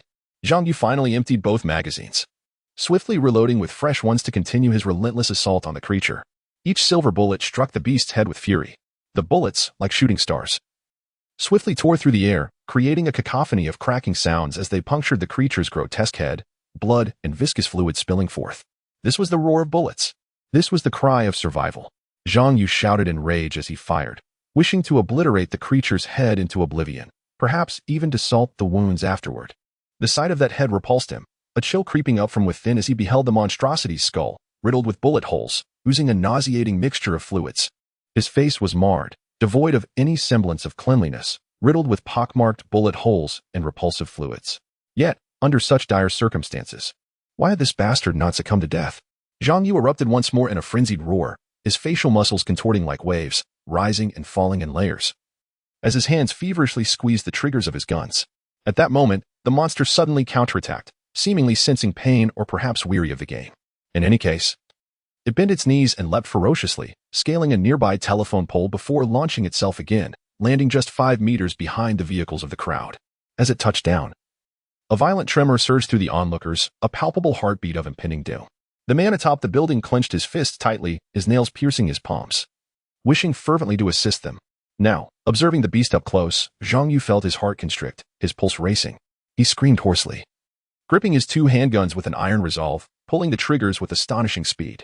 In truth, the bullets in both handguns had long been expended, the magazines void of ammunition. Realizing this, Zhang Yu quickly crouched to reload. At that moment, the creature seized a nearby car, ripping a piece of steel from its frame, specifically the hood. As Zhang Yu replaced the magazine, he barely had time to aim again when the creature lunged forward, raising the car hood high, its massive arms casting elongated shadows in the sunlight. The hood obscured the sun, enveloping Zhang Yu in darkness. In a slow-motion reverie, he lifted his gaze, only to find the sun's position distant, while the shadow loomed ominously close. Bewildered, he turned back, as if caught in a dream. Staring down the indistinct road ahead, a blurred intersection, the memory of which had faded, yet he recognized it as a harbinger of death. A crossroad associated with the crucifixion of Jesus, a symbol he had always deemed ominous. Death, Zhang Yu realized, was deceptively simple, tantalizingly within reach. But survival? Suddenly, a cacophony of howls erupted, as hordes of zombies burst forth from the intersection ahead. Zhang Peng accelerated sharply, maneuvering the vehicle through the throng of undead just before the massive hood could descend upon them, executing a graceful drift onto the adjacent road. The creatures had struck several unfortunate zombies, cleaving their bodies in twain, viscera spilling onto the ground. It showed no remorse, continuing its relentless pursuit, trampling the obstructing zombies into a grotesque mush, intent on tearing Zhang Yu and the others to shreds. Chapter 4. The Fierce Battle in the City and the Survivors. Well, you guys are truly, unbelievably impressive. Upon witnessing Zhang Yu and his companions narrowly escape death, the man atop the building erupted, mucus spraying from his nostrils as he wiped away the viscous discharge, contorting his face in a furious shout. This is utterly astounding. As his proclamation faded, his expression darkened, his obsidian eyes glinting with fervor. No, I cannot allow them to perish. I must devise a plan to save them. His knuckles cracked ominously as he turned his gaze behind him, where a massive billboard swayed in the wind, featuring a grinning middle-aged man. His smile as radiant as a blooming chrysanthemum. Below, bold red letters proclaimed, "Welcome. Heartfelt greetings." Seizing a nearby fire axe, he lumbered toward the billboard, fixating on the iron supports that had withstood 5 days of torrential rain and violent storms, now barely clinging to life. A glint of determination flashed in his eyes. Was this the only way? What the hell is going on? Why is that bastard still following us so closely? Woman, tell me the truth. Do you have a vendetta against it? Zhang Yu, seated in the vehicle, abandoned his attempts to shoot at the creature, instead shouting at Zhang Peng. She rolled her eyes, poised to retort, when suddenly, dozens of zombies surged from the road ahead, sending chills of dread coursing through her hands slick with sweat upon the steering wheel. However, these zombies stood no chance against a vehicle hurtling forward at nearly 200 kilometers per hour. With a series of dull thuds, the zombies attempting to block the road were sent flying, like kites soaring into the vast sky. Damn it, it's clearly your fault. How did you provoke it? I would never entangle myself with such a creature unless my mind were consumed by madness. In that instant, the car careened through the horde, splattering crimson substances across its exterior. Meanwhile, the green-skinned behemoth arrived, its colossal feet crushing several zombies into a grotesque pulp, the sound of cracking bones echoing through the air. Devoid of any remorse, the creature continued its relentless advance toward Zhang Yu and his companions, its demeanor suggesting they owed it a fortune. An odd scene unfolded, logically. This massive entity should have been akin to the zombies, yet it was perplexingly different. After trampling a few pitiful zombies, it raised its foot again, only for the nearby zombies to lunge at it, teeth bared, tearing at its flesh. The sight of the zombies, consumed with fervor, remained etched in the minds of all observers, a haunting memory that would linger for years. They savored the act of gnawing, displaying an insatiable tenacity, even as they were crushed into a mere paste beneath the creature's foot. As long as they still drew breath, they continued their frenzied assault, voraciously consuming its blood and flesh. Though the reasons were unclear, the zombies undeniably bought Zhang Yu and his companions precious seconds.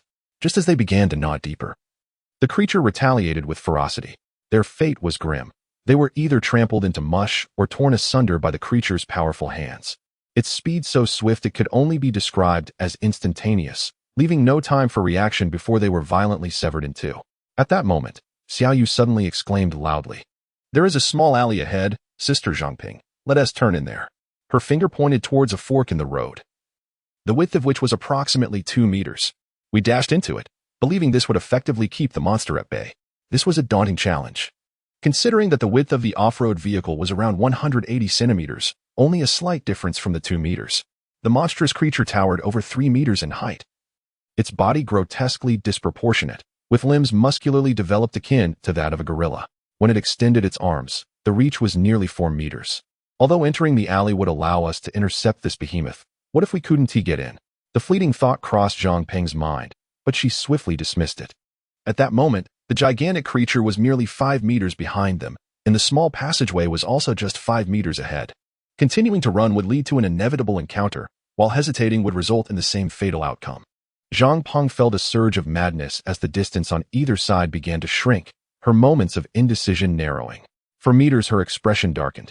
3 meters Zhang Yu and Xiao Yu shouted loudly, while Zhangping gripped the steering wheel tightly, engaging in a final mental struggle. The time of despair had arrived. The abyss of death loomed ahead, awaiting their demise. 2 meters. Damn it, I'll give it my all. If we are to die, let us die together. In that critical moment, hesitation was not an option. Zhangping clenched her teeth, furrowed her brow, and abruptly twisted the steering wheel. Simultaneously, her feet alternated rapidly between the gas and brake pedals. With a near-manic shout, the vehicle instantaneously spun 90 degrees, leaving behind dark tire marks on the ground as it elegantly drifted in a quarter circle. With a screech, the car emitted a plume of exhaust, darting into the narrow passage like a dark green leopard, moving at a harrowing speed. The creature, evidently unprepared for such a sudden maneuver, halted its leg movement but was propelled forward by inertia, crashing headlong into a roadside utility pole with a thunderous thud, splitting it in two. Boom! At the sound of the pole collapsing, the creature leaped violently towards the alley.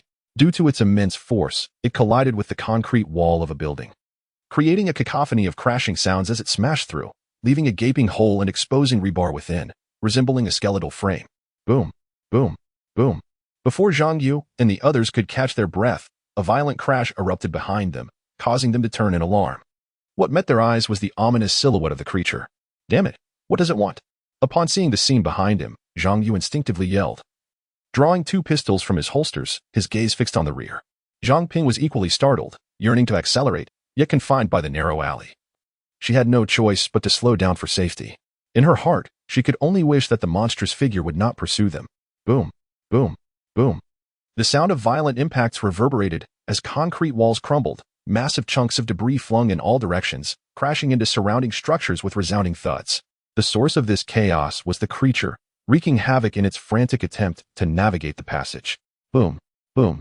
Boom! The thunderous crashes resumed, concrete walls collapsing, leaving only dark steel frameworks behind. Amidst the quaking vibrations of the fallen walls, a cloud of dust akin to a sandstorm enveloped the alley behind them. Boom! Boom! Boom! Within the thickening dust, the sounds of destruction intensified, growing ever louder. As the cacophony continued, the dust accumulated, obscuring vision entirely. Zhang Yu could no longer bear it. He could not withstand the harbinger of death drawing ever closer. He flung open the car hood and unleashed a frantic barrage into the dust. With a series of rapid shots, Zhang Yu fired into the cloud, each silver bullet finding its way into the murky chaos, devoid of aim. Before long, his magazine was exhausted, and he crouched to reload. As the new magazine clicked into place, a thick cloud of dust suddenly enveloped his face, causing him to cough violently, desperately covering his mouth and nose. Boom! Boom! Boom! Accompanying his coughs were renewed violent impacts, small bits of concrete flying from the dust, shielding his eyes from the haze. Zhang Yu squinted towards the alley's entrance, where a massive dark figure charged through the swirling dust, striving to break through. As it advanced, the walls crumbled around it.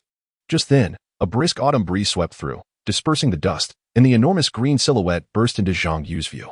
It barreled forward, the seemingly formidable concrete walls proving utterly feeble against its might, akin to how humans regard mere plastic foam.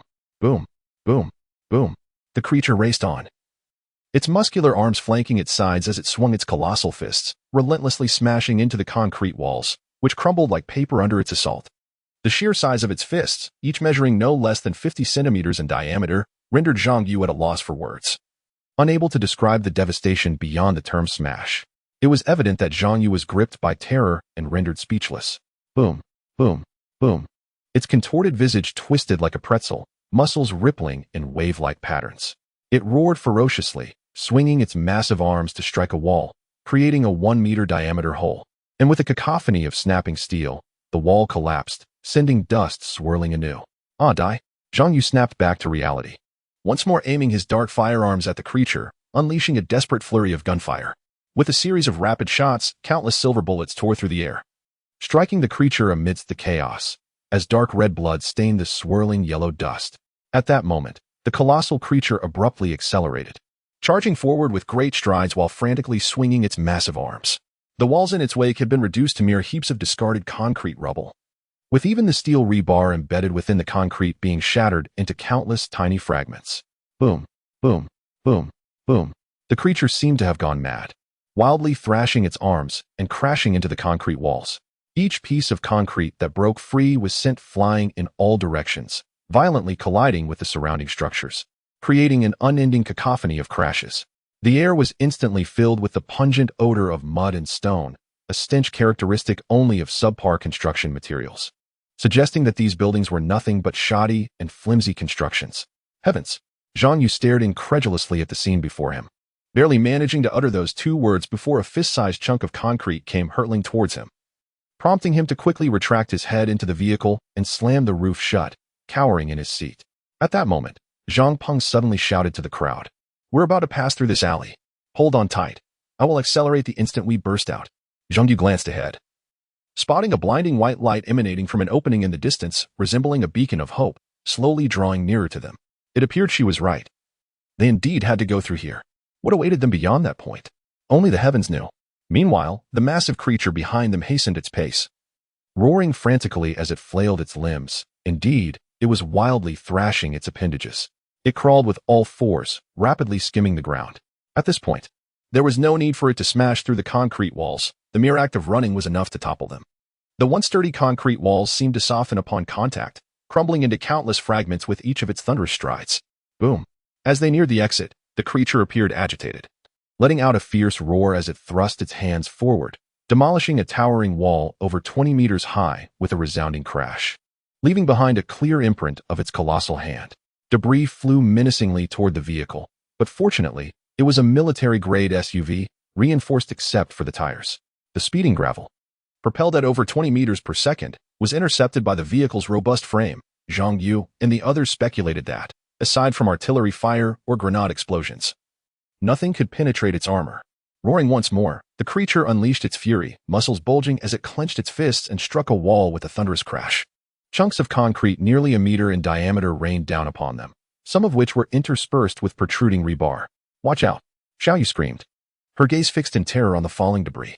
Undoubtedly, should they be struck by those fragments, even the mightiest of beings would meet their end. At that critical moment, the blinding white light at the alley's exit suddenly expanded, blinding them momentarily. By the time they regained their senses, they found themselves on a straight road. A more perilous scene unfolded as they barely escaped the alley. Dozens of concrete fragments erupted from behind, crashing into a storefront opposite, instantly reducing it to rubble. Simultaneously, the structures flanking the alley creaked ominously before swaying precariously for several seconds, ultimately collapsing with a thunderous roar. The sight of dozens of buildings tumbling down was nothing short of spectacular, as the resonating crashes shattered concrete walls into myriad jagged fissures, with rebar piercing through, swiftly severed into countless segments. In the end, a cloud of dust from the crumbling buildings was violently thrust into the air, engulfing the vicinity in a deafening silence, rendering the world a hazy blur. Suddenly, from the debris of the fallen structures, a massive shadow erupted, none other than the creature itself.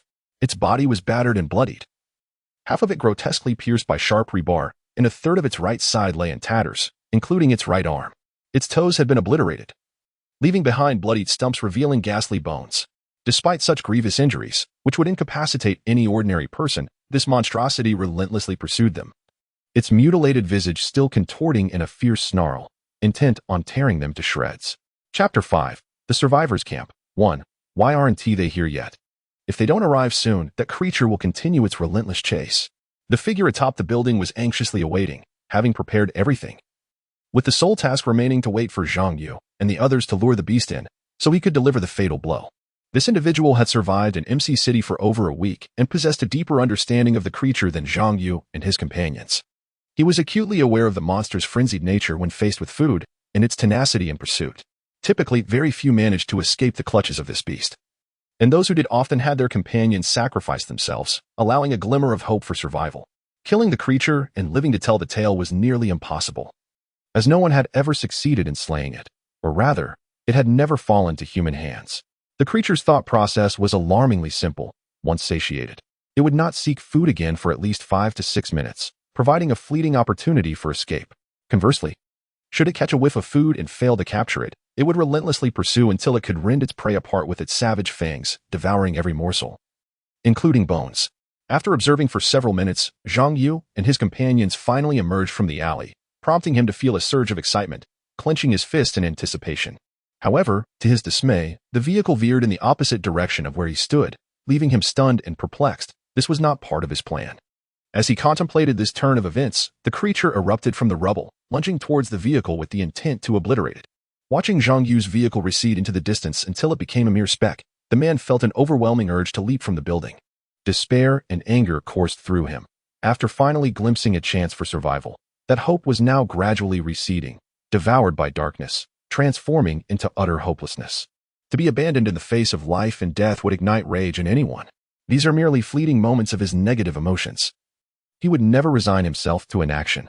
After a brief moment of calm reflection, he swiftly grasped the crux of the situation. Since they had appeared here, albeit just a small team, there was a substantial likelihood they were assessing the circumstances. If that were the case, it was reasonable to surmise that their reinforcements were not far from the city. Given their purpose of reconnaissance, they would undoubtedly report back, which meant it was imperative they were made aware of the survivors in this city, thus prompting the arrival of subsequent rescue teams. There was one more detail he nearly overlooked. Directing them below would surely lead to the eradication of that formidable creature. Now, how could he ensure they became aware of his presence? He stroked his chin in contemplation, mimicking a well-known character as he rotated his head, once, twice, thrice. It seemed as though an idea was on the verge of surfacing, breaking through some veil of obscurity. He continued to rotate his head 4 times, 5 times, 6 times, then suddenly, a spark of inspiration emerged, and his thoughts cascaded forth like an uncontrollable flood. He abruptly fixed his gaze on a massive billboard, his eyes gradually shifting to the beaming face of a middle-aged man, before moving downward, his small eyes widening in astonishment. This method was splendid. Ah, I am truly a genius. This should suffice. Well, Zhang Yu exclaimed in agony, exaggerating his gesture by raising a middle finger. I really want to rush over and poke it. This creature is far too resilient. How much do we owe it for it to pursue us so relentlessly? Behind them, the familiar green-skinned monster, already gravely injured, continued its relentless chase, stubbornly tailing the vehicle. At this moment, despite its wounds, its speed had noticeably diminished. Yet the group remained vigilant, for it still moved with startling agility. One moment of carelessness could lead to disaster. Within mere seconds, the creature could pounce upon them. And the subsequent fate was all too clear. It would do everything in its power to rend them into countless pieces. The monster, reminiscent of the Hulk, relentlessly pursued them. Zhang Ping, unfamiliar with the city, found herself driving in circles, repeatedly traversing the same streets. Of course, she was also on the lookout for an escape route. Meanwhile, Xiaoyu was frantically utilizing the vehicle's equipment, anxiously scanning the satellite map in hopes of identifying the city's layout. It is worth mentioning that military-grade off-road vehicles are exceptional. Within less than 10 seconds, Xiaoyu had procured a satellite map of MC City. This map offered a somewhat detailed outline of the city's streets. But Xiaoyu stated that a more comprehensive map required a key. Otherwise, they were limited to this semi-detailed version. However, at this critical juncture, the importance of this semi-detailed map was no less than that of their very lives. Where is our destination? Is it the highway entrance to H City? Xiaoyu shouted at Zhang Yu while scrutinizing the street map. Zhang Yu, nervously watching the rear, nodded while loading bullets into an empty magazine. Yes, we must hasten our departure from this cursed city. I fear no one survives in a place plagued by such creatures. We must leave as soon as possible. After speaking, Zhang Yu completed loading a magazine and, with a grim expression, felt the object in his backpack, something as thick and long as a human arm, his ultimate trump card. If it came to that, Zhang Yu hesitated to use it, instead retrieving a fist-sized coconut, a makeshift explosive comparable in power to a high-explosive grenade. Due to a scarcity of materials, he had only managed to create 3. He never anticipated needing to deploy it so soon. While Zhang Yu was lost in thought, Xiaoyu informed Zhang Ping, if we are heading toward the highway entrance, the closest route is this road, but it passes through 5 major districts. Naturally, zombies will flood in like a tidal wave. Therefore, we should navigate around the city's outskirts. We can reach the highway entrance in less than half an hour. More importantly, there are fewer zombies along the fringes, so we don't need to worry about getting trapped. As Xiaoyu spoke, Zhang Ping drove past a familiar intersection, where remnants of flesh and viscera littered the road, undoubtedly the work of that creature. After colliding with a few unfortunate zombies, the group passed through unscathed. However, the creature behind them was less fortunate. It had just emerged at the intersection's edge, attracting the attention of the zombies, who pounced upon it with frenzied aggression. As the saying goes, even a wounded tiger remains a tiger. It is not a mere swarm of ants that can challenge its supremacy. The zombies met a tragic fate, crushed underfoot like mere insects. Understood, we'll take that route. Zhang Ping responded without turning her head, promptly pressing the accelerator. With a graceful drift, the vehicle veered elegantly in another direction. At that moment, the creature reached the intersection, witnessing the damned vehicle change course, and it viciously redirected its pursuit, charging after them once more. A hapless telephone pole met a thunderous fate, becoming a casualty of its wrath. Suddenly, without any forewarning, Xiaoyu exclaimed, "Wow, what is that?" Her gaze fixed on the sky, her finger pointing toward a specific direction. Following her gesture, the group was startled to see a small, somewhat plump figure on the rooftop of a tall building, wildly waving a banner. Zhang Yu squinted upward and was taken aback to see 8 familiar crimson characters emblazoned on the banner. "Welcome, warmly welcome." Those who witnessed this scene fell into silence. What is going on? Zhang Yu was momentarily at a loss, even forgetting the pursuing creature behind them. Zhang Peng seemed captivated by the scene. Her gaze locked on the banner, the vivid red characters sparkling in the sunlight. Meanwhile, on the rooftop, a figure exclaimed, "Oh heavens, have they finally seen me? Have they finally noticed my presence? Ha, hurry over here. You can understand this signal. You comprehend my intentions." The individual shouted in ecstatic frenzy, waving the banner with reckless abandon, flailing it in every direction. Overcome with excitement, liquid streamed from his nostrils. Come here." He gripped a fire axe tightly, his rotund frame trembling. The fire axe was entwined with the banner, which had been torn from the billboard, now left bare and swaying precariously in the wind, a perilous sight indeed. Zhang Ping, oblivious to the underlying chaos, proudly declared to the group, "That person is a survivor. He must be so thrilled to see us that he created this banner to welcome us." She even contemplated reaching out to greet him. But the presence of the monstrous pursuer quickly extinguished that impulse. Zhang Yu, with a focused gaze, scrutinized the movements of the banner atop the building, her brows gradually knitting together as if lost in contemplation. It appeared to convey some sort of directive. Suddenly, both Xiaoyu and Zhang Yu shouted in unison, "Sister Zhang Ping, the foolish woman, hurry and drive to the intersection ahead, then turn left." Zhang Ping, momentarily taken aback, furrowed her brow in confusion, contemplating the peculiar utterances of the two. Yet, without further deliberation, she complied and drove towards the specified intersection, turning left as instructed. Xiaoyu exchanged a glance with Zhang Yu, who gestured for Xiaoyu to speak. Nodding, Xiaoyu articulated, "That banner is not welcoming us. It is indicating the way." The motion of waving it resembles the flag signals often utilized in military operations. In fact, some traffic police gestures are derived from these signals. As Zhang Ping veered into the passageway, she inquired, "What is that person directing us to do? What do those movements signify?" Xiaoyu promptly replied, "There are only 2 meanings. First, to enter here. Second, to take cover." The underlying implication is that he wishes to collaborate with us to vanquish that creature. We must coordinate with him. They indeed comprehend the situation. This means we can eliminate that fiend. Upon seeing Zhang Yu and the others move in accordance with his directions, he relinquished the banner he had been holding, drew a fire axe, and positioned himself behind the advertisement board, his gaze fixated on the ground below. The moment that monstrosity approached, he would sever the steel frame securing the advertisement, causing it to crash down and shatter into fragments. At that moment, the vehicles of the group halted at a nearby corner. Zhang Yu and the others swiftly exited their cars, each gripping 2 handguns tightly, their eyes locked on the entrance, anticipating the arrival of the blue-skinned creature, which would become its final resting place. Zhang Yu clutched the coconut in his hand, a precaution against unforeseen circumstances. Boom, boom, boom. Not long after, the familiar figure materialized at the intersection, having pursued the group for nearly an hour. With each step it took, the ground quaked violently beneath it, its immense form obscuring much of the sunlight, casting an elongated, grotesque shadow. "Damn it, perish!" He swung his arm fiercely, gripping the fire axe, and struck at the iron frame of the advertisement. The tenuous structure immediately collapsed with a series of cracking sounds, swaying momentarily before plummeting to the ground. A loud shout erupted from the rooftop, accompanied by a resonant metallic symphony. At that moment, a massive shadow loomed overhead, descending directly upon the creature. The group instinctively looked up, witnessing the enormous advertisement board plummeting down. The creature, evidently caught off guard, raised its gaze just as silver bullets rained upon it. The sound of gunfire erupted, each bullet akin to an enraged bird, shrieking through the air with a fierce, rasping sound. Boom. It abandoned its upward gaze, redirecting its fury towards the group. Just as it prepared to charge, the dark shadow descended rapidly, crashing onto it. The ground reverberated with a muffled thud, and jagged cracks erupted across the surface, sending chunks of cement flying.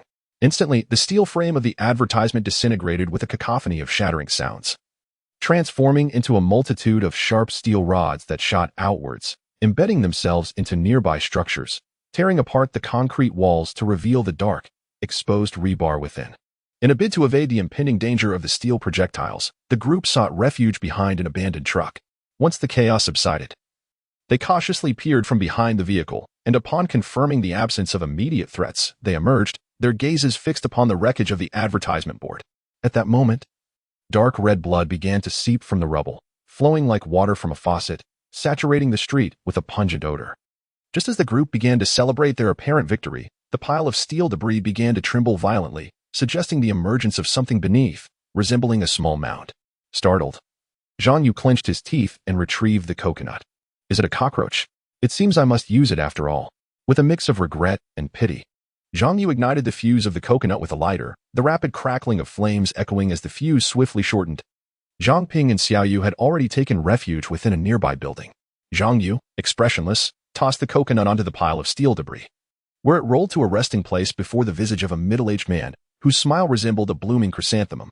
Suddenly, the heap of wreckage surged upward, nearly 10 tons of advertisement debris violently shifting aside, revealing the grotesque visage of the creature once more before the group's eyes. Zhang Yu inhaled sharply, his gaze fixed intently upon it. The creature was marred with scars, its muscles nearly devoid of integrity, its head almost in ruins, oozing a grayish liquid from the gaping wounds. Steel rods protruded from its belly, spearing through, and a thick, bloody intestine dangled, writhing grotesquely. Roar! It let out a fierce bellow, swinging its arms in an attempt to lunge at Zhang Yu. With a cold expression, Zhang Yu darted into a building, leaning against the wall, his lips whispering, "Die." As the words left his mouth, the fuse ignited fully. At that moment, the creature had only taken half a step forward, its foot yet to touch the ground. Perhaps it would never have the chance to land again. Boom! A tremendous explosion erupted, enveloping the creature in a wave of scorching energy that tore at its very being, the air filled with the crackling of searing flesh. A small, dark red mushroom cloud rose slowly into the sky. The heat intensified, and the explosive force rippled outward, reducing the surrounding structures within a 10-meter radius to mere ruins. In that instant, a charred, smoking arm plummeted from the sky, landing heavily on the scorched earth. Following suit, 2 or 3 familiar, desiccated limbs fell from above, resting motionless on the blackened ground, emanating faint wisps of white smoke. Chapter 6, The Survivors' Camp, Part 2. Boom! A violent explosion resonated, accompanied by a deafening roar, as a dark red mushroom cloud ascended. Concurrently, a tempestuous wave of heat surged forth, violently scattering the steel rods amid the debris, shattering them into fragmented pieces. In an instant, with the audible cracking of steel, the explosive energy expanded outward, unleashing a wave of dark red heat that engulfed everything in its path. Meanwhile, the shattered steel rebar and fragments of iron were wildly propelled in all directions, producing a series of resonating thuds as they pierced through concrete walls with ferocity. A thunderous roar erupted. The rapid expansion of a visible dark red heat wave cascaded into the sky, emanating from the epicenter of the coconut explosion. Surrounding debris of twisted metal was immediately blown apart, revealing a stark, charred expanse of ground, an epitome of its final struggle and eruption. Moments later, as the heat wave dissipated, tranquility returned to the realm. Accompanying this calm was a pungent stench of charred remnants that assaulted the senses. Once assured that all was well, Zhang Yu stepped out from his refuge, treading upon the scorched path before him. However, the scene that unfolded was a stark contrast to the memories etched in his mind. Furrowing his brow, he fixated on the once pristine passage now reduced to ruin. A quarter of the buildings flanking the corridor had crumbled to dust, their walls marred by grotesque fissures and gaping wounds, most with diameters of 5 to 6 centimeters, exposing the steel reinforcements within the concrete. To compound the devastation, the air was thick with acrid smoke, saturating the atmosphere with its noxious odor.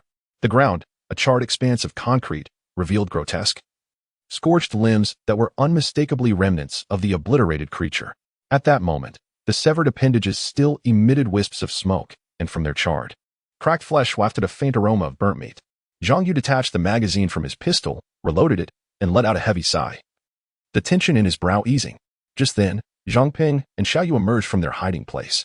Upon witnessing the carnage strewn about, they collectively gasped, their gazes dropping as they gripped their firearms tightly. After what seemed a suitable period of mourning for the fallen, they lifted their heads and approached Zhang Yu. He returned their gaze, his dark eyes piercing as he waved his hand in resignation, stating, "That scoundrel is finally dead. Had I known a single explosive could vanquish it, I wouldn't have wasted so much time and resources," his face reflecting a deep sense of attachment and reluctance. With a mischievous grin, Zhang Peng approached Zhang Yu, seizing the moment before he could react, delivering a sharp blow to his head. The dull thud resonated, accompanied by Zhang Yu's high-pitched yelp, as a small bump began to swell on his skull. Clutching his head, he glared at Zhang Ping, snarling, "You imbecilic woman, have you lost your mind? I don't recall provoking you." "Silence," Zhang Ping retorted, her expression darkening as she struck him again, causing another bump to form amidst his cries. Just as Zhang Yu prepared to counter, she swiftly interrupted, accusing him, "How dare you speak? If I hadn't fled quickly, I might have been caught in that blast. You're the one concocting these dangerous devices. Do you understand the peril? Do you wish to end up like that monstrosity?" Zhang Peng continued her relentless assault, while Zhang Yu endured her merciless chastisement, retorting, "You think I'm just anyone? These rudimentary devices are child's play for me. There's no way they could explode." His expression turned innocent as he gazed pleadingly at her. "You little brat." Zhang Ping remained unfazed, landing yet another blow to his head, admonishing, "Children cannot play with such hazardous items, do you understand?" Her words were punctuated by her fists, striking relentlessly, sometimes even tugging at his ears and nose, leaving Zhang Yu in utter despair. "Damn it, you wretched woman, I will fight back today. You dare retaliate? I shall not hold back. You wait, foul woman. I'm right here." Ultimately, Zhang Yu found himself defeated, wearing a woeful expression, while Zhang Ping reveled in her triumph, laughing heartily. Though her reprimands were stern, they were imbued with genuine concern, a sentiment that Xiao Yu observed, feeling a tinge of envy for the sibling bond they shared. At that moment, memories of a time when he was no longer human flickered in Xiao Yu's mind, stirring an emotional chord within her, and she hastily wiped away the tears threatening to spill. Meanwhile, a figure from the rooftop excitedly rushed down the stairs, soon appearing before the group. They soon realized this individual was a stout man, notably unseemly, standing approximately 170 centimeters tall yet weighing over double the normal weight for his height. A pronounced belly jiggled with each hurried step he took. He donned a pair of vintage black-framed glasses, thick lenses indicative of his poor eyesight, behind which were squinting beady eyes, further compressed by the fat of his face. Under the sunlight, his squinted eyes gleamed momentarily as he attempted to widen them, straining to see the gathered crowd. Upon his arrival, the group turned to greet him. "Greetings," he exclaimed, saluting Zhang Yu with a precise military gesture, his voice booming, reporting, "Sir, my name is Li Guan. I have awaited your arrival for 1 week and 2 days. Over." Zhang Yu and the others returned the salute, having already suspected he was military personnel when Xiao Yu had mentioned his flag-waving gesture was akin to signaling. However, Zhang Yu was taken aback when Li Guan unexpectedly saluted him, addressing him as Sir. Out of courtesy, he returned the salute. Zhang Ping and Xiao Yu mimicked him, following suit. Without any pleasantries, Zhang Yu furrowed his brow, diving straight to the point, awaiting our arrival. "Who informed you we would come?" Li Guan stood tall, responding with conviction, reporting, "Sir, no one informed me of your arrival, yet we remained vigilant, for we believe you would eventually come." "Over. You?" Zhang Yu's brow knitted into a frown. After a brief pause, he inquired further, "How many of you remain?" Li Guan's eyes sparkled as he locked his gaze onto Zhang Yu, answering with unwavering confidence, reporting, "Sir, we have a total of 43 survivors, all residing in one location." "Over." Zhang Yu sighed, continuing his inquiry, "And where are these survivors you speak of?" Li Guanjing straightened his body and waved his hand solemnly, declaring loudly, reporting to the commander, "I can guide you." Having said that, Zhang Ping suddenly tugged at Zhang Yu's sleeve and whispered in her ear, "Kid, we still don't know if this person is trustworthy. If he is like those criminals in the army, we would be walking into a trap." Zhang Yu chuckled softly, gently patting Zhang Ping's smooth back to reassure her not to worry. At that moment, Xiao Yu took a step forward, standing beside Zhang Peng, and whispered in her ear, "Sister Zhang Ping, this big brother is very reliable. He is definitely not a criminal. You know, I've been around many soldiers since I was young, and their demeanor is the easiest to discern. I assure you, this big brother is extremely trustworthy." After speaking, Zhang Ping looked at Xiao Yu, who nodded firmly in response. Zhang Yu then addressed Li Guan, saying, "Then you lead the way. We will follow behind you." With that, Zhang Yu led the two girls towards the vehicle. As he opened the car door, he turned back to Li Guan and asked, "What's wrong? Is there a problem?" Li Guan replied honestly, reporting to the commander, "My vehicle just broke down." Having said that, Zhang Yu's mouth twitched slightly before he regained his composure and inquired, "Where is your vehicle?" "Over there." Li Guan pointed to a motorcycle that lay askew by the roadside, severely damaged with parts strewn about, and its tires deflated. This motorcycle had likely been toppled by the recent explosion, with the shockwave from the blast causing it to topple over. Li Guan then continued, reporting to the commander, "I can drive and lead you to the survivors' camp." Zhang Yu suddenly laughed and opened the driver's door, saying to Li Guan, "All right then, you drive us there. And along the way, tell us about the situation in the city, especially regarding the greenskin monster." "Yes, Commander. I promise to complete the task." Chapter 7, The Survivors' Camp, 3. "Yes, Commander. I promise to complete the task." Li Guan saluted and entered the car, taking the driver's seat. Zhang Yu sat in the passenger seat, and soon the engine roared to life. After ensuring everyone was secure, Li Guan pressed the accelerator, driving straight ahead. With the roar of the engine, thick exhaust fumes billowed out in a sweeping arc. "Oh, I almost forgot to introduce myself." Zhang Yu suddenly realized and smacked his forehead. Turning to Li Guan, "Brother Li Guan, my name is Zhang Yu." Li Guan squinted and nodded. Zhang Yu then pointed to Zhang Peng and Xiao Yu, continuing, "This is Zhang Ping, and this is Feng Xiaoyu." Suddenly, Li Guan became serious, addressing Zhang Ping and Xiao Yu, "Commander Zhang, Commander Feng." Zhang Ping chuckled, covering her mouth. "Hey, can you please stop being so formal? We're not that far apart in age. You might even be older than us. Just call us by our names." "Commander sounds rather harsh." Zhang Peng laughed, and Xiao Yu nodded in agreement. Li Guan maintained his serious demeanor, continuing to drive while stating, "Reporting to the commanders, I was once a reconnaissance soldier, and now I am a bodyguard. However, I cannot abandon the pride of a reconnaissance soldier. That pride is to respect superiors, so I cannot address the commanders by their names." Though his expression remained stern, his eyes sparkled with a contradictory glint. Zhang Ping felt slightly bored, puffing her cheeks, while Xiao Yu nodded in appreciation of Li Guan's perspective. Zhang Yu chuckled helplessly, noting that due to their agile movements, they were all dressed in camouflage pants and casually wore spotted tops, resembling soldiers. The reason this hefty fellow addressed them as commanders was likely due to their attire and the intimidating presence of the vehicle. Although misunderstood, Zhang Yu and the others had no intention of clarifying, as the military title might facilitate their endeavors.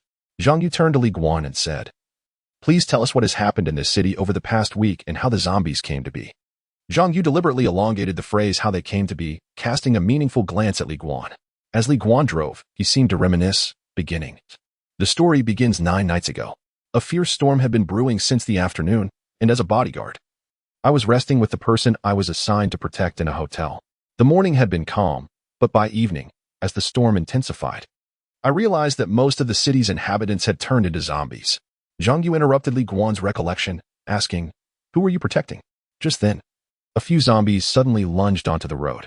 After colliding with them, Li Guan replied, "The ones I was protecting were a group of people. Our bodyguard agency's mission was to protect the representatives attending the Provincial Cultural Exchange Conference. They were all notable figures in the cultural field, including renowned writers. The bodyguard's principle is to protect the employer at all costs." He spoke with evident pride. Zhang Yu nodded, seemingly understanding why someone of Li Guan's stature could become a bodyguard. He could absorb more bullets. Li Guan drove onto a wide road, and zombies quickly swarmed towards them. Li Guan skillfully accelerated, plunging into the horde of zombies, executing a spectacular drift that left dozens of them lifeless on the ground, their remains strewn about. Only then did he continue driving forward.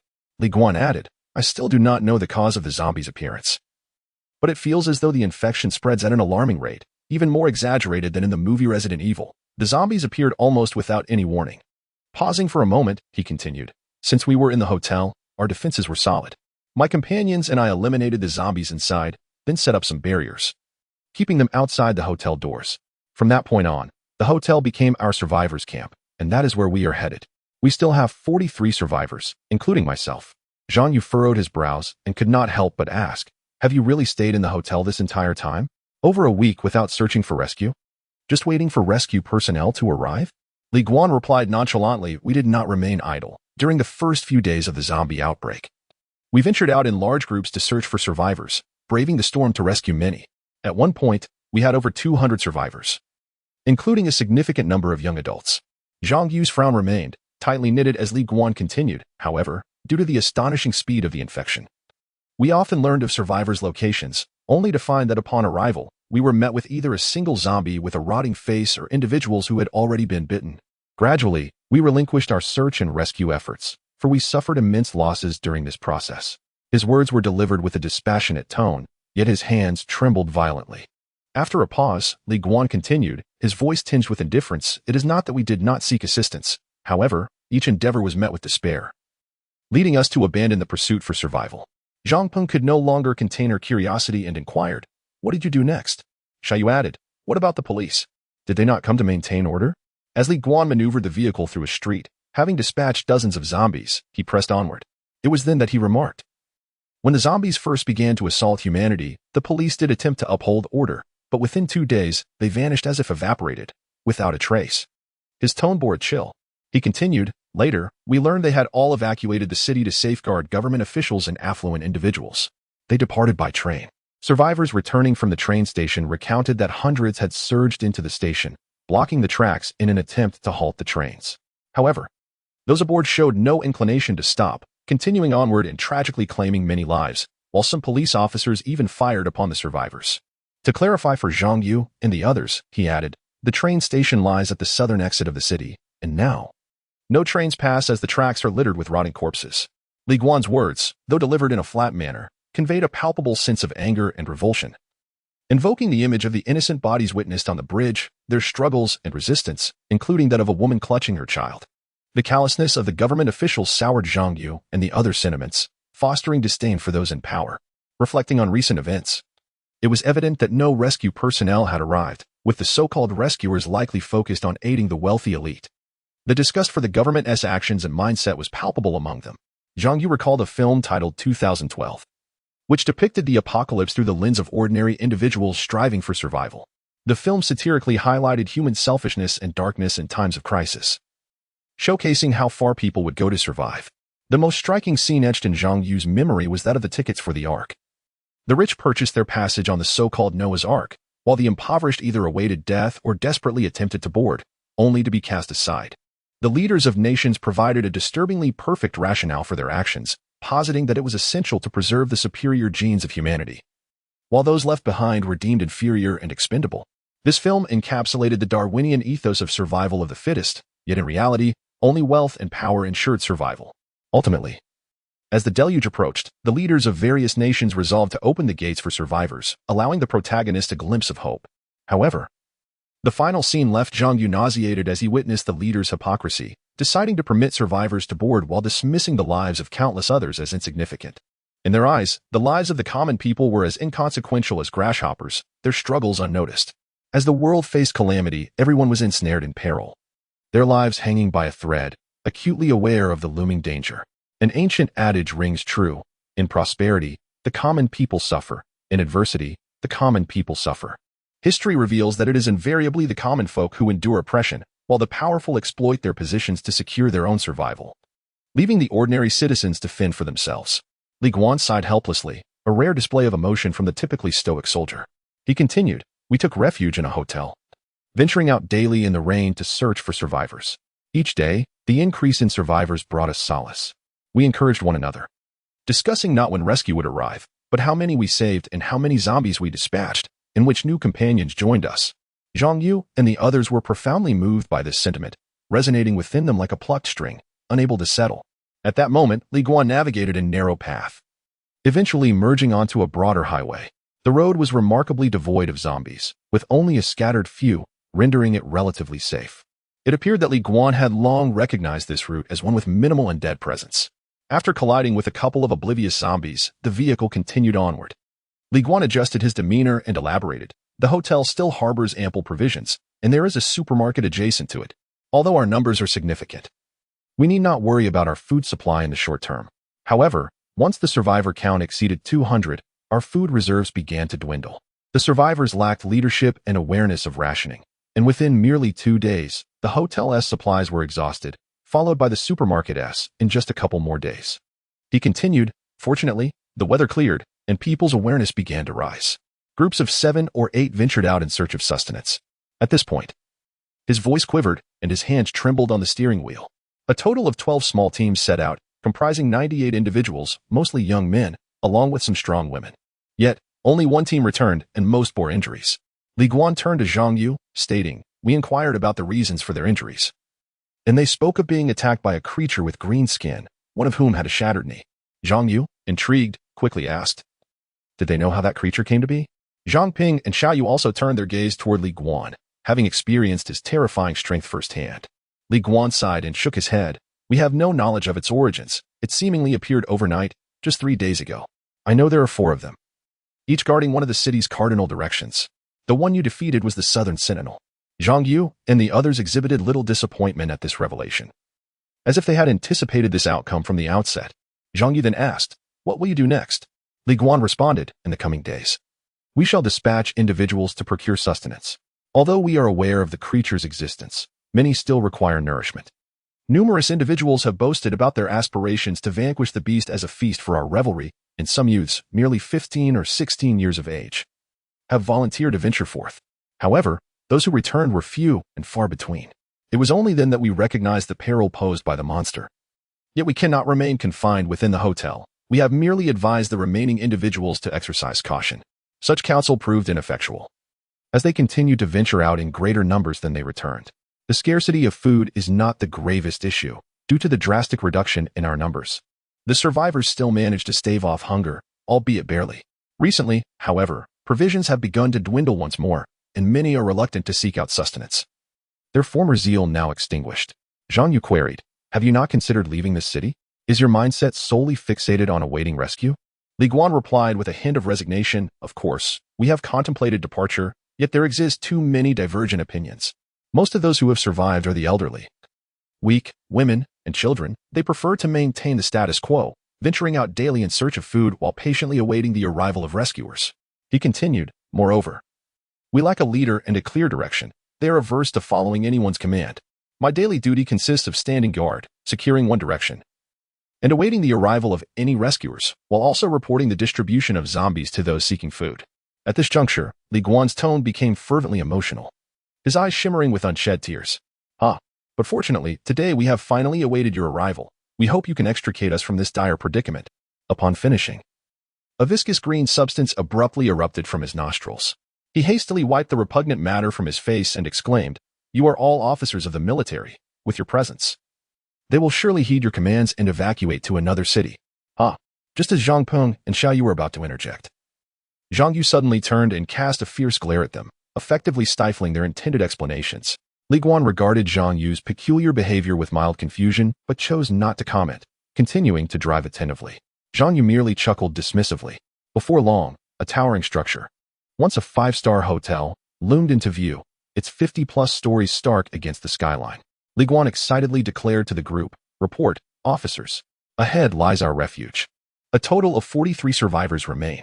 "Now, one survivor, Li Guan, reports to you. Over."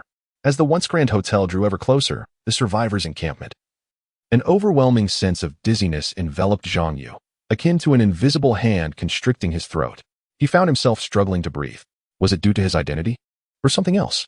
Chapter 8. The Survivor Encampment, Part 4. The hotel was a bastion of luxury, at least it once was, now transformed into a refuge for the beleaguered. The establishment sprawled over 1,000 square meters, towering at approximately 160 meters. In front, an expansive circular plaza featured a central fountain, currently spewing forth a murky, gray-black water reeking of decay. Surrounding the plaza were 4 towering edifices, each averaging around 20 meters in height. 2 served as dormitories for male and female staff. Another structure housed a nightclub, with the first floor dedicated to entertainment, while the lower levels featured a Western restaurant and a supermarket, with a corner fashioned into a parking lot. The final building was the main hotel itself, a majestic 50-plus story edifice adorned with 8 gilded characters proclaiming Fenghua International Hotel. Li Guan stated, "The main building of the hotel serves as the sanctuary for the survivors. To reach the main building, we must first pass through a grand iron gate, distinct from other hotel entrances. Though it is also a folding iron gate, this one stands even taller, at least 4 to 5 meters. The entrance is quite spacious, approximately 30 meters wide. To enter, one must first navigate through this formidable barrier. At present, the iron gate was securely locked, and outside swarmed hordes of zombies, numbering roughly over 1,000. Their grotesque visages twisted in frenzy as they howled, mouths agape, arms outstretched, clawing at the gaps in the gate, seemingly attempting to extract something from within. Yet, what they succeeded in extracting was merely a tumult of air. At this moment, the group stood about 100 meters away from the throng of zombies, with only a handful scattered within a 50 to 60 meter radius, rendering the street eerily bare. This was one of the most bustling thoroughfares in the city. The scarcity of zombies appeared almost absurd. The group speculated that the creatures must have sensed the sin of food beyond the Iron Gate and congregated en masse outside. This realization sparked concern among them. Given the overwhelming number of zombies, how would they manage to enter the hotel? Li Guan seemed to perceive their apprehensions, smiled, and retrieved a small black device akin to a walkie-talkie from his pocket. He activated it and spoke a few words, concluding with a report before turning to the group. His tone serious. Report, officers. There are no issues. In less than 5 minutes, we shall gain entry. Over. Zhang Yu and the others nodded, betraying no hint of doubt. In truth, they had likely deduced his method, having survived in a city teeming with zombies for over a week. It would be disingenuous to claim they had not recognized the creature's distinctive traits. Perhaps their approach aligned with Zhang Yu's previous thoughts. Li Guan continued earnestly, Report, officers. I have informed them of your presence, and they are exceedingly pleased, eager to escape this wretched city as soon as possible. Over. Zhang Yu sighed in exasperation. Li Guan, please refrain from addressing us as officers. We are merely insignificant individuals. The true military leaders deserve that title. Also, you need not append over to every statement. It creates the impression that we are on a special mission. Simpler language would suffice, simpler. Zhang Yu elongated his final word, leaving its meaning ambiguous. He anticipated Li Guan would acquiesce, but to his surprise, Li Guan solemnly replied, Report, officers. In my eyes, you are all true soldiers. Your composure in the face of zombies and that creature fills me with genuine admiration. Were we to confront that monster directly, we would surely lack your courage and fortitude. Therefore, allow me to address you as such. It is a reflection of my pride from my days as a reconnaissance soldier. Over. Upon finishing, he saluted Zhang Yu and the others with a perfect military gesture. Zhang Yu, overwhelmed, slumped forward, rendered speechless, while Zhang Peng stifled laughter behind her hand. Xiao Yu, however, regarded the rotund Li Guan with admiration, nodding thoughtfully, seemingly impressed by his pride as a former reconnaissance soldier. 5 minutes passed swiftly, unnoticed as they engaged in light banter with Li Guan. Abruptly, without warning, a piercing alarm blared, startling the group into alertness. For an ordinary person, the suddenness of the sound could induce a paralyzing fear. Yet, simultaneously, it jolted them from their stupor. Zhang Yu and the others immediately turned to locate the source of the alarm, eager to identify the cause of their fright. In truth, there was no need for such redundant actions. As the bell rang, the horde of zombies outside the Iron Gate surged towards its source. Over 1,000 zombies abandoned the gate and converged upon the entrance of a building some 30 meters away, blocking it entirely. They roared with fervor, extending their arms in an attempt to grasp something elusive. Xiaoyu observed the direction of the zombies' outstretched arms, her gaze gradually rising until she abruptly identified the source of the ringing. A small black electric bell suspended from the beam at the entrance, still buzzing with sound. Continuing her scrutiny, she noticed wires connecting the bell, leading into the depths of the Iron Gate. Xiaoyu immediately exclaimed that the zombies seemed drawn to the bell, pointing toward the structure. The others followed her gesture and spotted the small black bell, presumably a security alarm. She continued, noting that the wires connected to the gate indicated it was operated by someone inside. Upon finishing her statement, she turned her wide eyes toward the stout Li Guan. Before Zhang Yu could voice his confusion, Li Guan explained that this was indeed the hotel's security bell. Whenever survivors returned, the area outside the Iron Gate was always swarmed with zombies, so they had installed the bell to distract them, enabling the returning survivors to enter safely.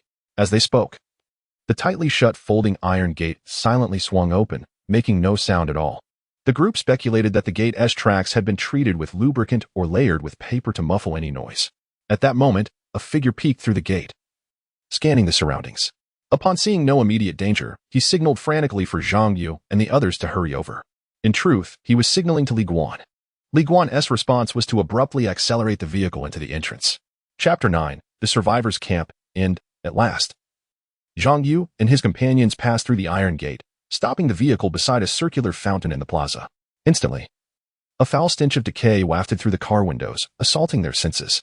The group quickly held their breaths and exited the vehicle, distancing themselves from the fountain, their minds inundated with images of decomposing corpses. The odor from the fountain was alarmingly similar to that of rotting flesh, so potent that it left them feeling dizzy. After retreating approximately 10 meters from the fountain, they carefully surveyed their surroundings.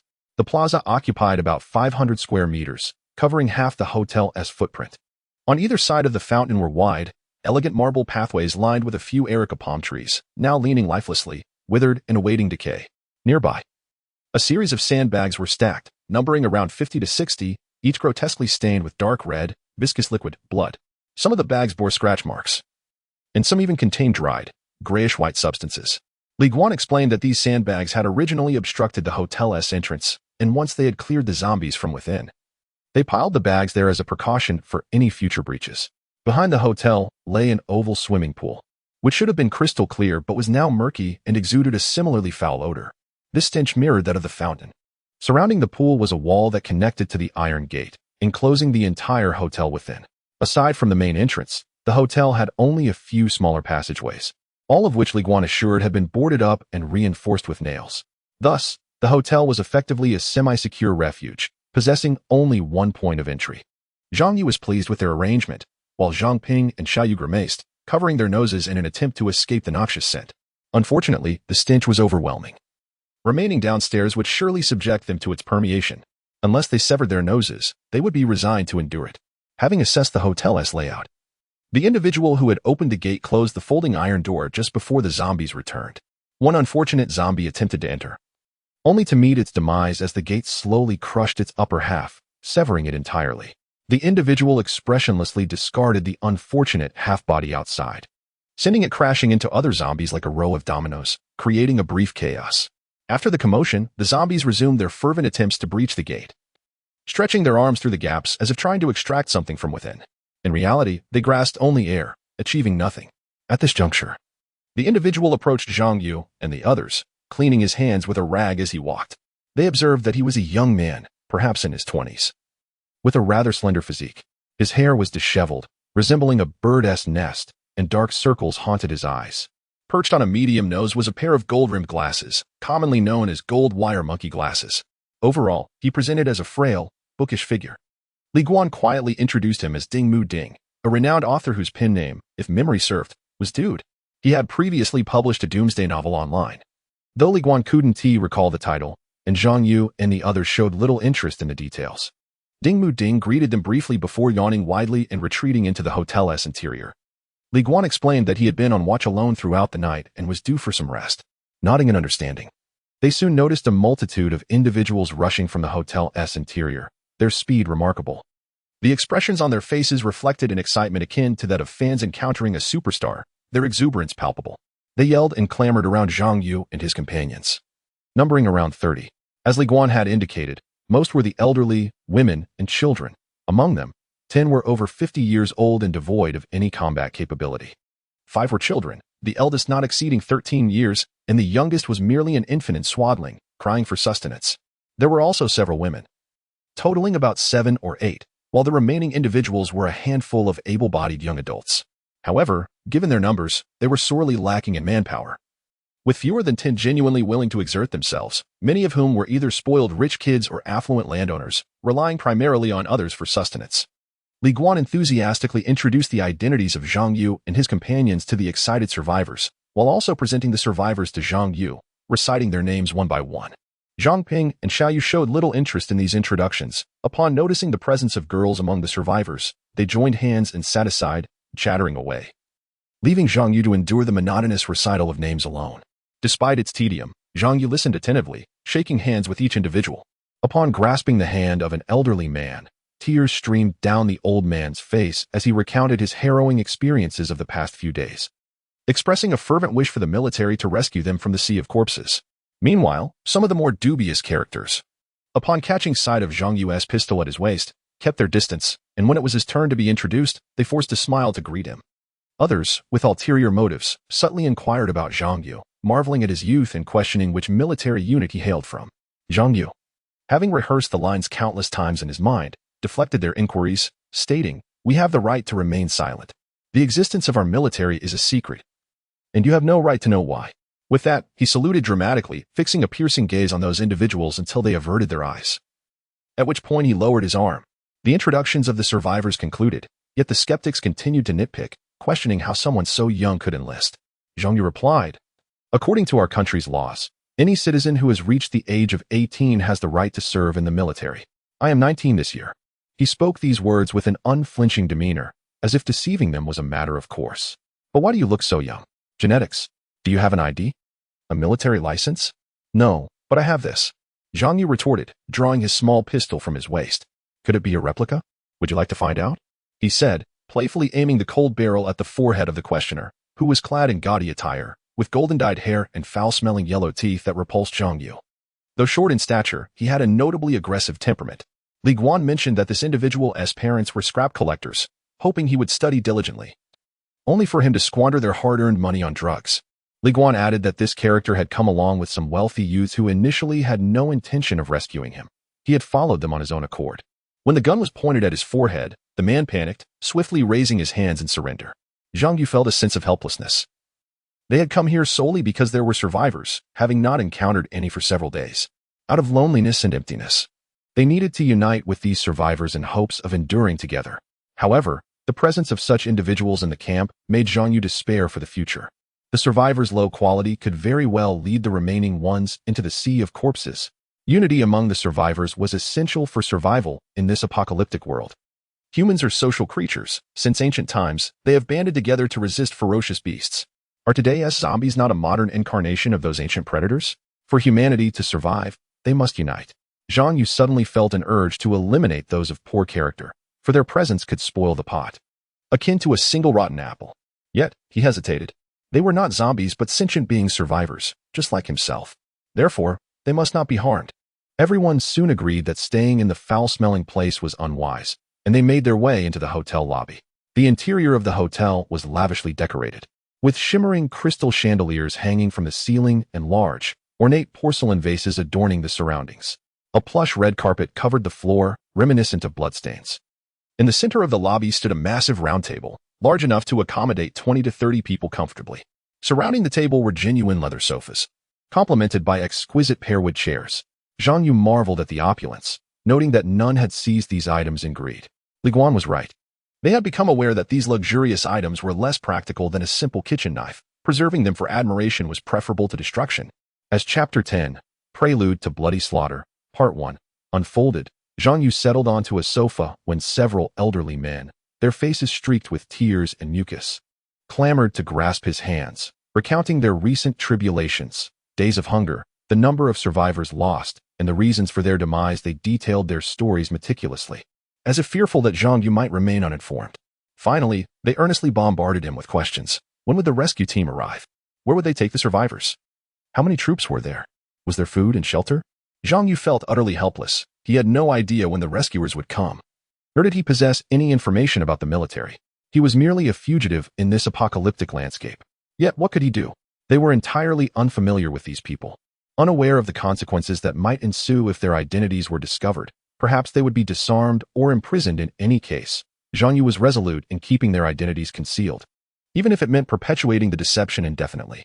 He did not answer the elders' inquiries, but instead managed a wry smile and said, "You must have gone many days without food.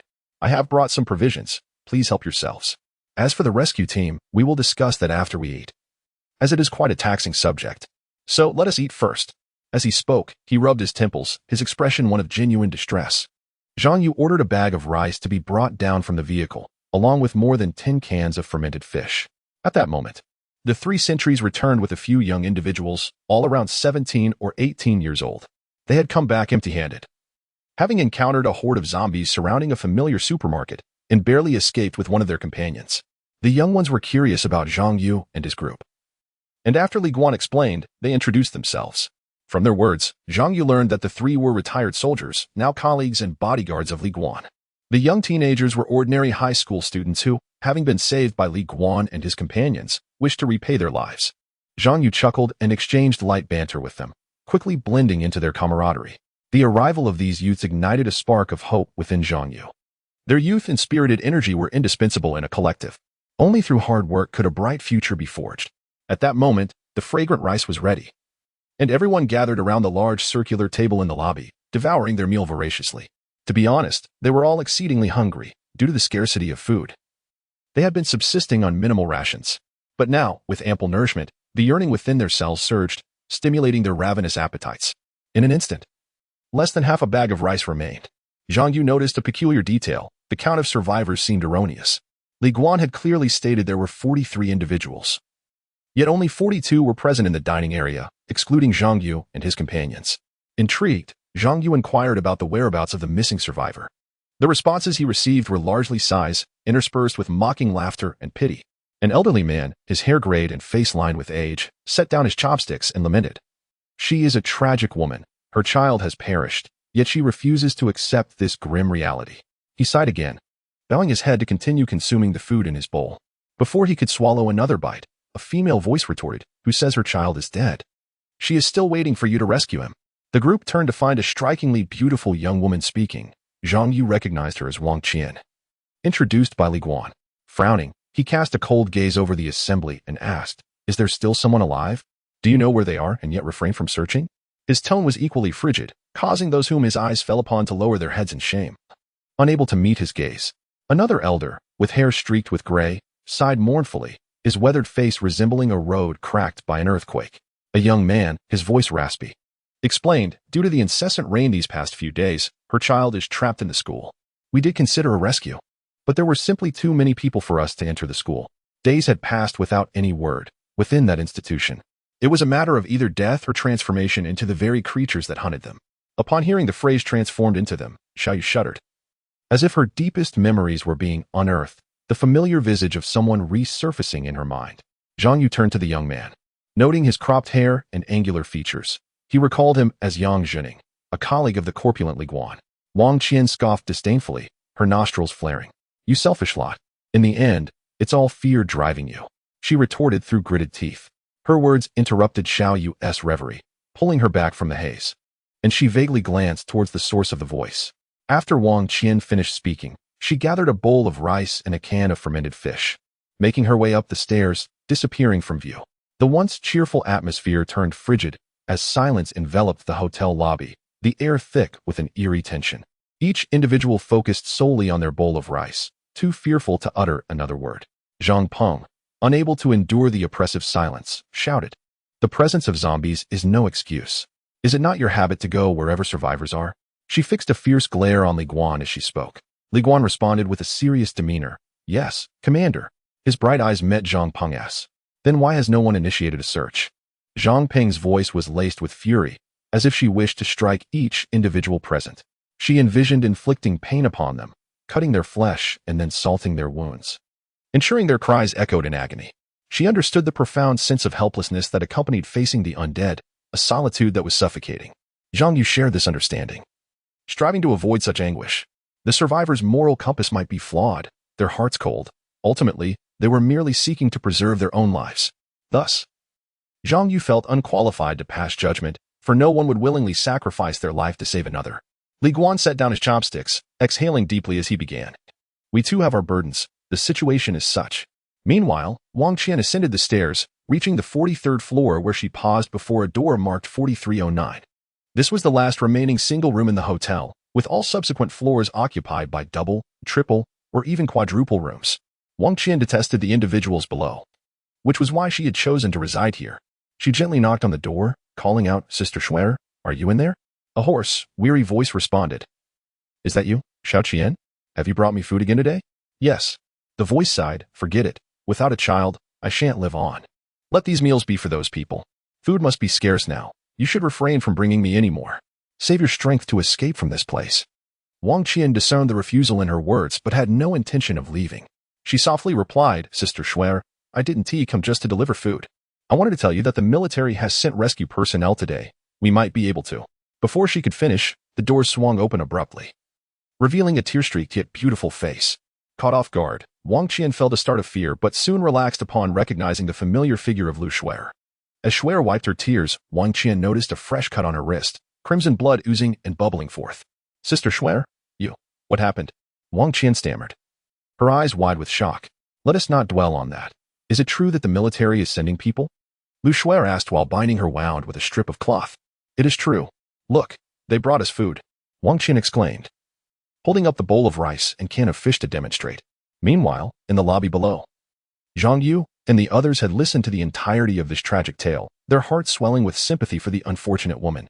At that moment, a previously sealed small passage began to echo with a series of pounding knocks. Thud, thud, thud. The sound grew increasingly louder, causing the nails of the wooden boards to tremble and loosen. Suddenly, a pale, withered hand burst through a wooden plank, revealing countless grotesque faces beyond, their mouths agape as if in laughter. Chapter 11. Prelude to Bloody Slaughter, Part 2. Zhang Yu furrowed his brow, twisting it into a frown that resembled the character. At that moment, his mind was engulfed in an internal struggle. The group of survivors had completely convinced themselves that they were soldiers and believed in the existence of a vast rescue force that would whisk them away from this hellish city to a life of stability. However, the trouble was not merely their delusions. It was that after their meal, they had all clustered around Zhang Yu, bombarding him with incessant inquiries about the troops. Questions such as when the forces would arrive, how many personnel there were, and whether they had sufficient supplies were hurled at him. Listening to these monotonous questions, Zhang Yu felt as if he had returned to kindergarten, subjected to a barrage of tedious queries. The kindergarten teacher would cheerfully ask each morning if the children had slept well, to which they would eagerly respond in the affirmative. The same repetitive questions echoed. Is the army coming? Is there enough food? Zhang Yu was nearly at his wit's end. Did they think that soldiers were as plentiful as dumplings? Where could he possibly find a troop now? The Imin military district had long since suffered total annihilation. Its soldiers transformed into grotesque zombies. And as for other station troops, Zhang Yu could scarcely count a handful on his fingers. Nevertheless, he had resolved firmly that he would not allow any troops to materialize. He would concoct a reason for their absence, even if it meant fabricating a lie. The crux of the matter was trust. There was no robust bond of trust established between him and the survivors. Zhang Yu mimicked the classic gesture of a certain character, twirling his fingers, a posture that would surely evoke memories in the older survivors present. Tears streamed down their faces, as if they were reminiscing about cherished pasts.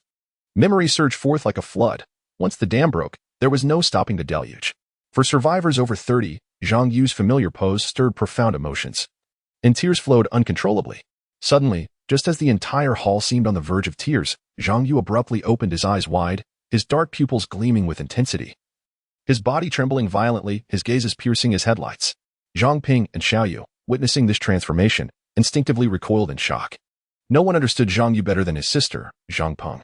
Throughout their lives, she had only seen him exhibit such an expression twice.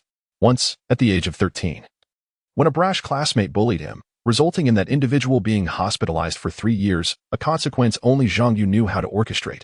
The second instance was now. Each time Zhang Yu contemplated vengeance, especially on a grand scale, this expression manifested. Was he plotting something once again? Zhang Peng covered her mouth in astonishment, her fearful gaze fixed on him. Given the intensity of his trembling, she could only imagine the terrifying scheme he was concocting. Indeed, it was a grand deception, exhilarating in its audacity. In his mind, Zhang Yu reveled in the brilliance of his meticulously crafted plan. After a moment, he finally steadied his shaking body, his eyes returning to normal.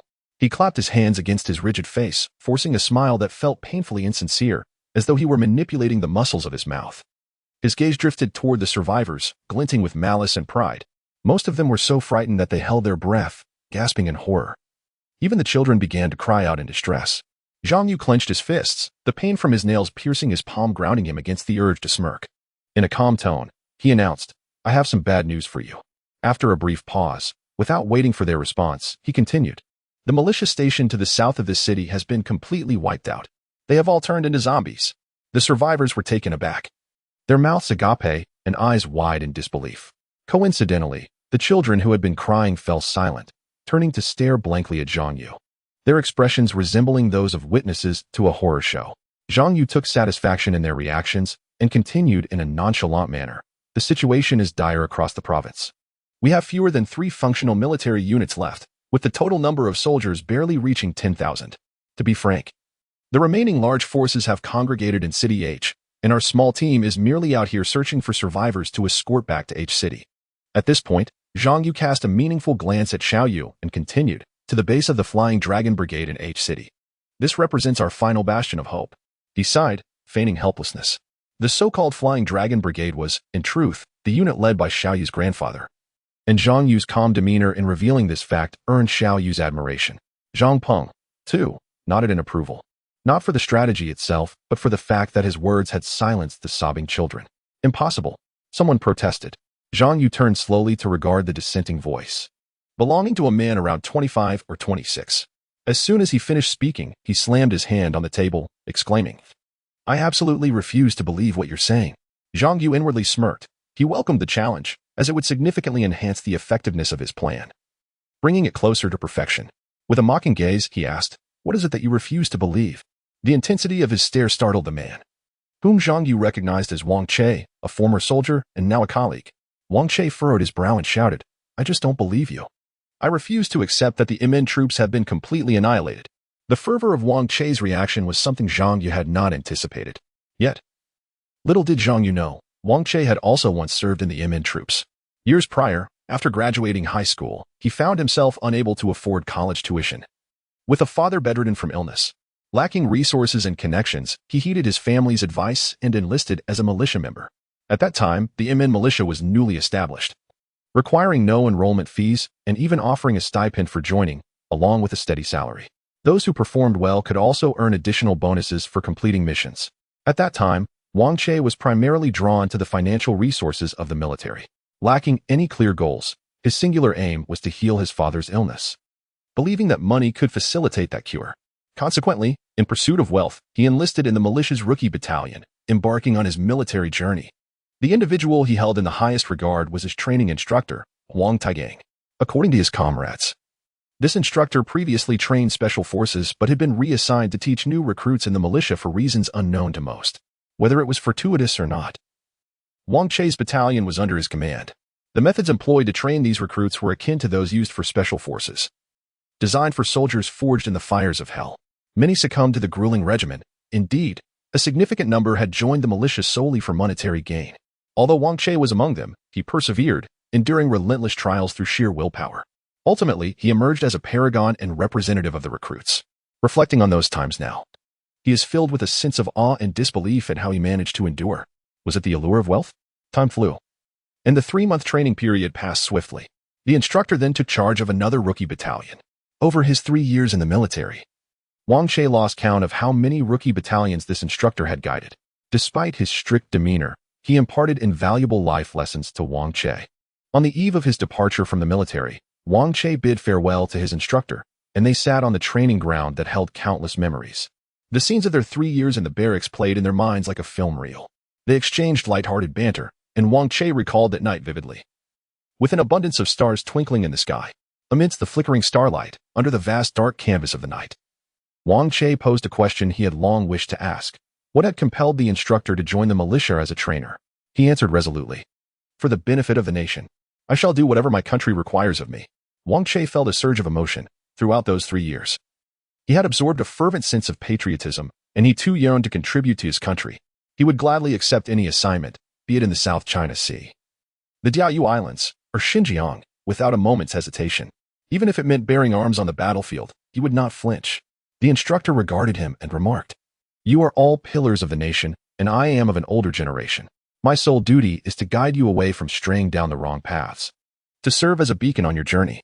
After traversing a portion of the road, you must learn to navigate your own path. I believe that many more guiding lights await you on your journey ahead." At this point, the instructor chuckled softly, a sight that astonished An Jie, as he had only ever known him to be stoic and unyielding, both in front of others and in private. It seemed he was perpetually clad in a mask of indifference. The instructor gazed up at the starry sky and said, "Perhaps you too will become a guiding light for others, much like the stars that illuminate each other's paths. Stars never lose their way. They always find their rightful orbits." An Jie was moved to tears, a rare display of emotion since he was 13. The instructor then mentioned that he would continue teaching new recruits, striving to correct those who had gone astray until the nation deemed it time for him to depart. However, the shocking news that the Imin battalion had been annihilated struck An Jie like a thunderbolt. His gaze fixed intently on Zhang Yu, processing the implication that the instructor had perished and transformed into one of them. "No, I refuse to believe that," An Jie shouted, his voice filled with fury. He would never become a zombie. Upon uttering those words, his eyes reddened. Zhang Yu smirked, raising his hand dismissively. "Believe it or not, this is the reality." "Fine. Let me elaborate," he continued. "First, to ascertain if there are survivors in a city, one must understand the city's circumstances." Zhang Yu looked at An Jie, who turned his head away. Before An Jie could respond, Zhang Yu continued, "We came from another city, so naturally, we needed to rendezvous with the nearby military forces to search for survivors. The closest military unit to MC City is located in the Imin area. Our commander attempted to contact the Imin military, but was unsuccessful, likely due to the storm. Zhang Yu's demeanor shifted as he recounted their experience in the MN region, his voice growing cold and ominous. The atmosphere thickened, and a shiver ran through everyone present, anticipating what Zhang Yu was about to reveal. He coldly stated, as I mentioned, their entire battalion was wiped out. All we found were convicts and soldiers turned into zombies. Wang Jie could no longer restrain himself. He lunged forward, seizing Zhang Yu by the collar, his fists clenched with rage, cracking knuckles echoing in the tense air. Zhang Yu remained unfazed, coolly saying, "Let go of me, or you might regret it." As those chilling words left his lips, a small black handgun was abruptly leveled at Wang Jie's forehead, the index finger poised on the trigger. Undoubtedly, a slight pressure on that finger would send a silver bullet piercing through Wang Jie's skull. In the hotel lobby, tension escalated, and an icy barrier enveloped the group, leaving them at a loss for words. Chapter 13. Encirclement and Battle. Part 1. Wang Jie's gaze bore into Zhang Yu with an intensity rivaling a predator's hunger. He spat in defiance, the threat of the gun forcing him to regain his composure. Rationally, he and Zhang Yu had no deep-seated enmity. The devastating news of the battalion's destruction had merely ignited an emotional outburst. After a moment of reflection, Wang Jie's anger subsided, his grip on Zhang Yu loosening. Seizing the opportunity, his friends Li Guan and Zhang Ping rushed in, swiftly separating the two and positioning themselves between them. Zhang Ping looked at Wang Jie, his tone icy. "We are not lying. To us, it seems that everyone in the MN area has turned into zombies, with not a single survivor. We visited the militia's encampment, and it was overrun with ravenous zombies. We barely escaped with our lives." Zhang Peng extended her index finger, pointing towards the off-road vehicle parked beside the circular fountain. Gazing at the vehicle, she recounted, "We nearly perished at the hands of the undead. By a stroke of luck, we discovered the key to that vehicle and drove it straight through the horde." Shifting her attention to the gathering, she continued, "What I truly wish to convey is that if any of you recognize the emblem on this vehicle, you will understand the veracity of our claims." The essence of her words was largely truthful, save for one detail that supported Zhang Yu's narrative. Yet, she was acutely aware of the current predicament. In this moment of life and death, internal discord was not an option. They needed to unite. As long as Zhang Yu did not engage in any outrageous behavior and continued to consider the group's welfare, she would support him, even at the cost of her life. Everyone in the hall turned their gaze towards the off-road vehicle, which faced the hotel entrance, fully exposed to numerous pairs of eyes. They soon noticed that the license plate bore two distinct characters at the beginning of its numbers. Upon closer inspection, it was unmistakably engraved with the letters MN. Undoubtedly, this vehicle belonged to the military unit MN, and the letters on the license plate revealed its identity. Thus, considering the situation from another angle, Zhang Yu's words rang true. The MN unit had indeed been entirely annihilated. The expressions of the survivors present were inscrutable. Despair seemed inadequate to describe their demeanor, as they fell into a profound silence. Lost in thought. At that moment, Xiaoyu suddenly spoke up, offering encouragement. "There is no need for pessimism, everyone. As we discussed before, we will lead you out of this city and escape to City H." "How can we escape? You are all quite young. It is hard for us to trust you," a disheartened individual retorted. Zhang Yu scoffed, coldly countering, "What age do you believe we should be to earn your trust?" The person was momentarily taken aback. Unsure of how to respond, Zhang Yu continued, "Gaining your trust is not a matter of age. It stems from your own inner constraints. Conversely, if you do not trust us, we will find it equally difficult to trust you. We are human, too. We desire to survive." This line of reasoning led to a dead end. If mutual distrust persisted, how could they hope to survive together? Zhang Yu added, "Among the surviving bodyguards present, several were once soldiers. They have aided you greatly before our arrival and may have even saved your lives from the clutches of the undead. If you lack trust in them, how can you extend any to us?" He surveyed the crowd, his gaze sweeping across their faces, and inquired, "How many of you harbor feelings of gratitude?" Following this question, nearly 70% of the survivors averted their gaze, only a few meeting Zhang Yu's stare with sincerity. With a resigned sigh, Zhang Yu remarked, "Well, in any case, I do not expect your trust, as we have only known each other for a couple of hours. However, from this moment on, at least until we reach the Flying Dragon unit in City H, we are a collective. Those who trust us may join. I do not compel you. This is voluntary. Should you choose not to join, the path ahead is yours to decide." The crowd showed no hesitation. Each individual raised their hands high, expressing their willingness to join. Zhang Yu sighed again, holstering his black pistol and adjusting his wrinkled collar, stating, "That is the general situation. Let us now discuss the specific escape plan." Zhang Yu understood that their current response was entirely due to his and his companions' identities, should that identity ever be compromised. The fate of Zhang Yu and his group would not be pleasant. Death was not an impossibility. After a brief pause, he continued, "Before we begin our discussion, there are a few points I must reiterate." Gazing at the crowd, Zhang Yu continued, "We are all survivors here. Many of you may have read apocalyptic novels or watched disaster films. I sincerely hope we can survive together and escape to a safe haven." His words plunged the crowd into contemplation, prompting him to add, "Human nature, though it possesses a darker side, still holds a glimmer of light within its shadows. Our primary goal is simply to survive and escape this city.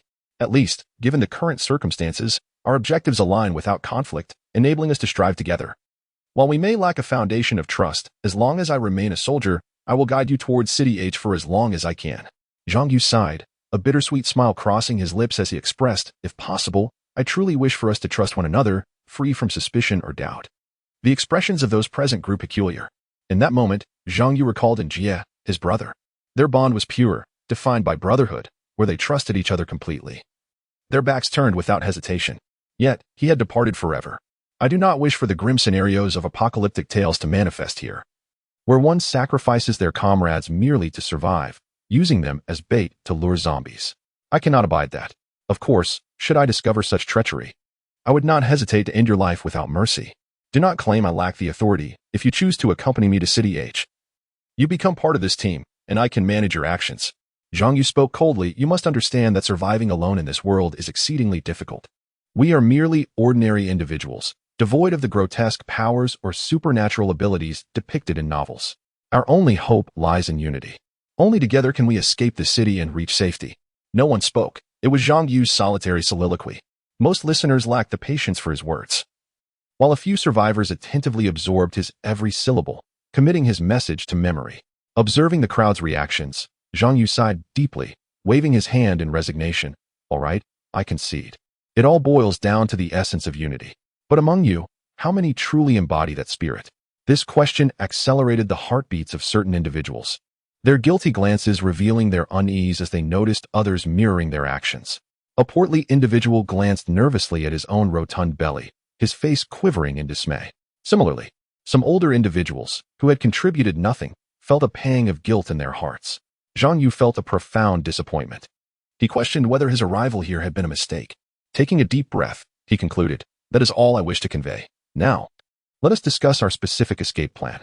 At that moment, Wang Qian and Lu Shuer hurried down the stairs, panting heavily, their expressions fraught with urgency. Simultaneously, a horde of grotesque figures surged through a gaping passageway. Chapter 14, Encirclement and Battle. Part 2, Zhang Yu's countenance turned grave as he addressed the crowd, stating, "To devise a suitable plan, we must first comprehend the specific circumstances of this city. Then analyze the information gathered in conjunction with our collective capabilities to formulate the most viable escape strategy." The individuals present nodded in agreement, seemingly in full accord with Zhang Yu's words.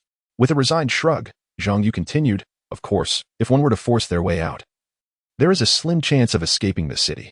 However, regrettably, that chance is almost negligible. To breach the city means confronting hundreds of thousands of zombies head-on, pitting our weaknesses against their strengths. Our power and numbers cannot compare. The only advantage we possess lies within this." He gestured to his own head and added, "Well, we have just arrived here and lack a thorough understanding of the city's circumstances. We need more detailed information." As he spoke, he scanned the faces of those around him, his gaze lingering on each one before concluding, "You must believe that we can indeed escape from here." In truth, this statement was almost meaningless. Zhang Yu had intended to inspire them, yet the effect was negligible. He clarified, "What I mean by specifics pertains to the number of zombies and their distribution, among other details. Now, let us focus on these two aspects first." Immediately after Zhang Yu finished, Li Guan interjected in a serious tone, "Report, Commander. Over the past 9 days in MC City, we have encountered zombies 78,000 times and neutralized 500. The city's total population is 53,000. And it is estimated that at least 500,000 have turned into zombies, with the remaining 30,000 either perishing in chaos or hiding somewhere." Report concluded. Zhang Yu nodded, though his brow furrowed in concern. At that moment, a robust man stepped forward, speaking in a strong local accent with imperfect Mandarin. "My daily task is to gather food, and I've paid attention to their distribution." As he spoke, Zhang Yu relaxed his brow slightly, retrieving a map of MC City and laying it on the round table before turning his attention back to the sturdy man. Li Guan had introduced him as Wang Guowei, a man in his 40s, a long-distance truck driver. According to Wang Guowei, He could drive thousands of kilometers in a day without feeling fatigued. His face bore the marks of exhaustion, with deep, jagged wrinkles akin to roads ravaged by earthquakes. Li Guan mentioned that he often relied on this man to escape when surrounded by hordes of zombies while searching for food. Today, he had hoped to join the group. But Li Guan and others had dissuaded him, arguing that he had been too worn out lately and deserved a proper rest. Zhang Yu held a deep respect for such team spirit, especially during these trying times. Li Guan also mentioned that he had a child in high school and a wife bedridden due to a severe illness. His sole wish was for his child to gain admission to a good university and secure a decent job, which would bring him satisfaction as a father, allowing him to care for his wife and live out the remainder of his days peacefully. Wang Guowei pointed to a street on the map, stating, "This area is crawling with those fiends." He then indicated another street, adding, "Within a kilometer of the street, there is another congregation of those cursed creatures." Shifting his finger to a bridge over a river, he continued, "To reach the bus station, we must cross this bridge. However, from the bridge to the bus station, those fiends occupy approximately 40% of the total zombie population. Do not underestimate that 40%. The zombie count is measured in the tens of thousands. 40% of 500,000 is 200,000 zombies. What does 200,000 zombies signify? To put it simply, it would fill 4 football fields with people standing shoulder to shoulder." Zhang Yu stroked his chin in thought as Wang Guowei continued, "Once across that bridge, the road to the bus station features a large commercial street, home to many supermarkets and shopping malls. I once intended to gather supplies there, but unfortunately lost dozens of companions." Zhang Yu initially assumed it was due to the zombies, but Wang Guowei's tone turned cold as he said, "Because that place is where that monster resides." Upon hearing the term monster, a shiver ran through everyone present, particularly among those survivors who had witnessed its power firsthand, causing them to tremble. Wang Guowei resumed, "I will now outline the areas where zombies are predominantly located. Next, we must pay attention to the distribution of those monsters and avoid them as much as possible." Avoidance was indeed prudent. No one wished to encounter them again, especially Zhang Yu and his companions, who were genuinely fearful of that green-skinned behemoth. Had circumstances been different, it was uncertain whether they would have emerged victorious against it. Wang Guowei produced a black marker from his pocket and began drawing on the map.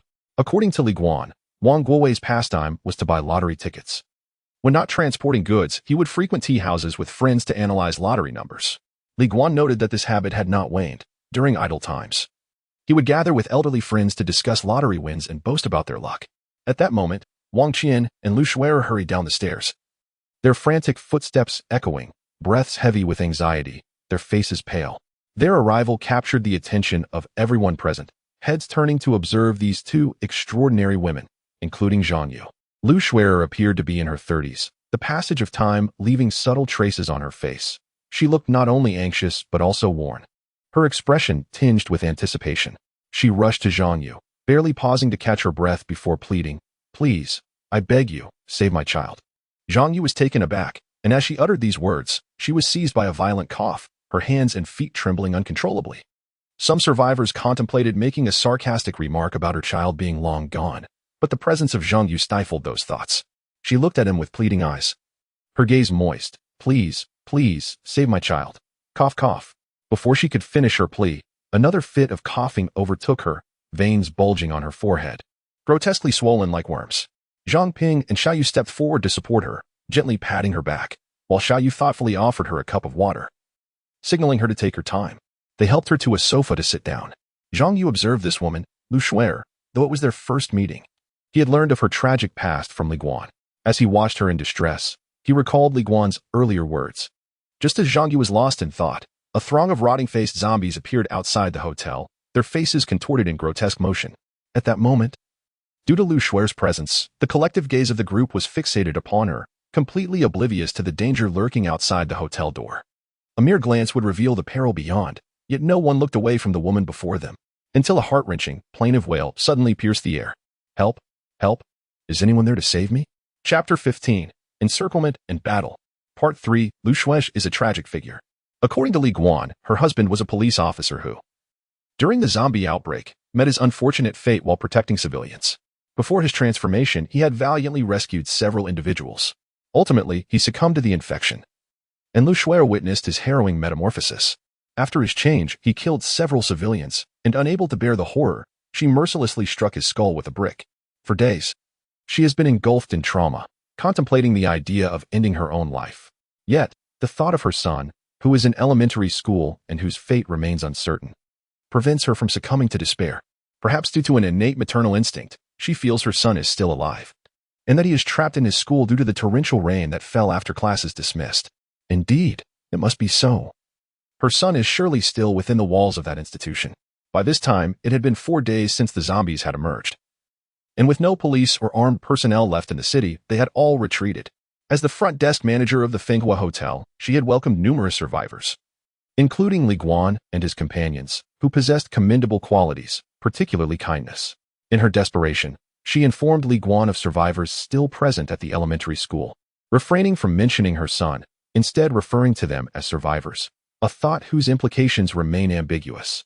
Upon hearing this, Li Guan willingly organized a rescue team. Departing with jovial laughter, over 20 young men set out, declaring their commitment to rescue the survivors. Yet, when they returned, only 5 or 6 made it back. And her son was not among them. In a frenzied state, she demanded to know, "Where is my son? Why did you not bring him back? Have any of you seen him?" At this moment, Li Guan and the others realized that she had sent them to search for her child. One individual vehemently retorted, "For your son, we lost over a dozen brothers. You are truly selfish."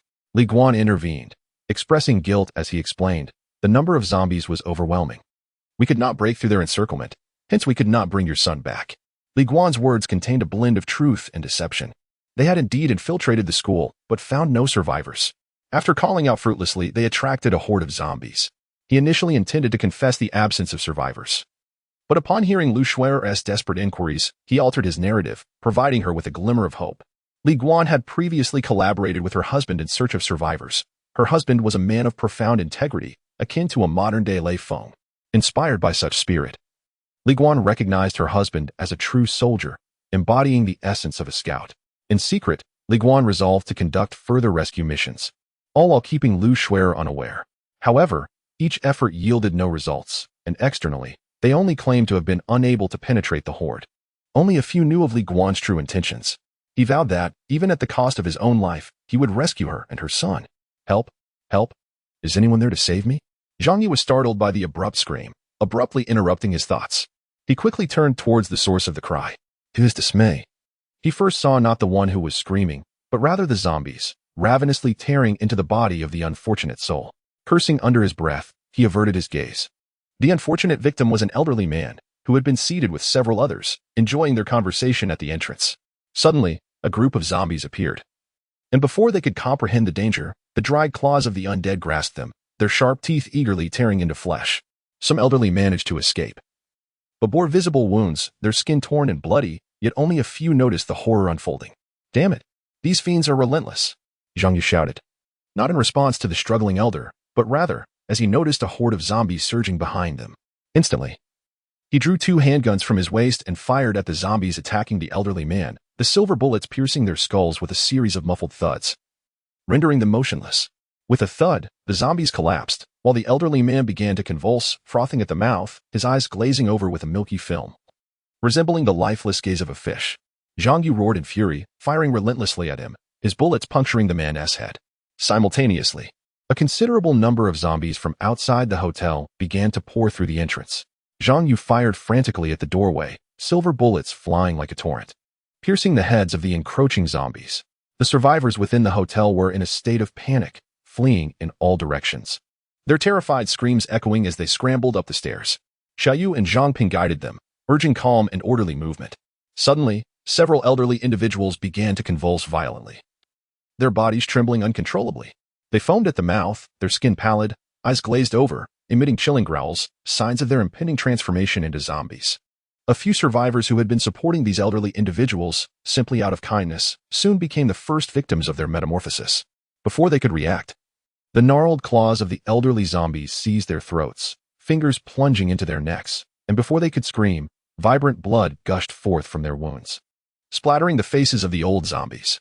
"Help!" the survivors croaked, thrashing desperately as they attempted to break free from the grasp of the elderly undead. Yet, the old zombies intensified their assault, their broken teeth sinking into the flesh, tearing away chunks of bloody meat. The survivors' mournful cries echoed, exuding a haunting desperation. "Damn it! Just die already!" Zhang Yu screamed, his face contorted in rage as he furiously pulled the trigger, silver bullets erupting from the barrels of his guns, striking the zombies at the entrance. The doorway was now piled high with dozens of zombie corpses, forming a small hillock. Yet, the relentless tide of zombies continued to surge forth, an overwhelming wave that instilled a sense of helplessness in Zhang Yu. Meanwhile, the elderly zombies had been dispatched by Li Guan and his companions, who had smashed their skulls with chairs. Xiao Yu and Zhang Peng finally ensured the survivors were settled before rushing down the stairs to join the fray. Observing the deteriorating situation, Zhang Yu wasted no time. Hastily retrieving several handguns from his backpack, tossing them to Li Guan and the others, along with 3 magazines each. Zhang Yu hastily replaced the magazine and unleashed a barrage of gunfire at the zombies at the entrance. In stark contrast, Li Guan and his companions appeared momentarily startled by Zhang Yu's actions. Zhang Ping, in a fit of exasperation, shouted, "What are you all waiting for? Quickly grab your weapons and fight." With that, Zhang Ping joined the fray, wildly shooting at the horde of zombies. Each silver bullet finding its mark and exploding yet another grotesque head. Li Guan and the others swiftly picked up their pistols and magazines, collectively shouting, "Yes, Commander." They joined the relentless assault, firing madly at the undead. Chapter 16, Surround and Battle. And, within the hotel lobby, aside from Zhang Yu and his group, only Li Guan, his bodyguards, and Wang Qian remained to fend off the zombies. Despite lacking formal firearms training, Li Guan and his men had developed a certain familiarity with shooting. Zhang Yu had undergone a week of grueling training. While not on par with regular soldiers, he could reliably hit a target's head from 20 meters away. As for Zhang Ping and Xiao Yu, their skills were unquestionable. Wang Qian, the woman among them, also exhibited remarkable shooting precision, her accuracy rivaling that of Zhang Ping and Xiao Yu. Zhang Yu recalled Li Guan mentioning that Wang Qian was not one of the rescued, but had fortuitously joined them during their escape, subsequently integrating into the survivors' camp. In this critical moment, Zhang Yu had no time to ponder. Every additional ally was a boon. Reloading his magazine, he resumed his frantic shooting at the zombies at the entrance. Countless bullets, fueled by rage, poured into the undead bodies, immediately transforming the unfortunate ones struck by the violent barrage into a grotesque mass. Under the tremendous firepower of the group, not a single zombie outside managed to breach the door. The atmosphere was charged with a frenzied determination, each individual feverishly pulling the trigger. Bullets striking the zombies with unsettling accuracy. As the last rounds were spent, they swiftly reloaded their magazines, repeating these instinctive motions, accompanied by the sound of shells bursting. Numerous zombies fell outside the hotel, their bodies stacking higher than 3 stories, a veritable mountain of corpses. Yet, the horde seemed inexhaustible. The number of slain zombies dwarfed by the relentless tide advancing toward them. If the fallen could be likened to rivers, the horde was an ocean, ceaselessly surging forth. "Die, all of you," shouted a few bodyguards, their eyes ablaze with fury as they continued to shoot and scream. Each bullet flew like a silver beam, piercing through the zombies' heads, leaving only a muted echo in the air. The number of corpses at the entrance had reached a terrifying height, with the narrowest point barely 3 meters wide. Thus, the dead piled up, forming a 1-meter-high mound of bodies, rendering it necessary for any approaching zombies to scale this gruesome hill to enter the lobby. This inadvertently provided a defensive advantage, yet the sight of the amassed corpses stirred an indescribable unease within the group. As the sun dipped below the horizon, the sky blazed with brilliant crimson hues, reminiscent of spilled blood. The battle had raged for over an hour, leaving both sides in a tense standoff. The ammunition expended surpassed 5,000 rounds, with the death toll of zombies numbering at least 3,000 or 4,000. From the MN troops, Zhang Yu and his companions had scavenged over 20,000 bullets, yet each carried only about 2,000. Including those loaded in 50 magazines. Altogether, barely 6,000 rounds remained. The remaining ammunition was on the off-road vehicle, and the scant reserve was insufficient should the zombies mount another frenzied assault. Many hands were numb, wrists adorned with painful bruises. On average, each fighter had expended nearly 1,000 rounds. The toll of such intense combat was evident. Zhang Ping and Xiao Yu, with their hands painfully bruised, struggled to maintain their grip on their weapons. In stark contrast, Wang Qian appeared unaffected. The prolonged bout had left her merely slightly winded. For the second time, Zhang Yu found himself marveling at her extraordinary resilience. The zombies had been silent for over 10 minutes, aside from a few clueless ones relentlessly battering the glass walls. The rest stood eerily still as if under a tranquilizer. During this respite, the group busied themselves reloading their magazines.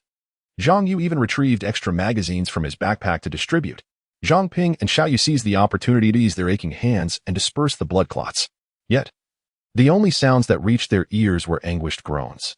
While the zombies outside had yet to attack, they continued to swarm in relentless numbers, their true count unknown.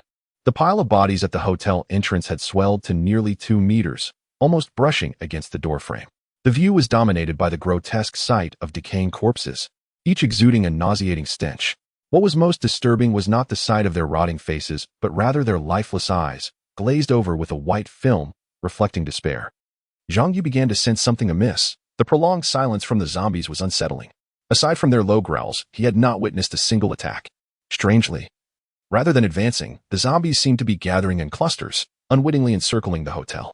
Zhang Yu's intuition was not without merit. The brief reprieve had been too fleeting. They had only just begun to catch their breath, having barely reloaded their magazines. Suddenly, the mound of corpses began to tremble.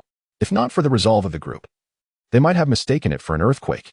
The unsettling movement of the pile sent shivers down their spines, gripping their weapons tightly as they prepared for battle. With a thunderous crash, the tremors intensified, and the mountain of bodies began to bulge. As the zombies slipped from the heap, the sound of falling corpses echoed within the lobby. Accompanied by these thuds, some heads burst open, releasing a viscous grayish substance that oozed forth. Meanwhile, outside the hotel, the zombies surged towards the entrance as if they had discovered a rare species, their frenzied cries echoing like a horde of women rushing towards a sale. It seemed as though they had caught wind of a discount, their grotesque faces contorting in a desperate attempt to invade the hotel, eager to seize their coveted prize, fresh human flesh. As the relentless tide of zombies approached, and the mountain of corpses continued to grow, Zhang Yu dodged and fired his weapon. Likewise, Wang Qian, a woman of resilience, maneuvered and shot at the advancing undead. Most of the zombies pouring into the hotel lunged towards her, forcing her to evade and retreat, executing complex acrobatics in the air. Eventually, she crouched on the hotel counter, raising her handgun to retaliate against the encroaching zombies. Li Guan and several bodyguards also fell back, relying on teamwork to provide cover as they retreated and reloaded their weapons. Zhang Peng and Xiao Yu took refuge behind a round table, leaping onto the counter alongside Wang Qian to engage the zombies. This time, they gritted their teeth and pressed on, even as their arms grew numb from exertion. Two protective bodyguards stumbled, tripped by a corpse, and in their panic, they struggled to retreat. In a cruel twist of fate, several zombies lunged at them, viciously biting at their faces, one even tearing the nose from a bodyguard's visage. Li Guan, wanting to assist, found himself besieged by a dozen zombies and gritted his teeth, firing at them. The agonizing pain jolted their nerves, spurring their frantic screams. However, they were trained professionals. With deft movements, they blocked and countered, tossing the zombies aside. When the creatures attempted to pounce again, the two men squeezed the triggers, bullets flying from their guns with a series of muted thuds, piercing the undead skulls. They stood atop the fallen bodies, their limbs convulsing, their eyes glazing over in a film of white. In that moment, they began to cough violently, blood spraying from their throats. They gazed at each other, laughter erupting between them, only to be interrupted by more fits of coughing that expelled dark crimson blood. With trembling hands, they raised their pistols and slowly aimed at their own heads. Having been brothers since high school, inseparable companions who both entered the same military academy, destiny had led them to work for the same company after graduation. Yet now, were they to become zombies together? Their exchange of glances held no sorrow, only trust. In unison, they pulled the triggers. Surprisingly, no bullets discharged. The guns remained silent. It was not a lack of ammunition, but one man holstered his weapon and laughed. Damn it, I'm saving the last bullet for those bastards. The other joined in the laughter. Haha, let us make this a real slaughter. Within seconds, they unleashed the remaining bullets in their magazines at the zombies, leaving only one bullet, patiently waiting for the trigger to be pulled. This time, they hesitated not. With a carefree smile, they aimed at their own heads and pulled the triggers. A gentle click echoed, and with serene smiles, they slipped into eternal slumber. Zhang Yu remained oblivious to their fate as the number of zombies surged to a terrifying level. If they did not take action soon, the entire hotel would be overrun, becoming a nightmare for the survivors. Words were futile. Zhang Yu bellowed, Li Guan, you and your bodyguards, suppress the zombies at the entrance. Ladies, take care of those in the lobby. Yes, sir. Li Guan and his comrades shouted in unison. Understood. Zhang Ping and Wang Qian echoed. With that, Zhang Yu holstered his handguns, seizing a chair and hurling it towards the entrance. The sound of wood cracking echoed as the chair crushed several zombie skulls, gray matter splattering on the ground. Without pausing, he lifted another chair, smashing it against the door, sending more zombies sprawling. The lobby was now littered with the corpses of the undead, and the influx of zombies at the entrance diminished, pushed back by Zhang Yu's improvised weapon. A few stragglers fell victim to the women's gunfire. However, the relentless tide of zombies continued to press forward, their stamina seemingly inexhaustible. After prolonged combat, the survivors were nearing their limits. If the fight persisted, death would soon follow. Zhang Yu roared, "Bodyguards, if you're men, help me move this table to block the entrance." "Yes, sir," the bodyguards shouted in unison. "Ladies, provide us cover." "Yes, sir," the women replied in chorus. Zhang Yu and Li Guan, along with their allies, began to lift the massive round table. There were only 5 of them, and the table, with a diameter of at least 5 meters, weighed several tons. Despite their best efforts, they could only raise it slightly, and moving it any significant distance seemed impossible. "Damn it, use your strength. Haven't you eaten?"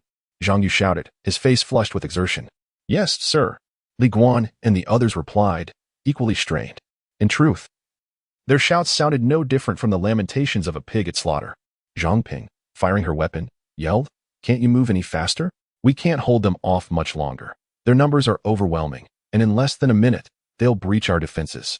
Outside, the zombies were packed at the entrance, pushing against each other in a frenzy. If not for the bodies blocking their path, they would have surged in long ago. The women's relentless gunfire formed a protective barrier, but it was only a matter of time before they would need to reload. The moment that happened, the zombies would flood in, tearing into the survivors with savage ferocity, leading to the demise of those on the upper floors. "You make it sound easy. Do you have any idea how exhausted we are?" Zhang Yu shouted, gritting his teeth as he strained against the table, managing to lift it slightly higher. At that moment, more hands joined in the effort, and he realized it was the Rider Ding mutant and several survivors, including Wang Guwei and some high school students. On the stairs, numerous female survivors and children cheered them on. Wang Guwei hoisted the table, calling out, "Ha! I may not have much skill, but I'm strong. My wife says my strength is like that of an ox. Let us push." The bodyguards echoed his enthusiasm, red-faced and determined. "Brother Zhang Yu, we can't just let you all fight down here. We want to join the struggle too." A group of high school students shouted, their eyes glistening with tears. Having just awakened, they were bewildered, suddenly tasked with moving belongings. "Is this the food you brought?" One exclaimed. "Oh, splendid, delicious." Zhang Yu, unable to contain his excitement, shouted, "Damn it, if you're a man, block that table at the door. Even if we die, we must keep that table there." "Yes, sir." Chapter 18. The Zombie Breakthrough?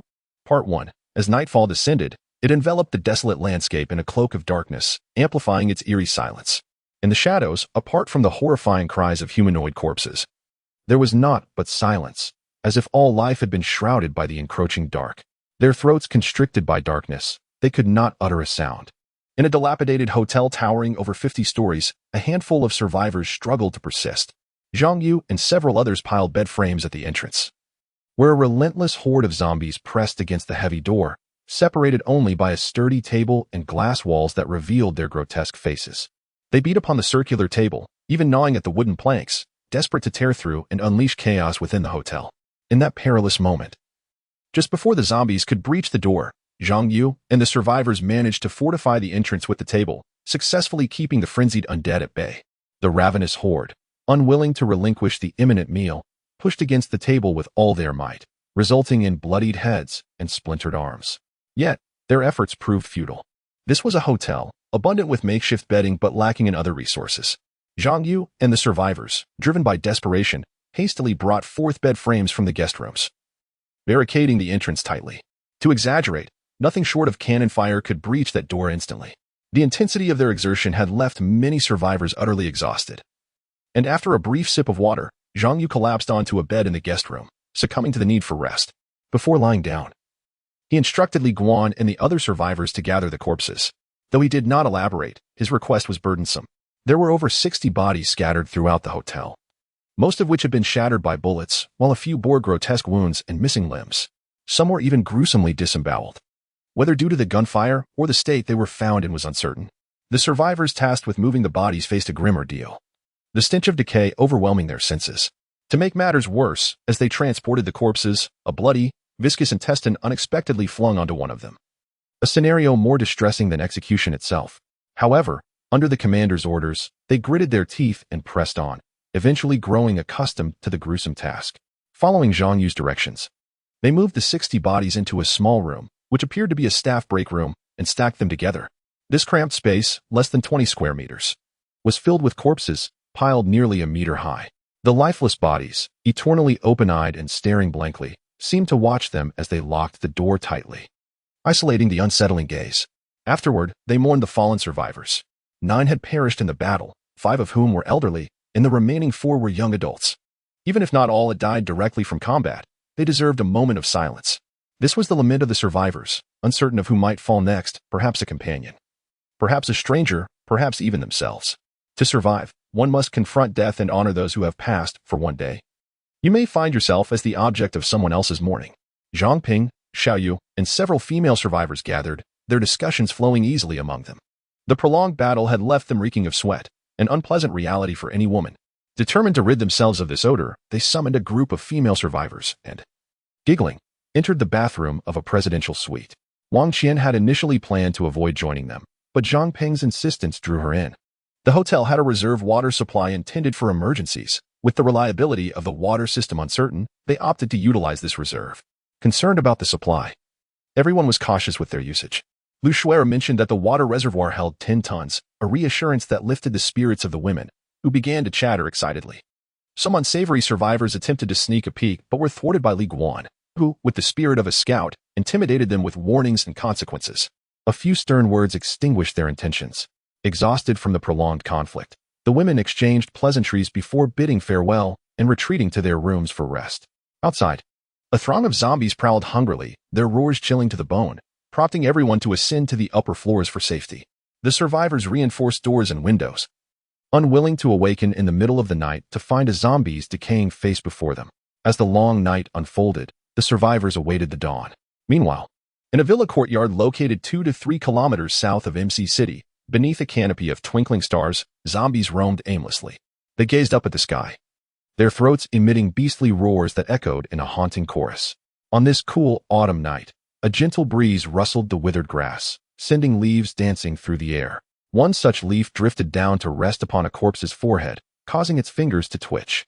The breeze stirred again, lifting the hair on the corpse's head in rhythmic waves. This corpse lay in the courtyard's center, its once visible bite marks on the wrist now fading, or perhaps healing at a remarkable speed. As if the very cells were regenerating before the naked eye. Even the missing muscle tissue was rapidly growing back. He was awakening. In the darkened sky, speckled with stars, a voice echoed through the night, calling out, "An Jie, hold on. Have you forgotten the faith represented by that gunshot?" A youth of 16 or 17 emerged from the shadows, shouting fervently, "You supported me too. So keep holding on." "Who is it?" 2 women cried, tears streaming down their faces, desperately calling out, "No. Who is this?" A delicate young girl emerged from the darkness, shyly introducing herself. "My name is Fang Xiaoyu." Fang as in square, and Xiaoyu as in little rain. Then there was that boy, around 16 or 17. That classmate. "I am Zhang Yu." An elderly woman, laughing, chimed in, "I am Zhang Ping, the biology teacher at the school." So, this was their names. But who am I? In the darkness, an unknown voice suddenly shouted, "An Jie." As the sound reverberated, the lifeless body lying on the grass abruptly opened its eyes, staring intently at the sky. Am I not already? Chapter 19, The Zombie Breakthrough? Part 2. The following morning, before the sun had risen above the horizon, the sky still shimmered faintly with starlight. Zhang Yu had already risen from his bed, not due to a disciplined routine, but rather because he had spent the entire night contemplating how to break free. The entire hotel was now surrounded by a horde of zombies, and although it was still the first day, if they could not find a way to escape, they would be left to starve or die of thirst. Peering down from the windowsill, Zhang Yu gasped sharply at the sight of the sheer number of zombies below. Their quantity could only be likened to that of ants, truly terrifying. A breakthrough? No, even merely exiting the building posed a significant challenge, without a precise and flawless plan. The notion of breaking through was merely theoretical. Yet if they did not break out, they would be trapped inside the building to perish slowly, awaiting their inevitable doom. The food and most of the ammunition were stored in the off-road vehicle, which was parked beside the circular fountain downstairs. Below, throngs of zombies crowded together, their numbers nearing 10,000. This was not the worst part. Alarmingly, more zombies continued to flow in as time passed. Eventually, the defenses at the entrance would undoubtedly be breached. Thus, it was imperative to devise a means of escape. But what method could be employed? In that moment, Zhang Yu felt a wave of despair wash over him, his hands gripping his hair in frustration, confronted by a sea of zombies. Zhang Yu felt his own insignificance for the first time. The horde surged like relentless tides, while he was but a solitary boat. Could a mere boat withstand such a deluge? His head throbbed mercilessly, as if it might explode, yet he continued to clutch his hair, desperately seeking relief. Alongside these survivors, the idea of breaking free seemed like a mere daydream. utterly impossible. All right, calm down, Zhang, he urged himself. Think clearly. There must be a solution. Taking a deep breath, he sought solace within, retracting his gaze. He meticulously organized his thoughts from the previous night and integrated them with the current situation. As he tugged at his hair, he muttered to himself, yesterday afternoon, the number of zombies was only slightly over half of what it is now. This implies that the additional zombies arrived between yesterday afternoon and today. Casting a glance at the electronic clock in the guest room, Zhang noted the time, 5:10:17. He continued to murmur, this means the added zombies have entered the hotel from yesterday at 6:30 until this morning at 5:10. With the speed of the zombies, traversing 100 kilometers within those 10 hours should not pose a problem. This raised a critical question. If they could walk 100 kilometers, then the zombies from the entire city should have congregated here. Yet, according to the area occupied by the zombies, their numbers were merely around 10,000, or nearly that. Zhang seemed to grasp a revelation, as if a glimmer of insight lay just beneath a thin veil. In other words, the zombies below were not the totality of the city's undead. Judging by the buildings within a kilometer radius, most were low residential structures or small communities with scarce commercial zones. Hence, it could be deduced that the nearby residents were predominantly working class. Situated on the outskirts of MC City, the Fenghua Hotel and its access road lent a semblance of prosperity, attracting patrons seeking entertainment. In reality, this prosperity was superficial, reliant on those visiting the hotel or the nightclub. Many unfortunate survivors had fortuitously found themselves in the nightclub on the day the zombies appeared, leading to their chance encounters with Li Guan and others, allowing them to survive thus far. In summary, Zhang had untangled his thoughts. The majority of these zombies were likely local residents, as indicated by their attire, some in underwear, others in pajamas, and a few completely naked. Of course, Zhang had other grounds for his conclusions. He could not solely depend on conjecture to draw a conclusion. He began to recall the battle from the day before. The firearms had been fitted with silencers, genuine military-grade ones that were far superior to the makeshift versions Zhang had fashioned. Because of the suppressors, the noise had been minimal, thus not alarming the zombies from afar. This indicated that most of the zombies were indeed local residents. Most of them are nearby residents? Zhang paused, and suddenly, a light bulb seemed to shatter the thin film of doubt. He burst into laughter, realizing they are all nearby residents. We are saved. The heavens do not abandon me. However, as the saying goes, extreme joy often precedes sorrow. Zhang was no exception, just as his laughter began to fade. A series of urgent knocks echoed at the door, startling him. Accompanying the knocking was a frantic voice. Report, sir. The situation downstairs is dire. The zombies are about to breach the door. It felt as though a bucket of cold water had been dumped over him. Just as Zhang was riding high on excitement, the moment he heard those words, a chill ran down his spine, and his teeth began to chatter. He rushed to the door, flinging it open and demanding, quickly, tell me what is happening. Cough, cough, easy now, cough. The person he had grasped struggled to breathe. After a few coughs, Zhang realized his rudeness and hastily released his grip. He recognized the individual as Ma Hayu, a bodyguard like Li Guan, who had been stationed downstairs alone the previous night. Ma Hayu exhaled deeply, then took a moment to compose himself before hurriedly explaining, Sir, I dozed off for a moment last night, and when I awoke, I discovered they were banging on the door. Zhang, unable to tolerate the lack of focus, pressed. What about the door? How close are they to breaking through? Ma Hayu responded, panic evident. Sir, the door can barely hold any longer. If we don't take action immediately, we will surely perish at their hands. Chapter 20. Doubt and Chaos, Part 1. Zhang could no longer endure the lack of clarity. He shouted, wake all the survivors and get them to move the beds downstairs. I will hold them off in the meantime. Yes, sir, Ma Hayu replied. But Zhang was already rushing down the stairs, disappearing from sight. The building had an elevator, but it had been out of order for over a week. At that moment, the customers in the hotel, upon encountering the zombies, were paralyzed with fear, unable to discern direction, and frantically crowded into the elevator. None of the 4 elevators were operational. They were either overloaded, leading to snapped cables, or simply out of service. Consequently, Zhang struggled to ascend the staircase. After several arduous minutes, he finally reached the ground floor from the 10th. The first sight that greeted him was a cluster of beds blocking the entrance, with a man named Ding mudding beside him. He gazed intently at the doorway, where the barricade of round tables and beds trembled incessantly, reminiscent of an earthquake. The shaking escalated as a series of thuds reverberated through the entrance, with the round table atop the doorframe shifting violently back and forth. Accompanying the thuds were ominous bulges forming on the table's surface. Suddenly, with a resounding crash, The bulges were pierced by numerous withered arms. The sound of splintering would echoing in the air. As the round table quaked, the beds also shook violently, exhibiting signs of retreat, inching away from the doorframe. Ding Mudding immediately positioned himself to block the beds, using his hands to brace against their relentless backward movement. Without hesitation, Zhang Yu leapt down the stairs, breathless, and joined Ding Mudding in their desperate effort to push the beds back into place. Zhang Yu foresaw the dire consequences of the beds being pushed aside, should that occur. The place would truly transform into hell on earth. Thus, this defense must not falter, even if it cost him his life. Hey, are you just waking up? Ding Mudding gasped, exerting every ounce of strength as he spoke to Zhang Yu, his voice weak, akin to an addict who hadn't had a fix in months. Indeed. It's not too late, Zhang Yu replied, summoning all his strength to respond. He was merely a teenager, with strength that was understandably limited. I haven't slept a wink.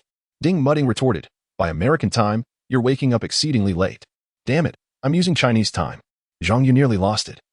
Cursing vehemently, how could this person still find humor in such dire circumstances? As they spoke, the beds shifted backward once more. And through the gap between the round table and the doorframe, hordes of zombies were visible outside, swarming like ants. To the top, Zhang Yu shouted, his voice hoarse, as he pressed his heels firmly against the floor. Yet, the beds continued to slide backward, the gap widening alarmingly. Zhang Yu felt an overwhelming urge to cry. The sensation of powerlessness was all too real. Indeed, it was utterly unreasonable for just 2 individuals to fend off an entire horde of zombies. Just then, a group of over 10 people rushed down the stairs, bringing with them 5 more beds. These survivors were unceremonious. With coordinated force, they hurled the beds against the entrance, causing Zhang Yu and Ding Mudding to hastily retreat. With a thunderous crash, the 5 beds slammed into the others, effectively pushing the round table back into place. Although the scene was perilous and exaggerated, it successfully obstructed the zombies outside, at least temporarily stalling their advance. Their essay saying that goes, regardless of whether the cat is black or white, as long as it catches mice, it's a good cat. The absurdity of the situation was undeniable. From yesterday until now, nearly 20 beds had been moved to barricade the entrance. Though exaggerated, this tactic proved practical. The main entrance of the building was just over 3 meters wide and more than 4 meters high. To better fortify against the zombies, the beds were arranged in a manner reminiscent of a stacking game. 1 bed atop another, 2 laid horizontally, with the remaining beds piled high, all aimed at sealing off the entrance. Zhang Yu speculated that if all those beds were to fall simultaneously, the spectacle would be quite dramatic. Overall, this method of stacking effectively kept the horde at bay. Having successfully repelled the zombies outside, Zhang Yu, Ding Mudding, and the other survivors leaned against a wall, panting heavily. Reflecting on the harrowing ordeal that had unfolded in less than 5 minutes, they felt a wave of dizziness wash over them. Had they arrived even slightly later, this place might have descended into absolute chaos. Meanwhile, due to the commotion, many other survivors had awakened and were trickling down from the upper floors to the hotel lobby. Zhang Peng, Xiao Yu, Wang Qian, and Lu Shuer, aside from Zhang Yu, all 34 survivors were now gathered. As the sun rose on the horizon, casting a crimson hue across the blue sky, a middle-aged man with a protruding belly and a distinctive mustache stepped forward, his face a mask of terror. Good heavens! What on earth has happened? There are even more zombies outside than yesterday, he exclaimed dramatically, clutching his head in anguish. The man continued to rant. Aren't you supposed to be soldiers? Isn't it your duty to protect civilians? Look at all those zombies outside. Do you intend for us to perish? Zhang Guo had introduced this man. His name was Li Gang, a quintessential local tycoon. His tirade persisted. I've always found it odd. You all look far too young to be soldiers. You can't possibly be soldiers. If you are, show us your credentials. He fixed his beady eyes on Zhang Peng and Xiao Yu, puffing up with a sense of unwarranted superiority. Can't produce them, can you? I knew you were a bunch of frauds. Li Guo and several other survivors turned pale, tempted to confront this insufferable man physically. Zhang Yu furrowed his brow but remained silent, clutching his gun tightly. His silence did not deter others, as some ruffians began to echo. Didn't you promise to take us to safety? Look at us now. We're surrounded by zombies, destined to become their next meal. Chapter 21, Doubt and Chaos, Part 2. You charlatans. You are the ones who brought this calamity upon us. Someone shouted. We lived in peace for those few days. But ever since you showed up, we've been besieged by zombies. Explain yourselves. Did you attract them here? This accusation ignited a cacophony of whispers among the survivors, most of whom spoke in hushed tones filled with suspicion. Zhang Yu did not blame them. In this world, everyone was on edge, unable to tolerate even the slightest disturbance. Now, fueled by certain individuals' inflammatory remarks, their doubts were entirely understandable. Doubts equated to distrust, and in truth, many Chinese people tended to adopt a bystander mentality. What is a bystander mentality? It is the tendency to observe others' misfortunes without concern, believing such misfortunes will never befall oneself. They then assess whether the situation is advantageous to them. If not, they align themselves with the majority that benefits them. Ultimately, it boils down to avoiding trouble and not genuinely contemplating the underlying reasons for events. If something poses a threat to them, they will do their utmost to distance themselves, shifting the burden onto others. I propose we toss them into the horde of zombies. Perhaps they just leave us alone. One imbecilic individual suggested. Do you intend to kill us? You filthy beasts, it's utterly revolting. Zhang Peng spat on the ground, gritting her teeth in anger. The foolish individual immediately raised his eyebrows and shouted at Zhang Peng, accusing, this is all you're doing. You must take responsibility for your actions. In response, Zhang Peng swiftly drew a pistol from his waist, directing its dark muzzle at the man, and growled fiercely, what exactly have we done? Have we wronged you in any way? Please, do not point the gun at me. Even if you kill me, it would be futile. The man, seemingly unafraid of the icy barrel, trembled, yet shouted back at Zhang Peng, his face pale. It is your arrival that attracted the zombies. If it weren't for you, they would not have surrounded this place. Just as Zhang Peng was about to retort, a survivor chimed in, it seems that way. Upon reflection, one might wonder why the zombies fortuitously surrounded them right after their arrival. Even if they were not the ones to attract the zombies, they were still culpable. Seeing someone support his viewpoint, the foolish man grew bolder and shouted at Zhang Peng, even if you shoot me, it won't change a thing. If you truly kill me, it will only prove the truth. You are the ones who attracted the zombies. You must have a vendetta against them. If we throw you to the zombies, they will surely leave. How absurd. What nonsense. Zhang Peng spat vehemently, this time directly aiming his saliva at the man's face. The sound of it hitting his forehead was audible. Zhang Peng had reached the limits of his patience. After all the help they had provided, they were now being falsely accused of being the villains who attracted the zombies. He fantasized about tearing the man's face apart, yanking out his tongue, nailing it down, salting the wound, and then finishing him off with a machine gun. Yet, the man only laughed in response, wiping the spit from his face and shouted to all the survivors, indeed, I was right. My dear brothers and sisters, these imposters posing as soldiers are the real villains. They are the ones who attracted the zombies and caused us to be trapped in the hotel. If we throw them to the zombies, they will leave. And we will be safe. Finally, this individual, with a potential reminiscent of Hitler, posed the question, what does everyone think? Should we throw them to the zombies? Zhang Peng fell into a profound silence. Despite his reluctance, he returned the pistol to his waist. A sense of helplessness washed over him. Li Guan and others watched in fury, grinding their teeth. Zhang Yu had thought no one would agree to such a ridiculous proposal, but to his dismay, fine. I agree. Let us bind them all and throw them, one by one, into the horde of zombies. One man was the first to express his agreement, diving behind the hotel counter to retrieve a long telephone wire. In a moment of hesitation, the majority of the survivors began to shout like fervent devotees, kill them, one by one. Hearing these words, Zhang Peng felt a deep sorrow, as if he had lost something precious. They resembled a group of fools who, having offered help to a beggar, were now being falsely accused as villains. Anyone would struggle in such a situation. Most survivors voiced their agreement to kill them, while only a few remained silent. The silent ones were those who had fought alongside them yesterday, including Lu Shuer, Wang Qian, Wang Che, Wang Guowei, and several children. The loud faction demanding Zhang Yu and the others' deaths consisted of spoiled youths, delinquents, and the wealthy local, Li Gang. What saddened Zhang Peng further was that the women survivors, who had laughed and joked with him just yesterday, now stood in agreement with their execution. Did they truly see Zhang Peng and his companions as the ones who attracted the zombies? Zhang Yu clenched his teeth, his fingers digging into his palms, blood slowly oozing from the wounds. He had never endured such humiliation before. Had they not shared the same plight, he would have long since shot these accusers. Though he could easily kill them now, what would it accomplish? Would it draw away the zombies outside? Were they truly in the wrong for wanting to survive? Chapter 22, Doubt and Chaos, Part 2. They merely wished to live together. Otherwise, why would they have gone to rescue them? They should have left this cursed city long ago. Yet now, the ones they saved showed no gratitude, instead placing all the blame upon them, even clamoring to bind them and toss them to the zombies. Zhang Yu felt utterly powerless. The only thing he could do was grip his gun tightly, preparing for a desperate struggle. Lowering his head like a beast ready to hunt, he glared fiercely at the zealous shouters, wishing to eradicate them all right there. Their mocking gazes bore down on Zhang Yu and his companions, repeatedly chanting, "Kill them! Kill them! Kill them!" Amid their clamor, Zhang Yu's knuckles cracked ominously. "Shut up!" Li Guan and Ding Mudding shouted simultaneously. This unexpected command silenced the previously fervent survivors, who now stared at the two in fear, apprehensive of what they might do next. Ding Mudding roared, "Have you all lost your minds? Do you know what time it is? Do you think tossing them to the zombies will resolve anything? You have truly disappointed me. Is this how you treat your benefactors?" Following Ding Mudding's outburst, Li Guan also bellowed, "You wretched fools! They are our benefactors. If they hadn't brought us food yesterday, what would we have eaten?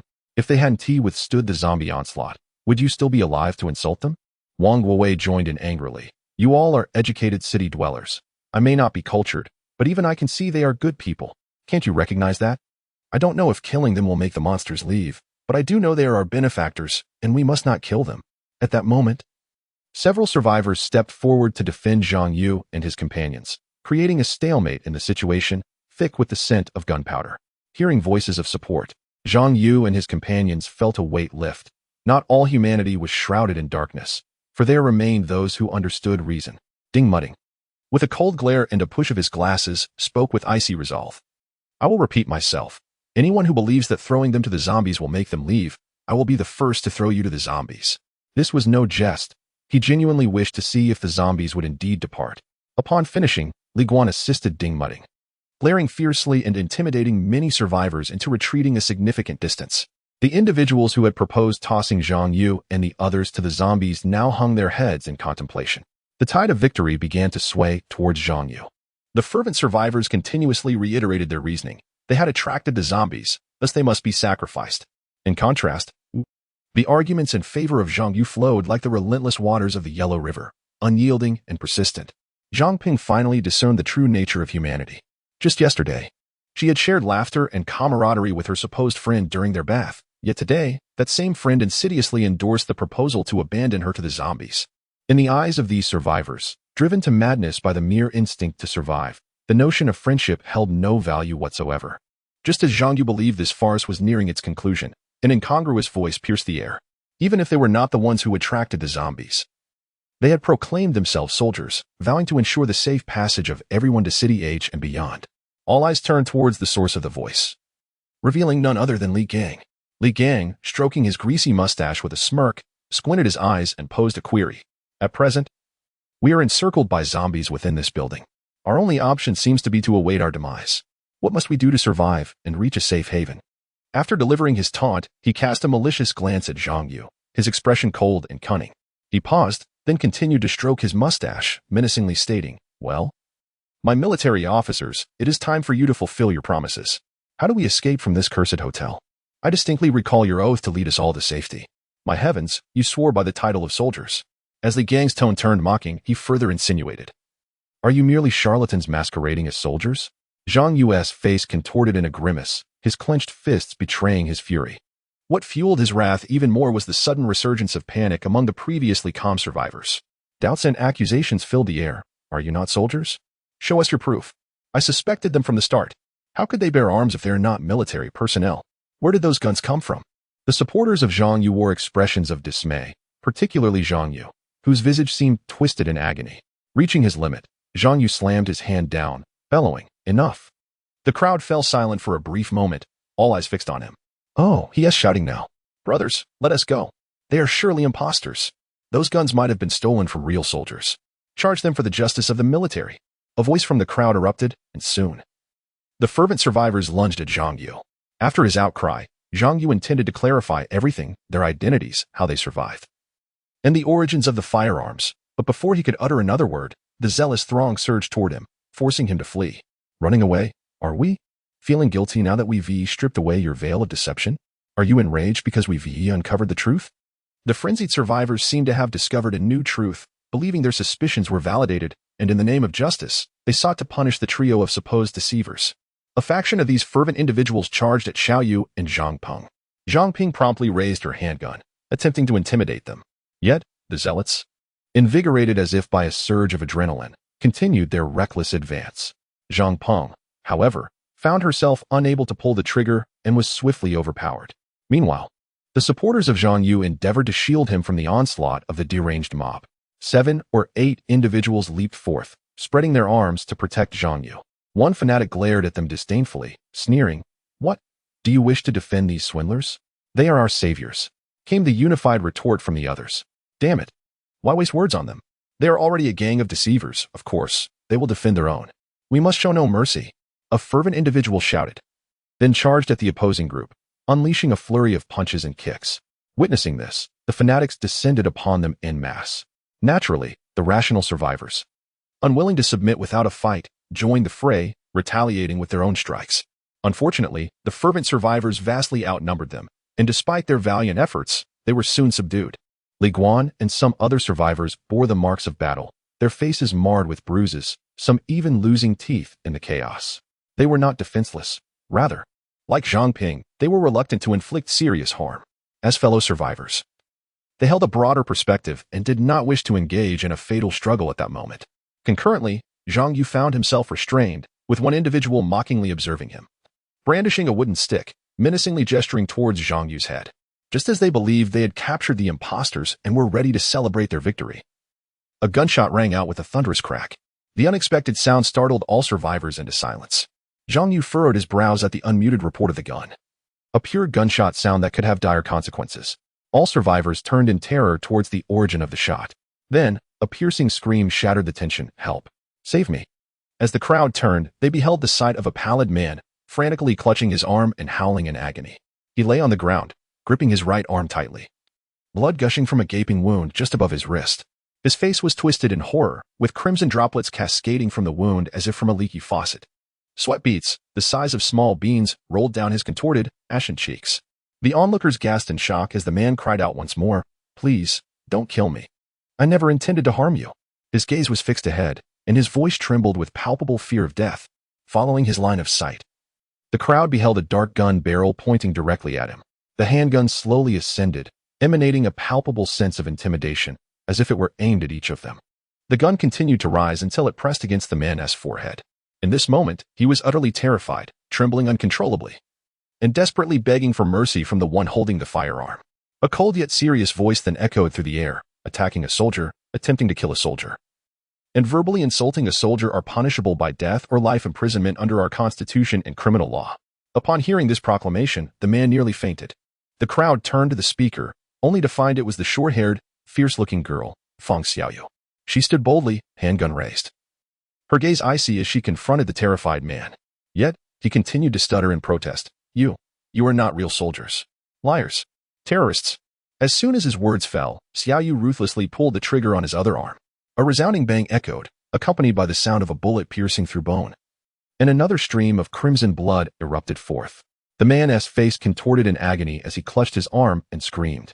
Concurrently, several frenzied survivors rushed forward, attempting to subdue Xiaoyu.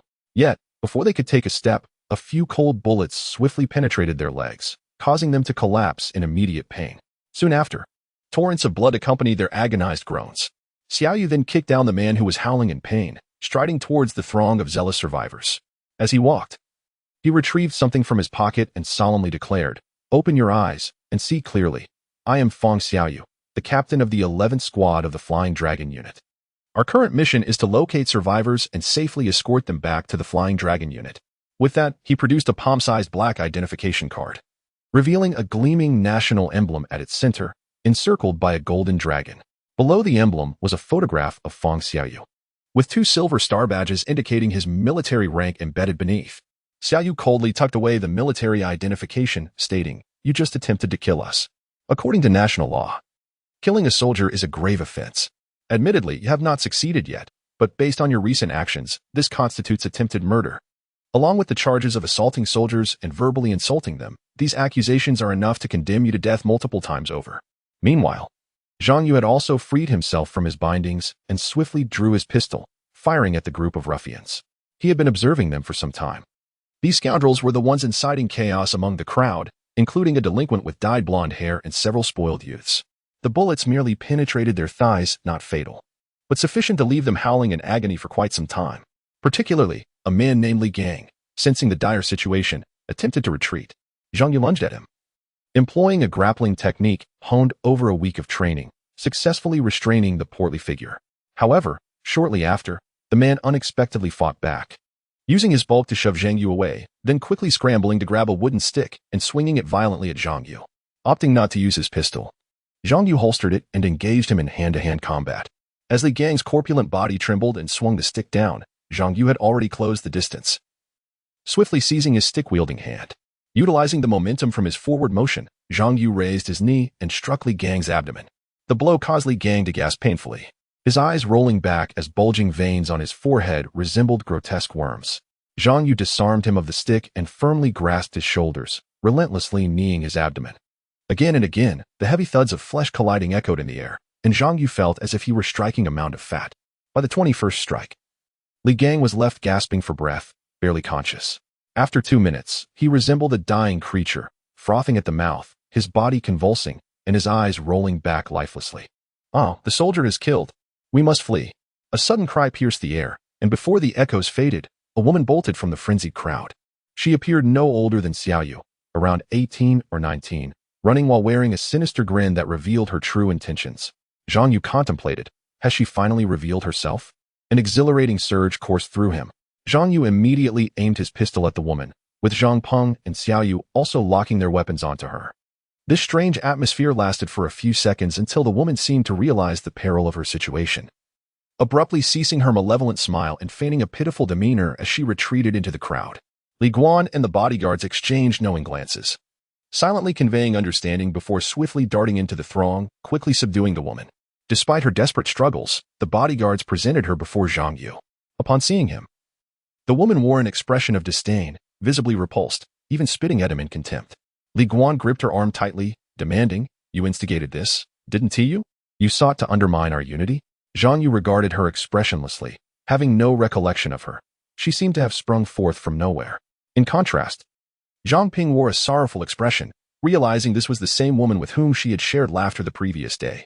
Xiao Yu, too, felt a pang of sorrow but maintained an icy facade, replacing the magazine in her handgun with a fresh set of bullets. "Spare me your hypocritical expressions." The woman spat at Zhang Peng, her icy gaze sweeping across the faces of all present, venomously declaring, "Indeed, I orchestrated this entire affair. What will you do to me? Toss me to the horde of zombies? Or will you carve pieces from my flesh and salt the wounds before granting me a merciful end?" Her glare was as fierce as a deranged leopard. Zhang Yu coldly inquired, "Why did you do this?" The woman's face twisted in rage as she screamed, "I loathe you, especially you government lackeys who preach righteousness and claim to be responsible for the people. You promised to lead us to safety." The police and government officials made the same assurances. Her eyes began to well with tears as her voice escalated to a frantic pitch. "Yet they boarded the train and abandoned the lives of hundreds of thousands. My family tried to stop the train, but if my father hadn't pushed me away, I could have been crushed under its wheels." She began to thrash violently, attempting to lash out at Zhang Yu. Li Guan and the others remained diligent, holding her firmly. Nevertheless, she continued to struggle, shouting, "Do you comprehend the anguish of watching your loved ones be struck down by a train? Seeing them crushed into unrecognizable remains? Can you fathom that despair?" Finally, her wails erupted, and she ceased her struggles. Her gaze locked onto Zhang Yu, her pale cheeks streaked with tears as she cried out, "It's all your fault. You've killed my family. What meaning does my life hold now? Tell me, what purpose does my existence serve?"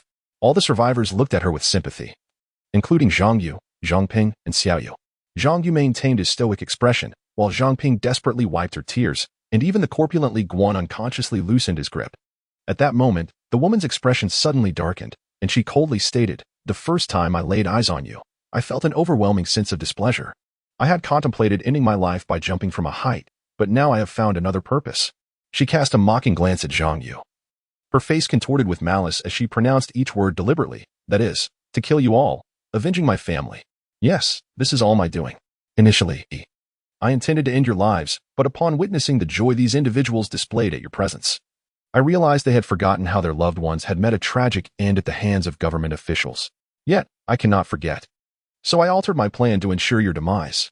The woman inhaled deeply, a smirk playing on her lips as she continued, "While you were dining, I discreetly loosened a wooden plank at an exit, then threw stones to draw the zombies towards you. I truly believed you would perish in the onslaught of the undead. At this juncture, I must commend you. You are indeed the elite of the Flying Dragon Brigade, for even thousands of zombies could not extinguish your lives, but rather, you managed to withstand their assault." Her gaze swept appreciatively over Zhang Yu and the others, lingering for a moment on the tearful Zhang Peng. She then turned her attention back to Zhang Yu, letting out a resigned sigh. Since the zombies' attack proved ineffective against you, I must devise another strategy.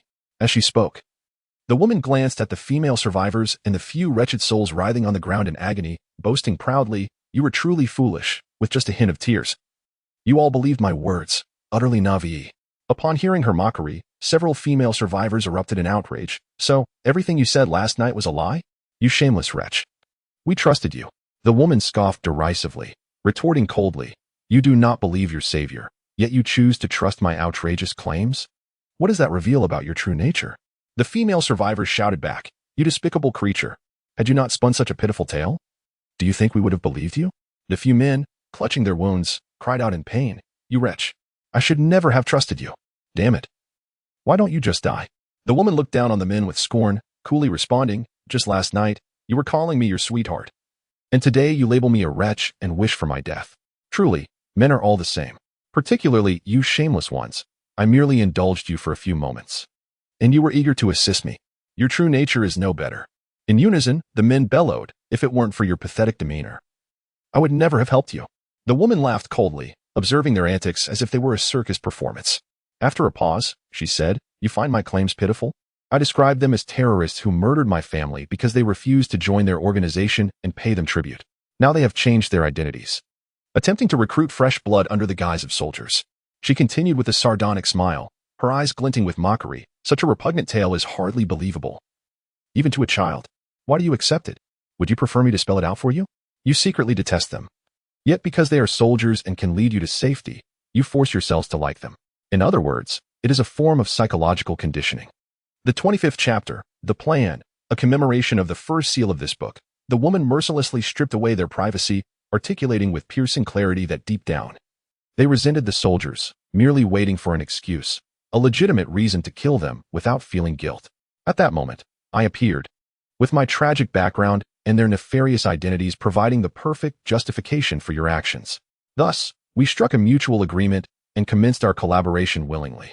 Many survivors wore grim expressions but dared not speak, only grinding their teeth in silent fury directed at the woman. Zhang Ping ceased wiping her tears. Equally repulsed by the figure before her, Zhang Yu regarded the woman with derision and coldly remarked, "So, you are desperately trying to discredit us as soldiers to have them subdue us. Of course, this excuse is far from perfect. You dredged up a plethora of superstitious nonsense, ultimately circling back to the term soldiers. You could never have anticipated." Zhang Yu halted, for what he intended to say next was merely a fragment of his larger scheme. The woman sighed in resignation, her gaze dimming to a dull gray. She muttered to herself, "Indeed, I could never have anticipated how terrified these individuals are. Just moments ago, they supported me, yet now, upon the appearance of a firearm, they behave like obedient rabbits, fearing only the gunfire." Ultimately, she shook her head in bitter amusement, pondering the complexity of human nature, the unpredictability of betrayal, and the timing of such treachery. Zhang Yu observed her coolly, devoid of sympathy, and retorted, "They did not betray you. Rather, you were overly arrogant, believing everyone would obediently follow your commands." The woman lowered her head, resigned to her fate, only to suddenly lift it and scream in anguish, "I refuse to accept this. I refuse to allow you insipid fools to live. Your continued existence signifies that my family's death has gone unavenged, and this world lacks fairness and justice." Her lament echoed with a haunting desolation, evoking a tumult of emotions among the onlookers, swinging between rage and sorrow. Zhang Yu drew his pistol from his waist, slowly aligning it with the woman's forehead, and coldly declared, "This world lacks justice? No, justice has never been absent. It merely varies in perception. Understand this. Each individual's stance influences their pursuit of self-interest, which they deem their own justice." At last, the icy barrel of the gun pressed firmly against her brow. Zhang Yu inquired, "Do you have anything left to say?" The woman gazed at Zhang Yu with a look of pity, and in their shared silence, both recognized indifference, despair, and a glimmer of hope. She spoke softly, "So, is this the moment you choose to execute me? Indeed, I have committed grievous acts. According to your sense of justice, it is only right that I be killed. Many desire my death." As she spoke, she turned to the survivors behind her, most of whom wore expressions of anger, with only a few harboring sympathy and sorrow. Her gaze lingered on Zhang Ping, who had consistently regarded her with empathetic eyes, longing to ask, why? If Zhang Peng could hear her, she would surely respond. "We share similar experiences. It is through this understanding that we connect." After the woman finished speaking, many survivors anxiously turned their eyes towards Zhang Yu, for the decision rested solely in his hands. The tension among the survivors split into two factions, one supporting Zhang Yu's decision to execute the woman, while the other, driven by empathy, hoped he would spare her. Yet, none dared to voice their thoughts. This was a matter too grave to retract. And the final verdict lay firmly in Zhang Yu's grasp. Zhang Yu remained expressionless, resembling a frigid iceberg as he coldly inquired, "What is your name?" "I wish to remember you." The woman looked at Zhang Yu with confusion. "My name? Are you planning to erect a tombstone for me after my demise?" Zhang Yu neither nodded nor shook his head. The woman sighed in resignation. "Very well, remember my name, but do not write it incorrectly. I am Beikan." With that, she closed her eyes, showing no sign of trembling or fear. Yet Zhang Yu understood. This woman had long been deceased. Slowly, he nodded. "Beikan, very well. I shall remember. Then, prepare yourself." Upon uttering these words, Zhang Yu raised the gun in his hand, positioning it at his forehead. Beikan inhaled deeply. And under the intense gaze of the onlookers, Zhang Yu pulled the trigger. A crisp click echoed through the air. Everyone awaited the moment the blood would burst forth, their eyes wide open, hoping to witness that spectacular scene. However, the anticipated splatter of blood did not materialize. Not even a single bullet was discharged, leaving the crowd in bewildered silence. Zhang Yu erupted in laughter, holstering the gun. "All right, let her go. This farce has come to an end." Aha. In truth, the gun was devoid of bullets, to be precise. Zhang Yu had not yet had the chance to load it. After sleeping from last night until 5 this morning, he had only taken the time to fabricate a false military ID for Xiao Yu, spending the remainder of his time in slumber, with no opportunity to load the gun. Li Guan's furrowed brow relaxed, and he breathed a sigh of relief, though he said nothing, promptly releasing Beikan. To him, the commander's words held the weight of decree. To go east was to never venture west. Zhang Ping also exhaled heavily, genuinely fearing that Zhang Yu might execute the girl. Beikan opened her tightly shut eyes. Realizing that the anticipated pain had not come, instead, she heard the command to release her. She rubbed her wrist, seemingly in disbelief that she had been let go so easily. "Hey, you were just going to let me go? Aren't you afraid of my revenge?" Zhang Yu grinned. "Revenge? Oh my. First, you must clarify your target for revenge. We are neither your enemies nor the government lackeys you speak of. Understand? There is no animosity between us. Not even regarding what just transpired." After speaking, Zhang Yu approached and patted her shoulder. Beikan gritted her teeth. "You will surely regret letting me go." Zhang Yu feigned ignorance. "Why? Why?" Beikan was at a loss, the sudden shift in his demeanor confounding her. Yet, she too was unsure of the reason. Beikan shouted, "Then why did you release me? Give me a reason." Zhang Yu continued to feign ignorance. "Why would I kill you? For, don't you know?" Beikan was on the verge of breaking down. Zhang Yu sighed, his playful smile transforming into a frosty demeanor. "If you truly require a reason, I shall provide one. This is my justice." "You?" Beikan turned her head, obscuring her expression from the crowd. Zhang Yu inhaled deeply and declared loudly to everyone, "Everyone, focus. I have devised a plan to escape this building. Those injured should quickly tend to their wounds. You have 5 minutes. After that, I will explain the plan." Chapter 26, Analysis and Choices, Part 1. Before them lay a simple wash basin, sparsely adorned with towels and combs. Xiao Yu turned on the faucet, cupping her hands beneath the flowing water, crystalline liquid filling her palms. She gently dabbed it onto her face, commencing her morning ritual. Afterwards, she gazed into the mirror at her own reflection, the facade of coolness she had adopted eliciting a smirk of amusement. It seemed her acting skills were unexpectedly proficient. Xiao Yu couldn't help but smile, yet soon after, she felt a pang of apprehension. This was her first time firing upon innocent survivors. Had it not been for Zhang Yu's plan, she would never have resorted to such action. Speaking of Zhang Yu's scheme, in her view, it revolved around deceiving those survivors. Zhang Yu had stated that it was a necessary means to an end. Presently, they found themselves in a position of weakness. Had it not been for their firearms and disguises, the survivors might have already eliminated them. In essence, they had to conceal their true identities, without strength. Survival alongside these survivors necessitated subterfuge. Ever since Li Guan mistook them for soldiers, Zhang Yu had clung to this brilliant idea, ultimately lying to the survivors, claiming they were military personnel. Naturally, they could not rely solely on their uniforms or a handgun or fabricated tales to convince others of their military status. Prior to lying, Zhang Yu had rehearsed countless scenarios in his mind, considering various severe consequences and striving to envision the worst-case scenarios. He sought methods to ensure the lie was flawless. Especially during such times, even a minor slip could lead to dire outcomes. Subsequently, Zhang Yu discreetly explained everything to Zhang Ping and Xiao Yu. Although it was somewhat late, he succinctly conveyed the pros and cons of the situation. The advantages included gaining the survivors' utmost trust, ensuring everyone would reach H City unscathed. The drawbacks, however, presented a life-threatening risk. If circumstances remained favorable, they might emerge with nothing but their lives, ultimately becoming mere pawns in someone else's game. In summary, Zhang Yu could only lead these survivors to H City, into a safe haven. As Li Guan had mentioned, without a leader to provide direction for survival, the survivors were gripped by anxiety, unwilling to trust others or strive for their future. They could only huddle in that small tavern, awaiting death. In China, whom do the majority of the populace trust the most?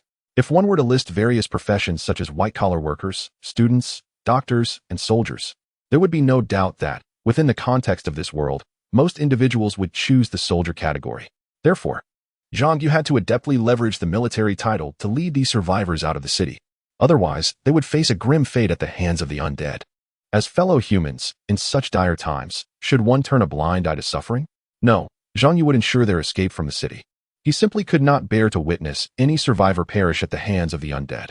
Observing the despair etched upon their faces, the final struggles before surrendering to hopelessness, Zhang Yu felt dizzy. The cause was singular. A person who had rescued him countless times, now no longer in this world. Zhang Yu was left to take his place, to carry forth these tasks. If it were him, Zhang Yu believed he would never turn a blind eye to death. Truth be told, Zhang Yu possessed no true leadership skills. His sole talent lay in his capacity for critical thinking. His ability was to analyze situations, seeking out vulnerabilities and opportunities for breakthrough, ultimately issuing directives on how to navigate the deadlock successfully. As the assault of the undead was thwarted, or rather, it should have been noted from the moment the zombies appeared outside the hotel, Zhang Yu sensed a premonition. When he awoke the following day, he was certain the ground floor would be teeming with the undead. Yet, despite this foreboding thought, Zhang Yu clung to a flicker of hope, leading to his horrified scream upon witnessing the scene below upon rising. Certainly, that night, Zhang Yu toiled for several hours in preparation, intending to utilize the title of soldier to its fullest potential the following day. Through Xiao Yu's words, Zhang Yu gleaned an approximate idea of the soldier's identification, subsequently drawing inspiration from the staff identification cards at the hotel, which he then meticulously crafted. The national emblem and the little dragon were actually etched from an empty can, serving merely as a rough mold. Given Xiao Yu's swift movements and the chaotic atmosphere, it was likely that few would scrutinize the authenticity of the documents. As for why the chosen photograph featured Xiao Yu, the reason was quite simple. She was the only one still carrying her student ID. Zhang Ping, as a substitute teacher, possessed only her identity card and lacked a teaching certificate, not even a temporary teaching permit. Had she truly possessed one, it was improbable that this superficial woman would carry it with her. And what of Zhang Yu himself? Would you believe that he would step out adorned with a student ID, greeting survivors with a smile? The answer is a resounding no. In essence, Zhang Yu had already steeled himself for a desperate gamble. Even if none of them had a photograph, he would contrive a few proofs from the staff room and carry out significant alterations. In other words, even if everyone lacked a photograph, Zhang Yu would fabricate one. This proof was intended to instill greater trust in their identities among the survivors, enabling Zhang Yu's plan to unfold seamlessly. His greatest fear was not the inability to devise brilliant ideas, but rather that his flawless plan would be disregarded or executed with negligence. Such outcomes were intolerable. For Zhang Yu's plan to succeed, it depended entirely on the executor's unwavering commitment to its implementation. On the rooftop of the school, or while scavenging for weapons from the MN troops, An Jie and others had exerted their utmost efforts to execute Zhang Yu's plans, which was a key reason for their consistent success. Zhang Yu's strategies were akin to crossing the Rubicon. Once embarked upon, there was no turning back. He had always approached matters with an all-or-nothing mindset, contemplating solutions that pertained to the preservation of life, rather than mere transactions of goods, even if subpar, that could be returned with a receipt. It was a matter of survival or demise. One could only choose one path. There was no option to retract a choice after discovering it unsatisfactory. Once embarked upon, one could only persist in execution. In this regard, Zhang Yu would not permit any missteps. Even a minor error could lead to disastrous consequences. He dared not gamble with the lives of dozens. This time, he could only proceed with the utmost certainty. The executors of this plan were no longer just a handful of individuals. They were an entire regiment. Human nature embodies both the darkest and the brightest facets of society. It is often characterized by selfishness and altruism. Yet, Zhang Yu had no assurance that the hearts of these survivors were illuminated by altruism. For the plan to be successfully and impeccably executed, the presence of certain unscrupulous survivors was a critical limitation. They might turn against the plan midway, tipping the scales unfavorably. Upon their initial encounter, Zhang Yu had even felt profound despair, contemplating the possibility of eliminating them entirely. He had meticulously outlined on paper which individuals should be eliminated, under what circumstances, and for what reasons. Ultimately, through rational deliberation, he quelled this frenzied notion. Zhang Yu concluded that the best course was to astutely leverage the title of soldier, maximizing its utility by garnering respect within the survivor community. In simpler terms, he needed to earn their trust. But how to achieve such respect? This was not a video game where defeating bosses or completing tasks would suffice. To gain the survivors' trust, one must undertake actions beneficial to them. After much contemplation, Zhang Yu found himself at an impasse, frantically tugging at his hair in frustration. However, he did conceive a risky strategy, albeit one that required refinement. As fate would have it, a disturbance arose at the entrance below. Reports indicated that zombies were on the verge of breaching the door. Zhang Yu had no choice but to abandon his thoughts and descend to fend them off for a while. After successfully holding them back, he was taken aback when the majority of survivors unleashed a torrent of cruel verbal assaults against them. Zhang Yu's anxiety surged. If this continued, it would severely undermine the plan's execution. Previously, they might have been crucified by fervent disciples, their bodies subjected to fiery torment until death. Zhang Yu had indeed relinquished hope. Seizing a moment of distraction, he discreetly slipped the fabricated soldier's identification to Xiao Yu, accompanied by a note detailing the perfect course of action he had devised throughout the night. The note instructed Xiao Yu to first fire a warning shot and then target certain individuals within the survivor group for harm on the condition that they must err. In truth, this had been Zhang Yu's profound dilemma: how to provoke certain survivors into making mistakes, using them as stepping stones to elevate his own standing. Yet, how many survivors would err without reason? Surprisingly, this day brought forth a multitude of survivors who, without provocation, vehemently accused Zhang Yu and his companions, even clamoring for their deaths at the hands of the zombies. Zhang Yu's thoughts flowed onward.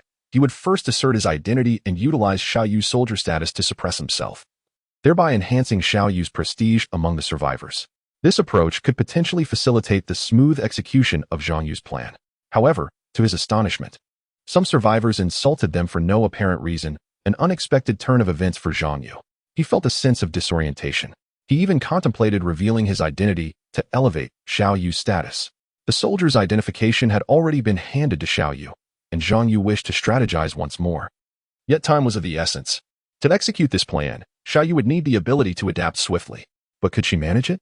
Zhang Yu could take solace in the fact that Xiao Yu's intelligence was not far inferior to his own, especially in such intricate scenarios. She had long since mastered the art of manipulation while watching soap operas. As the situation began to spiral out of control, she decided to follow the flow rather than adhere strictly to the note, combining her instincts with Zhang Yu's to stage a performance together. Naturally, the unfortunate souls were those instigating survivors. By the climax, the situation had nearly unraveled, unexpectedly revealing the mastermind behind the chaos, an unforeseen twist for both Zhang Yu and Xiao Yu. Although they found it peculiar, it remained mere speculation. They were unaware that this was the result of a clandestine plot orchestrated by an individual. Drawing upon his superior intellect, Zhang Yu quickly devised a strategy to elevate their standing among the survivor community and garner greater trust. The woman named Bei Can elicited a measure of sympathy from Zhang Yu. He let her go for 3 reasons. First, to enhance their soldier status within the survivor group. If they were to kill such a pitiful woman, would they still be perceived as the righteous soldiers in the survivors' eyes? Second, Zhang Yu felt compassion, recalling the similarly unfortunate woman named GMO. At that moment, Zhang Yu found himself incapable of protecting her. Rather, it was she who shielded him. A notion that left Zhang Yu quite discontented. Furthermore, Zhang Yu had no intention of eliminating any survivors, even those disparagingly labeled as trash. He possessed no authority to execute them. They were all survivors, each entitled to the right to live. Zhang Yu was not a deity, devoid of any qualification to wield life and death over others. Such was the simplicity of the matter. What was the ultimate outcome? Undoubtedly, after such an incident, their prestige among the survivor community experienced a significant elevation. In light of this development, Zhang Yu's plans could indeed be set into motion. Ultimately, it all boiled down to the preservation of life for all survivors, ensuring everyone could continue to exist. Of course, had Zhang Yu initially revealed his identity and elucidated his plans, it is likely that few would have paid him heed, dismissing him as a mere child's fanciful dreams. However, by leveraging his military identity, he could earn the survivors' trust, facilitating the smooth execution of his strategy. Why not proceed in such a manner? As these thoughts concluded, Xiao Yu lowered her slightly curled lips, reverting to a calm demeanor. She wiped the glistening droplets from her face with a towel, arranged herself neatly, took a deep breath, and exited the washroom. Chapter 27. Analysis and Choices, Part 2. Shall you return to the hotel lobby, where the crowd remained gathered at the center? She made her way towards them. Notably, she observed a door obstructed by tables and beds, from which incessant, forceful knocking sounds emanated. It was evident that the zombies outside were causing the ruckus. Yet, due to the numerous barriers, they were unable to break through, resorting instead to frantically banging against the tables in a fit of rage. From a different perspective, Xiao Yu found this scenario rather amusing. Imagine, if you will, that the zombies outside were akin to starving individuals, while within the hotel, an abundance of food awaited. The tantalizing aroma wafted into their nostrils, igniting their appetite, compelling them to breach the hotel to devour the sustenance. Yet, they were thwarted by mere tables, the delicious scents tantalizingly close, yet forever out of reach. How could they possibly endure such torment? Driven mad by hunger, they salivated uncontrollably, relentlessly battering the door, desperately attempting to gain entry. Merely picturing this scene brought a smile to Xiao Yu's face. However, the reality was starkly different. The beings outside were not merely hungry individuals but rather zombies. Their pursuit of food accompanied by streams of thick, rancid blood. Their abdomens gaped grotesquely, viscous entrails dangling like a noose, swaying in the air with each gust of wind. The vivid imagery sent a shiver down Xiao Yu's spine, causing her to tremble involuntarily. Despite having witnessed such horrors before, encountering them immediately upon waking was hardly better than stumbling upon a corpse infested with maggots. Resolutely casting aside these thoughts, she pushed through the crowd, standing beside Zhang Ping and engaging in lively chatter. Within the throng, Zhang Yu was encircled by a multitude of survivors, standing at the center as they bombarded him with questions. Most inquiries revolved around how to survive and escape the hotel. Zhang Yu offered no answers, seemingly indifferent, instead choosing to convey his message succinctly. Let me summarize my thoughts. I fear lengthy explanations would be lost on many. First, we must analyze the current situation. The survivors fell silent, their attention riveted upon Zhang Yu. It appeared that the recent commotion had substantially bolstered Zhang Yu and his companions standing within the group. Satisfied with the current state of affairs, he continued in a calm tone. The situation is far from ideal. To illustrate with the zombies outside, I estimate their numbers to be around 10,000. A collective gasp escaped the survivors, their breaths held as they stared blankly at Zhang Yu, unwavering in their belief in the veracity of his statement. Indeed, based on their own assessments, the zombie count outside was unlikely to be less than that figure and perhaps even greater. Yet, they merely sought confirmation, and upon receiving it, fear began to grip them. 10,000 zombies, what a staggering concept. To put it into perspective, imagine a crowd of 10,000 people, if each were to spit on a 10 square meter wall. The surface would be submerged beneath a viscous river of saliva. Yet, 10,000 zombies, their actions far more terrifying than spitting, would extend their claws simultaneously, devoid of any notion of humanity. Zhang Yu's demeanor remained unperturbed, as if he were casually stating, I estimate the number of chickens to be slaughtered here today to be around 10,000. One survivor, panic evident in his voice, blurted, Sir, if there are 10,000 zombies outside, how are we supposed to survive and escape? Zhang Yu patted his shoulder reassuringly, chuckling, Don't worry. I'm currently outlining a plan, after all. However, escaping alive, well, that presents quite a challenge. The survivor's expression paled instantly upon hearing the latter part of Zhang Yu's statement, his body trembling. Zhang Yu's jovial demeanor faded as he scanned the crowd, ultimately fixing his gaze upon Beican. She, however, showed little surprise, simply scoffing and emitting a derisive snort. Zhang Yu, unaffected by her attitude, directly inquired, Did you attract the zombies last night? Upon hearing his question, Beican's countenance darkened, her slender brows knitting together in irritation. She barked at Zhang Yu. So what if I did? Are you now regretting not having killed me, preparing to eliminate potential threats? Her frantic expression suggested that, had there not been others present, she would have lunged at Zhang Yu to unleash her fury. Zhang Yu shrugged, maintaining his detached composure, seemingly unfazed by Beican's outburst. He pressed on. What method did you use to attract the zombies? Beican's eyes widened in disbelief as she stared at Zhang Yu, her mouth forming an shape. Oh, come on. Are you seriously asking if my attracting zombies last night has anything to do with our escape plan? Zhang Yu replied coolly. Whether it is relevant is for me to decide. Your task is simply to provide the answer. Defeated, Beican's shoulders slumped, and she responded resignedly, Actually, it was quite simple. I used some bottles and a few bricks. In the dead of night, when everyone was fast asleep, I climbed to the rooftop and tossed the bottles down. The sound of shattering glass was enough to draw the nearby zombies. Her expression was one of frustration, as if lamenting why the zombies had not managed to breach the building. Zhang Yu pondered for a moment, rubbing his temples before asking, What direction did you throw the bottles? Still bearing the demeanor of a defeated fighter, Bacon answered honestly this time. I threw them in all 4 directions, but primarily towards the entrance that the zombies managed to breach. I aim to attract all the zombies into the hotel. She paused before continuing. As for my reasoning, it is as I mentioned earlier. I wanted them to eliminate all of you. Unfortunately, that wish remains unfulfilled. With a heavy sigh, she lamented, and thus, we find ourselves in this predicament, surrounded by a throng of zombies outside, with only a flimsy wooden barrier separating us. Upon hearing her words, Zhang Yu once again rubbed his temples, deep in thought. Chapter 28, The Exchange Part 1. For reasons unknown, the survivors could sense the woman's pride and self-importance.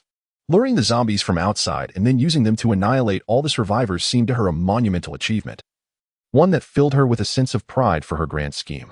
The survivors were inevitably filled with anger and confusion. Anger because their lives had been toyed with by another, even though the attempt had failed. And no one relishes the idea of their life being placed at the mercy of another.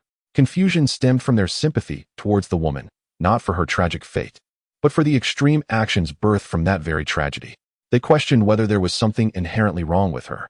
Yet, none dared to voice their thoughts. They merely watched her in silence, their gazes a mix of sympathy and simmering anger. Bacon surveyed the expressions of those present and scoffed, mockingly declaring, "You insufferable hypocrites. If you feel anger towards me, come and strike me. Spare me your nauseating expressions." With that, Bacon feigned a retch, as if to emphasize her disgust. The survivors felt a duality of emotions, suppressing their urge to retaliate. After a moment, Bacon derisively remarked, "I suggest you all abandon hope. No one will escape from here. Not even an ant could survive the moment it reveals itself." With those words, she fell silent, obscuring her face behind her long hair. Upon hearing this, all the survivors turned their gaze toward Zhang Yu, recalling his assurance that there was a way to escape the building. At that moment, Zhang Yu ceased rubbing his temples, nodded slightly, and calmly stated, "The means to escape this building is quite simple. I will borrow your thoughts." He turned to Bacon. Surprised, she pointed to herself. "Borrow my thoughts?" Her face, hidden beneath her hair, displayed a mixture of astonishment and a hint of delight. Zhang Yu remained silent, instead turning to ascend the stairs, prompting the survivors to follow him. After ascending what felt like 7 floors, though the exact number was uncertain, most of the survivors were panting from exhaustion, with only a few exceptions, including Li Guan and Wang Qian. Zhang Yu casually opened a room and strode inside, followed closely by the others. The small room, roughly 20 square meters, soon felt overcrowded. It was remarkably clean, with pristine white bedding neatly arranged on the bed, and a writing desk tidily organized, 2 chairs quietly positioned beside it, exuding tranquility. At that moment, Zhang Yu drew back the curtains and flung open the window, allowing a warm orange glow to flood the room as the sun began to rise. However, Zhang Yu had no time to admire the view. He seized a chair and tossed it out the window. With a loud thud, he urged, "Look down." The nearest survivors hurried to the window, peering down to see hordes of zombies moving towards a specific location. The density of the mass was reminiscent of a military parade, perhaps even exceeding it. They could see merely a writhing mass of undead. Zhang Yu explained, "That is where the chair landed. You must have noticed that zombies are particularly sensitive to sound. Rather than elaborate further, we can exploit this characteristic to safely exit this establishment." With that, he asked them to step aside and grab the last remaining chair in the room, tossing it out the window once more. As it hit the ground with a dull thud, he posed a question, "But what then? After we leave this place? Where do we go from here?" Zhang Yu looked at the survivors, who were deep in contemplation. He continued, "This is a troublesome matter. We cannot make choices for you. The path ahead must be determined by you alone." After a brief pause, he added, "Those willing to accompany us to City H, step to my right. Those who do not wish to join, step to my left. Those in the center may be considered as having forfeited their choice. Choose wisely." Zhang Yu took a deep breath, gazing solemnly at the survivors. Most began to murmur among themselves, engaging in hushed discussions, as many survivors fervently debated. Li Guan stepped confidently to Zhang Yu's right without hesitation, followed by a few others, including his colleague and bodyguard Wang Che, Yang Zhening, long-haul truck driver Wang Guwei, and a timid-looking rider named Ding Mudding. Seeing others take initiative, many survivors also decided, predominantly aligning themselves to Zhang Yu's right. A small number hesitated for a moment before ultimately joining Zhang Yu's side.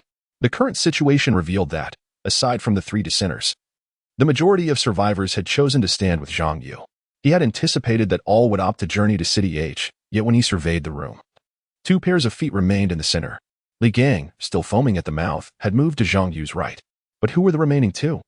Zhang Yu was filled with curiosity, Did such fearless individuals truly exist in this world? He looked up at them, and one of them was indeed Bei Kan. He coldly inquired, "Which path will you choose? Will you join us in seeking hope in City H, or will you return to your own abode?" Bei Kan scoffed. "I am going nowhere. I shall remain here to witness your demise." Zhang Yu dismissed the notion of further dialogue with her and turned to the other individual, a woman named Lu Shuer. He asked, "And what of you? Why do you not wish to accompany us to hopeful City H?" Lu Shuer replied resolutely, "I want my child. He is still in this city. Without him, I shall go nowhere." Zhang Yu likewise abandoned the endeavor to persuade her. According to Li Guan, their search for survivors had yielded no results, and he could not allow himself to entertain optimistic notions regarding her son. He would not gamble the lives of many for the sake of one. Such an act was a mere fantasy in his mind, and now, positioned as he was, he found it impossible. Li Guan sighed deeply. Throughout this ordeal, he had discovered nothing but had instead lost dozens of lives. Zhang Yu's attitude elicited nothing from him but further sighs. Even the son of an old comrade did not merit the luxury of sacrificing many lives to save one. Such occurrences belong to the realm of legends. Zhang Ping, Xiao Yu, and Wang Qian approached Lu Shuer, likely offering words of encouragement. Zhang Yu averted his gaze from her pleading expression. She must have understood their current predicament, though she had initially believed that as soldiers, they would strive to rescue her child.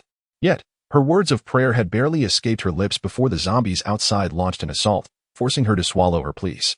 Once the battle concluded, she naturally wished to speak to Zhang Yu and the others again. However, after enduring a lengthy conflict, they were utterly exhausted, and a conversation would likely go unheeded. Thus, she did not have the opportunity to express herself clearly. Today, when she finally intended to articulate her thoughts, circumstances had shifted, and the majority of survivors had unleashed a torrent of vitriol upon them, nearly facing death at the hands of those they sought to save. Subsequently, upon learning of Zhang Yu's intentions, Lu Shuer found even less reason to speak up. Why should they risk their lives to save her child? Is it because they are soldiers? No, she had no reason to ask others to save her child. Likewise, they bore no obligation to rescue her offspring. This matter is as simple as that. Zhang Yu took a deep breath and addressed the survivors loudly. "All right, if everyone is willing to accompany us to City H, then we are comrades. I want to reiterate, and perhaps I should say this plainly, if there is any scapegoating, I will not hesitate to deal with that individual. To survive, we must unite." Zhang Yu was aware that many of the survivors were merely following the crowd, aligning themselves with the majority. They typically appeared listless, clearly just getting by. Zhang Yu did not hope for them to be vigorous, but at the very least, he requested they refrain from committing heinous acts. As long as they could manage that, he would still lead them to City H. Speaking of City H, Zhang Yu felt a surge of concern and rubbed his temples, saying, "Now the real trouble begins." Chapter 29. In exchange, Part 2. Zhang Yu moved the only desk in the room closer, seemingly preparing to place something on it. The chair had been tragically discarded down the stairs, forcing Zhang Yu to stand and survey the gathered crowd from behind the desk. The women sat casually on the beds, while the men stood against the walls or sat directly on the floor. Aside from 2 bodyguards who were airing out in the lobby, there were a total of 35 individuals in the room, including Zhang Yu and his companions. This small space felt particularly cramped, resembling a temporary operations room for the survivors. Zhang Yu placed his hands on the desk, using it for support as he scanned the crowd and began speaking. She mentioned earlier that she used bottles and bricks to attract the zombies from all directions. I believe the nearby zombies must have been drawn here by those sounds. He was, of course, referring to Bei Kan. Many survivors turned pale at this revelation. They did not wish to hear it repeated, especially not from that annoying woman. Zhang Yu waved his hand and continued, "Of course, this is merely a hypothesis. If there are indeed zombies nearby, they would surely be attracted by the sounds, at least within a 2 to 3 kilometer radius. This is their fundamental characteristic." Zhang Yu glanced around the room, finally resting his gaze on Wang Qian. Shifting his focus, he rubbed his temples and continued, "The problem lies within this supposition. Frankly, I do not have a thorough understanding of the situation in this city, including the surrounding areas. I am merely analyzing the current circumstances to formulate a possible conclusion. We need to verify the specifics." Zhang Yu looked at the crowd and inquired, "Who among you is familiar with the local situation, such as the resident population?" As he spoke, many began to murmur among themselves, while others simply stared at Zhang Yu. At that moment, a man with a somewhat effeminate appearance stepped forward. Grinning as he addressed Zhang Yu, "Sir, I often frequent this area and am quite familiar with the local beauties. To my knowledge, there are a total of 356 lovely ladies nearby, if we were to rank them by appearance." Before he could finish, Zhang Yu promptly interrupted. "That's sufficient. You've provided enough detail, But we do not need information about the local beauties. We need data on the population. Li Guan had introduced this effeminate man, who was essentially a playboy, frequently seen in the vibrant nightlife districts, colloquially referred to as the red light district. Zhang Yu had no expectations that someone who spent all their time in such places could provide any useful intelligence. However, the man was displeased, pouting and twirling his fingers as he quietly retorted, "But that's still valuable information. What use is knowing the population if the transformed zombies are just going to stay put? Honestly, if this person were born in Thailand, they would undoubtedly be a prime specimen, at least possessing the potential of a rare beauty." Zhang Yu paid no heed to his alluring expression, instead fixating on one of his remarks. Do transformed zombies really remain stationary? This question struck Zhang Yu like a thunderclap, sending shivers down his spine. Indeed, why was it important to know the local population? Once they turned into zombies, would they obediently remain at home? Certainly not. After murmuring to himself, Zhang Yu looked up at Li Guan and asked, "Do you know the estimated number of zombies in the vicinity?" Li Guan answered promptly, "Sir, there are approximately 7,000 to 8,000 zombies within a 1-kilometer radius." Zhang Yu nodded with a smile. "Excellent. That is sufficient." He furrowed his brow, rubbed his temples, and continued, "Yesterday, we faced an assault from 5,000 to 6,000 zombies, but we managed to eliminate at least half of them. Currently, the zombies blocking the entrance downstairs number no less than 10,000. In other words, additional zombies have arrived from elsewhere and entered the hotel." Zhang Yu picked up a piece of tissue from the side, laid it on the desk, and began writing with a pen. When he finished, he raised it for everyone to see, revealing a series of equations. Zhang Yu stated, "This is a very simple arithmetic problem. Suppose we attracted 6,000 zombies yesterday and eliminated 3,000. Today, the number of zombies has increased by 7,000. The total number of zombies within a kilometer of the hotel is 6,000, meaning the additional 7,000 must have come from beyond the kilometer." The crowd was bewildered, having only heard that they attracted 6,000 zombies. They were puzzled as to when Zhang Yu began using "we" to describe the act of attracting zombies, as if he were implying that the zombies outside were drawn in by them. This seemed to completely shield that unpleasant woman from blame. Following this, Zhang Yu produced a map of City MC, spreading it across the table and marking various points. After a moment, he lifted it for everyone to see, pointing to a small dot near the city's edge and saying, "This is our hotel, with approximately 10,000 zombies gathered here." He indicated a small circle surrounding the dot, adding, "This represents a 1-kilometer radius around the hotel, which is a zombie-free zone." The crowd remained unclear about Zhang Yu's intentions. Zhang Ping asked, "What is the purpose of this?" Zhang Yu rolled his eyes and pointed to the 3 circles, somewhat incredulously saying, "Do you still not understand? I have drawn it quite clearly." At this point, Zhang Yu seemed to recall something and slapped his forehead, drawing a winding line on the map. In fact, this map was the one Wang Guwei had sketched yesterday afternoon, yet Zhang Yu had brought it back to the room. The line he drew avoided all the danger zones marked by Wang Guwei, carefully steering clear of the bus station and areas frequented by the greenskin monsters. Ultimately, the line's endpoint was at the highway entrance, with the arrow pointing directly towards City H. Chapter 30, In Exchange, Part 2, finally completing the route with a long arrow. Zhang Yu placed the pencil down on the table and proclaimed, "This line represents the route I have charted based on the current situation. In summary, this is a direct map to escape to City H." He lifted the map for the crowd to examine. Zhang Yu once again picked up the piece of tissue and continued, "As I mentioned earlier, within these 2 circles, essentially within a 2-kilometer radius, lies a no-corpse zone. For the majority of zombies have been drawn here." He pointed to the diagram on the tissue and added, "As long as we can escape from this hotel building and venture outside, the world truly becomes our oyster." Zhang Yu sighed, his eyes dimmed with a touch of reluctance, stating, "I cannot analyze the distribution of zombies 3 kilometers away from the hotel, as there is not a shred of data available." After a brief pause, he continued, "Therefore, we should strive to navigate towards the outskirts of the city." He picked up a pencil and indicated the edges of the city map, slowly outlining several boxes, before noting, "These frames depict areas on the map where large structures are absent.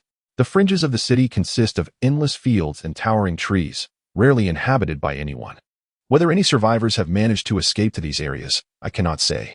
Li Guan interjected, explaining, "Indeed, those regions are primarily fields, and further in, one encounters undeveloped deep forests. According to government plans, by 2012, the land within a 20-kilometer radius will be thoroughly cultivated, with the construction of a space city and a theme park already underway.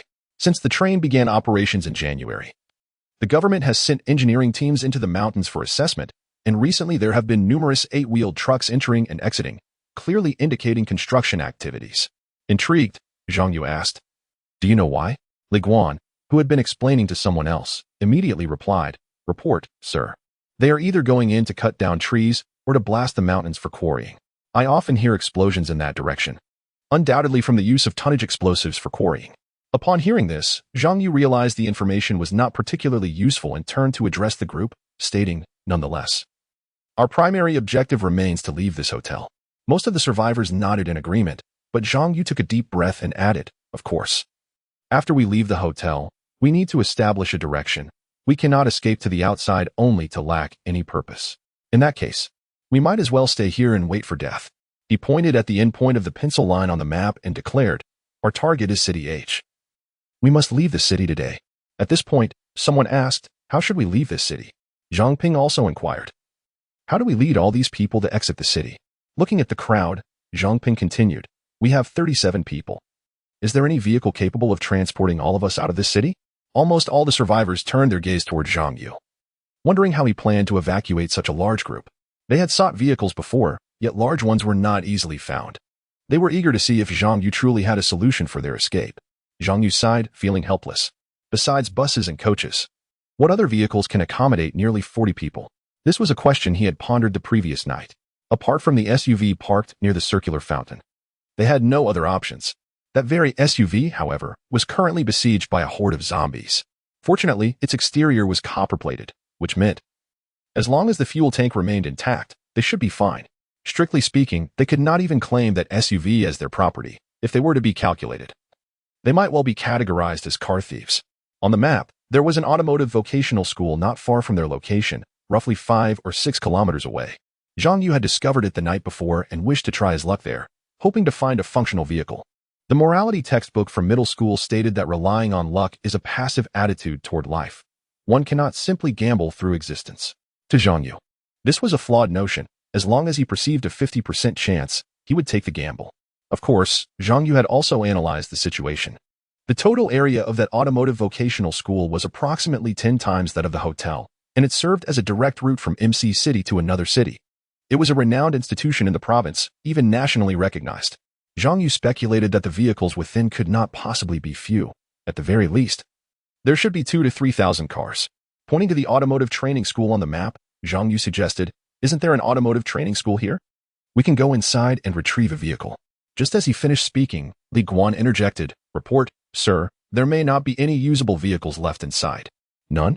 Zhang Yu attempted to mask his reaction, feigning calm as he inquired, "What happened?" Li Guan replied directly, "Report, sir, you are outsiders and unfamiliar with the city's situation. Originally, this automotive training school had 2,000 to 3,000 vehicles, but on the day of the storm, for unknown reasons, all those vehicles exploded simultaneously. The people inside the school were unharmed." Li Guan added, "They managed to escape that disaster, yet ultimately they could not elude the zombies." Zhang Yu felt a sense of helplessness wash over him.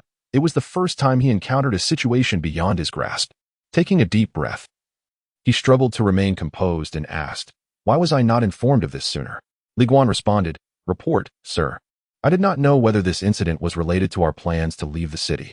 Zhang Yu felt on the verge of collapse, almost wishing to collapse onto the ground for a good rest.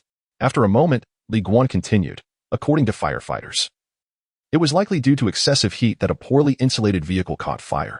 The cars were parked in the same lot. When one exploded, the others were inevitably affected, leading to this tragedy." Chapter 31, Burn, Burn, Burn. Part 1.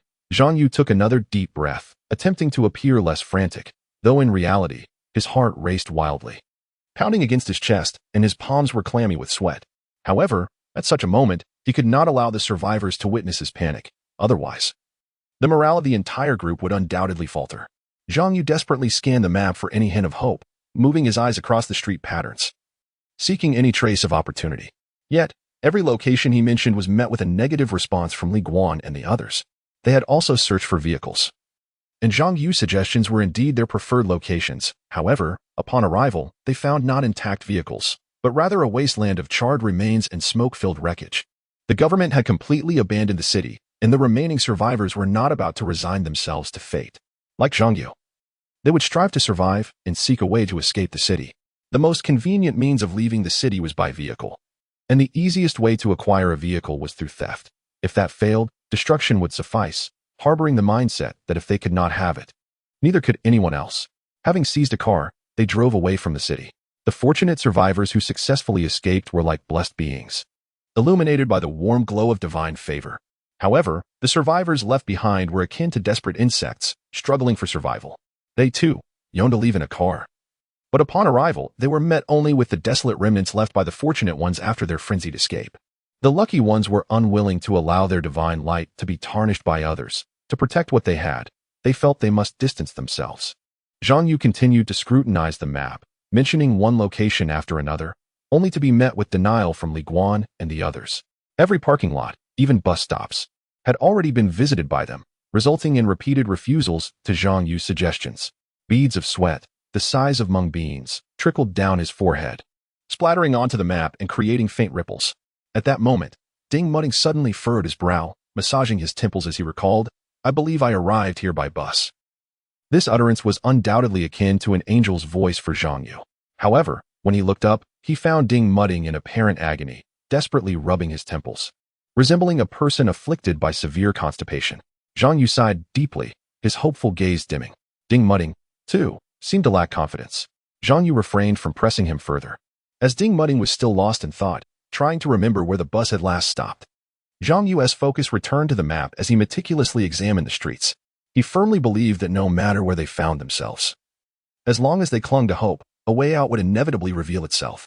In the words of Mr. Lu Sun, in this world, there were no roads initially. But as more people walked, paths were forged. Zhang Yu was convinced that an exit existed somewhere. A breakthrough to this impasse was bound to be found, albeit he had yet to uncover it. Zhang Ping and Xiao Yu, two women, wisely refrained from interrupting Zhang Yu. They understood when to speak and when to remain silent. An ill-timed word could spell disaster, just as Zhang Yu immersed himself in the search for an escape.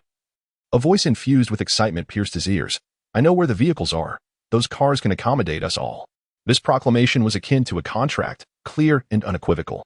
Zhang Yu instantly lifted his gaze towards the source of the voice, discovering Lu Shuer rising from the bed and slowly approaching him amidst the curious stares of the others. His expression remained mostly unchanged. He raised an eyebrow, questioning, "Really?" Lu Shuer gently nodded, glancing at Ding Mudding, who was still massaging his temples, and continued. "Our hotel provides accommodations and transportation for representatives attending the Provincial Cultural Exchange Conference. When they arrive from the airport, our welcoming vehicles transport them to the hotel.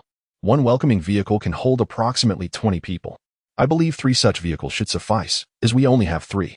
At that moment, Ding Mudding suddenly exclaimed, "Ah, I finally remember. The bus I took had many seats. Those vehicles must be parked in a lot somewhere. I arrived in the afternoon, and after a few hours, a storm hit, followed by a zombie attack. Those vehicles should still be there." His abrupt outburst drew the attention of everyone present, leaving him feeling particularly embarrassed as he stepped aside. Lu Shuer turned to him and said, "Those vehicles are currently parked at this hotel, in the hotel's parking lot." As she spoke, she moved to the window, pointing towards the annex of the hotel. Zhang Yu recalled Li Guan mentioning that the annex housed a disco and KTV on the upper floors, while the first floor contained a supermarket, a Western restaurant, and the parking lot. Lu Shuer was indicating the very parking lot on the first floor. At that moment, a survivor shouted at Lu Shuer, their voice sharp enough to rival the sound of claws scraping against glass. "There are 3 welcoming vehicles parked inside, but do you have the keys? We considered driving those vehicles away, but, damn it, without the keys, we are trapped here." Zhang Yu sensed the anger and frustration in the survivor's tone as he looked at Lu Shuer. If there were no keys, then her statement was essentially meaningless.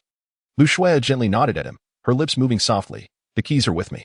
Upon hearing this, all the survivors, including Li Guan, widened their eyes, gazing at her with a mixture of surprise and disbelief, as if they were witnessing a rare creature. Initially, Li Guan recognized the gravity of the situation. He did not wish to remain cooped up in the hotel, waiting for fate to decide their outcome. Thus, he resolved to lead the survivors out of the city, with the hotel parking lot being his first choice for vehicles. He had only confided this thought to a select few he trusted, all of whom wholeheartedly agreed. They ventured into the parking lot to assess the situation, discovering 3 welcoming vehicles inside, which filled them with immense joy, as these vehicles could facilitate their escape. However, a more pressing issue arose. They lacked the keys, rendering the vehicles inoperable. Despite their best efforts, Li Guan and his companions concluded that the encyclopedia was correct. Without keys, one could not start a vehicle. This realization effectively dashed their hopes. Although other survivors later spotted the vehicles in the parking lot, They faced the same fate as Li Guan, unable to start the cars due to the absence of keys. The survivors came to believe that those vehicles were beyond their reach. Despite remaining intact, they had ultimately abandoned hope for those cars, thinking that if keys truly existed, they would surely be in the possession of someone else. After all, if someone had the keys, they would have revealed them rather than endure this ordeal in despair. This was the prevailing mindset among the survivors, leading them to relinquish all hope for the vehicles. As their hope transformed into deep-seated despair, they ceased to seek a solution. Suddenly, a voice emerged, declaring possession of the keys to the vehicles. This rekindling of hope amidst despair was an emotional contradiction that weighed heavily on the survivors. They had fought valiantly for survival, only to realize that the hope they sought had been within their grasp all along, leaving them feeling manipulated. Immediately, someone shouted at Lu Shuer, their voice echoing with the same intensity as before, "You woman, if you possessed the keys, why didn't you reveal them sooner? We've been struggling here, fighting for our lives. Do you have any idea how many brothers and sisters we've lost?" The accusation hung in the air, and Lu Shuer's eyes dimmed, a veil of moisture clouding her vision. Suddenly, she retorted loudly, "And what of it? My child's fate is uncertain. Should I abandon him to seek survival alone?" Numerous survivors called out, "So, you would sacrifice our lives for your child's sake? You are truly selfish." Lu Shuer furiously wiped her eyes, gritting her teeth as she shouted, "Selfish? You are hardly in a better position. Do you think I would trade your lives for my son's? Let me make this clear. Until I see my son again, you will not get the keys from me. I would rather die than hand them over to you wretches. You wretched lunatic. I yearn to strike you down with a single blow." With this furious exclamation, the atmosphere in the confined space intensified, and many individuals surged forward, poised to deliver a lethal strike to Lu Shuer. At that moment, Zhang Yu sprang to his feet, slamming his palm on the table and bellowing, "Enough. Return to your places." The assailants were startled by his roar, exchanging bewildered glances before reluctantly retreating, their eyes still burning with murderous intent as they fixed their gaze on Lu Shuer, wishing fervently to reduce her to a mere pulp.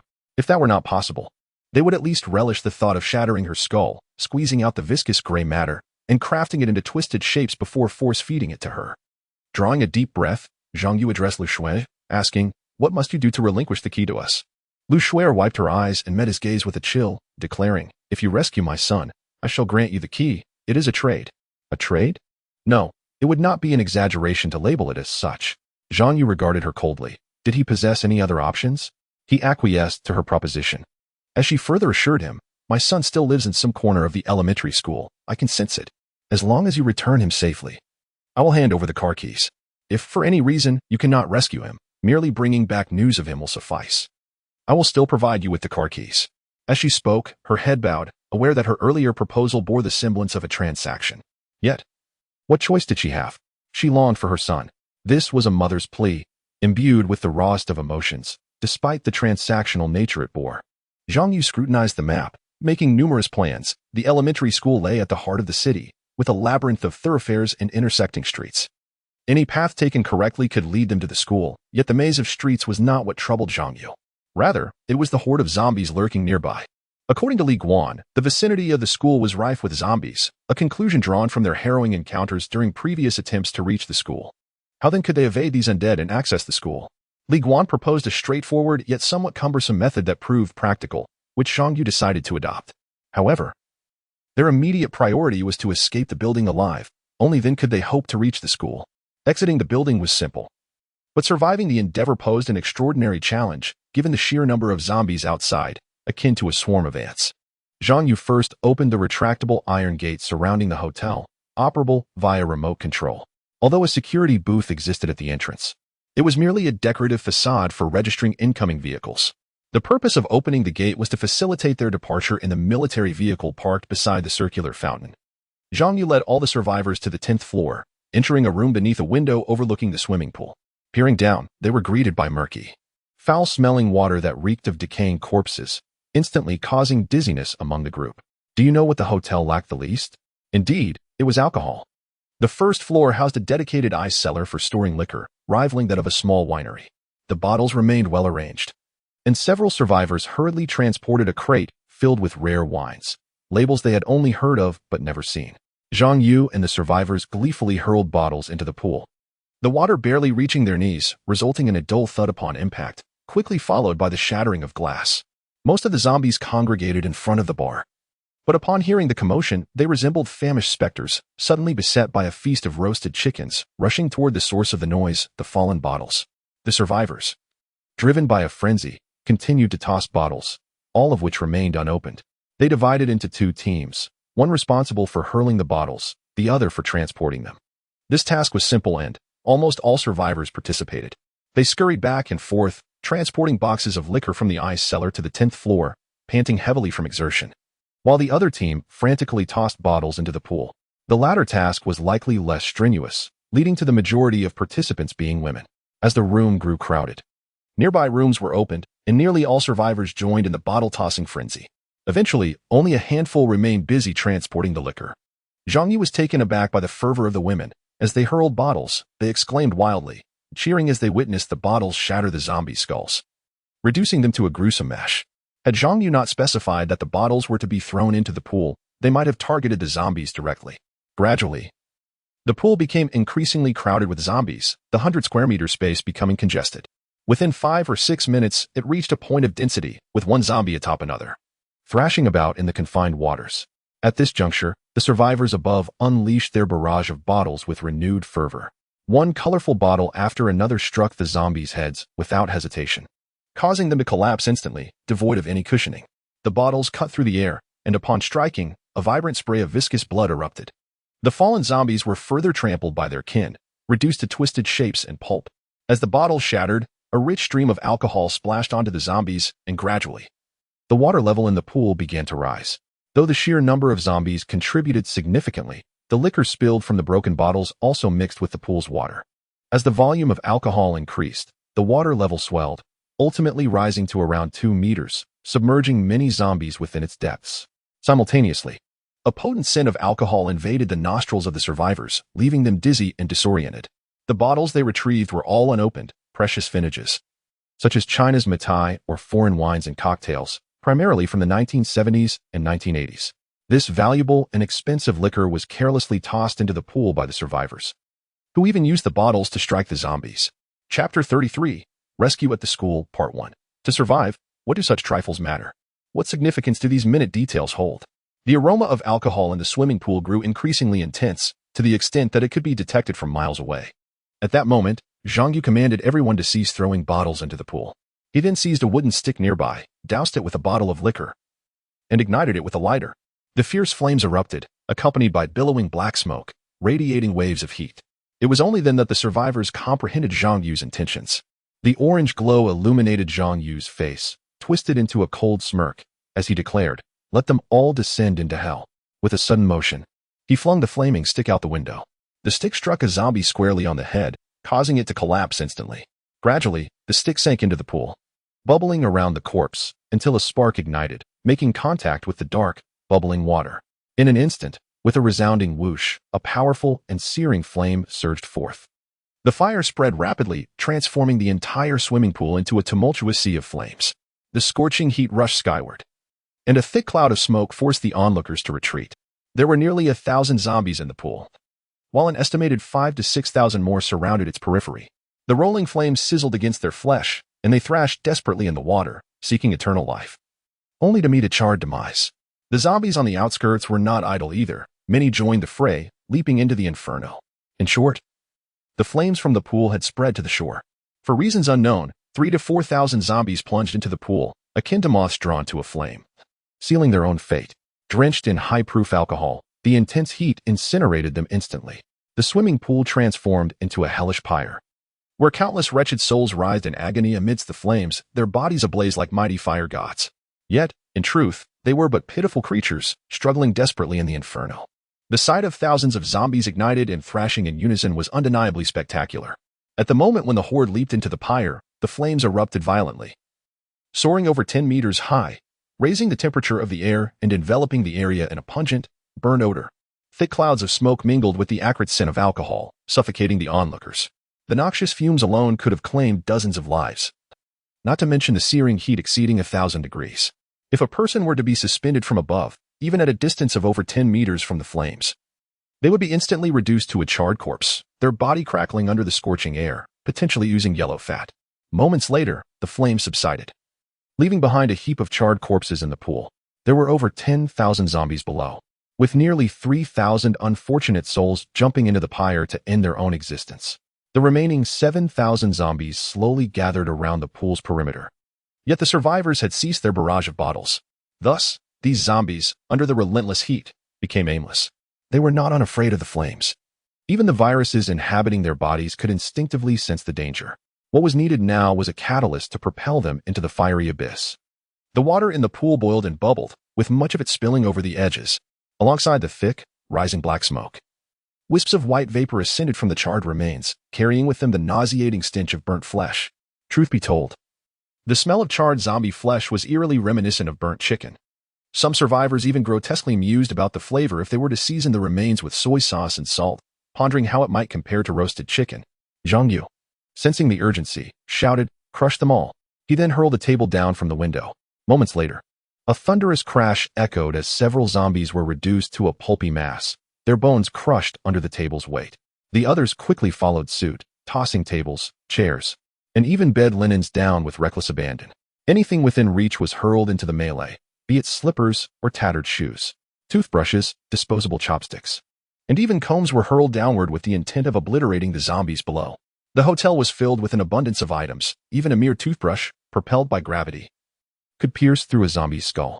Indeed, it was a matter of common sense. An egg dropped from 30 meters could shatter a skull from 50 meters. There would be no doubt that the head would be reduced to a mushy pulp. If an egg could accomplish such a feat, why not these resilient beings? Some survivors, having exhausted their surroundings, found themselves overwhelmed with emotion, nearly tossing their companions out the window in their frenzy. The survivors were in a state of heightened adrenaline, caught in a peculiar fervor. It is often said that extreme stimulation and excitement can lead to such states. Most of these survivors had never faced a zombie before. For many, the sight of a zombie was entirely unfamiliar. In truth, the zombies were no different from humans, and for them, killing a zombie felt akin to taking a life, bringing forth a surge of guilt. Yet, they had no choice. Guilt or not, they pressed on, their neural pathways dulled by the compulsion to kill. Chapter 34, School Rescue, Part 2. Adrenaline coursed through them, momentarily dispelling the chaos in their minds, but paradoxically, it heightened their excitement. To kill? For survival, what did it matter? Zombies were merely human-like beasts. Many survivors found a twisted sense of justification in this rationale, believing both that they were killing humans and that their actions were righteous. This amalgamation of madness birthed a distorted perspective on slaughter among the majority. Zhang Yu himself had experienced such a state atop the school rooftop. These survivors were utterly enthralled by the moment of shattering skulls and spilling vibrant blood. In reality, many zombies still struggled within the pyre, desperately seeking to escape the inferno. Those that managed to escape found the flames leaping to their companions, rapidly spreading the fire among the remaining zombies. The flames engulfed most of the zombies, and while few managed to break free from the pyre, those that did were nearly consumed by the flames. As their bodies crackled in the heat, their flesh blackened and their muscles twisted grotesquely. They lunged fervently at the remaining zombies. The horde of zombies descended into chaos, their senses dulled to the calls that once beckoned them. The only thing capturing their attention was the bodies engulfed in an orange blaze, which effectively obstructed the viral entities from perceiving external sounds. In fact, most of the zombies positioned at the periphery of the burning pit had survived, with only a handful succumbing to the frenzied assaults of the survivors or perishing in the rampant flames. Zhang Yu could almost feel the searing heat of the fire. If zombies possessed sensory perception, the agony they would endure must be excruciating. A wicked thought crossed his mind. However, the remaining 7,000 zombies were utterly deranged, howling with chilling ferocity and thrashing against nearby walls and their fellow creatures. The onlookers halted their activities, transfixed by the scene before them. They were at a loss, witnessing the sudden turmoil as the zombies clustered together, frantically tearing at each other's decaying flesh. Chunks of rotten meat were ripped away, and writhing intestines were violently extracted. Zhang Yu was perplexed by the zombies' actions, yet he could sense the oppressive heat in the air. It was barely past 6 in the morning, with the sun just having risen, yet the temperature felt unbearable. The source of this heat was the inferno below, where countless bodies were being consumed by flames. Zhang Yu was convinced that within a 10-meter radius of the burning pit, temperatures would not dip below 200 to 300 degrees Celsius. Meanwhile, the survivors, short on projectiles, resorted to hurling bottles of liquor downwards, precious maudai flying through the air like mere water bottles, heedless of their own safety. Yet, before the bottles could strike the zombies' grotesque heads, they shattered mid-air, shards scattering in all directions. Help!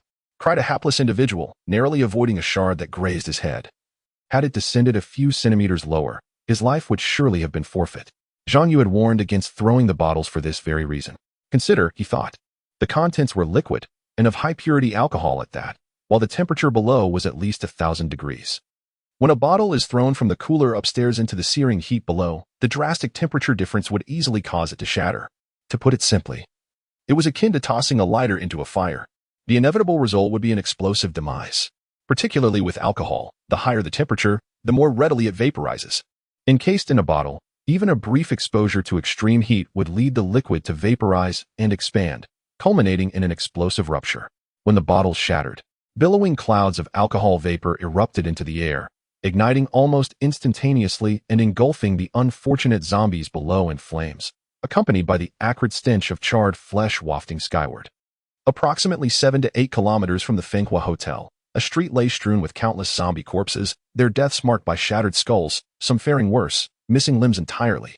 Long, grotesque intestines dangled from utility poles, with viscous, foul blood dripping down. The architect of this carnage stood in the center of the street, clutching a white tin box. Or perhaps more accurately, an aluminum case. This figure stared vacantly at a column of thick smoke rising in the northwestern direction. What could it be? He pondered. His brow